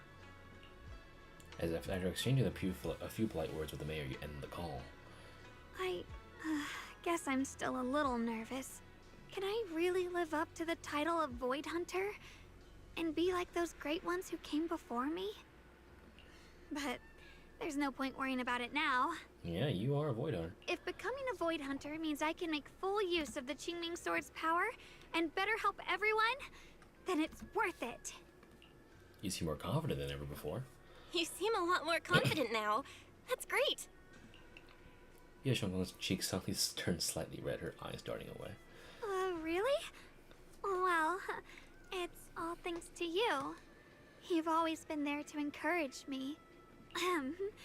Anyway, let's hurry back to Swabian Temple. We shouldn't keep everyone waiting. After returning to Swabian Temple, you and the others bask in the joy of having survived the ordeal. Meanwhile, in a dimly lit office, a single lamp casts its glow. A lone figure sits shrouded in shadow, their face hidden from view. How rare. The unbeaten legend of Krampus looking so defeated. If I'm not mistaken, this is the first time you failed a mission, isn't it? If I'm not mistaken, this is the first time you've failed a mission, isn't it? I mean, that's like the second time it's happened. Yes. The responsibility is mine alone. No matter what decision you make, I'll accept it. Even if you decide to expel me from Krampus, I still... What if I order you to obtain the Qingming Sword for me, no matter the cost? Even if it means killing that sword master, Shunguang. I refuse. You dare to disobey my orders? Objectively, with my current strength, I can't defeat someone who's mastered the Qingming Sword. That's a fact.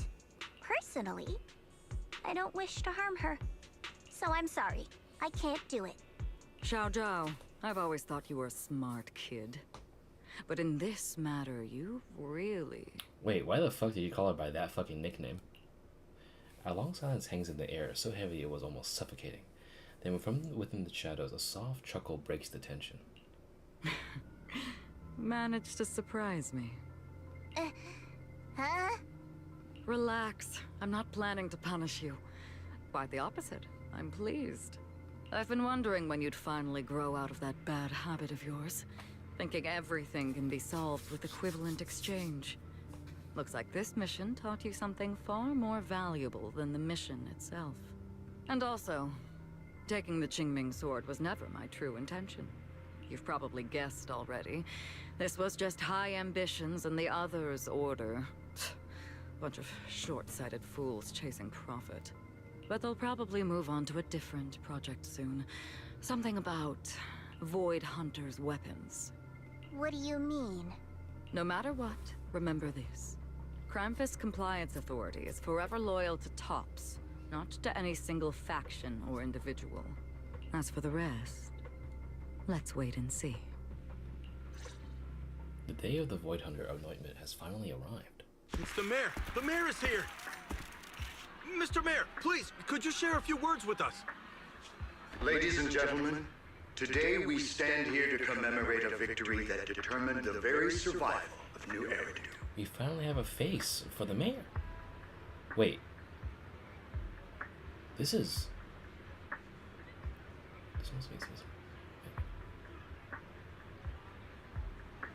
Oh, this is for fucking dad. This victory doesn't belong to any one person. It belongs to each and every one of us. To all of New Eridu. Among them stands the current wielder of the Qingming Sword, Monsieur Shunguang, the hero who carved a path through the deepest darkness to bring us dawn. And so, as the mayor of New Eridu, I hereby bestow upon her the city's highest honor, the title of Void Hunter. Monsieur Shunguang, I know no title can truly measure all that you've given, or the sacrifices you've endured. But please, accept this. Because people need hope. A guiding light they can truly see and feel.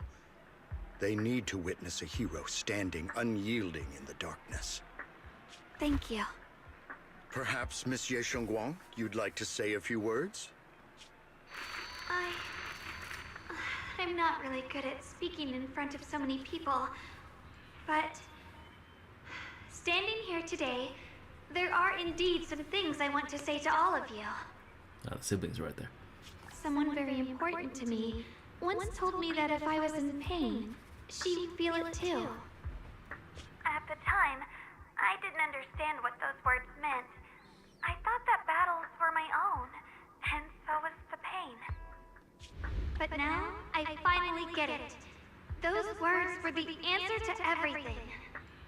I've realized that I can feel joy from the smell of coffee drifting around the corner, and happiness from the laughter of children. In the same way, I can feel heartbreak when people cry among the ruins, and sorrow at the pain of my companion's wounds. Maybe this world is still full of conflict and imperfection.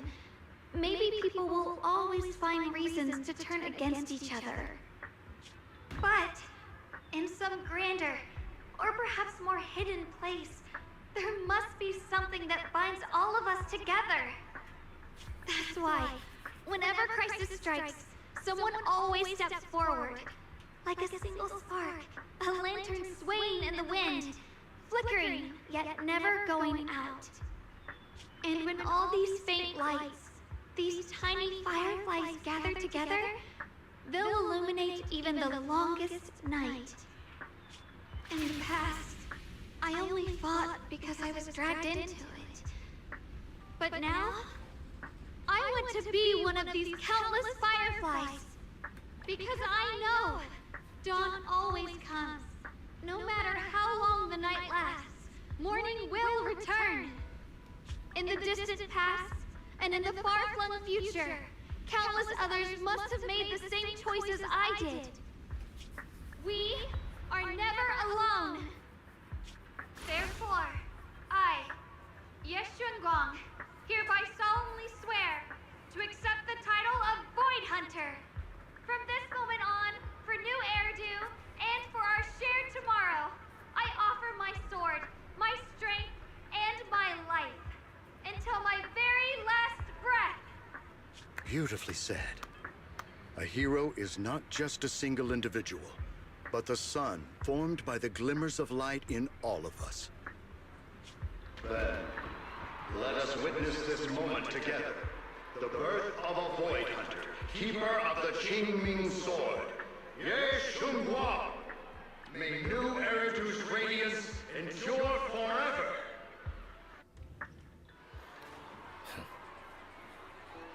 Thunderous applause fills the halls, echoing relentlessly. The crowd cheers, paying their highest respect to the young Void Hunter. Only one person stands silently in the shadows. His expression remains calm as always. At the corner of his lips rests a faint smile of relief that he himself doesn't realize is there. Shiyuan takes one last lingering look at the figure bathed in light upon the stage. Then, without a trace of hesitation, he turns away and walks alone against the tide of cheers. His silhouette fades into the darkness, leaving all the noise behind him. At that moment, I finally understood why the Qingming Sword chose her. Not me, nor anyone else. I once arrogantly believed her kindness was mere innocence. The naivety of someone sheltered from the storms of the world. I was wrong. That wasn't naivety. It was the courage to see through the darkness, yet still choose to embrace the light. It was something vast and overwhelming. Powerful enough to drown everything, yet utterly genuine. A heart of compassion. The situation is settled for now, and Phylum Heights has finally recovered to its former prosperity. The long-sealed porcelain mine in Lemnian Hollow seems to be set to reopen soon. And so, the story comes to an end, and peace has returned to Yifei Peninsula.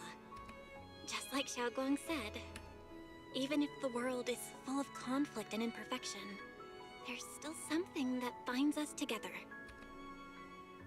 Maybe it's the unspoken trust we place in our companions, or the small acts of kindness we receive from strangers, or the way we manage, even in the face of despair. We spark that shared flame called courage. All these small yet significant connections eventually merge into something that feels like a miracle. Something steady enough to hold us all up, keeping us from falling into the abyss. Hey Belle, you made it. Xiao'Guang's about to head out on her first Void Hunter mission, and the Yunkui summit is gathering at Fabian Temple to see her off. Void Hunter Qingming Arbiter. Yes, Shunguang, what an epic title. Wait, what's the one in the middle? Qingming Arbiter. Oh, that is a special title that the mayor personally gave to each Void Hunter to show respect for their contributions. Qingming Arbiter refers to how Xiao'Guang's mastered the Qingming sword. Taming that blade is no small feat after all. Oh, right. Miss Miyabi also has a special title. If I remember it correctly, it's Void Hunter Ishin Muga. Hoshimi Miyabi. That sounds pretty cool. When will you get a title like that? Huh, me? Just kidding. It's getting late. Let's hurry to Swabian Temple to meet Xiao'Guang and the others. You arrive at Swabian Temple's main hall with Wise. Hey guys, how you doing? I'm gonna read your diary. I'm gonna read your diary. I'm gonna read your diary. Yes! We did it! Together with everyone, we finally resolved the crisis. The mayor bestowed upon me the title of Void Hunter. I finally understand this was never a curse, but a power I chose to protect everyone with. Junior Belle made a photo wall for me, filled with our brightest memories together, but to me, she is the most radiant one of all. Oh, look at that. This is a wall covered in photos documenting all the different moments you shared with Xiao'Guang. These moments are just seem as vivid as memories themselves. Maybe happiness is made up of seemingly insignificant yet infinitely precious moments. They are the past I want to protect and also the future I must create. Next time, I'll put up the latest photos together with Xiao'Guang. Forever in a moment.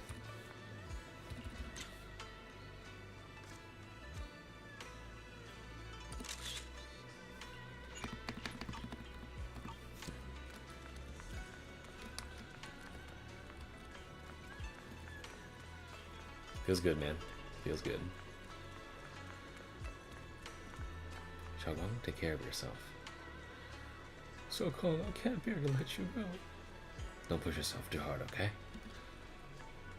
Take all this food with you, and this and that too. Good luck. Everyone, it's just a mission, that's all. Yo, he's back, man. Mans is back. He's rocking that casual fit. Xiao'Guang, make sure you take care of yourself out there, okay? Remember to eat on time, and don't go acting recklessly like you used to. I've packed some elixirs and snacks for your journey. They're definitely not as good as your osmanthus cakes, though. Thank you, everyone. I'll take good care of myself. You'd better. Don't push yourself too hard. We'll all be worried about you. Don't worry, I'll keep my promise. After all, we're in this together. Hearing those words, Xiao'Zhao's face turns adorably shy once again. Meanwhile, Yishuan steps forward and gently straightened the corner of Xiao'Guang's clothes. Xiao'Guang, as your mentor, I'm proud of you. But as Yishuan, I only hope that, no matter what, you'll stay safe. I will, Shifu. After everyone says their goodbyes to Xiao'Guang, they slowly begin to leave. In the end, only Xiao'Guang, Shiyuan, and you remain. At last, Xiao'Guang turns to look at her brother, who has stayed silent the whole time. I suppose it's time for me to go too. Brother? I'm leaving this place. I'm going somewhere far from here, to find a way to put an end to the Qingming Sword's negative effects.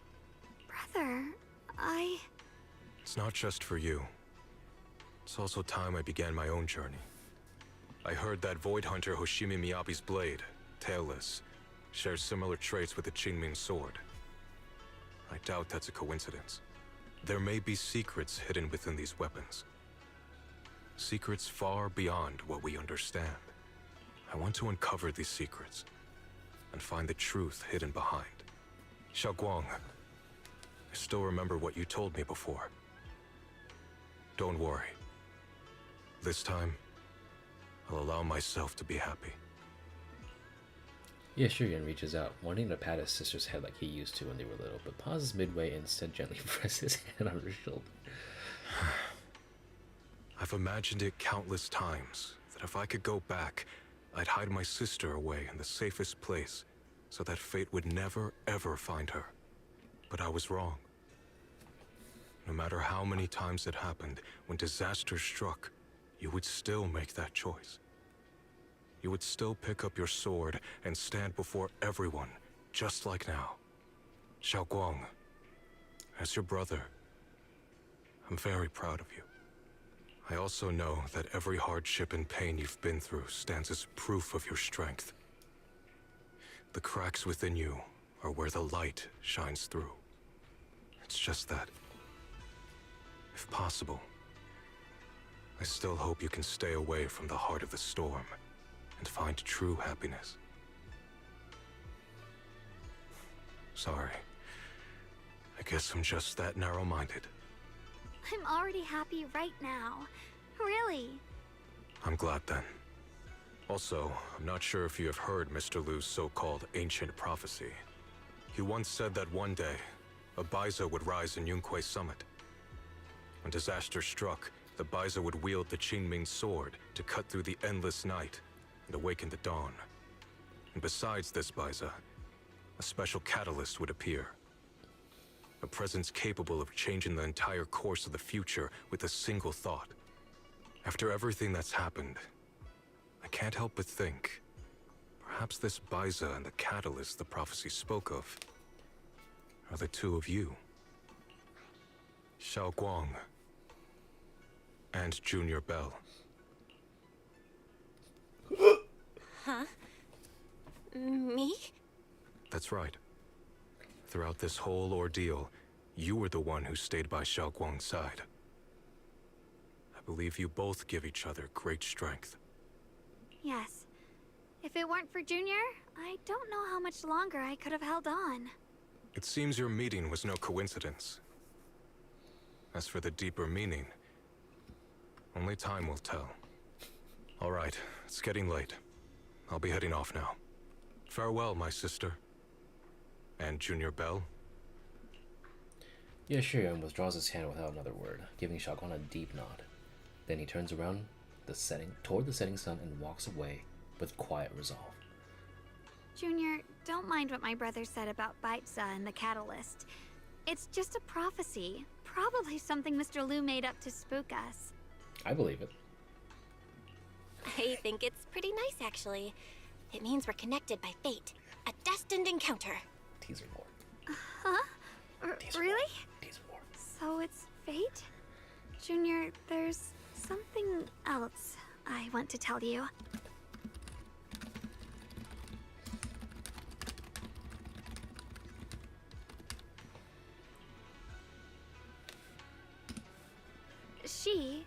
I mean the other me, once believed that love was a curse, a trap, something damp and cold, something that would destroy me. Perhaps I used to think that way because the old me was always filled with guilt and fear. When your heart is a swamp, even the warmest sunlight turns cold and twisted. But actually, it's not like that. Love is a miracle, a strength, a warm hand that pulls me back to the world when I'm falling into endless darkness. Xiao'Guang takes a deep breath, then uncharacteristically spreads her arms wide as if to embrace everything before her. I really, truly love this world. I love the feeling of the morning breeze against my face, the warmth of the afternoon sun on an open book's page, the smell of freshly baked bread from the corner bakery, and the sound of children's carefree laughter. The good, the bad, the light, the dark. Everything is so precious, so special. And that's exactly why I'll do everything I can to protect them, no matter the cost. Now I finally understand. It wasn't just the Qingming sword that chose me. I chose it as well, along with everything it brings. I may be new as a Void Hunter, and there's so much left to learn, but I'll do my best.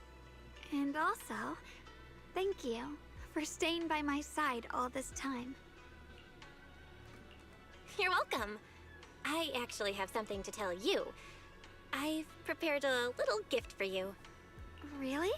What is it? You take Xiao'Guang to her room. Oh! I wasn't supposed to see this earlier, I guess. You've organized them all. It's a photo wall for you. Countless photos, carefully developed, framed, and hung all cover the wall. They form a galaxy of warm, glimmering light, capturing all the beautiful moments you once shared. Xiao'Guang freezes for a moment. She slowly steps forward, reaching out as her fingertips gently, almost reverently, brush over those captured moments in time. This is the one we took together, just before the ceremony that day. This is a preciously hastily taken group photo before the White Hunter appointment ceremony. In the photo, Xiao'Guang is smiling gently. Everyone at the Yunkui summit looks happy, and even Yeshuyuan's lips seem to curve into a slight smile. In the background, the mayor is busy preparing for the upcoming ceremony. No one knows if there will be a tougher challenge ahead or more heartbreaking farewells in the days to come, but at least in this moment, everyone stands together. The sunlight is perfect and the breeze is gentle. Without a doubt, this is an immortal memory worth protecting with one's life.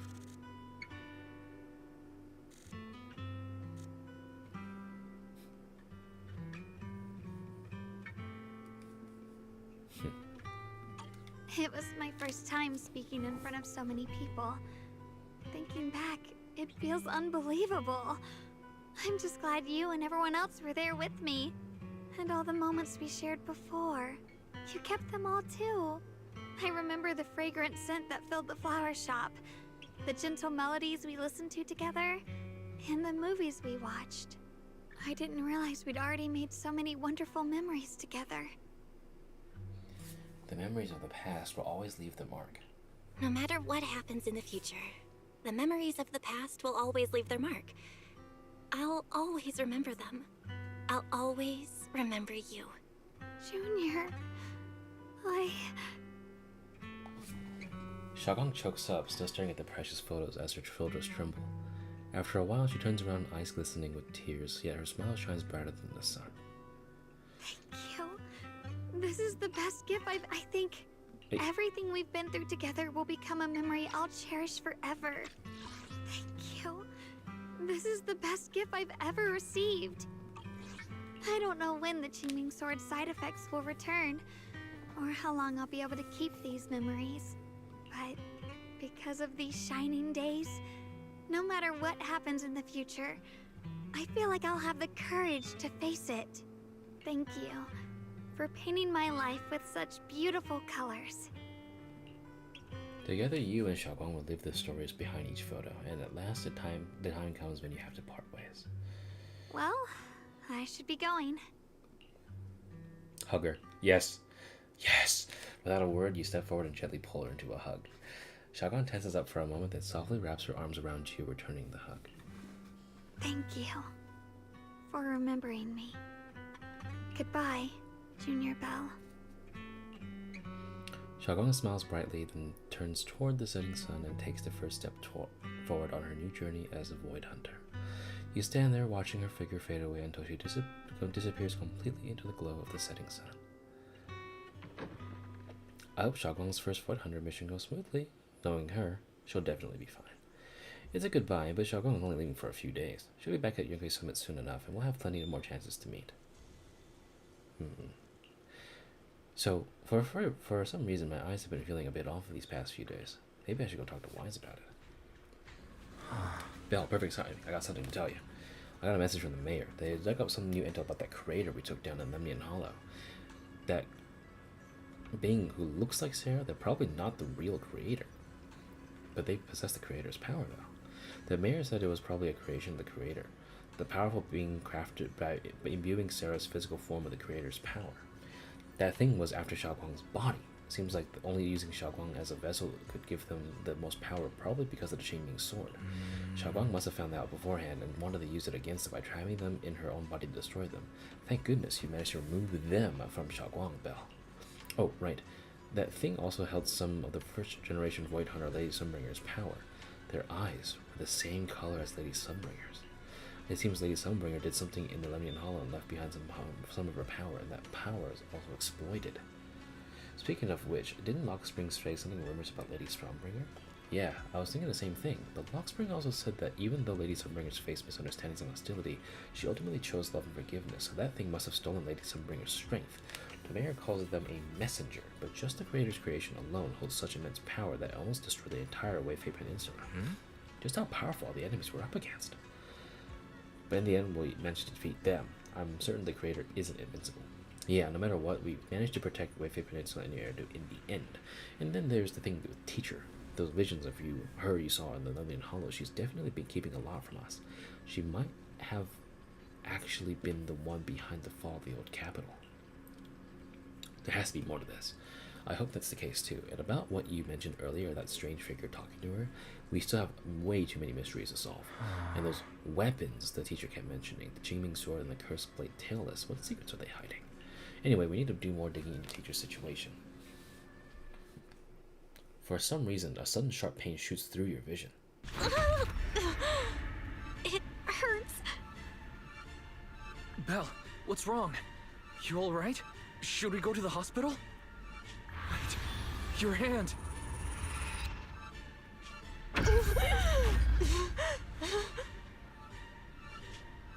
What was that just now?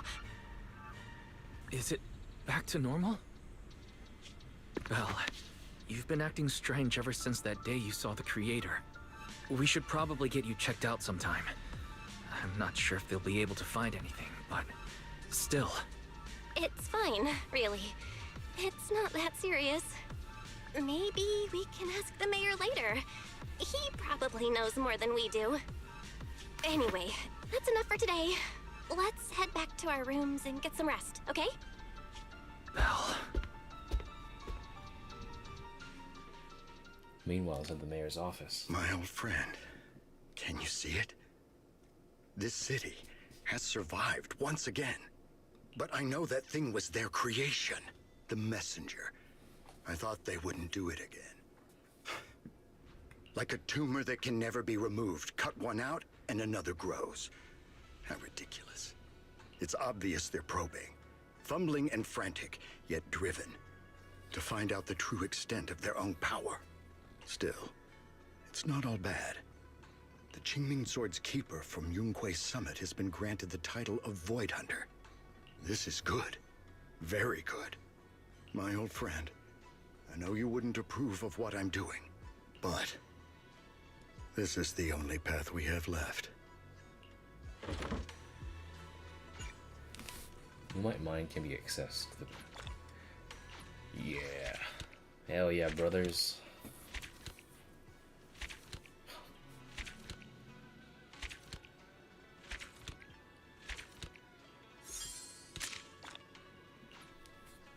Let's go. That was good. I'll always remember you. That was a good one. I did enjoy that one.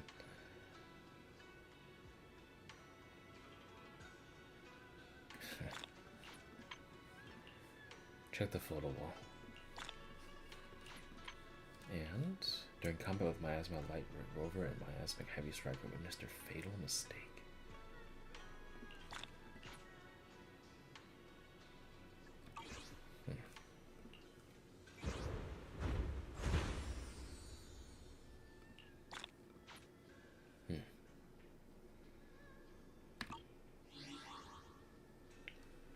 That was good.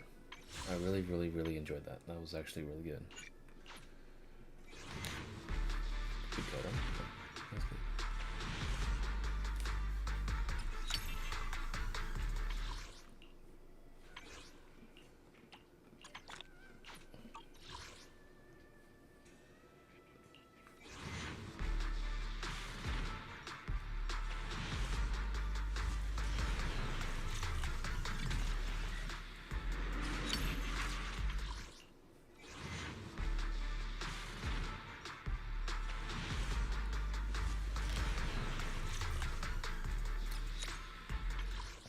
I already got Shunguang earlier, so... Hello! Rep 2493 at your service. There she is. I'll give you a hand. There she is. Good job.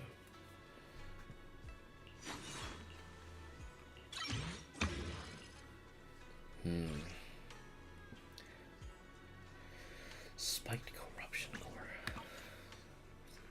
Well... Let's make it work, yeah?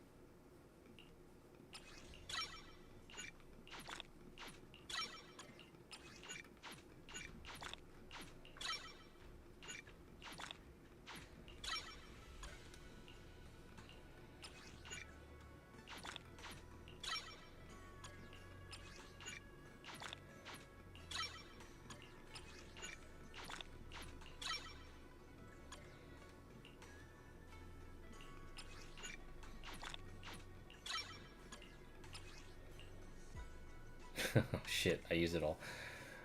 Hey, you know what? That wasn't actually that bad. Can I use the can I use the Victoria housekeeping on these? No, I have to fight. Okay, fair enough. I thought I had these already though. Huh. Oh, it's because I did the commission earlier, that's why. Alright. GG's. That was good. That was very good. 5 levels? Delicious.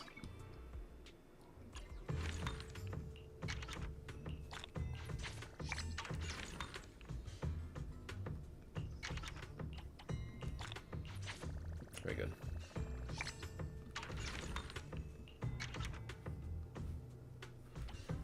We've got 15. I already got 9? What the fuck? Hey, I'll take it. 3 side missions.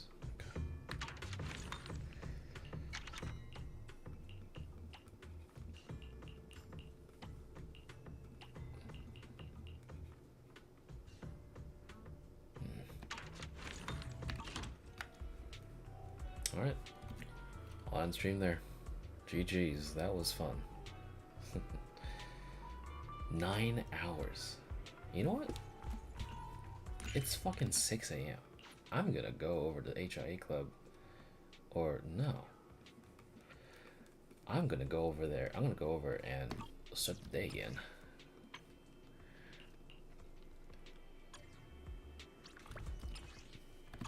I wonder if I can get yeah, Shunguang. Oh yes. Oh my god. Let me see if people are still here. Oh, Lucia's there. Wait, hold on. Is her friendship already maxed? Lucia? Oh, it's not even. Okay. I'll do that one. Give me a sec.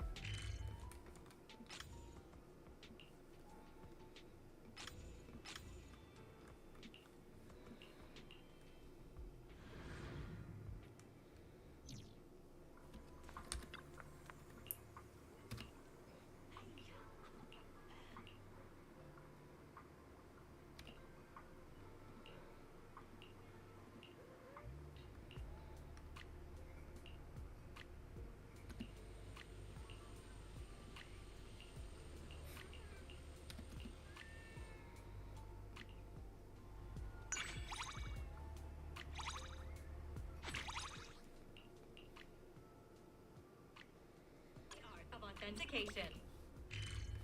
Phylum Heights, Corin. Oh, Zhao's in Lumina Square. Hey, what you doing over at the noodle shop?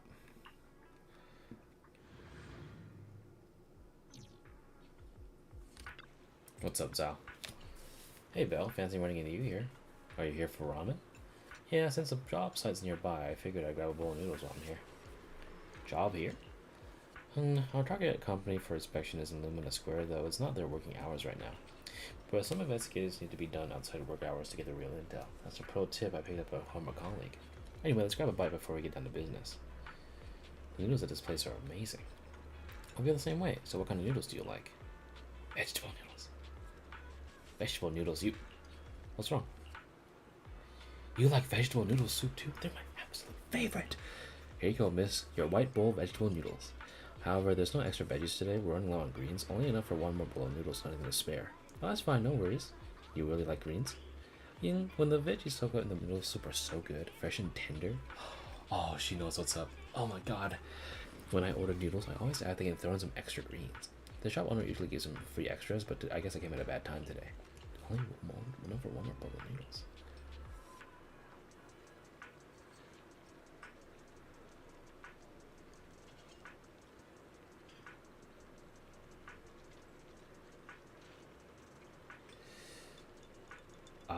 I'll give her the thing. Too bad. Next time, I'll just bring my own veggies and ask the owner to cook me my noodles. Alright, let's take them while it's hot. The sooner I finish eating, the sooner I can start investigating. Oh! Wow, you don't even get a trust word for that. The owners of these two shops. Really, father and son, they make a taste exactly the same? That's amazing.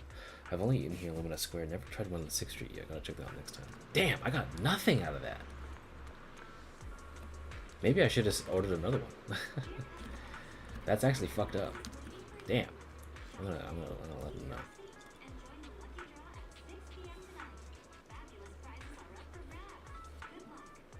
I gotta let that content creator know. For the agent trust.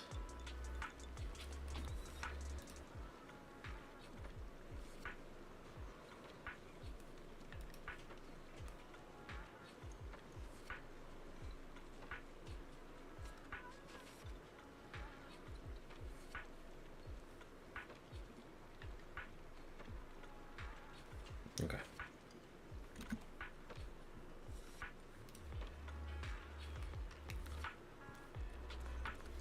Let me ask Shunguang out. Senior Xiao'Guang. What's wrong? Need my help with something, Junior? I'm coming right over. Hold on for 5 minutes. I just wanted to see if you wanted to hang out. Oh, good. I'm glad you're okay then. How about we head over to Lumina Square? Although I've been there a few times before, I feel like I miss out on a lot. Junior, what places are worth checking over there? We can go for on the walk at the area. That would be nice. I think so too. The weather's great today. We can take our time exploring. I'll be right there. Yeah, let's go. You meet up with Shunguang at the parking lot of Lumina Square. Hello. After hearing I was planning to come to Lumina Square, everyone put together a guide for me. Senior Fufu recommends the tea milk store, Senior Yinhu recommends the hot pot place, and Shufu, she just walked over like usual, patted my head, and then suddenly there was a bag of Denny's on the table. Here's some fucking money. Shufu is the best. Now we got plenty of cash for our shopping spree. Today's expenses are on me. Oh wait, no. They're on Shufu. Lumina Square is always buzzing. Bustling crowds, people coming and going. I love Lumina Square when it's like this. Oh, is she looking to get a hairdo? That would be cute. Lumina Square is always so lively. We're here.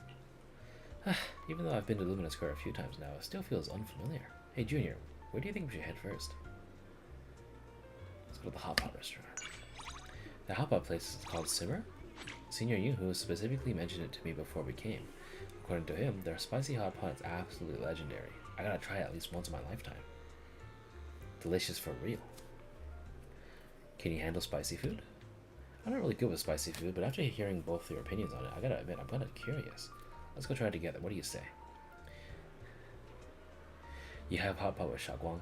After taking a bite of the spicy broth noodles, Xiao'Guang starts sneezing non-stop, messing up her hair. Next time, you should probably convince her to stick with the plain broth. It actually tastes pretty good, but it's way too intense. It's been an hour. I can still feel the spice lingering on my tongue. That vivid burning. What's up? What are you looking at? Is there something weird on my head? Let me help you fix it. You help fix Xiao'Guang's hair. Her hair is long and dense. When it brushes against your palm, it feels as light as soft as feathers. Wait, it feels like you just touched something else. That doesn't feel like hair. A warm sensation caresses your palm as you instinctively pet the soft fur. It quickly heats up and pulls away, giving your hand a gentle slap before departing. Stop that! My ears are super sensitive. I can pick up even the slightest breeze crystal clear. Can't just touch you once though. Well, I suppose you could. But not today. Yeah, let me get myself ready first and we'll talk about it next time. Significant trees. There's still lots of interesting places to live in a square. Hey Junior, where should we go next time? I think she would like to take a look at the coffee? No? Careful! Bumping into people's hearts!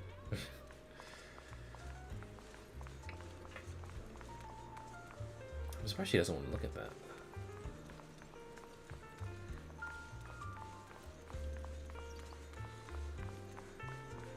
Cinema?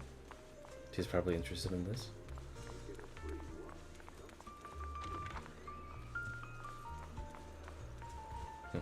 Guess not.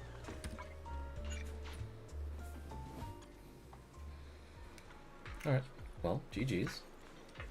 Officially 9 hour stream. Very good. Alright, I don't timestamp this and call it a day. That was fun, but god damn, I fucked up my sleep schedule. Hardcore.